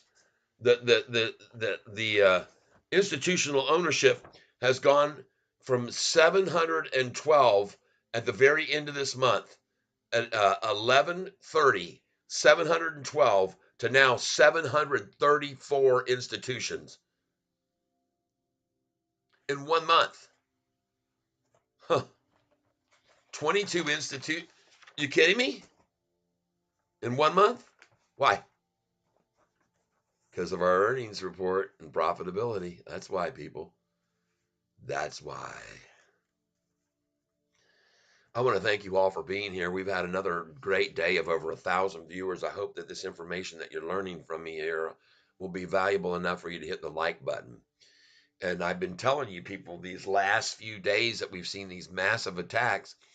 Don't worry, the next day they'll be up just the other way. And so far, every single time that I've said that, I was right. Every time that I've told you people that this is just 100% manipulation and there's no other way to look at it, it's just a way to shake the tree and steal away people's shares. And every time I've told you that, that's exactly what it's been. I have it nailed right to the T, what they're doing and how they're doing it and why. All right. So today, just a nice little breather for Sofi. It's been running. Some people, what do you mean it's been running? It's down today and it was down a little bit Friday. Well, I got news for you, folks. Let me just tell you what the news is, all right, just in case you weren't aware of it, because I'm going to tell you right now, this thing is on fire, baby. This thing's on fire.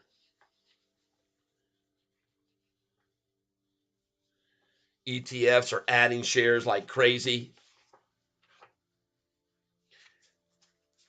As of last week on Friday, 22 of 25 days with a higher low. 22 of 25 days with a higher low. And folks, that's just not normal. You got to have a breather every once in a while. You got to have a pullback. You got to have consolidation. You got to have a good, healthy retrace, okay? It's got to revisit some numbers and fill some gaps, and then it goes right on up. This is very, very healthy today. It's very, very healthy for the entire market, to be honest with you, because you don't want weak shareholders holding on to the shares. Get them out. Take them on out. Get them out today. I bought their shares. I bought a bunch. I bought 2,750 shares at 952 today, right? And then I've been buying here all along, and it's 955s, 56s, 57s, 958s. I never let up. I just told you. I told you I was going to do this all day. Zach, Will, and Carl, what percentage of your portfolio is SoFi? Right now, my portfolio SoFi is very high. About 40% of my portfolio is SoFi because I'm so sure of it. Yep. Anyone know how to exercise options in SoFi? Want to grab a couple from my 950 calls? No, I don't know a dang thing about options. There are others here that do, and they can give you some advice, I'm sure, because they do that. So, but I just want you to know, folks, we got to get here on this lunchtime low. Today's lunchtime low was 967, and that's 46 cents below Friday's lunchtime low. All right. But be aware that that isn't going to be there. You're just taking a great opportunity here that's being provided to you with the price at 37377, and you're going to make a boatload of money off this in the next 3 weeks by the time we hit the earnings call, which is now 27 days away, folks. And trading days, it's like 22 trading days away. Just think about it. Right now, someone is sitting in a SoFi office tallying up all the numbers of all the money that they've made and how much revenue growth they've had again and how many new customers they brought aboard. And all of these things are going to be mind-blowing numbers, I believe, when we got this next earnings call and we reach profitability. And you just wait. You guys will be laughing back at today when it was 957. I'm going to remind you all on earnings day on the 29th of this month how hilariously scared everyone was talking about how much we had dropped. Well, I bought like crazy that day. Okay, I'm just going to remind you. I'm going to say, oh, what? Yeah, I remember that day. We got all the way down to 952, and I bought 2,750 shares there. Yeah, I remember that day. Yeah, I know it seems like a long time ago now that it's over $13. And by the way, I remember the day on May the 16th when I bought this stock, 5,000 shares at 966.5. That's my average. James Brady, minus 70% so far, are in just too good to sell. Yeah, don't worry. Everything's going to be fine here, you guys. All is well. All is perfect. This is a great setup we've got going here. And if you don't believe what I'm saying, folks, I'm going to show you right now so you guys can all be aware of what I'm showing you.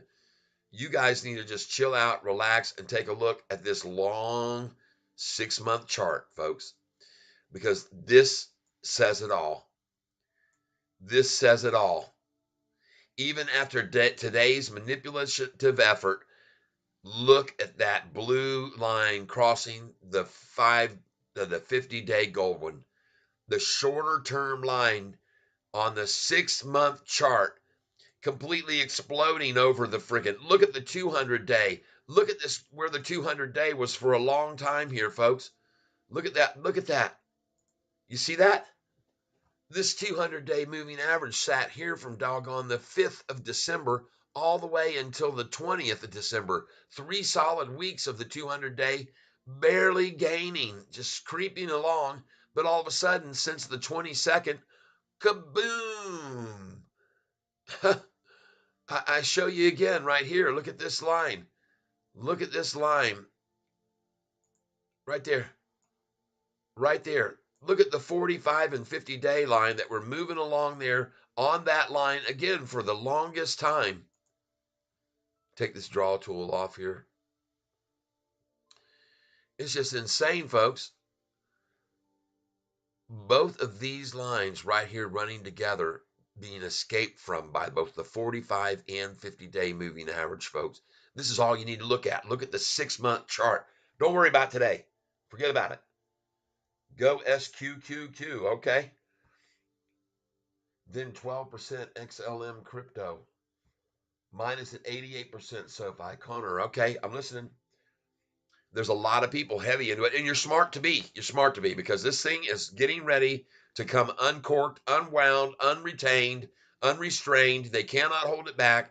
They're not going to hold it back. It's not going to be held back on a day with 30 million shares.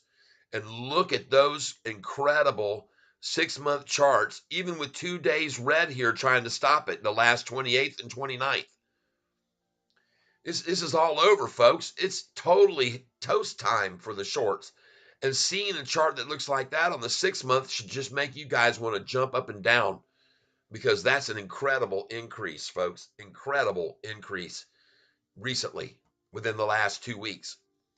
And the reason that is because all these SoFi institutions are coming in. All the institutions are now buying it up. And what are they going to do with that? It just makes fewer and fewer shares available for them to use. I pull in here on this. I want you to see this.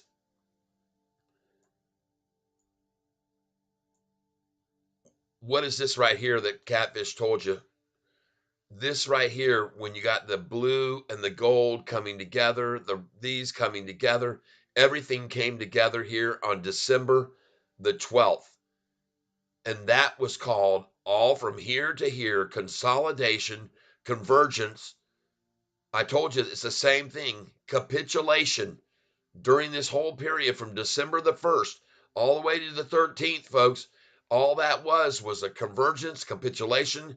And I told you, 9 times out of 10, that changes to the benefit of longs.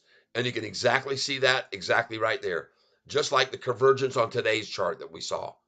That's going to be to our advantage because it's just no more than that, as simple as that. It's convergence.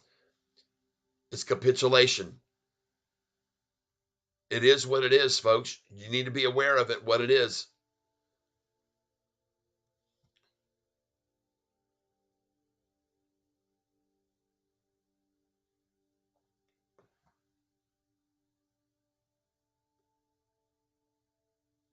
Watch this. You can already see this 10-day moving up. From this time on, 313, from 313 on, look at the 10-day moving average. Look at it. Look at all these greens. 75 million, 111 million buy, 52 million buys, 114 million. They try to counter with 41 and then 28. And look at that. The 10-day just kept going up. And then they tried again with 46,000. No, the longs came in, bought it right there, 75,000, 81,000. The next minute they came in again for 38,000. And it's going up, folks. The price is rising. And watch the lame, weak shorts try and stop this run for the rest of the afternoon. And I hope they go through 8-9 million shares, which would be 80 or 90 million dollars to try to stop this run. Burn it up, boys. Burn it up. Yes, sir. Look at this green coming in. Folks, 1, 2, 3, 4, 5, 6, 7, 8, 9, 10, 11, 12. 12, and there's only 4 of them red. You got a 2-to-1 ratio of people buying this stock versus the fake sellers. Right here and now. They're coming in. You can see it happening right before your eyes.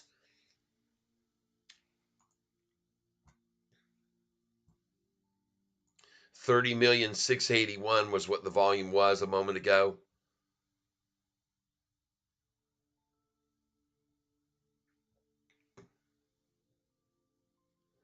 $1,057 folks here with me today. Come on, hit that like button. Let's get it on up there. I know it's discouraging when you see the days like this with a little bit of a pullback, but you need to understand, folks, this thing is, like I said, been 22 out of 25 days with a higher low.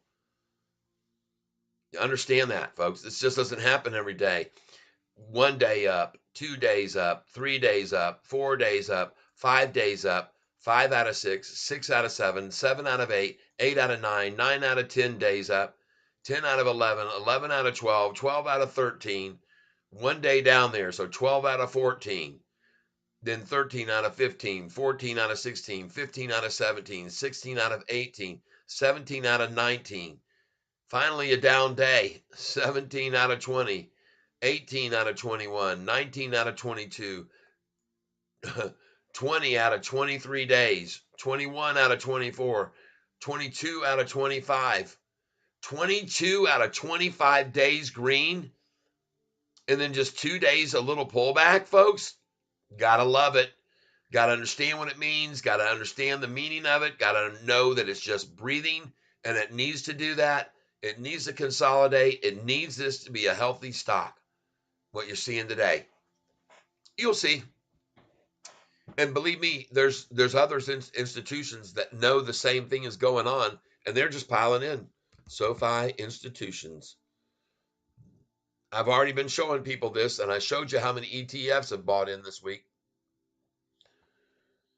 I've shown you. Now how many are in? 734, up another from yesterday, Friday. Friday had 733.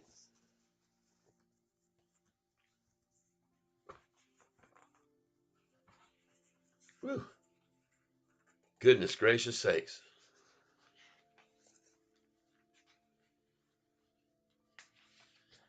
Oh, yeah.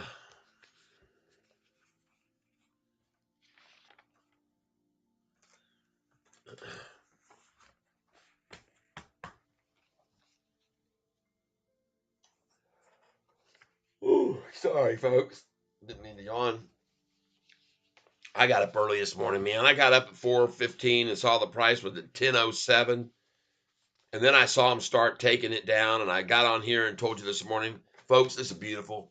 Let's just buy another great buying opportunity today on manipulation efforts by the shorts.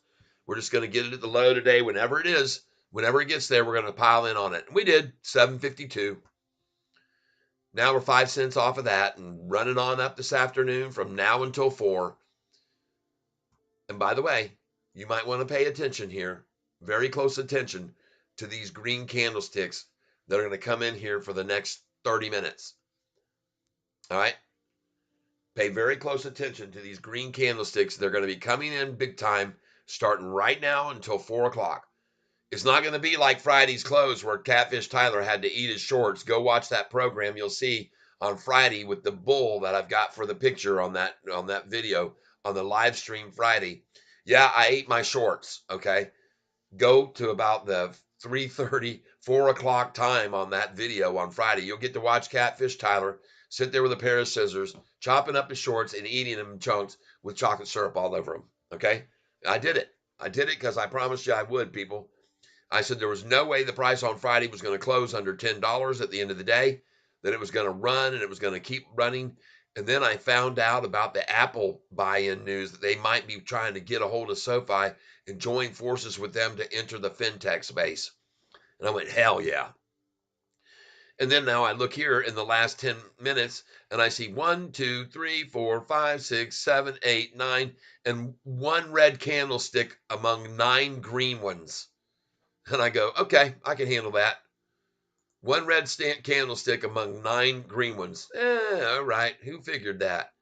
Who would have ever guessed that would happen? Who would have ever guessed that Bitcoin would be knocked down from when it was up 8% in this morning, and Bitcoin was up 15% this morning, and I told you, sell. Everybody, we're selling here. Get out, because they're going to knock the crap out of this today, and they did. They dang sure did. Called it. Completely called that. Completely called it. Watching, just waiting for the manipulation to end. And folks, my friends, just hang in there tight with me because we're going to be fine. This is, like I said, going to be one big wild roller coaster ride. And today, here's the funny thing that I want you to notice about this market today is that right now you can see that every single stock on your portfolio is red, okay? I don't care what you're sitting on. Everything that you're holding virtually today is going to be red because there's a reallocation, some money moving right now, and there's a reallocation, and you can see here a botched effort by the shorts to make this thing fall back to where they shorted it at $7 2 weeks ago. An absolute annihilation of the shorts has been going on, and it continues even today. 3% down. Are you crapping me, folks? 3.5% down after a week's of up 40% in the last 7 weeks of trading. Insane. And they think that, and people are coming on here talking about, oh man, I'm losing so much money, losing. No, you haven't lost a dime until you sell. Not one single penny. And nobody's really selling today, and they're not going to be selling tomorrow. They'll be buying. They'll be coming in the aftermarket too. Wouldn't be surprised at all to see this thing at 966 close at 10 p.m. at 8 p.m. tonight, or 977, 988, even over 10. Wouldn't be surprised. I'm not going to be surprised by any major run on this stock after a major drop on no news. Okay. I have been buying this stock on days when it was down 20% in one day, not 3.9, 20% in one day down. And that was after earnings. Wow. Yeah. I have it here on a piece of paper in case you guys don't believe what I'm telling you. I have it right here. I did all the math on it, and I proved to everybody what was just astounding, almost just hard to believe. The price after earnings on May the 1st was down 30% in 4 days after we beat the street on the earnings call. All right, so there's your comparison to where we are now in manipulation efforts. They used to be able to, with 101 million, 125 million one day. And I'm going to show you here so you can get the understanding of it. This is what happened when we beat the street on May the 1st. I want you to look down here. Boom, ba-doom, boom, boom. There it is. Hit 654 for the high, and they used 125 million, 115 million the next day, 64 million, and 59 million to run it down from this price to that 459 low. And after they did that, it went up to $10.23 in less than a month.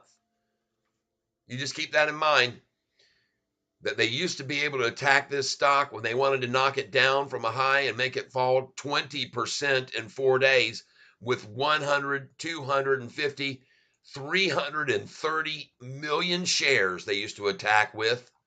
How much have they attacked with today to get it down? 31 million? That's only 300 million less than before. And that's why it didn't fall 20% and they can only get it down this much now. They don't have the control anymore. They don't have the power. They don't have the strength. They don't have the ability. They don't have the shares. They don't have the shares. I can assure you, if they had the shares to short this down with today further today, they would have took it down 20% on 120 million shares today like they did back in May the 15th. Just so you're aware of that, everybody.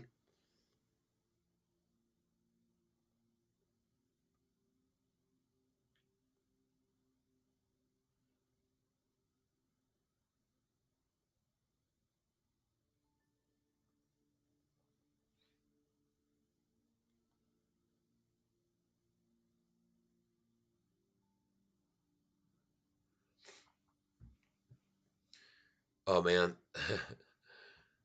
I got news for you. The run up to 980 started on November the 21st when the price was at $6.41.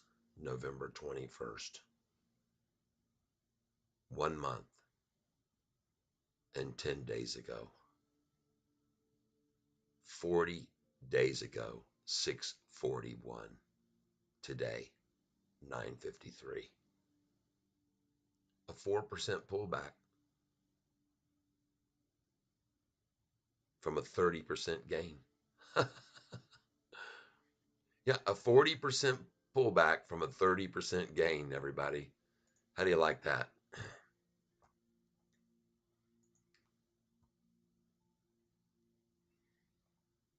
A, a 4% pullback. It's almost hard to even say that when you know the price was at 641. And now it's at 953, $3.12 over where it was a month and 10 days ago. You ought to be congratulated, shorts, for this manipulative effort that you're down so massively in the last month. Too bad you couldn't get it back down anywhere near 641 where all of you guys shorted it. $3, $3.12 below where we are now just a month ago. And they're still holding those shares, everybody. How are they ever going to get it back there when they can't even get it down below $9.52 today? How in the hell are they going to do that? They're not. I'll tell you that right now. They're not going to. They're not. Okay? I don't give a damn what they try to do this afternoon. Add fuel to the fire trying to take it down. Show the volume gone up over 40 million by the end of the day. Yep, do it. Do it to it. Give it all you can. Not worried. I am not in any bit of fear looking at this manipulative effort here in the last, since 334, 335, 336, 337. No fear whatsoever. You guys are wussies. And you're screwed right now. You're completely screwed. All shorters are completely being dominated. They're being run over by a stampede of bulls, and they're trying today to make, while the whole market's down 300 points, make you think that Sofi is supposed to be, you're supposed to be scared to hold it.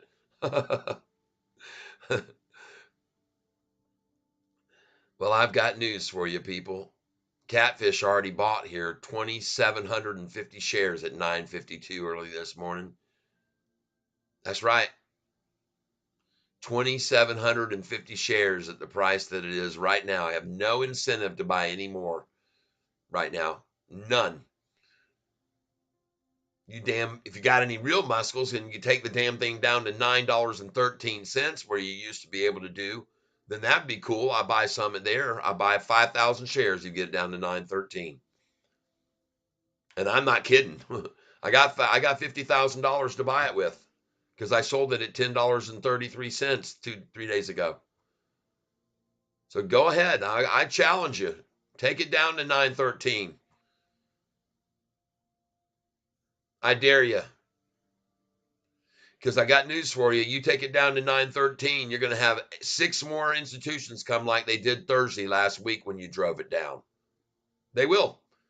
They'll just be buying it up, and storing it away for a sunny day. And that sunny day is coming. Look at them come in already. 9:55. Shorty, don't let the door hit you. Bye-bye. Bye-bye. Now watch me put my orders in. Coming in right now at 9:53. Coming in at 9:53 right now. Review order and place it. 50 shares at 9:53.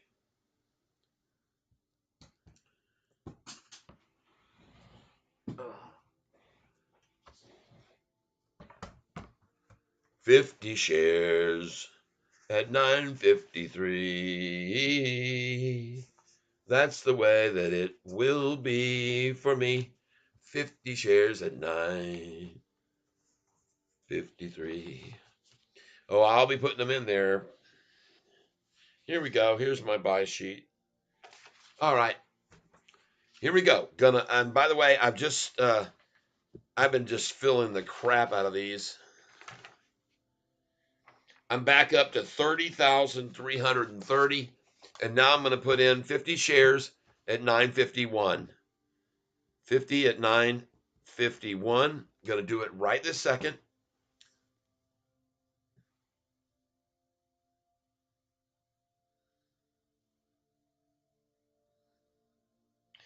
Review order. 50 shares at 951. Place it. Now I'm going to put in 50 shares at 952. 50 shares at 952. Reuse order. 952. And where is it now? As soon as that thing taps 954, 952, there it is. Place it. Beautiful. 50 shares at 953 now. And I'm going to put in the 50 shares at 953. 952, 50 shares. I'm going to put this 953 in as soon as the price hits 955. And it will.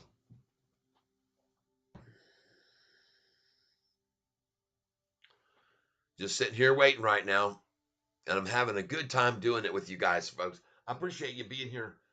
Let's see. Let's go SQQQ. Let's see. The one and only Katie. Did you sell calls or buy? No, I didn't do either one. When is this run up to 980 starting? It started at 641 a share. James, I mean today. I thought you'd said it would be running up this afternoon. Just trying to do what you said. I told you to buy the stock at 952 with me this morning, and it's green from that number even now at 953. And you're about to see a real nice little escalation.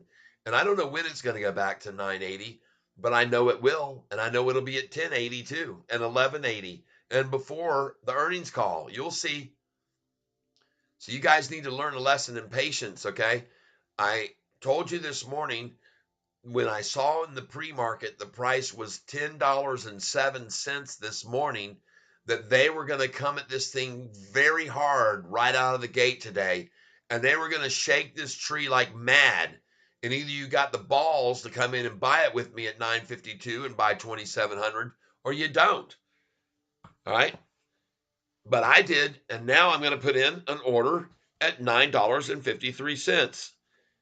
953, and I'm going to do it as soon as the price hits 955, which it's about to do. So the run's already started, my friend James. You just watch and see.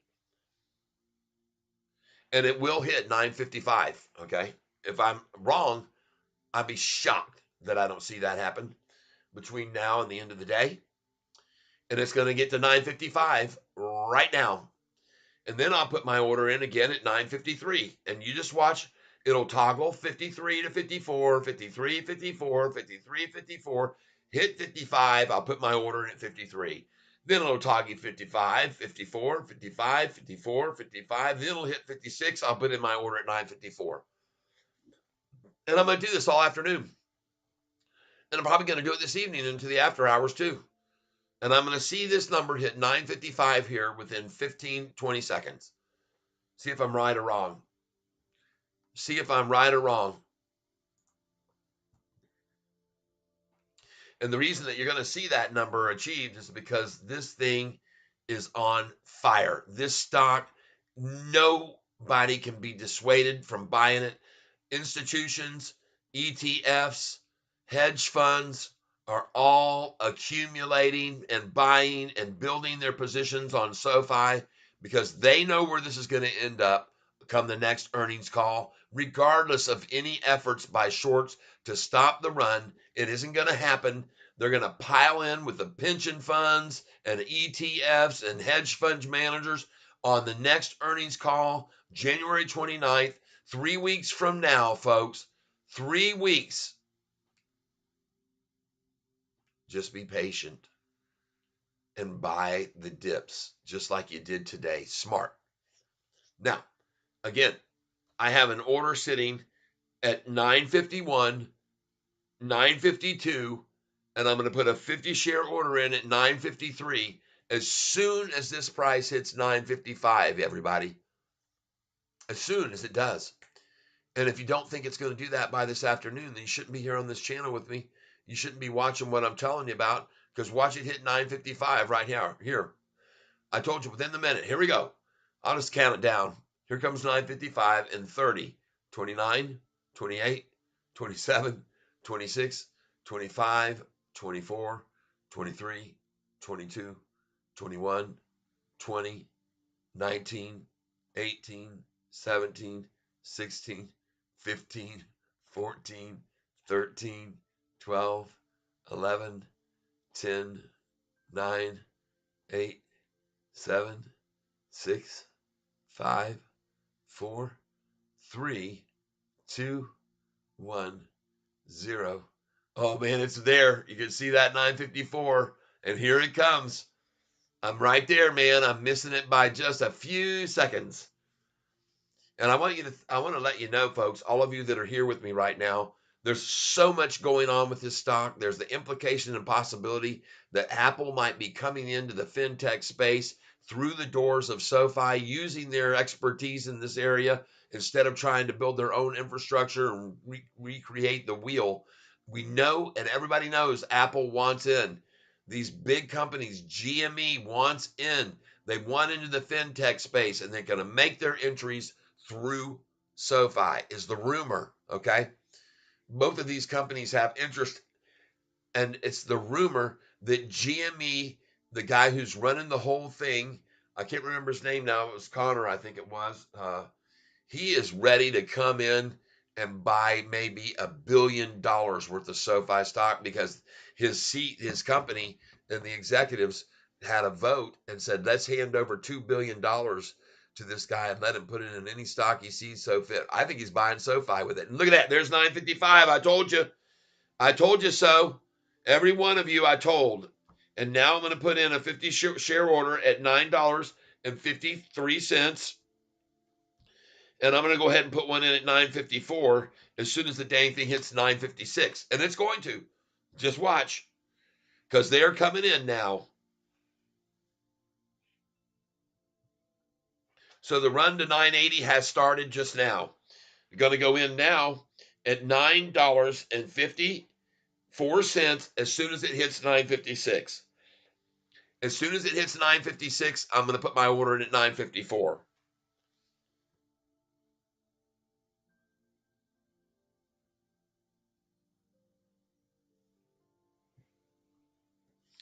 There it is. Hey, look at that.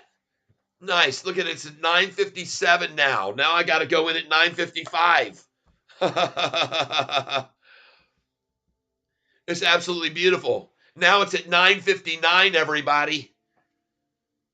Got to put in an order at 957. Oh, this is beautiful. I love it when I call it, everybody. Review order and place it. 957 order just went in. 50 shares at 957. And look at it at 959, folks. I told you they'd come in. I told you that capitulation, consolidation was going to end, and they would start making their way in. And here they come now. And I'm going to put an order in at 958 as soon as it hits 960. As soon as it hits 960, I'm going in at 958. Let's just go ahead and put it in. 50 orders at 958 because I don't know if I'll get it otherwise. I'm going to try and do it right now. As soon as there's 960, folks. Cha-ching. Bought it at 952. Own it at 960. Nice. Let's see if we can get 961 to fill here, and we'll put in a 959 order. Oh, yeah, it looks very possible. Very, very possible. See, guys, they've all been holding these cards to their vest. These institutions are coming in right now, would be my guess. The institutional owners is 734 when it was just 700 2 months ago. 34 institutions have come in, and now I'm going to put my order in at $9.59. 959 is going in. 50 shares at 959. Here we go. Reuse order. Review order and place it. I'm just putting it in. I don't give a dang. 959, I'm in. Let's see if I can get lucky and catch it. This thing's on a tear. It's going up. There's no way to stop it. There's no way they can stop it. I've got 50 shares at 9. I've got 50 shares now at 953, 54, 55, 56, 57, 58, and 59. And I'm going to put one in at 960 as soon as the dang price hits 962. That's right. 50 at 960. Hey, look at that. I just filled 50 at 959. Thank you, shorts. That was nice of you. Nice.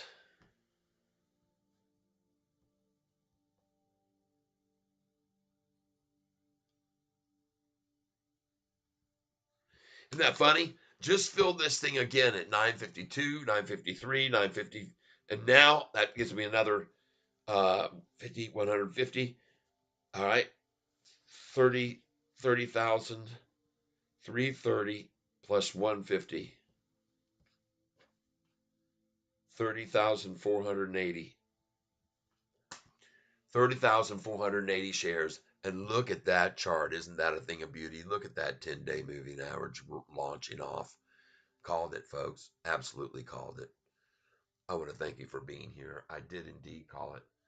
I absolutely called this run that's beginning now. It's 353, And folks, what happened to the strength of the shorts to hold this down 8 cents? It's gone up 8 cents, folks, in 10 minutes. And this is so very typical of this stock because the smart, savvy, institutional ETFs and funds are piling in now. I'm going to put my order in. It's going to hit 962. I'm putting my order in for 960 now. I'm not even going to get any more 959s.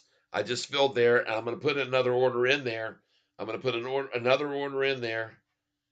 Reuse order. Now I'm going good to close plus extended. Review order and place it. I'm going to go in at $9.60. There it is. There's 962. 50 at 960.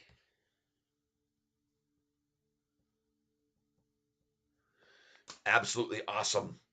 All right, let's see if I can fill there. Now we're going to put in 961 as soon as the price hits 963. And it's about to, folks. It's about to. 963. I'm going in at 961.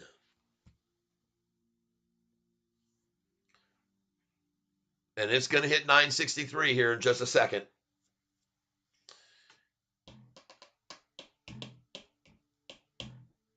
Beautiful, beautiful, beautiful, beautiful. I actually love seeing this, folks.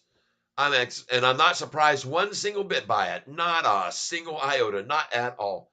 No, no. Currently, GME has 1.2 billion in cash. Well, I understand that the CEO and all of the people at the round table, if you will, of that company had allocated $2 billion to him to buy whatever stock he saw had the most growth potential. And my belief is, and so is that of Bruce, who brought this to my attention, Uncle Bruce, that that's who he's buying, and he's going to do it secretly under the table and just keep amassing shares. And all that's going to do is put more. There's 63 there, 963 now. Put your order in at 961. Now we're going to go in at 962. I've only got 30,480. None of these orders are filling that I'm putting in below right now. I'm hoping for a little pullback, but it just doesn't look like it's in the cards, man. This thing's exploding. And I knew it would. Sorry, but I had it all pegged, guys. I want you to please hit the like button. Let's get this thing. We've got 1,100 views of this channel today, and everybody's wondering, where's the run going to be, Cat? And there it is. That's it on that chart right there. It looks gorgeous, folks. It looks fantastic. It looks wonderful. All right. Oh, my God. And look at this one. It has now gone up another 100% from where I said once it broke over, it might be safe to get in. I was scared of it when they had it at only 213. It's up another 100% right now. LBPH. And this is only for a phase 1B and 2A. Wait till we see what 10X does when they are approved instead of 1B study level or 2A.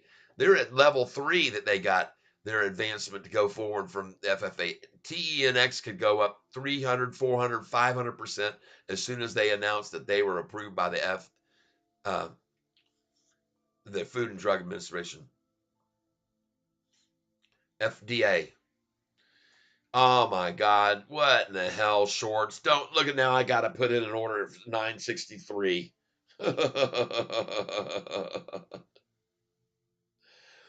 Going in at 963 as soon as it hits 965.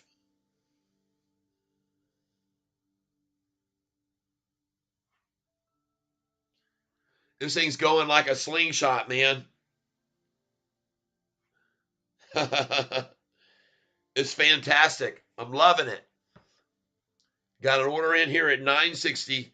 I've got orders in at 953, 54, 55, 56, 57, 58, 59, and 960 and 961. And now I'm going to go in 962 right now. Beautiful. 962 is going in now for 50 shares. And they hate me doing this to them, but I'm doing it. Review order.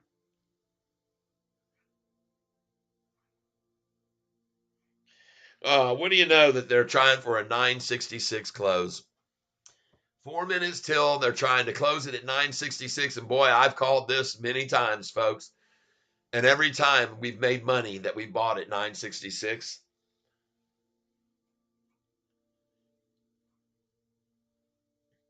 And now I'm going to put in an order for 965 once it gets to 967, if it does.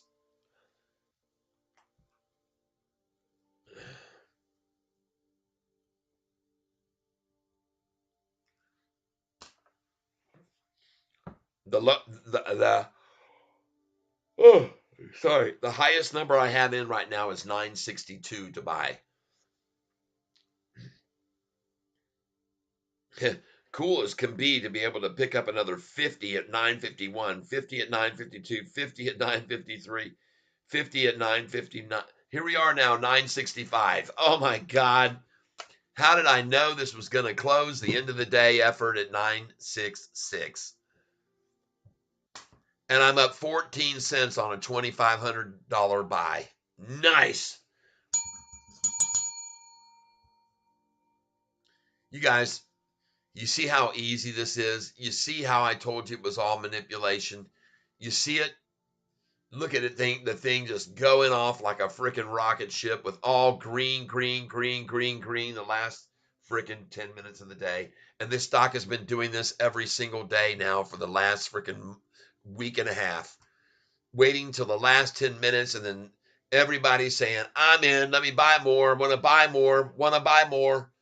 Please let me buy more. I want it, and I want it. And look at what came in here.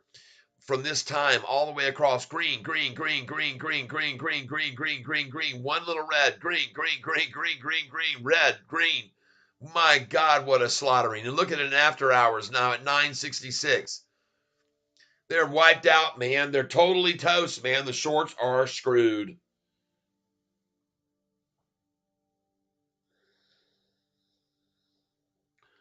They're totally screwed, man. Cha-ching, everybody. Congratulations. Man, what a slaughtering of shorts again. They're trying like crazy to hold this thing down. They have no way to do it. Even after all that manipulative effort today, every bit of it, manipulative effort, they got their butts hung to them, and it's up green in the after hours now. Look at that massive spike in the last. They know people know. The hedge funds and all of them knew. Man, look at them just pile in at 954 today, even though they had it down here to 952 earlier. And look at all these that came in and bought it all the way up 12 cents in the last 10 minutes, man. I love it. I love it. I love it. Love it. Love it. He will have to report an SEC filing. GME has $1.2 billion in cash.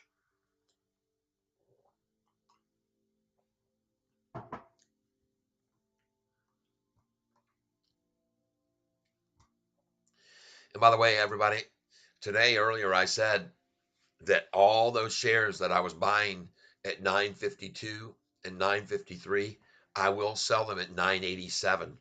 Okay. Now, I might not sell them this afternoon in the after hours, but I very well may sell them in the afternoon at 987.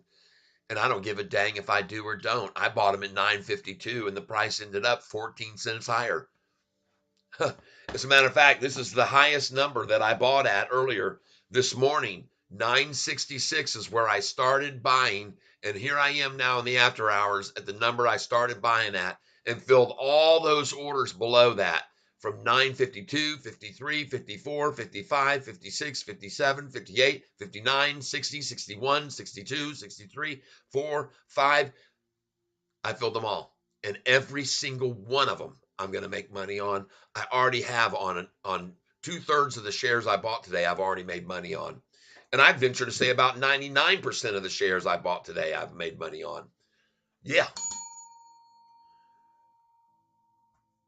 See, I told you when I saw what was happening an hour ago with that convergence and that capitulation, and I call it consolidation, that 99 times out of 100, folks, that will not stay. And you get a move to the upside, and bam, exactly what I called happened.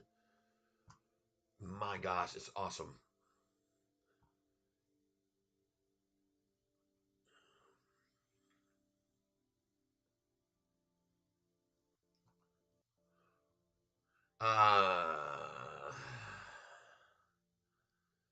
Back over here to Bitcoin, just take a quick look at it. Man, it's still up nicely. I'm not complaining at all being up here. None. And look at the number 44777. We just saw this thing on, we just saw the dang same thing on Sofi, didn't we? uh, it was on the NASDAQ. They had it there at 777, whatever. Hey man, congratulations to everybody who bought today with me, 12 cents below where we just closed and where we are right now in the after hours. 12 cents over where we finished off today, we bought. That's what you call day trading, people. Especially when you're going to be able to sell these shares tomorrow or the next day over 10 again. At 10:13, we're going to clean house again. And I told you guys this a long time ago. We're going to see bigger and bigger and bigger swings on this stock the closer and closer we get to earnings, and will give us major opportunities to make incredible, cool profits off of this manipulation we're going to see daily. And they're going to manipulate and manipulate and manipulate as they've always done on this stock now for a solid year. Okay. And we're now not falling for it. We're taking advantage. You know what they say, if you can't beat them, join them. Well, we joined them today, didn't we? We bought just like they did at 952.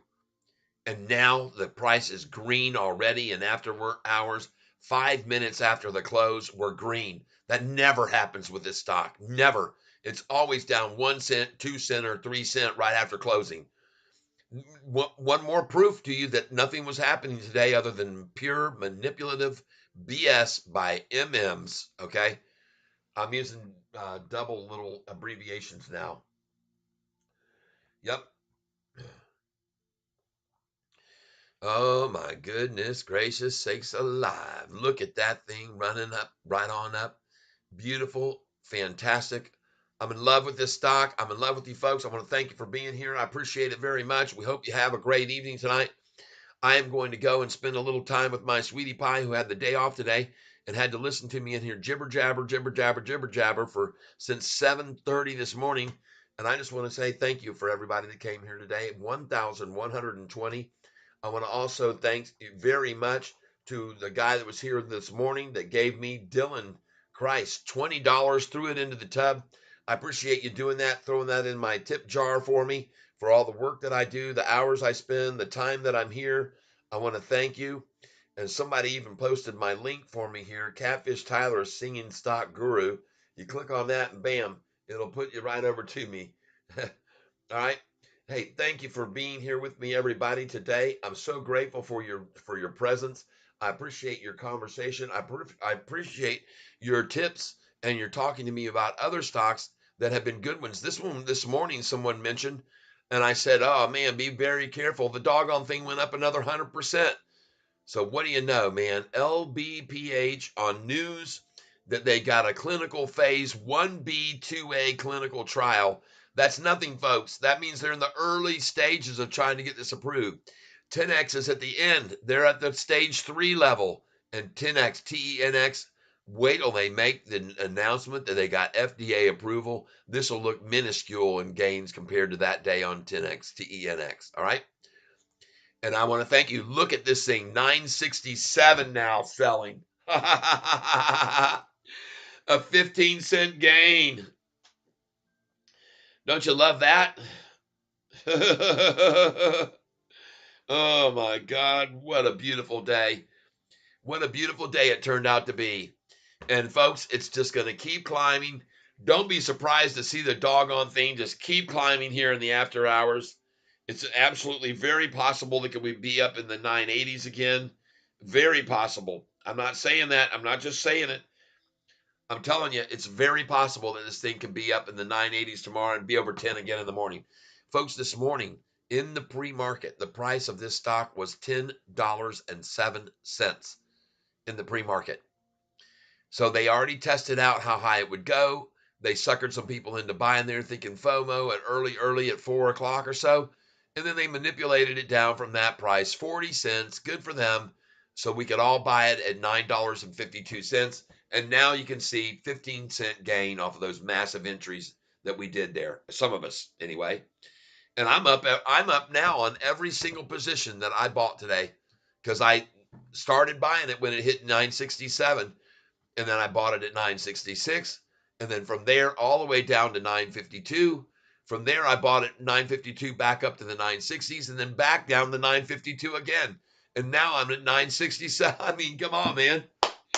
It's absolutely wonderful. You got to love it, folks. You got to love it. You got to love the desperation of the shorts. You got to love the volume level that we reached today.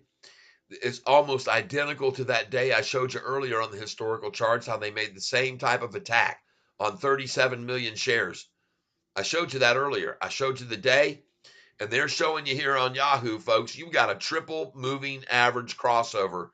Well, that doesn't surprise me, because you better get in here and look at this doggone 6-month chart, and you better look very close at it and better realize that this thing is, the shorts have themselves a freaking tiger by the tail. They have a tiger by the tail. There's nothing they can do to stop this. This thing is on a run. And you can see right now, even on this chart that they're trying to show people, for some reason up on the chart top there, they're showing the price, even though I just refreshed the page. They're trying to show the price here in after hours at 9:55. What's going on here? Are they trying like heck to stop it even here in after hours? Because if that's the case, that means they're totally getting out of this thing, and they got to get out as low as they can, and they're going to try it right now. And look at that big dump right there. And folks, don't worry, just another great buying opportunity for Catfish and you and me and everybody, because where's it going to be in 10 minutes? It's going to be right on up. You're going to see this, folks. They're trying to cut it loose now, and I've said to everybody, be expecting one of these days in the after hours for somebody to make a decision that they're completely done with this. They're going to use the cover of darkness and low volume to run it way, way down, and then start buying out of their positions in after hours. I've explained this to you guys. Under low volume, this is the way they work. This is the way they manipulate. This is exactly how they play their game. And then they get out of those shorted positions. And look at the number it's down here, folks. When you just saw that, 1666. Look at him attacking it. Beautiful. I mean, I am absolutely loving seeing this right now, folks. Absolutely loving seeing this. And I told you, folks, you better be ready for a very exact executed drop, major drop, so they can get their asses out of here. And then off it goes over the 10s, 11s, 12s, and 13s. And it's coming. It's happening right now in front of your eyes. You're all watching it right now. Just ring the bell, folks. Ring the dang bell and buy more. Well, I sure am. Oh, I've seen this manipulative effort before. I'm going to go over here right now. I'm going to buy 100 shares. Review order. We can't do market. We got to do limit. 9.39. Place at 100. And I'm doing good till close plus extended. Filled 100 at 9.39. Thank you very much, shorts. I will take all of these dumped positions. 100, 9.39. Let's go, baby. Come on, let's get more. 9.39. This is excellent, excellent, excellent. Let's go again. Reuse order.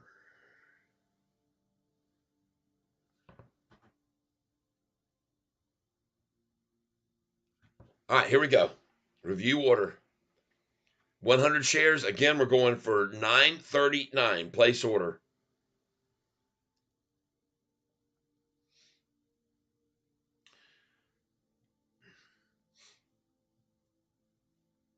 Nope, I'm not filling at 9.39 now, but I got 100 there. Let's do 100 now at 9.40.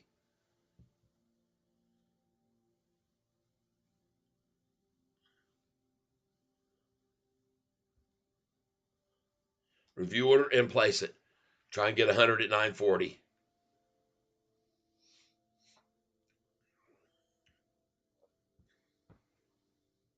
Oh, yeah. Thank you very much. That's the last time I'll get that. I got 100 at 9.39 and 100 at 9.40.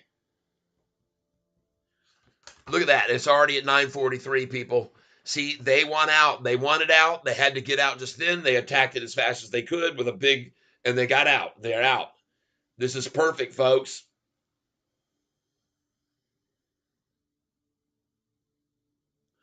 Let's go in again here. 100 at 944.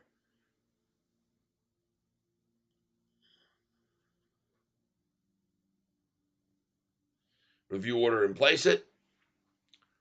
See if we can get it even cheaper. 100 at 942. Thank you, shorts.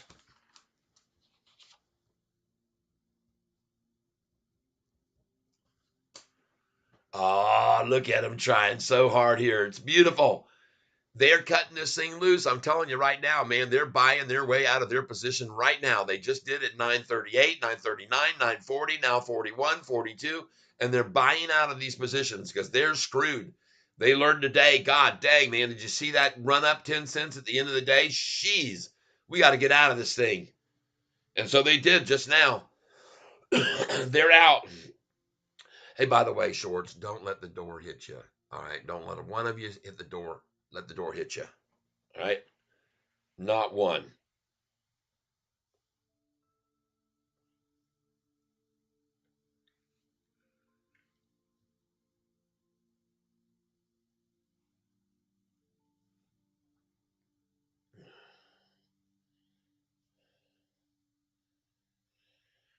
All right, I'm going to do 50 share orders here now.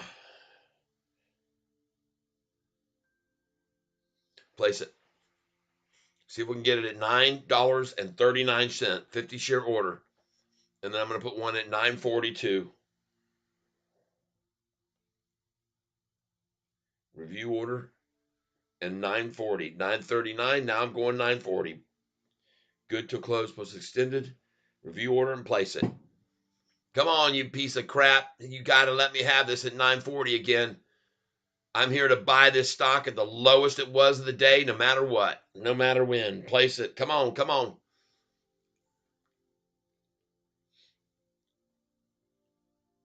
I got an order at 939 and I just filled at 940 again.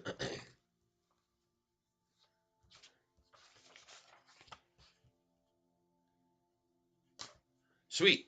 Look at the price now. Did you see that jump back up to 965 just then? Man, this is just a great opportunity to steal.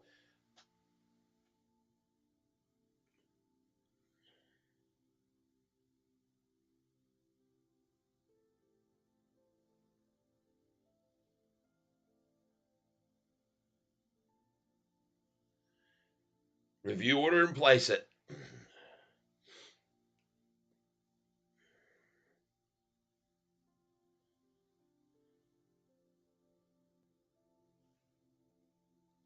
I put nine, not 964. Let's try 944.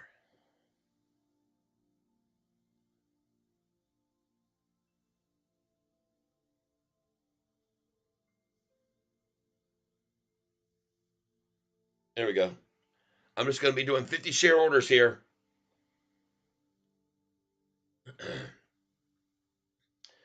50 shares at $9.43. Thank you, stock thieves. Now I've got 30,350 shares. 30,000, no, 350 plus 480, 70, 30,820, 30,820 now.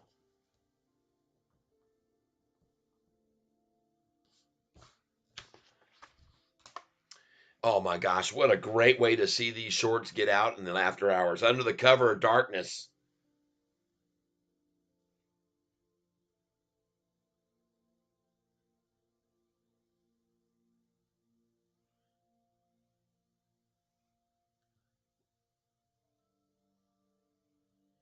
This is so sweet.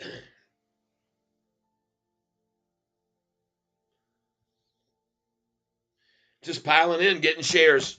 Just filled at $9.47. 50 shares at a time.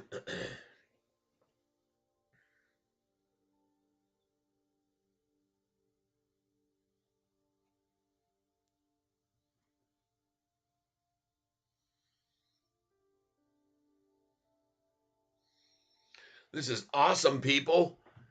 Golly, look at these weak ass shorts trying to cover their shorted positions here in this weak volume after hours. Trying to cover their shorted positions. Got another 50 at 947. Thank you, shorts. Short people got no reason. Short people got no reason. No. Stop me and handle being between 9 and 10. Mr. Reed, don't listen to Jacob. He bought high and sold low last week. LOL. That's right, Mr. Reed. DB, I bought a calls when it was at 967, already up on calls. Get out now because this is going to be staying here. This is a ditch effort to get out. The price is going to be over 970 by the end of the night. You better get out right. You better make your move now. I would not suggest sitting on those because I've seen this before. This is all just a manipulative effort to get out of those shorter positions today for the last time. They're like, man, we got to cut this thing loose, boys. We got to do it with a minimalized losses. They've lost so much already. They've lost when they shorted it into the fours. They've lost when they shorted it in the fives and the sixes and the sevens and the eights, just like was discussed by Bruce.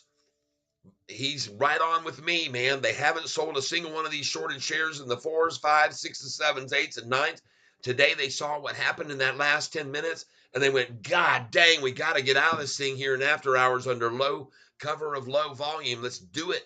And they're getting out now, buying their way out at these prices that they're working together to get. That's all they're doing. All right, you can see it. And look at it now, already at 947 after I just filled at 939 again. Buying several hundred shares at 939, 940, 941, and look at it go on up.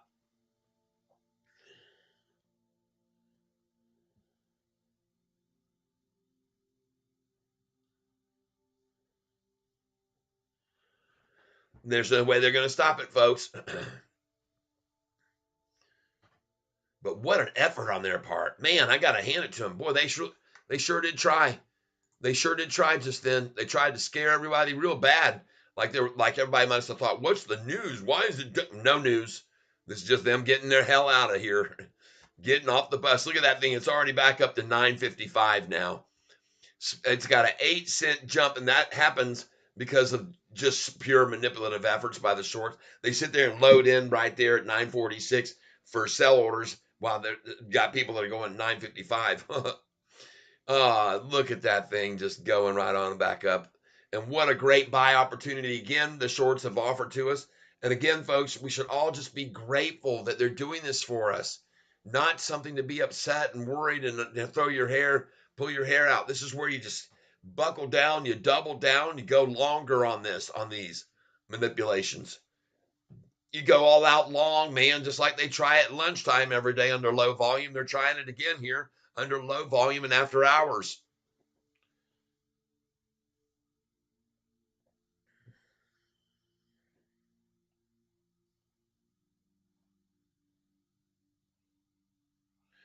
Oh, you will so rightfully see, folks. Each and every one of you, I just want to thank you for being here with me today. I want to thank you for the donation that we had come in here early this morning. I appreciate that. The money that people send me, I'm very grateful for. It helps me keep this channel up and going. It keeps my wife happy with me. And now I'm trying to figure out why the silly thing has froze up here and won't move down so I can see everybody. There we go. Bought another 200. Don't scare me with a discount. That's right. Mopar Live 50 at 940. Dang right, man. I got a bunch at 939. I got 940, 41, 42. I bought 943, 44, and I'm buying 945. And I'm not going to stop that. I'm not letting up, shorts. I'm sorry. I know how badly you would wish that Catfish would stop buying it when you try and run it down. But I'm just here to make money, folks. That's all I'm here to do is make a bunch of money. And I'm going to make a bunch of money. Tomorrow, watch where this thing is tomorrow, folks. Just watch where Sofi is during the end of this week when it's back over 10 on its way to 11s and 12s between now and the end of the freaking month. On the 29th, they're preparing now their exits to get out before this thing is over 11, 12, 13, and 14. And they're taking up long positions as they dump these short positions now and after hours, they're taking longs. All right, just be aware of what's going on, everybody. All right, don't freak out, don't panic, don't be scared. Realize what's going on. This is their escape in the after hours. And I told you, there's going to come a day when they're going to cut this thing loose. But before they do, this thing's going to drop on no news at all. And it could drop as much as 15 or 20% before it spikes into the 10s, 11s, and 12s. And you can see all these institutions coming in now, and they can see it too. They can see these institutions coming in, and they got to get the hell out of here. Look at this right now. The institutional ownership has gone from 734 have taken up long positions in the last month and a half. 34 institutions in a month and a half come in. Why? Because they would be scared that the price would drop 6% on a day like today? Hell no. The only reason it's there now is because they're accumulating even now. You wait and you see where this institutional ownership is tomorrow. I wouldn't be surprised at all to see it 739 or 740 or more tomorrow, just because of the way it was manipulated down today and how hard they gave it, how hard their efforts were. And I'm coming again right here. Yes, sirree.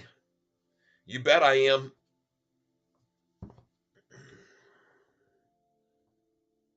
I got to put in limit orders here, so I'm just going to put in 936. I don't give a dang. Review order and place it. I'm going to do 100 shares right here at this manipulated number. Look at that. It's at 936. So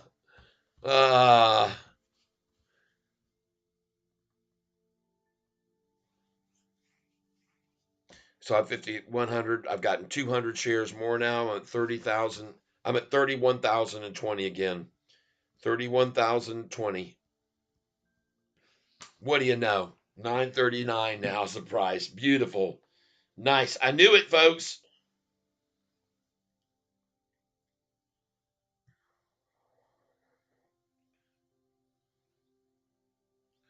Let's see if I can get some more here. This is beautiful, folks.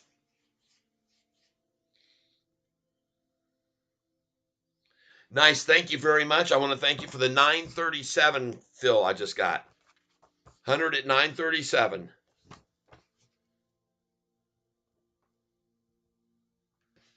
And up it goes. Nice, nice, nice. 939 now.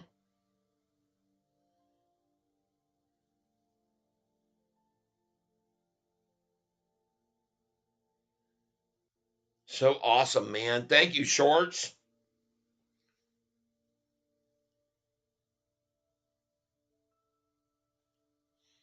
Let's see if we can get this thing at $9.38 now. 938, please. 100 shares I'm going in at a time here, folks.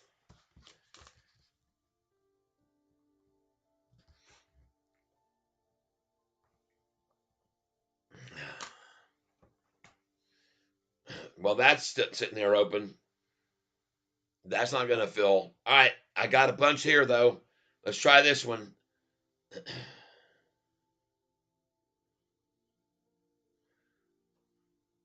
100 at 939.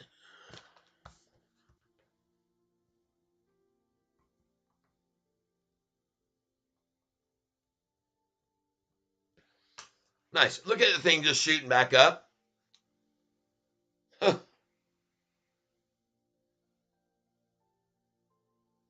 I'm going 50 share orders now. 50 at 942. Thank you, Shorts.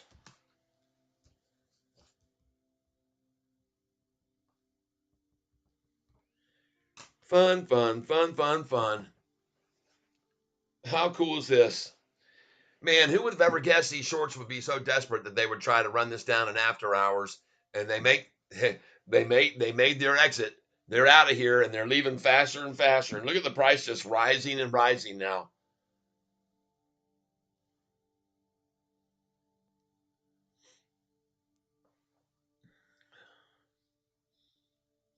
I got a 50 share order in here. 941. Nice.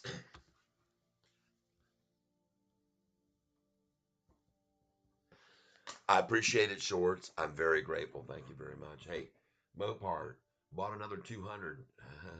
Yep. Don't scare me with a discount. Don't you think they will still try to keep the price low to kill options on Friday? No, I do not. I don't think so. They may try all they want, but they're not going to be able to because this stock has just got too much swarming around it right now, too many rumors floating. They're afraid of this Apple thing happening too. Man, they're just scared to death. If this thing goes over 11, 12, 13, all their profits that they've made since they shorted this thing all the way at $9 and at $24, those start going away real fast when this breaks back over 10 and heads to 11, 12, and 13. Because once they got all those shares after they dropped it down into the nines and the eights and the sevens, major volume coming in, they keep running it down to fours. Then they averaged down. They didn't have those shorter positions anymore at 924 at $24. When it got down to 20, they shorted there and they averaged to 22. And when it got down to $18, they shorted heavy there and they brought their average down to 20. When it got down to 16, they massively piled in and shorted and they got their average down to 18. When it got down to 14, they massively shorted again and dropped their average down to around probably 13. Then when they got down below 10, they come in very hard to try to rock it down, and they averaged down to around 15. When they got it down below 10, they got it to 9. Man, they slammed it more, accumulating shares. I've shown you on this chart the whole time that they were driving this price down, down, down. From here down, they were just piling in. Look at these institutions coming in. You know why? For the future. Got it all the way down here into May, right here, David Chiaverini Day. And all of a sudden, look at the turnaround and all the institutions starting to even buy more now. And they're coming in now. And there's nothing these sons of guns can do about it. Nothing they can do about it and stop it. It's got too much momentum. They can try all they want. They can try a 5% pullback. Not going to do anything except make everybody go, man, that was a nice, healthy pullback today. The smart people like me, that just bought a whole bunch of shares at 938, 939, 940, 41. I am an opportunist. And when I see nothing but MM action going on, even in the after hour low volume, I scoop it up big time. You guys all saw me buying this thing just a little bit ago at 641, 688, 713, 766. I bought it. Bought tons of it at 788 and 888 as well, where I bought thousands of shares, which I now hold at that number. Every time I indicated to you guys, every single freaking time that I bought this stock at $8.88, I have made very good money on it. And I'm going to do it again, buying it at 942 in the after hours and 938, 939. That's fantastic. Filled 100 shares at 937, 38, 39 in after hours. All 100 at each one of those. And now look at it. It's already back up to 942. And it's not going to stop climbing in the after hours, people. This won't hold. Don't worry. Not going to hold up. I wish it would for them. I know how important it is for them too. But right here, all they're doing is buying your shares if you're stupid enough to sell here in the after hours. They're taking your shares just like I've been taking their shares that they dumped at 937, 38, and 39.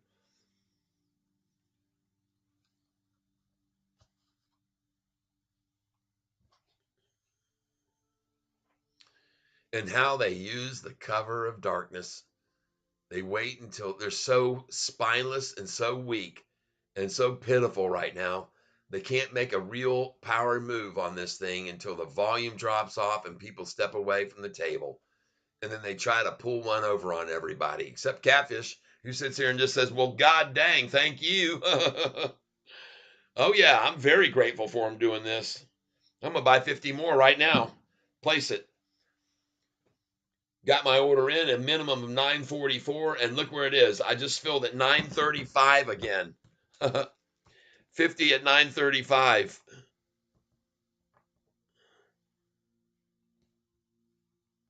31,070 shares now I'm sitting on. Let's try it again. Review order and place it. I'll sit here and buy them all evening. I don't care. I do not care. I got plenty. I got $50,000 to sit here and keep buying these shares they're throwing out. Nice. Thank you very much. $9.37. 50 at 9:37. Oh my God, you guys are just too kind. I love you guys.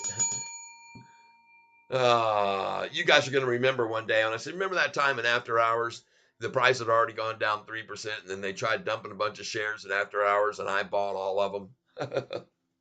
You guys go, hell yeah. And by then the price will be at 11s and 12s. And I say, man, that was a good day, wasn't it? Dang straight it was.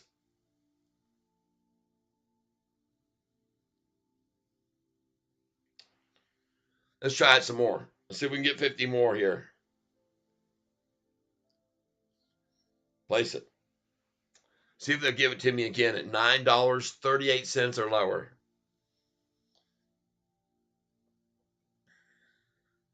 Nice.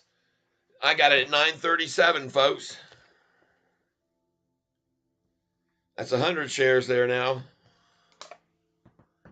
Man, why can't they keep it there, though? Why in the world does it just jump right up to 9:39 seconds after that? Can't they just keep shoving in orders for 9:37, or they just run out of all those then? Just then, look at it now at 9:40.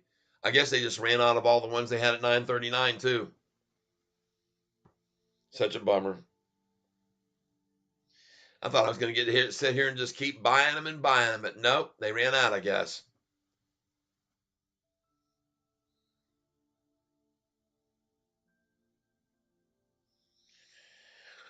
Reuse, place it.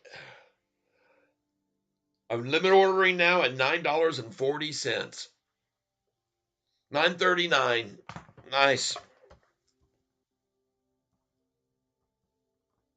I bet they hate me to death, man. Here they are trying to keep running this thing down to 9:37, 9:36, 9:30, and I just sit here and buy it, and I buy it, and I buy more, and I buy more. LOL, another new downgrade.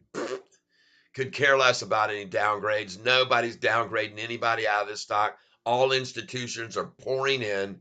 ETFs adding.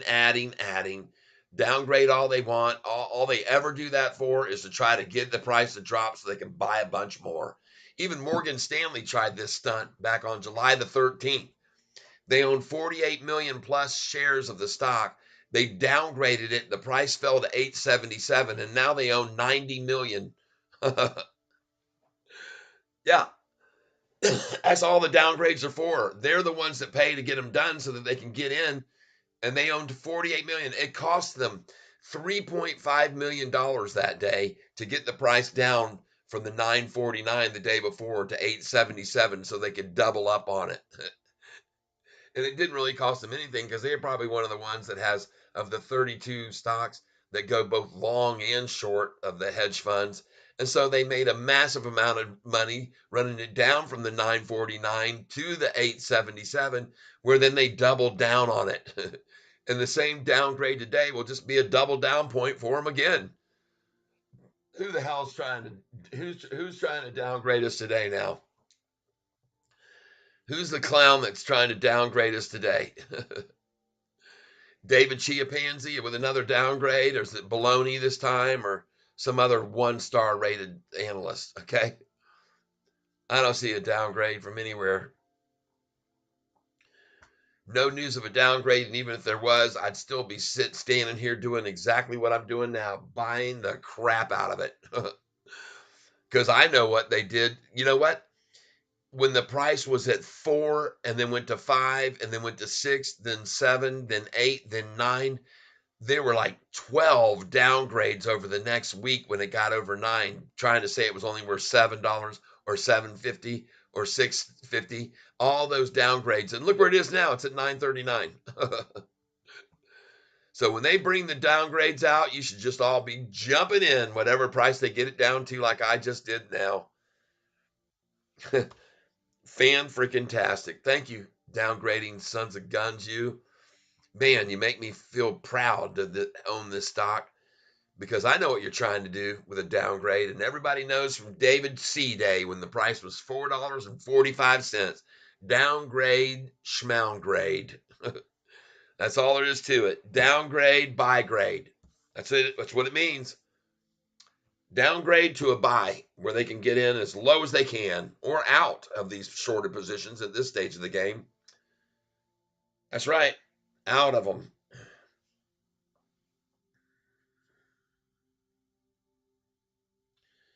I'm piling in here, folks. I don't give a dang. I don't give a rat's ass.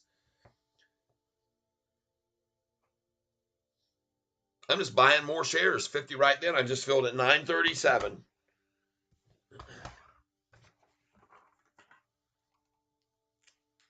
And the sorry thing for them is they're like, God dang, man, I wish we could get it lower. But no, I keep buying it. I'll keep buying it and keep buying it and keep buying it. And I'll just keep on buying it.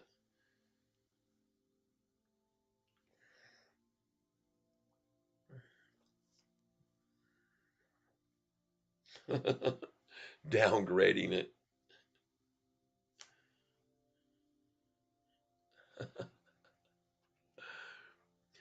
They're downgrading a stock that's about to break into profitability, people. Get with the picture. Get the picture. The stock in 3 weeks. In 20, how many days? It's the 29th. Folks, today is January 2nd. We got 27 days. Trading days, about 20 trading days. Of course, they're going to downgrade this and try to scare everybody out here. They're going to have this thing profitable on the next earnings call where they all know it's going to possibly go as high as 15, 16, 17, 18, 19, 20, higher even. When they know the pensions will start coming in, when the ETFs and all of these other institutions will absolutely be piling in. There will be no more 39% institutional ownership. It's going to be 60, 65% institutional, and they can't drag it around and manipulate it so easy when you got that many institutions that start coming in and taking positions on it. There's just nothing they can do to control it then. It gets really out of their control. So this is the chance now to manipulate it now, here in the afternoon, low volume. They got the Dow down freaking, and the Dow actually ended up green today. Is that true?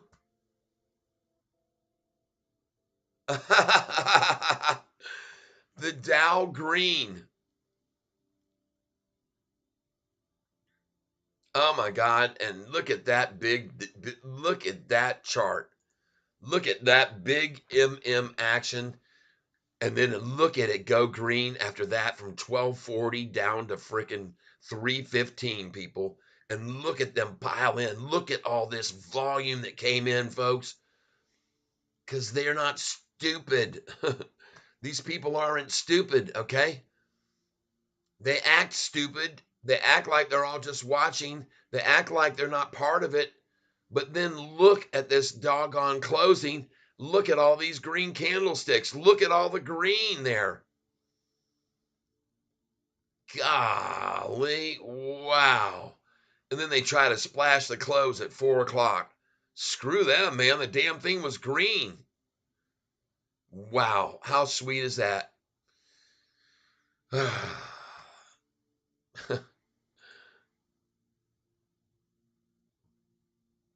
Look at all of that volume there at the end. Whew. Oh, well.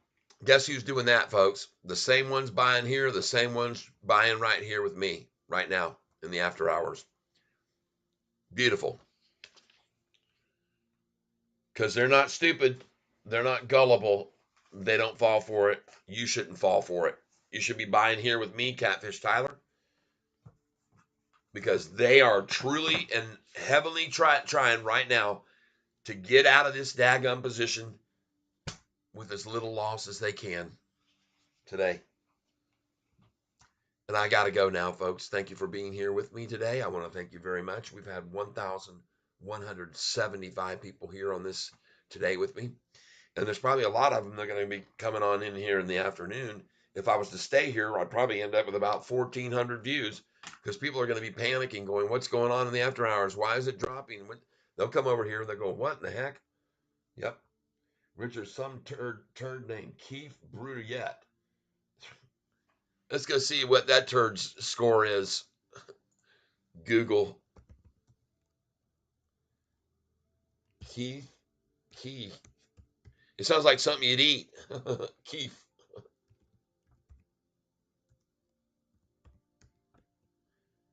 Keith Brulette and Woods.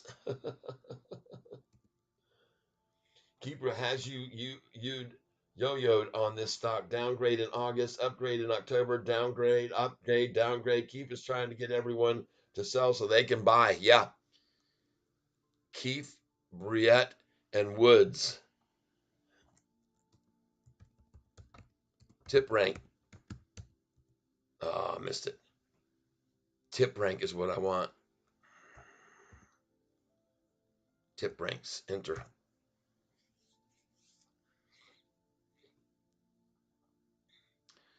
I don't see him.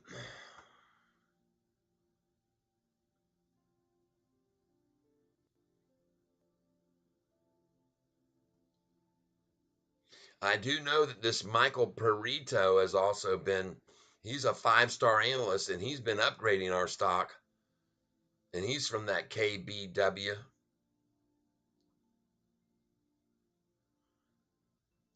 Here we go. Tip ranks. KBW analysts. Tip ranks. Show us what they're really made of.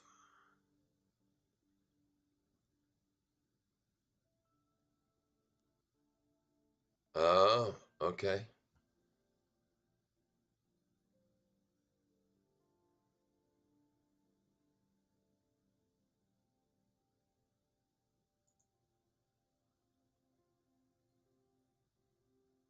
Do do do do do do do do do do do. See him? Here's another one. See these guys? Here's another one. He's sell downgraded to $6.50 price target. Oh my God, you clowns! $6.50. What a freaking joke! That surprises me not one little teeny tiny bit, folks. They just want into. Watch how many shares they add today in the after hours. Yeah, baby. Oh my gosh. And look at the price now. Already back over where Ty just piled in and bought at 937, 38, 39, 940, now 41, going to 942. All rise, all rise, all buys coming in. They're not even showing up on this thing here on the headline here that they've downgraded. And that goes to show you how much strength that company has. They're not even followed by Yahoo. Oh my God. And I was just filled hundreds and hundreds of shares at 936, 37, 38, 39. Fantastic. Now we're up to 942. And all the shares getting gobbled up by everybody because no one else is following for downgrades either. They saw downgrades when the price was already in the 8s and they were downgrading it to 6 and it went to 11. All right. So they've seen this downgrade game and a lot of people are on to the downgrade fakery and they don't fall for it anymore. Ever since Chiaverini Day, and people fell for it and mistakenly sold lots of their shares while I bought 5 blocks. And that's in my song. And folks, that's the ticket. Every time they try to yank this thing down and manipulate it down, you just got to be savvy, buy it up, and then, man, you'll be selling this thing over $11 come earnings day. You'll see all these shares that I just bought in the 937s, 38s, 39s, 40s, 41s, every one of them I'll be selling way higher, and you can too. All right, let's go back over here and look at Bitcoin, see what they did to it here this afternoon. Oh, it's still now headed back north again, up 3%. I wonder how many people got back into Bitcoin after they ran it down this afternoon. Let's go see what they did to that in the after hours now. See if they're going up again. Wouldn't it surprise? Oh, yeah, baby. Look at them climbing already after all that manipulation all day long, manipulating it down so they can make it run up in the after hours and again tomorrow because they know where that's going too. Look at that thing up. Look at the last 1 day chart on it. And fear not, folks. Bitcoin's getting ready to launch. Look at it. Hit that one right there again. Bam. Says, no, I'm done from there. Rejected. Rejected on the takedown. And up it goes again. Just like these SoFiites who tried to get it down to 936 in the after hours. It's rejected. It's already up 6 cents off that. Don't worry, folks. We're all fine. We're all going to be fine. Wait till you see where we are by Friday. And everybody enjoy this evening. I hope you have a good one. Keith is trying to get everyone to sell so they can buy. That's all. Every one of these downgrades has been by the same motivation, to buy more at a cheaper price. That's what every one of them's been. Every one of them that did it, including JP Morgan. Morgan Stanley downgraded our stock on July the 13th. Look it up, Google search it. And they owned $58 million worth of it when they did that. And now they have $90 million worth of the stock. Okay. Now you understand the relevance of a downgrade as you watch this thing continually going up. No one's falling for this. Everyone is just like me. I'll take it. I'll buy more. Thank you. Buy, buy, buy, buy, buy, buy, buy, buy. I'm not sure if it's true. Someone downgraded SoFi investing. You mean another shorter who's lost and downgraded it with Chiaverini when it was $4.50 a share and he said it was going to go all the way down? He upgraded when it was backing up to, he upgraded when it was over 8 back in October. See how flyby these guys are? It was over 8 and he upgraded the stock back in October.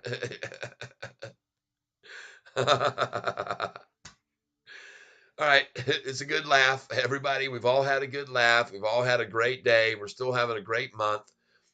Bought this stock down here 1 month ago. Reminder to everybody, we bought here. All right, we bought here in the 8s, and we were complaining that we couldn't seem to get over $8. Now we've broken number 10. What do you expect them to do? Of course they're going to downgrade it. They're chasing the stock. They're chasing it now. Of course they're downgrading it. The damn thing's over 10. They got to. They're getting their asses whooped. And I'm telling you right now, folks, it's the absolute truth. I didn't bring up all those statistics today and all the gains and all the profits and all the revenues and show you all of the other people that are calling for a run. And to see it drop like this in the after hours, as soon as I saw that drop, I said, man, I'll buy that. I jumped on my computer right here on my laptop. You guys watch me fill 100, 200, 300, 400, 500 at 937, 938, 937, 936, 35, 34, 33. Bam, I'm buying 100. I'm buying 100. I'm buying. Yeah. I love downgrades. All that does to me is inspire me to buy more. Just like what happened when Chiaverini downgraded this stock, and it was his terrible decision to do that. When I had bought stock about a week before SoFi, for him to downgrade it, he lit a fire in me, and I started my broadcast on SoFi the 17th, the 16th of May was my first broadcast, and I was yelling at people, buy now at 466 with me. Buy at 467 with me. This thing's going to triple from here. And the damn thing went all the way to 1170 where I sold at 1166 with you guys, with all of you that day. We all sold at 1166, many of us. And the other day we sold at 1012, 1013, 1014, 1015, 1020s, 1030s. We sold. And now we're buying back at a downgrade afternoon drop to 932. Golly, and it's already up 11 cents off of that manipulative effort. That's because no one's fault. Now it's up. Now it's 10 cents. It's 12 cents over. I'm going to buy some more just to keep pestering at them. Yeah, I sure am. Yeah, I'm going to keep buying.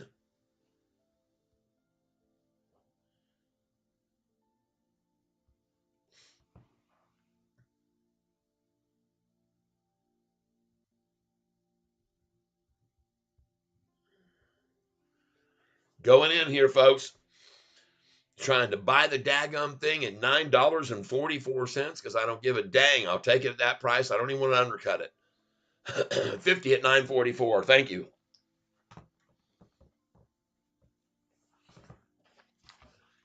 Oh my God. After I just bought so many here.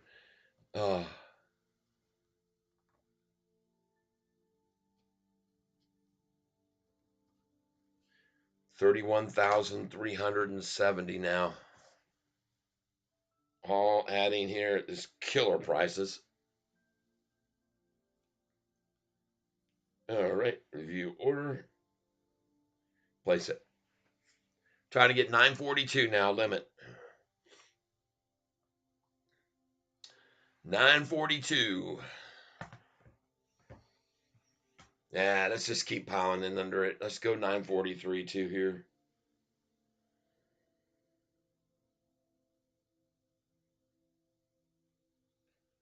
There we go. Review order, 50. Place it. Trying for 943. I'm not getting 942 right now. But that's nice. I did get 943, so that's good. 50 at 943.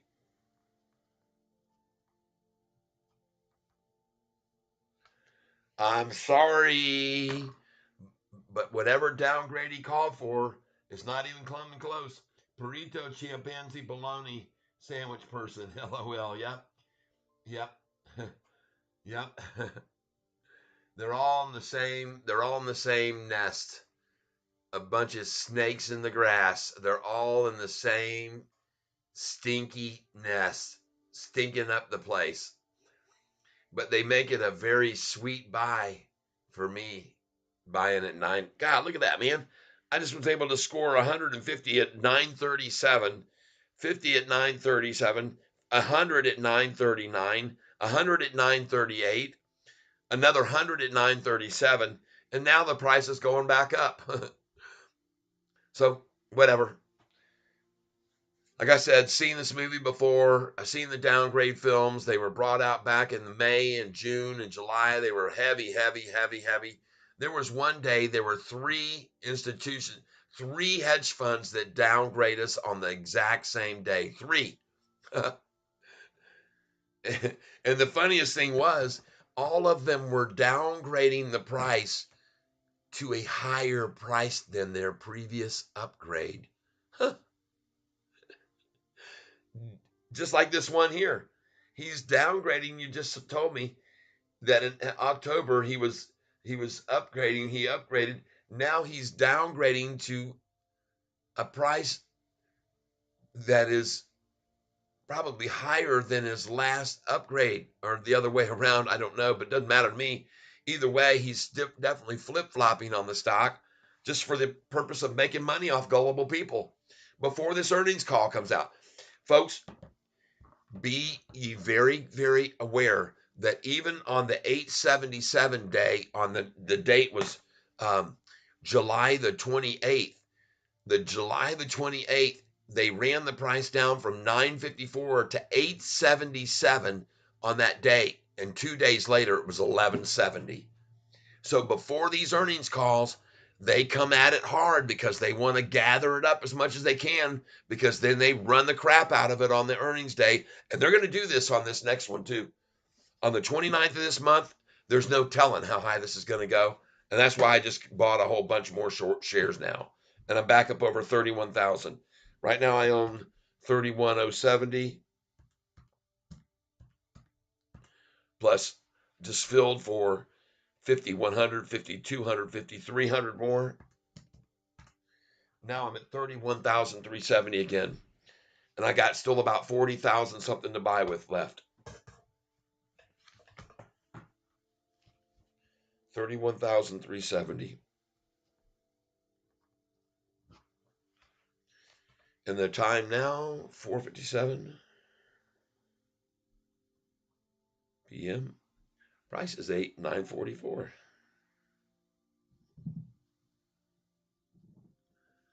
Awesome. Awesome.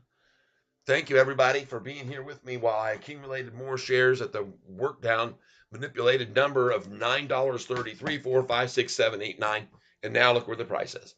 So nothing to fear here but fear itself. As always, nothing to fear but fear itself, people. Don't be surprised if after this little jolly downgrade that they just saw, the stupid price is back up over $11, $12, and $13 on earnings day. And you'll be glad you were here with Catfish and bought in the after hours in the 930s after that downgrade manipulation effort. Because again, this is a movie that so many who own this stock from such a long time back have seen so many times. We just don't take the BS anymore. We don't fall for that little fakery. Okay. Only the newbies who are looking at that right now would freak out and sell anything. Otherwise, other people like me, as you can already see, the price was in the 930s. Now it's at 940.40. Why do you think that is? Because they know the same thing I knew and take advantage of it, just like I just did. All right, everybody. I could keep on going. We got now 1,199 people here. As soon as one more person hits that like button up there, I'm going to be out of here at a 1,200 view today. 1,200 view. And look at the price, man. What a day. What a great day to buy Sofi on. After we get this little bit of consolidation here and this breathing pullback and help from the shorts to get the lowest price we could today, it's already starting to run. It's already starting its run and no more panic. You know, if anybody was really scared, they'd jump over here and go, oh my gosh.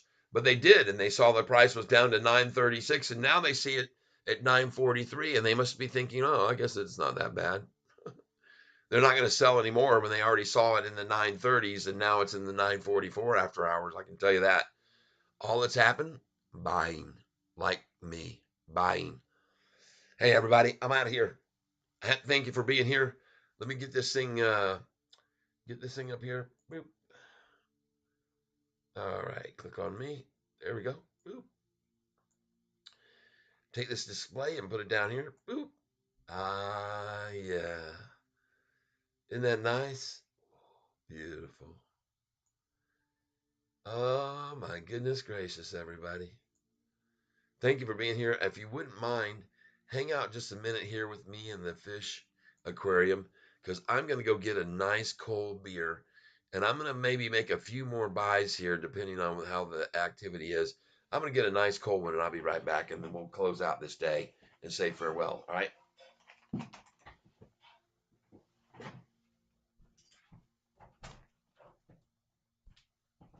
It's cold beer time and then I'm closing out.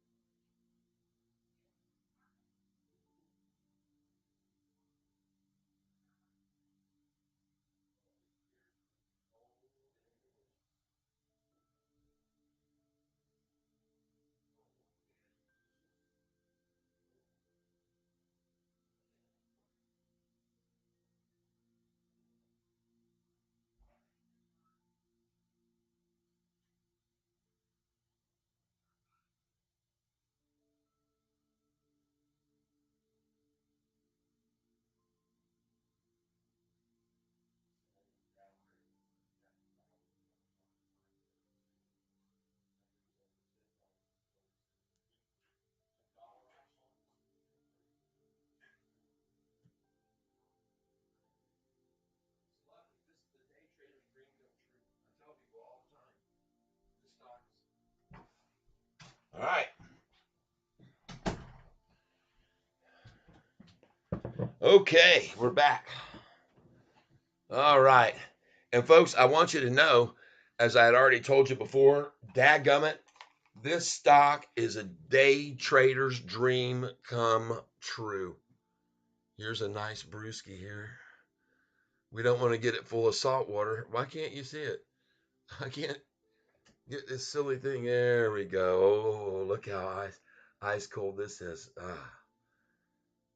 Folks, you know, you come here with me on this channel and you know I'm going to ham it up when it gets crazy. I'm going to have a nice cold one and you guys can have it with me. Doesn't that look delicious?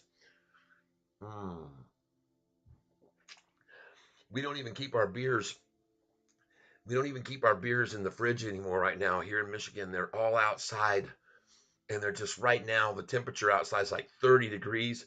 This thing's got like slight little icy crystals all in it.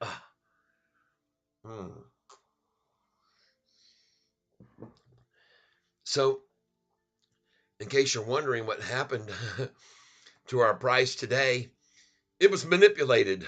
The whole market was manipulated. And the Dow Jones was down 140 points. Now it's green at the end of the day. Green up 25 points in the day. The NASDAQ was slammed down 266 points, now down 245. and starting its recovery. The Russell was run down. The crude oil price was dropped. Gold price fell. But the Dow was resilient and broke back up over into green. Oh man, speaking of red, we had a red day today. What's going on there? Did I jump over into the Red Sea? Now I'm in the Purple Sea, and now we're in the blue sea again. Mm-hmm. Oh man, look, I got something on my shoulder. Oh, let's get that off. Whoop, other shoulder. Everything's oh, hello. Oh, oh, hello, everybody. Oh, isn't this cool? It's beautiful to be here in this environment with all these fish swimming around with me and Catfish and you after a day of making major money on Bitcoin this morning. Golly, BITF up 15%, sold it. Cha-ching! And then look at it now. Bitcoin is starting to make another move to the upside now. Look at it right now in the 1 hour. Ah, my goodness gracious. Off we go into the wild BITF. Look at the 1 hour chart on that thing. Man, it's out of here, man. Golly. Look at BITF in the after hours. Oh, it's going higher too. It's definitely going higher. Absolutely. Just like Sofi is going to go higher here too in the afternoon. Everybody here, this is just a major accumulation phase. Like once again, a downgrade to buy a whole shitload so it goes over 11, 12, and 13 on earnings day. And they all make a ton of money just like we do. Ah, wonderful. Bring my picture down here a little bit. We're trickling down here below the sea. Oh, what are you doing? Oh, you're dancing on my head. Hey, everybody. We we don't have to fear days like this. As I've said to many of you people before, when you get the down days like this, they just make you appreciate all the great days this stock has done for us in the future. They really do. Every single time we were down in the sixes and it went to the sevens, we felt great. We went to the sevens, it finally broke over 8, we felt great. When it finally broke from 8 over 9, we felt fantastic. It broke over 10. Yay! I mean, look at all these celebratory times we've got. And they just keep bringing them back to us because every time we break over theirs, they bring it back down, then we break the next number higher. It's just happening over and over and over. This is exactly what we want to see with this stock, believe it or not. All right. I know I'm going to try to bring this display screen back up here, but I want to keep my aquarium in here. So I'm going to bring the display screen down so we can have some of the aquarium while we're looking at this display screen. Because my presumption is that as we continue to see and hit refresh page on this thing, we're just going to see it keep going on back up. There's no way they're going to hold this down on some Chia Pansies downgrade. All right. It isn't going to happen, people. There's just no freaking way. There's no way they're going to make this thing fall. Not any lower than where it is now. We just saw it at 932 in the after hours, and now it's 12 cents off of that low. Every time they try to bash this thing down, it always just comes right back. Look at that. I got a fish in my glass. Look at that. Oh, let's see. Oh, there's another one in my glass. How cool is that? Let's have a little fish bowl. All right, let's get this back down here. We got to see this. What everybody's saying. Yep, beer time. Cheers. All right, brew tank. Yeah. Looks like a large buy order at the close. Oh, man. We're going up big money trying to get in. That's right, David. That's all. Yep. Everybody knows all this. We've seen this movie so many times. Nobody's surprised by this. No one.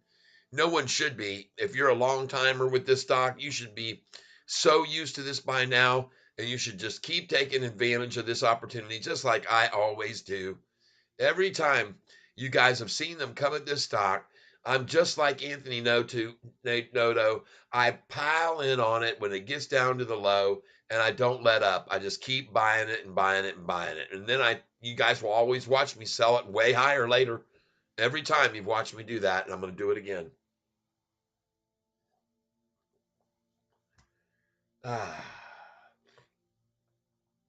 Stockman Mark Ty grabbing him an ice cold Goebel beer. Brew tank, beer time. Cheers, cat. Yep, Harry Toad walked away for 1 hour and bam, downgrade. Not surprised. Oh, I know. Hey, listen, we all of us who have owned this stock from back in the 5s and the 6s and the 7s have seen relentless downgrades. There was one day when 3 institutions downgraded our stock. If you want to see this, let me show you this. Google, we're going to put 3 analysts downgrade Sofi all in one day. There it is. June the 15th, folks. Shares plunged more than 5% pre-market after several Wall Street firms downgraded the company. 3 of them, folks, in one day. Guess where the price was on June the 15th on this stock, just in case you want to know. I know where it was. It was in the 7s. I guarantee it was. Let's go see where it was on June the 15th. Probably about 720.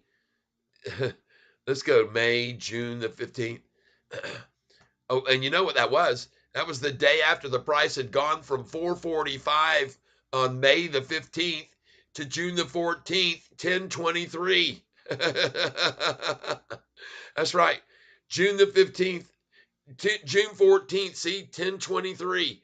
No wonder three analysts came out and downgraded us from 1023 and took it down to 888. And this was the day that they had shorted. I showed you on the borrowed share short.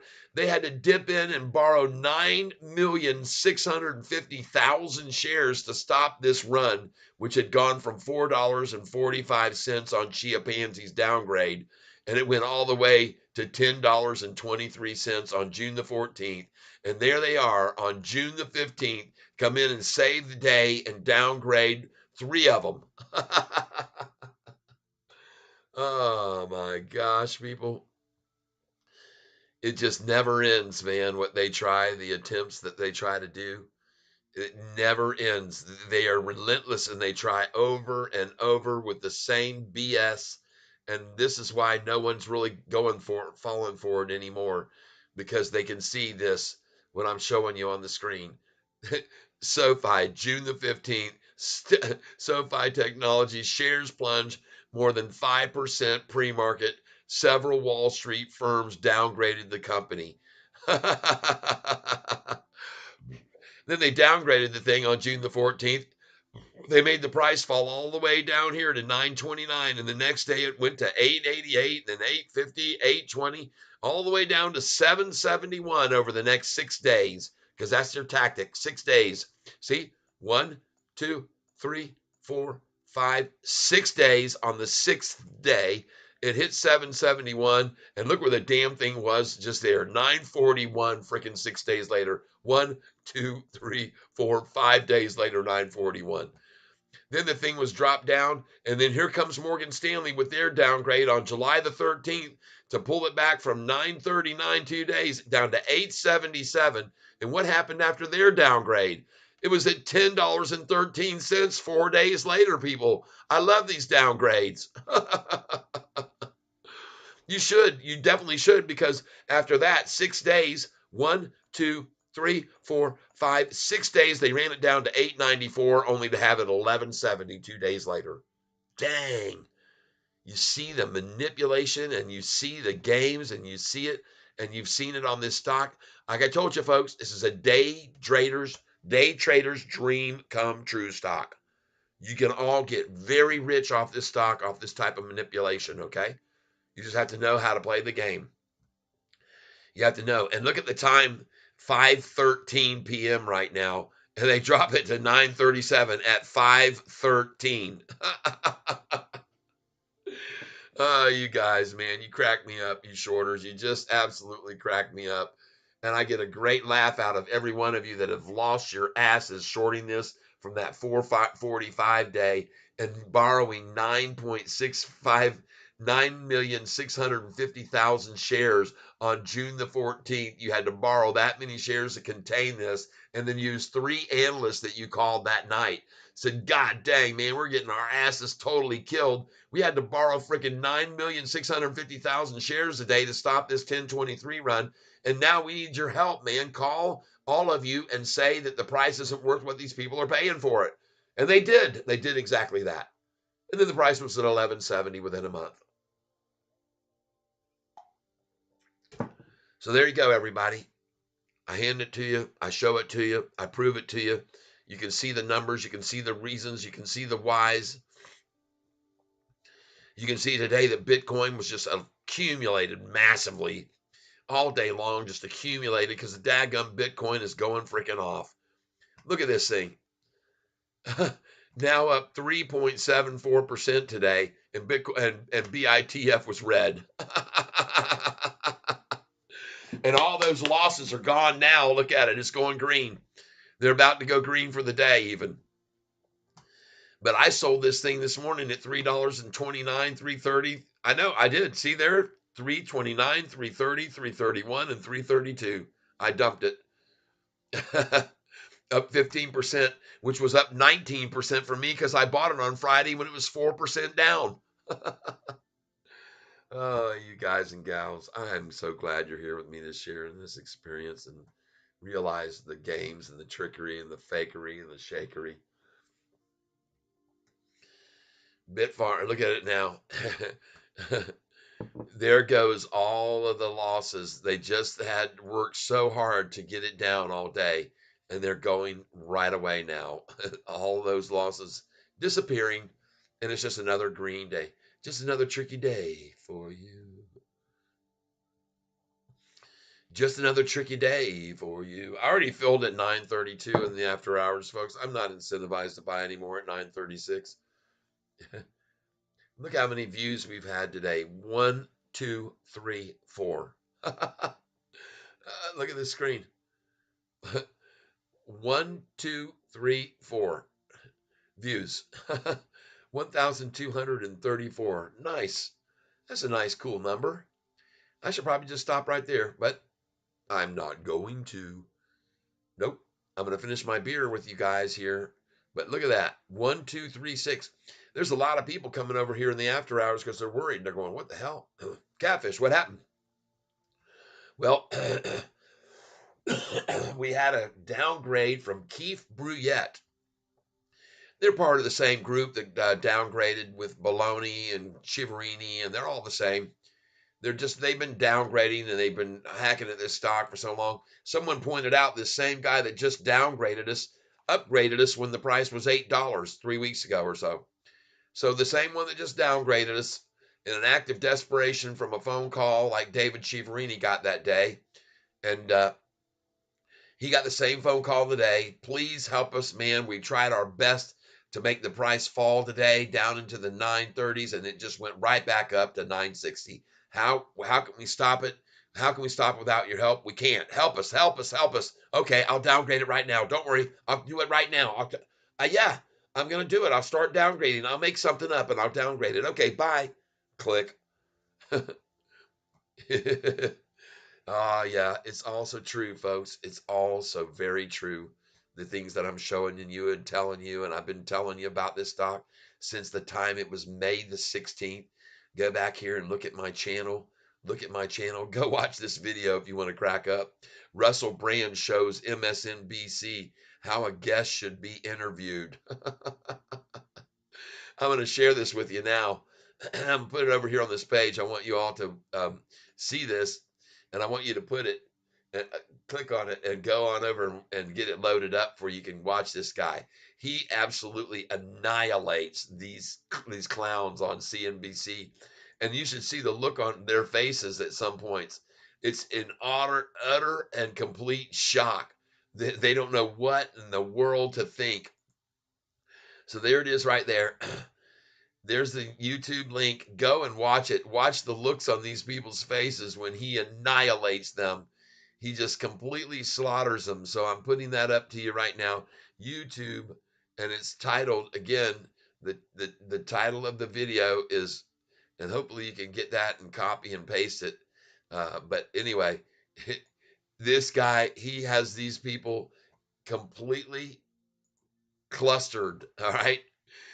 And it's so funny. I'll show you just a minute here. Look at the look on this lady's face. She's petrified by what he's saying. Look at her. Watch her.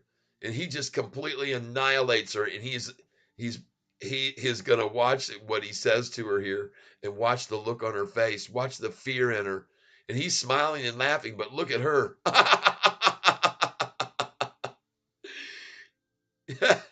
She doesn't know what to think, and none of them do. They're just stunned, and they're looking at her like, what are you going to do now? Because he points out this low-cut dress she's got on, and he tells her, what's up with the tit dress or something? And then he talks to her. Look at her. She's scared. She's like, wow. She's like, oh my God. And he says, oh man. He goes, no, I understand. You got a nice rack. You're showing it off. He sits back in the chair. He says, yeah, you're on national television. You guys are all so superficial. And then he says, what are you doing holding that bottle in your hand like that? You look like you're holding the phallic symbol. He tells her right here, he's going to call her on her the way she's holding her bottle. You'll see. And then she freaks out about that. She doesn't know what to think about this guy because he just tell him, guys, you are all so superficial. Everything you do here is just so fake. Look at the looks on their faces. And he's calling them out, man. He totally is. You got to watch this, people. Go watch this guy. Russell Brand takes over, dominating the MJ set. He's going out and he's around the world with this. He's putting this on the Messiah complex. And as far as I'm concerned, this guy is like Jesus. He calls these people, look at her. She's so, she just is so hilarious. And look at her. He talks to her about the way she's holding her bottle. He, he's Now he's going to act like them. He says, okay, ladies and gentlemen, today, right now in the world, there's a vaccine that's been killing people who are dropping like flies all over the world, but we haven't been able to tell anybody, and we really don't want you to know. And so he's so sarcastic, and he just says all this stuff right here, and he's making up, man, I'm telling you right now. And then just so funny to look at the looks on their faces as he mimics them. He's mimicking them right now, and he asks them questions that they can't even answer. Look at the look on her face. She's like, "Oh my God, you can't say that on national television. Don't you realize we're on that?" And look at her. Oh gosh, you guys, it's so funny. Hey folks, did the downgrade come with a price target? Don't know. It doesn't matter. It doesn't matter. Whatever you call for the downgrade and the price target won't matter. And he's talking about the shirt and how you got your expense. He says, I'm going to come in tomorrow with a shirt that's exposing my chest. He says, don't you see? It's all fake information. And he says to her right now, he's about to say it. She's holding the glass. Look at the way you're holding the glass. Why are you holding it like that? It's a phallic symbol. She's holding it like a penis, he says. And then she lets go of it. And she's like, oh my God. And then he just tells them how they're on. Oh my gosh, people. All right. I'm having too much fun watching this because it's just so hilarious. Russell Brand shows NBC, MSNBC how a guest should be interviewed. Go watch this guy completely make them look like idiots, people. Complete and utter fools. And it is just hilarious to watch. And I love the guy. I absolutely love him. He just was telling everybody, why isn't it you guys on the news here? Why aren't you telling everybody about everyone dying from this vaccine? Why aren't you telling the country about the fact that more people have died and dropped and fallen down dead without than have died from COVID? He brings it to the attention since the pandemic ended. More children, youth, young people, college, high school football players, athletes, soccer players are falling all over the country dead. More than died from the pandemic, even though the pandemic ended, supposedly. He calls them out and he says, why aren't you guys talking about this on the news? He says, I'm from the UK. Russell just gets annoying after a while. Ricky Gervais is hilarious, though. Gervais. Okay, well, I'll check them out too.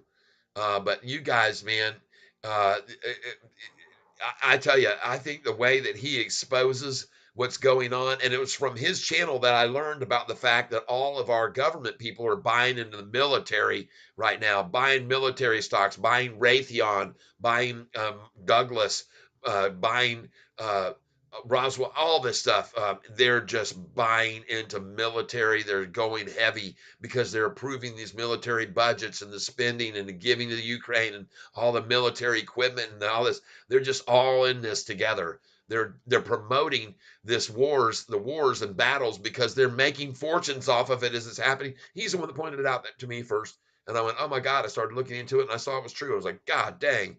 He's the one that pointed out the fact that they're trying to shut down all the coal factories. Meanwhile, you can't even melt metal without.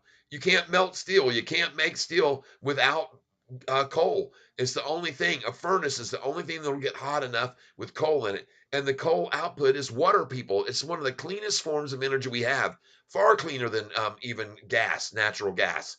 Okay, and they're trying to shut down natural gas all over the. In New York, they passed a bill you can't have a natural gas stoves. They're not going to let you buy a gas stove anymore. You can't buy them. They don't want anybody to have gas ranges, natural gas. What are they going to do? They're not going to have coal. They're not going to have gas. They know hydroelectric is killing fish and wildlife and everything in the rivers, and some of them have gone dry. The Colorado River doesn't even exist anymore, folk, all the way out into the ocean. The Colorado River, the guy was doing a report on 60 Minutes, followed it all the way out to where it ends. There's no more. There's no more of the Colorado. It doesn't even get into the Baja Peninsula anymore and down in the into the sea there. It doesn't. The Sea of Cortez, it's not there. It dries up about 10 miles away from it now because they've over allocated the water and there's just no more. And talk about being detrimental to the fish population. What about any salmon or thing that would have come in there and spawned up in that river? The river's gone. There's none. So anyway, I don't thank you all for being here with me, guys. I appreciate it. And Lee Armstrong, I appreciate you telling me that. But I tell you, folks, what is going on with this stock, this type of manipulation effort, and the type of downgrades that come at it, I bring it to your attention.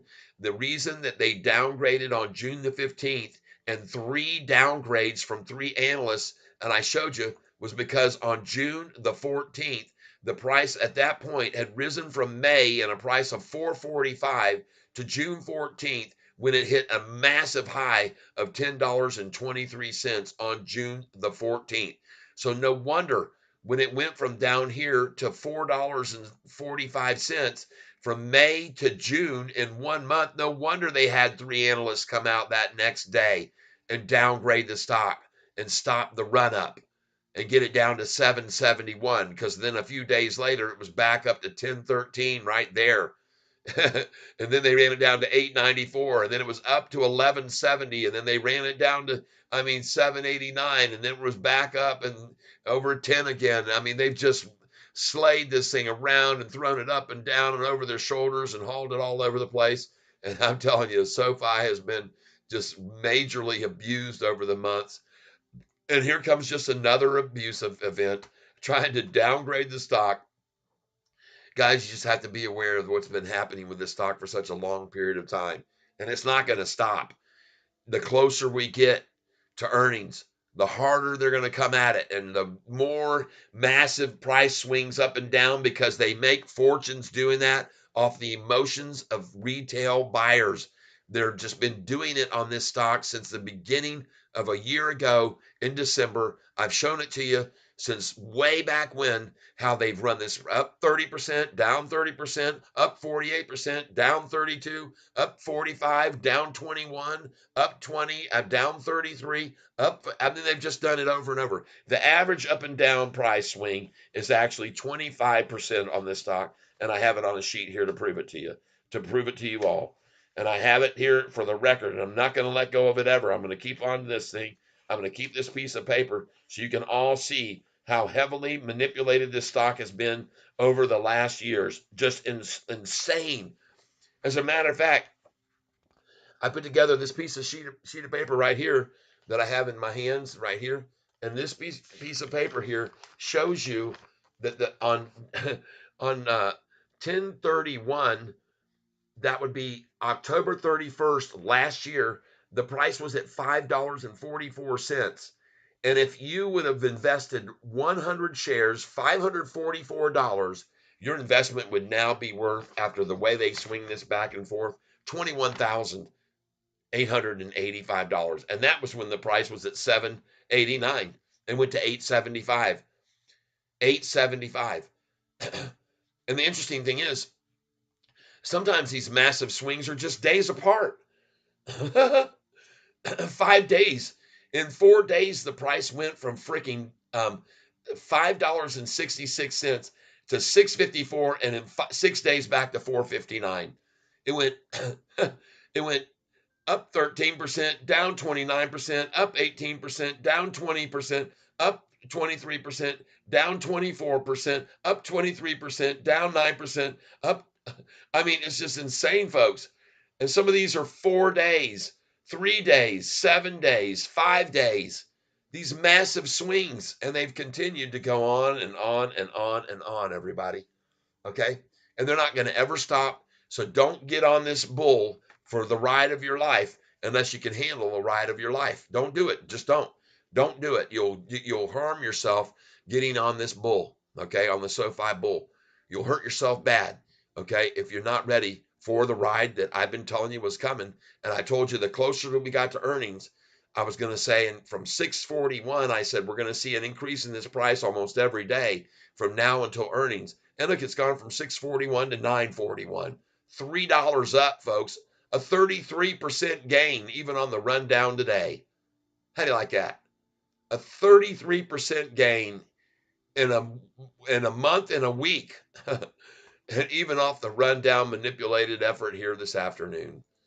So rest assured, everybody, what you're seeing here is something that's been done to this stock over and over and over and over again. All right? And they're not going to stop. Don't be surprised to see this continue all through the next 3 weeks until the earnings call comes out. And then this thing is going to completely go nuts on them. And they're going to be letting this thing fly then, and they'll come in with 270 million shares like they did on the earnings call on July the 31st. And folks, on that day, it should be very aware of you that the reason we sold it at 1166 that day, all of us, was because they had used 210 million shares. They've never seen anything close to that amount of shares traded, and they didn't even beat the street on that earnings call. They missed because they wrote off the Technesis debt. They missed the street by 20 something cents. And the volume was the massive 210 million. We've never seen anything close to it. Even on May the 1st, when they ran it down, they only ran it down on May the 1st when they attacked us March, April, May, when they came out at May 1st with 125,000 million shares. And the next day 115 million to make it fall further, and then 64 million to make it fall further, and 59 million to make it fall further to the lowest that it was. All right, they did all that with all that volume, but then this day when it gets to 1170, they use massively, almost that total amount of volume in 3 days they use on one day. So folks, don't be surprised. It's going to continue the craziness, the 210 million day when the price hit 1170 and we sold at 1166, only to buy back 80 days later at 641. 641, we were able to buy this stock back 80 days later, right there at 641 from 1170. Golly, we're making a killing amount of money. And the reason that they got this at 941 and after hours is for that reason alone. $3. That's a loss for them. That's a big loss for the shorts. And they're just trying to use another manipulative move here, downgrading us. Get used to it. Get used to the downgrades. They're going to bring it like fly white on rice the next freaking 3 weeks. You'll probably see 3 or 4 downgrades on this stock to try to get it down to shake out the tree before they run it back up over 1170 this time, folks. Goes into the 12s and 13s on earnings day. That's all they're doing with this downgrade is stealing shares away from stupid, gullible people. All right. I've said it to you again. No reason to keep harping about it over and over and over. I'm just going to finish this beer and now go spend some time with my beautiful wife. And look at the views on this video today. 1,263 people here because they want to find out what's going on with this stock. And I got news for you. Wait till you see how fast and how high this thing goes when this gentleman's rumor about Apple coming in through the door of Sofi to get into fintech comes true, and there's an announcement made of a partnership, and this thing shoots to a 20s, 30s, maybe $40 in one single day with several stops and halts, and your orders that you've got in place all will fill because I told you to have them in at 11, 12. I told you, have them in at 11:13, 11:65.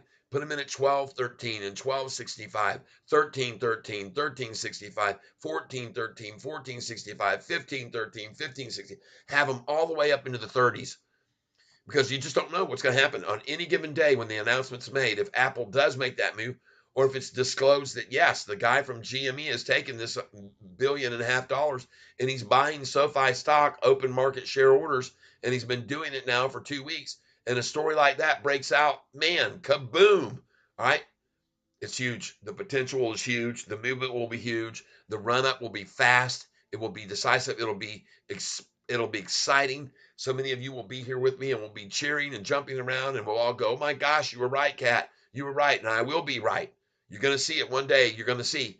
And I'm going to be right. You'll be right. We'll all be right. And we'll all be out of sight. So I want to say thank you again for being here with me this afternoon, even this late into the day.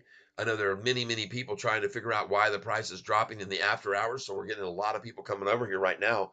But the truth of the matter is, folks, this is just manipulation like we saw, like I showed you here, when 3 analysts downgraded our stock on June the 15th. Why? Because at that point, the price had gone from $4.45 to the day before a high of $10.23. It was up 130%, and they all came out and downgraded it just like we got the downgrade today. This is the way that they work together. They had to have that. And I showed you before on the cost to borrow sheet how much the borrowing was done on that day. Let's see if we can find this thing one more time just for the heck of it. On June the 14th, the day before the triple downgrade, June the 14th, cost to borrow.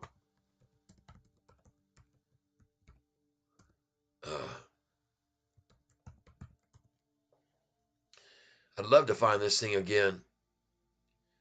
Maybe it'll be, there it is right here. Am I going to get it here now? Unfortunately, we have no cost to borrow data for this company. See, I showed everybody this cost to borrow information, and I showed you what happened on November the 14th, and a day later, they took it down.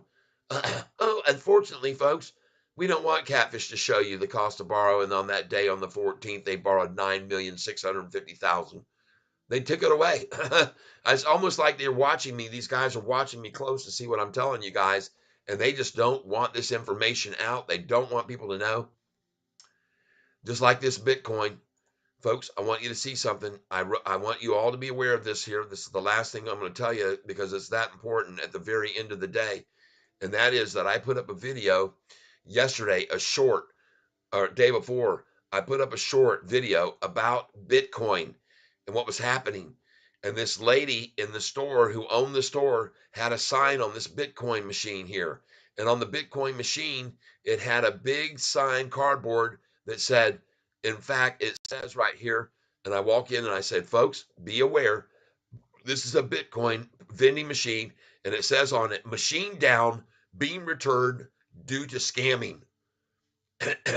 Well, folks, what is a scam? I'll tell you what the scam is.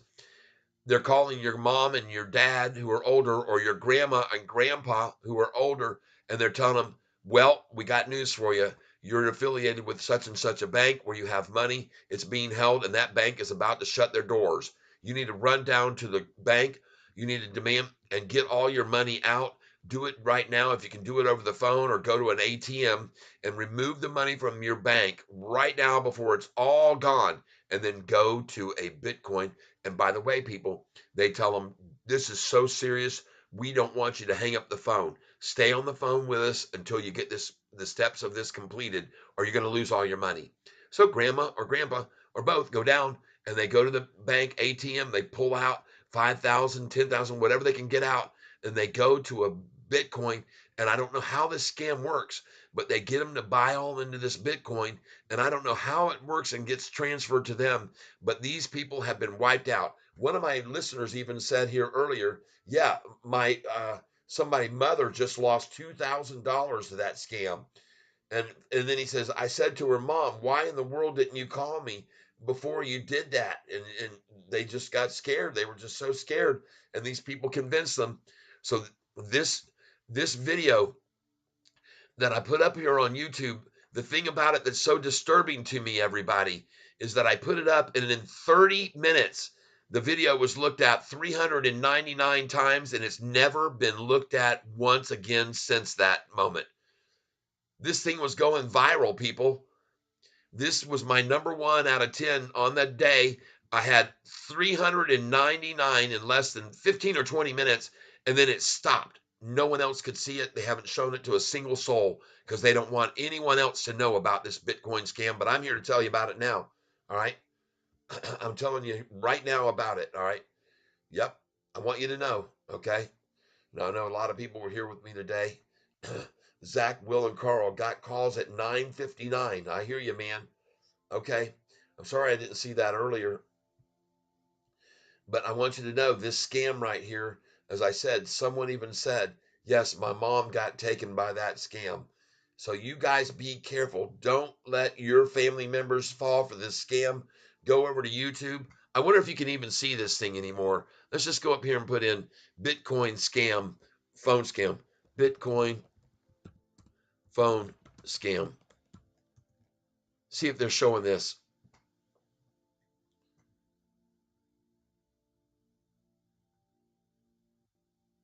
Yep. New scams to watch out for. Scammers. Nope, this is scam busters. Folks, they've flat out just said no more showing Catfish's video about this scam. They don't want you to see it. They don't want you to see it. They don't want anyone to know about it. And as far as I am concerned, it's there it is. It is on here still. And 399 views. Folks, come over here, click on this Bitcoin phone scam alert. It has exclamation mark. Click on the video, watch the video, share it. Hit like and share. It's almost as if they've made it private.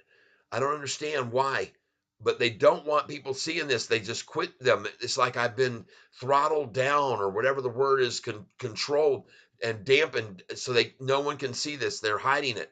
And like I said, this thing had 399 views in about 10-15 minutes, and then suddenly stopped getting any views at all.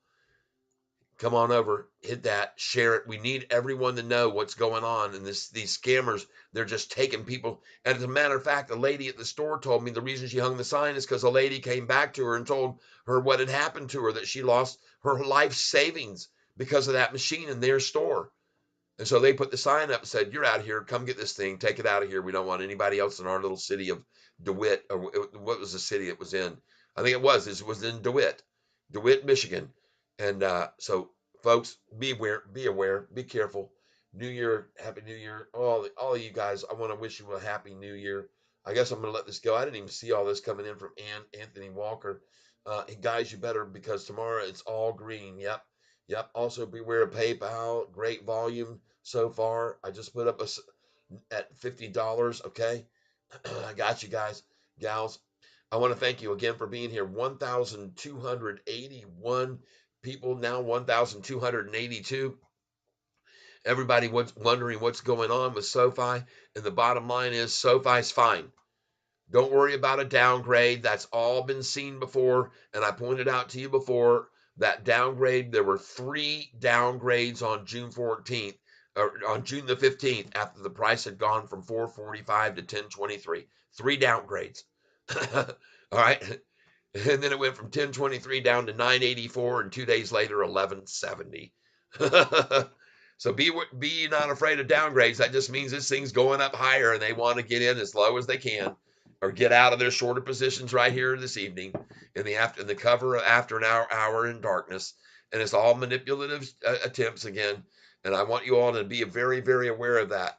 1,285 on my channel today. Do not fear a downgrade. Don't do it. SoFi is doing fine. SoFi is perfectly fine. Okay. All right. Unfortunately, cost to borrow data is not available to see anymore. They've taken it down. They took down this website when I was showing everybody how much they borrowed. They took it down so we can't see it anymore. Oh my God. And look at the institutions now has gone up to 734 from yesterday, 733. So we had how many? 11 or 12 institutions come in last week. Another one comes in yesterday or today, and they're coming in on this stock. They're going to keep accumulating. They're going to keep buying. They're going to keep scaring people. And you can see institutional ownership has now gone to 676 from yesterday's 675. So yeah, they're going to keep downgrading, they're going to keep bashing, they're going to keep trying to scare, and then they're going to buy the shares themselves. And I showed you that on that ETF report today earlier. There's massive numbers of ETFs just accumulating more and more shares of SoFi. Some of them up 178%, 149%, 127%. They're piling in on it, folks.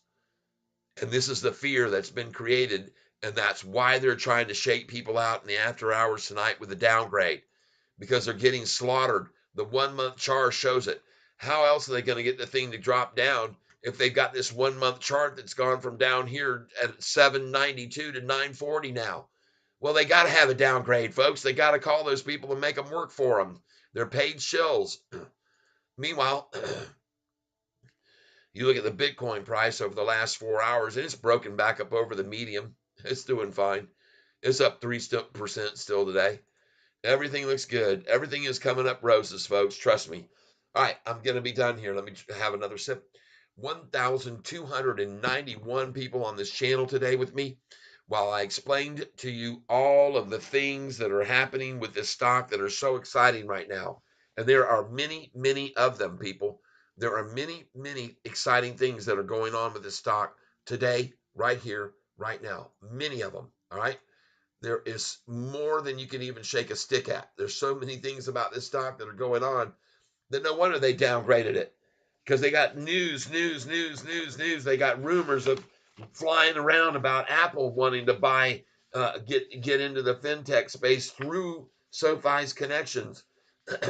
I mean, they've got literally so much going on here in news that they are just like, oh my God, why can't we see this price fall back? Well, there's too many people like Catfish touting it in such a heavy way. I mean, and I've got good reason to be telling you all about it in such a heavy way, because the dang thing is just exploding. It's been coming apart on them, man. Even with all of their manipulative efforts, they can't stop the run. And of course, they got to call somebody and put in a. Oh my God, it's just killing me, killing them on the message board. Let me go over here. All right, let's see here. We got to work this down. And I'm going to make sure you understand, everybody, that the information that I shared today was very important for you to understand that this stock has now gone up to a higher low 22 out of 26 days. Higher low. 22 out of 26 days. All right. ETFs piling in, buying more. Right. And by the way, I got this whole sheet here that I'm going to run over one last time for everybody that's here that just came in, so you can understand all the great things going on with this stock today in the news, and then you'll see why they downgraded it. Institutions have been piling in. 6 month chart, 45-day crossover the 50-day today. Look at that. On the 6 month chart, folks, you need to pay attention to this. We got a massive run going and a triple crossover today on today's chart. Of course, they're going to downgrade it when they got a triple upside crossover going on. They have to, people. They have to suppress this run because it's completely getting out of control on them. Look at the 6 month chart and look at the triple upside crossover of the 200-day moving average. Look at that. They got to stop this. They got to put a stop to this. There's nothing they can do other than downgrade it because everyone is piling in. And when you look at that triple upside crossover and look at the blue 45 gaping away from the gold 50-day there. This chart is gorgeous, people. Of course they're going to downgrade it today when it looks like this, and they can all see. Look at that 200-day that's been on a straight, gradual, slow increase Suddenly, over the last 4 days, boom, it bounced off of it. And look at the same thing with the 45-day and 50-day. For freaking 15, 16 days, they held it in check. Then boom, it bounces off, and boom, the 45-day crosses a 50-day. This is when Kathy Wood buys, people. This is when Kathy Wood buys this stock. YouTube audience top geography worldwide. They are the YouTube studio audience top geographics worldwide. Okay, there's people all over the world looking at this stock. I'm telling you. Felix and Friends says go to BlackRock and check out this last deal SoFi made for the $350 million. It's turned out to be a gold mine. Their loan value and portfolio is at 105% over value. This BlackRock money that they loaned, $350 million to BlackRock, is now over 105% over value. They only approved 25% of their loans. 25% of the applications that come across their desk are the ones they approve. 75% of them are being turned down because they don't have strong enough credit and they don't meet the criteria to get a loan from SoFi, because SoFi only wants the top line of credit people out there. All right. People who know how to pay their bills on time. That's who they're focused on, and that's who they're generating this from. I want you to be aware, folks, there's other stuff here. They're using these deposits that are coming in and building every day to do more loans, more and more loans. They're loaning out this deposit money that's piling in from the student loans and from other revenues coming in, and they just keep this circle going of the money flow, folks. It's awesome. All right. Guess who's buying SoFi stock this week? I'll tell you who. Goldman Sachs. And they've increased their position on SoFi from a previous 4,999,616, from 4,999,000 to 7,050,000 they've accumulated in the last month and a half. Folks, they've increased. Goldman Sachs has increased their position on SoFi by doggone 41%. Well, that doesn't surprise me, because I went over and looked at Goldman Sachs returns on their investments lately. They're horrible. They look hideous compared to us. I'm telling you, man, if you go over here to Google and you put in Google and you put in Goldman Sachs earnings, you're going to find out something very interesting. Google Goldman Sachs, SACHS earnings. That's not even the proper word. The word should be Goldman Sachs losses. Look at December of 2022. Their revenue was down 21.75. Let's compare that to what SoFi did, everybody. Google. We're going to put in SoFi earnings. Look at this. Compare the two, people. All right. Look at the difference here in December of 2022 between Goldman Sachs. Their revenue down 21%. Ours up 57%. Their net income down 66%. SoFi's up 63.96%.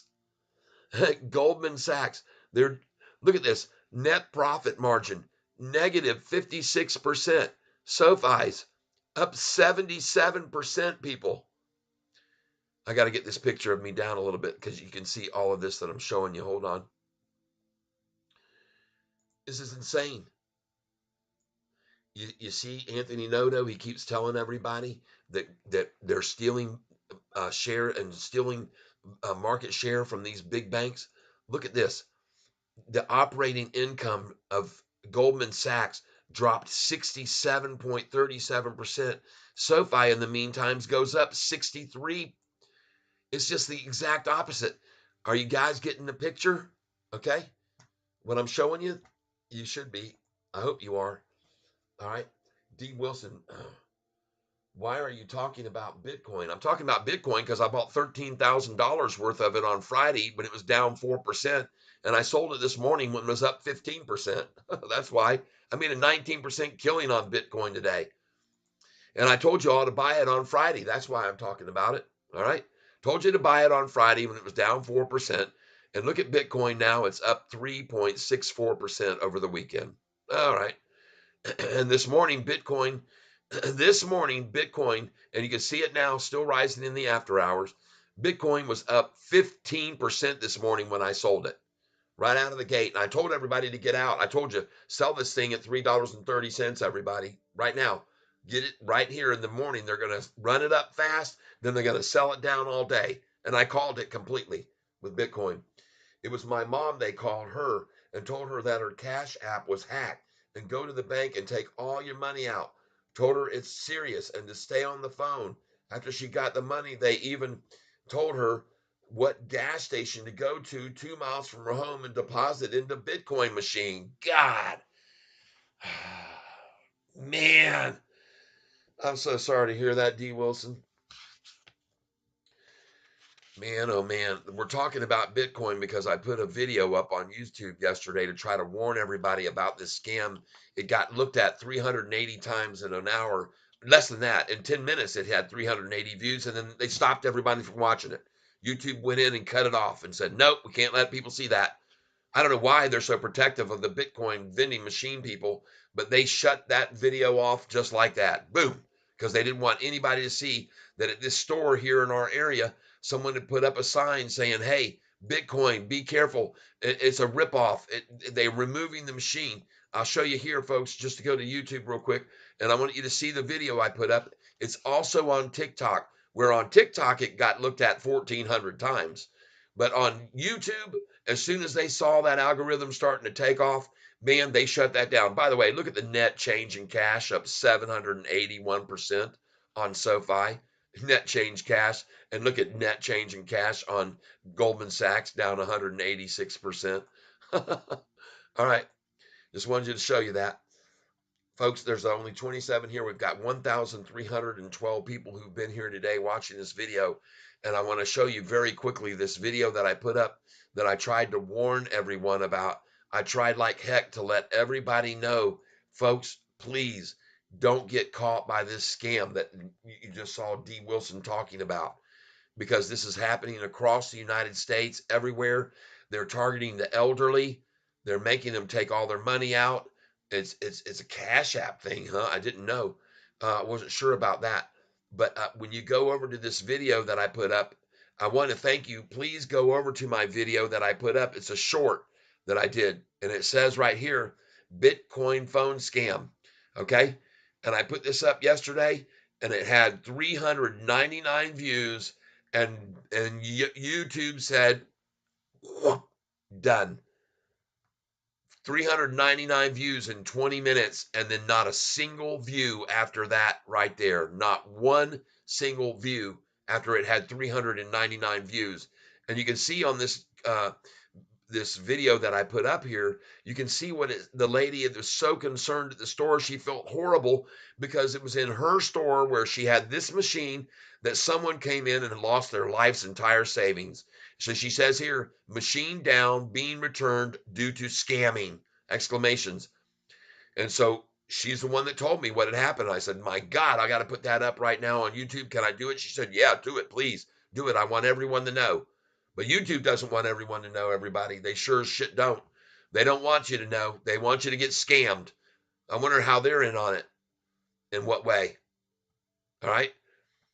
So there it is. Go look at it. The video is titled Bitcoin what does it say? Bitcoin phone scam alert. I would appreciate it if you would go over to YouTube right now, go into Bitcoin phone scam alert, look at that video, like it and share it, and let's stop it being crushed by YouTube so others get screwed. I don't know why YouTube's out to cover these people's butts. You know what? I'm going to tell you another video I put up one time, and it was about Facebook. I was trying to show people that what happened to me on Facebook was that I was paying a bill on Facebook for the Facebook, not Facebook, um, PayPal. It's a PayPal video. All right. And I put up a video about PayPal. Be careful of a PayPal scam. Don't fall for this. What they did was they had my credit card payment due, and it was due the following day. I went in and said, make a payment.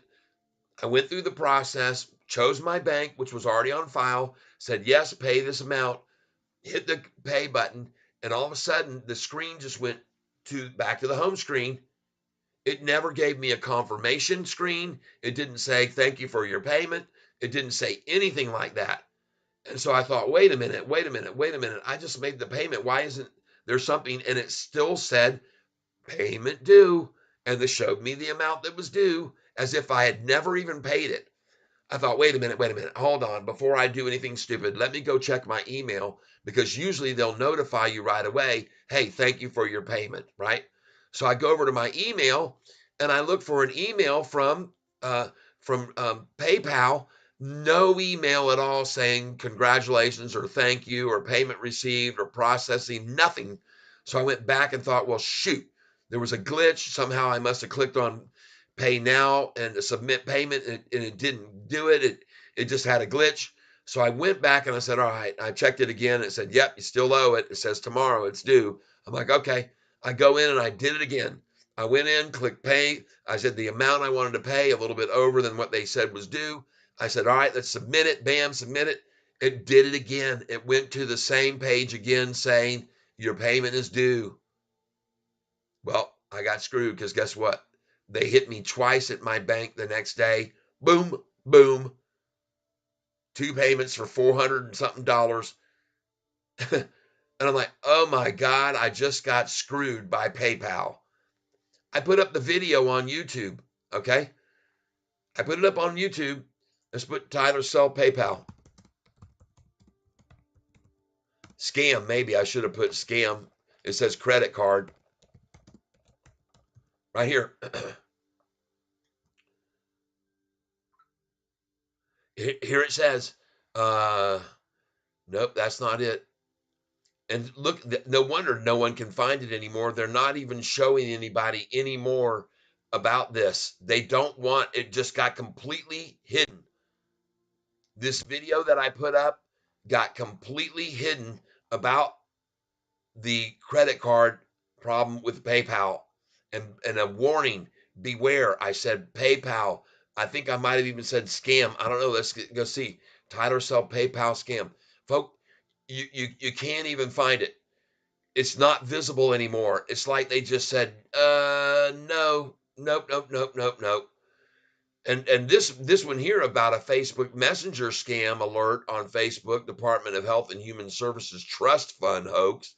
They let that go, got 1,500 views. But when I put up that video about PayPal and how you could get screwed by making your payment and them not showing you or confirming that you made it, that video, you can see it's gone. I don't know where it is. I don't know where it is in the mix. I don't know. If I put in one more time, let's just try and put Tyler Self PayPal, not scam or anything. Let's just see.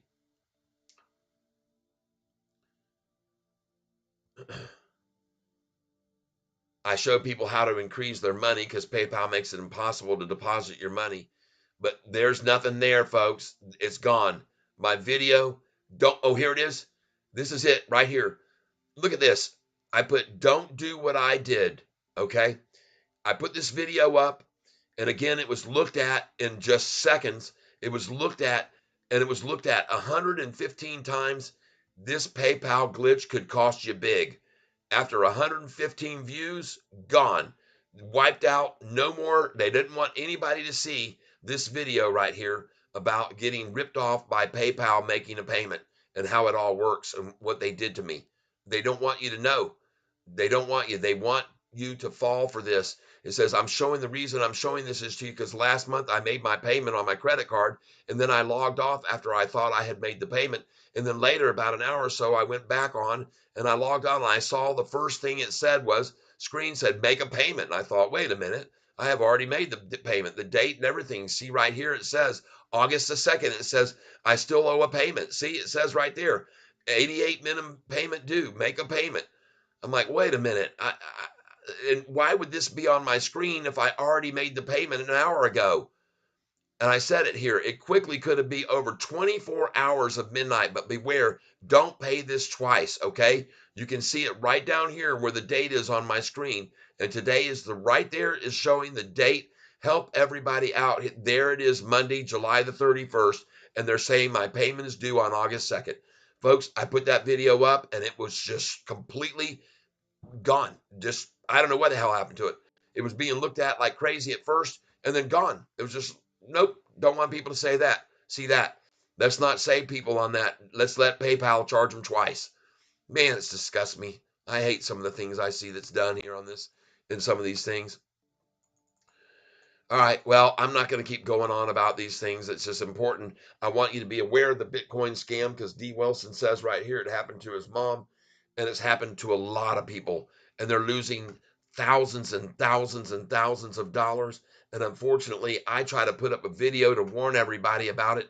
Instead, YouTube decides to be the arbitrator and go, no, we don't really need the people to know about that Bitcoin scam. Let's just keep them in the dark so the scammers can call them up and talk their grandparents and their parents out of hundreds and hundreds of thousands and millions even of dollars over the course of the last however long they've been doing this scam.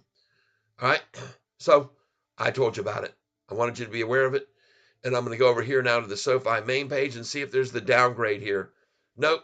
Nothing on nothing on Yahoo about a downgrade.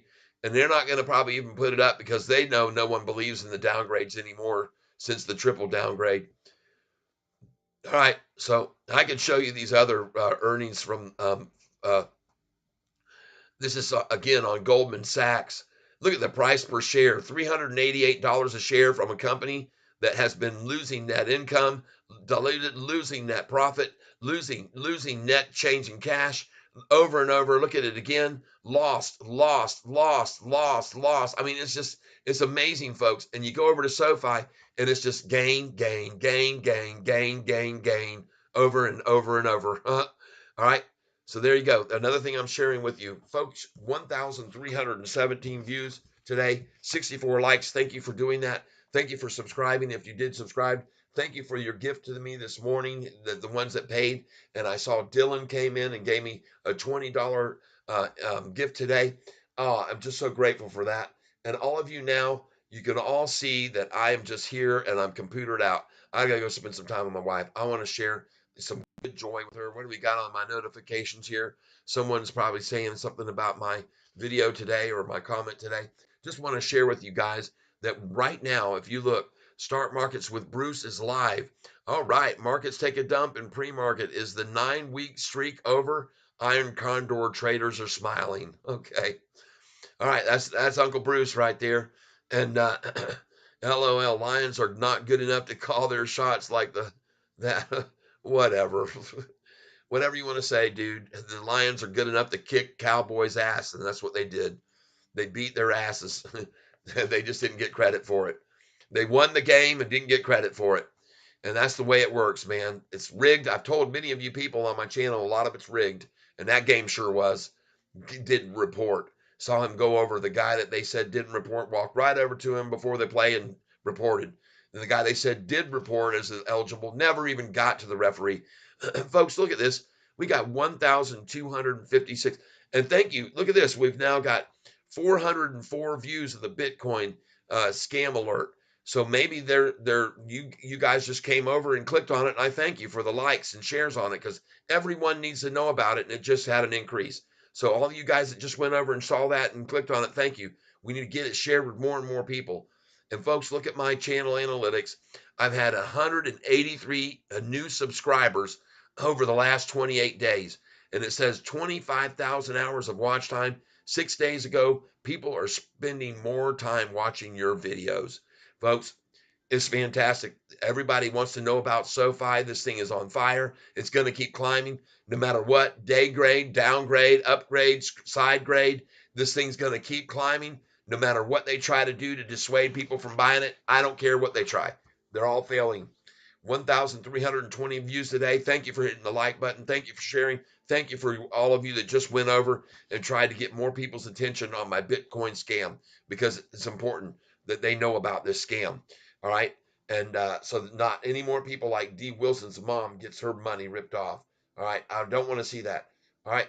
Now, I'm done talking about everything here. I want to thank you for being here. I want to thank you very much for your time today. And I appreciate that you're here. And as always, I want to wish you a very, very happy evening. I hope that you have a safe evening, whatever you're doing. I hope you have a wonderful dinner. I hope you have a healthy lifestyle. I hope you have a successful trading success in the future.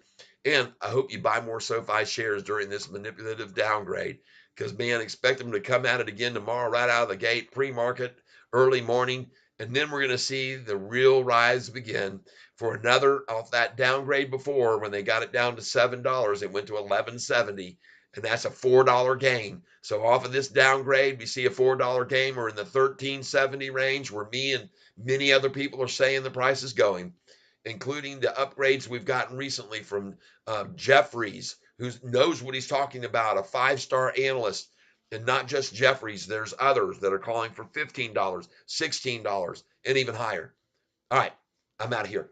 Thanks again. I appreciate it. It's good to see all of you here again today, and we'll see you in the morning. All right. Yep. Let me put this back down here just for a second so I can see anybody that's saying farewell to me if there are any of you. And let's go over. Yep. And I'm done. Like I said, enjoy this evening, everybody, and we'll see you all tomorrow. Ending the stream. Bye bye. Yep. I know it's on a delay here. I can see that. But man, 1,321 views of this video stream today. All of you, I'm out of here. All right, let me just say farewell on the chat. Farewell.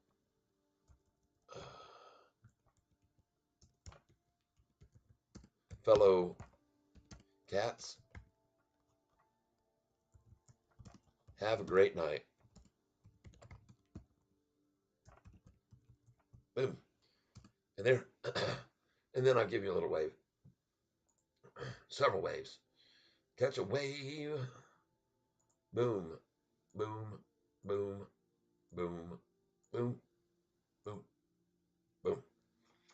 All right. There you go, folks. Hasta luego, everybody. Auf Wiedersehen, au revoir, arrivederci, and all the other stuff you say for bye-bye. Aloha. It's been fun today again. We'll see you.